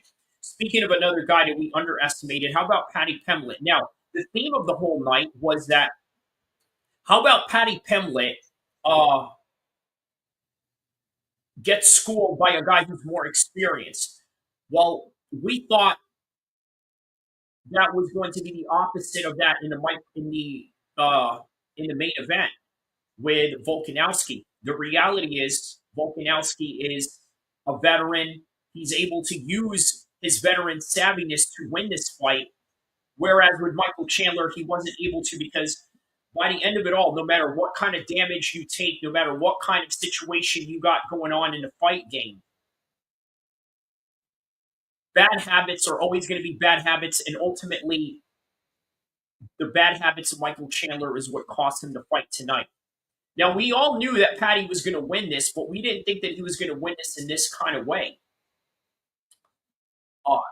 Punches from the mount position. He had a few moments where he was close to getting a submission on Michael Chandler, but ultimately Michael Chandler just could not hold on, and he got finished by the end of that round. So other fights to mention, obviously, Dominic Reyes gets a hook counter against Nikita Krylov. Now, how about the story that no one is talking about in this fight, right? So Nikita Krylov was labeled a separatist by the Ukrainian government, right? Because he's a pro-Russian fighter. He's a pro-Russian person. And this is nothing that's really that unusual in Ukraine.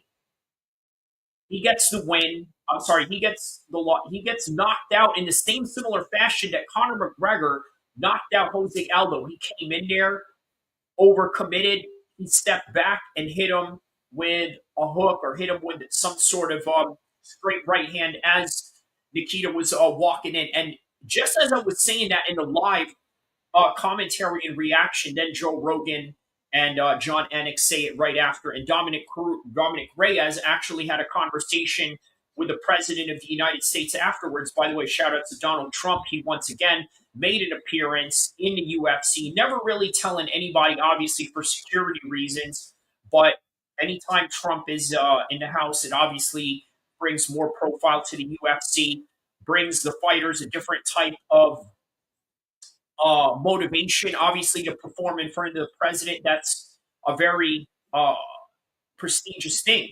Not just Elon Musk. They had Kat Patel. They had Robert Kennedy. They had Ted Cruz. They had everybody up in there. They had Tulsi Gabbard. And they were there just in time to watch the main card of Dominic Reyes getting the win over Nikita Krylov with that counter left hook. Dan Ige and Sean Woodson.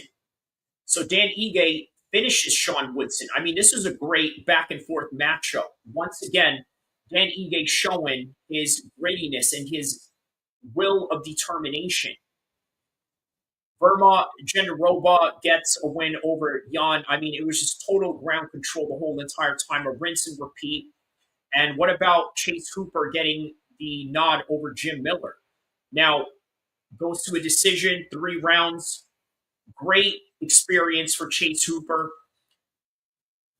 Jim Miller will be coming back. He'll continue fighting in the UFC. He's going for a certain number, I mean, a wide, huge number of UFC appearances.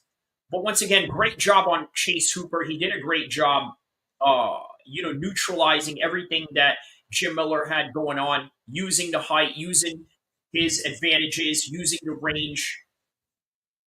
Let's see how Chase Hooper does now in the ever-stacked 155 division. And great call-outs that he's had going on. I don't know if he did call out anyone significant, but I think there's a lot of great competition for him in 155, and not only that, even more so, a much healthier 155 division now, more than ever. I mean, there's Arman Sarukian that he could look up in the future. There's maybe Bobby Green. That's a fight in the horizon. Maybe Jalen Turner if he doesn't retire. Drew Dober. I mean, a whole lot of different names that Chase Hooper, but you're going to have hard names from here on out because this is just how the UFC is. Look at Pitbull earlier tonight. He came in here. What was the fight? It was Yair Rodriguez, one of the best strikers in the UFC. That's what you get. Julian Erosa gets a knee over Darren Elkins as he was coming in there and finishes him in the first round. Great fight. I mean, nothing less of what you expect out of Darren Elkins. He's the type of fighter that lives by the gun, dies by the gun tonight. He just was not on the positive side of that gun. Okay, so moving on. Michał Oleksiejczuk gets a finish over Cedric Dumas. Again, I was telling you guys about the story interests of Cedric Dumas possibly fighting for extra. Now, this doesn't disqualify that, right? Just like Michael Chandler, just because Michael Chandler lost tonight, it doesn't mean that this ultimately disqualifies him from fighting Conor McGregor. Sumudaerji versus Mitch Raposo, split decision win over Sumudaerji. This is one of those fights where do you like the striking better or do you like the grappling better? Obviously, the grappling was not enough for Mitch. Sumudaerji, a lot of his strikes, I think, really won him this fight. It was a split decision. That's what you get out of a split decision. Going into the fight, you didn't know who was going to win, and that was that. Marco Tulio gets a knockout over Trishan Gore. Now, he had some great combinations that he was throwing in this fight, right? Just great roundhouse kicks, multiple attacks that he was throwing, front kicks, side kicks, high kicks, and this and that. Trishan Gore gets knocked out, walks in on a straight right, and that was all she wrote on the second round. And then, obviously, the starter of the fight of the whole entire night, rear naked choke by Nora Cornelli. Now, what's great about this, Nora is a known kickboxing champion, rounded out her game really well, showed a little bit of everything, including a choke. Great job on the part of the French kickboxer, showing different tools and different arsenals in her game. Let's see how she does next in the next fight coming up. And yeah, that is all that we have for the entire fight night and the entire fight card. Obviously, you're probably going to know later on who got the bonus awards and whatnot. I'm filming this literally right at the end of the main event so that I can get this video out to you guys. So with that in mind, don't forget to like and subscribe. I will see you in the next content, inshallah.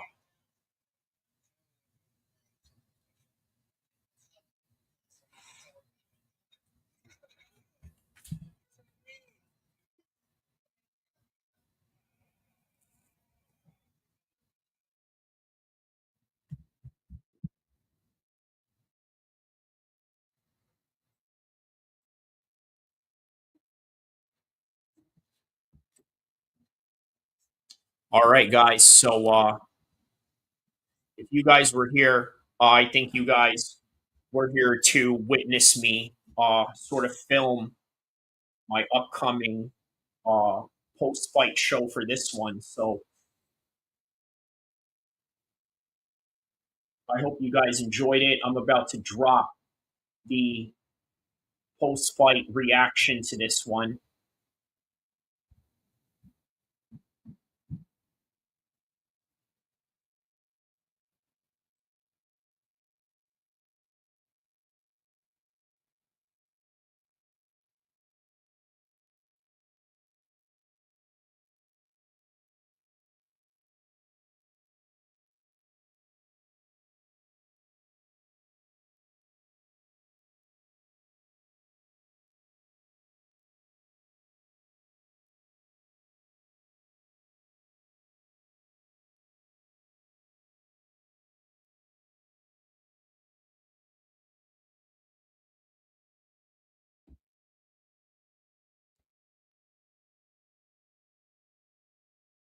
All right, guys. So that is all that we have for tonight. Don't forget to like and subscribe. Hopefully, well, you don't stay around. We might have a little bit of a bonus stream going right now. So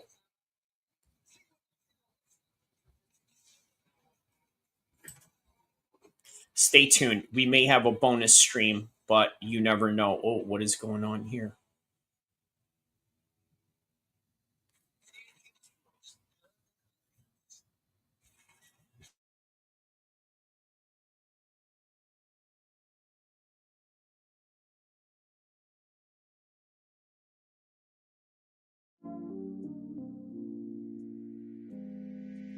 All right, guys. So that is pretty much the fight of the night and the whole entire fight card. I hope you guys enjoyed it. I will see you guys in the next one. We're going to sign out from here, and we're going to go from here. So hope you guys enjoyed the ride. Hope you guys enjoyed the fights. We certainly did. And it's on to the next one. So we're going to ride out to the music of this one, and we'll go from here.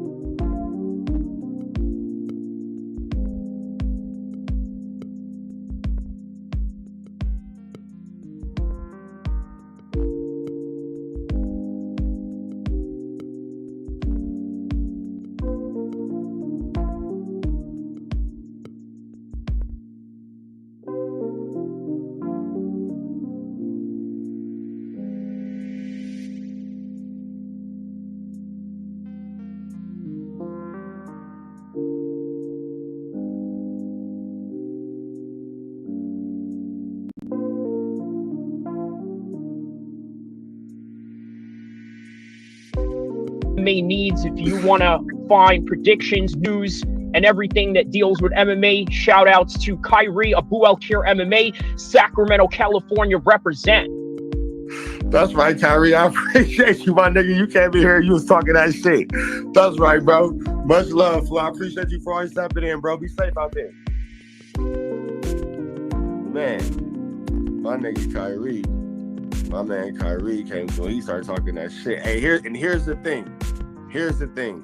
That nigga will whoop your fucking ass. You will think that nigga's all squared up and all that type of shit. Nigga come through and beat your fucking ass. Like, man, fuck you up. You will never see it coming. So for those of y'all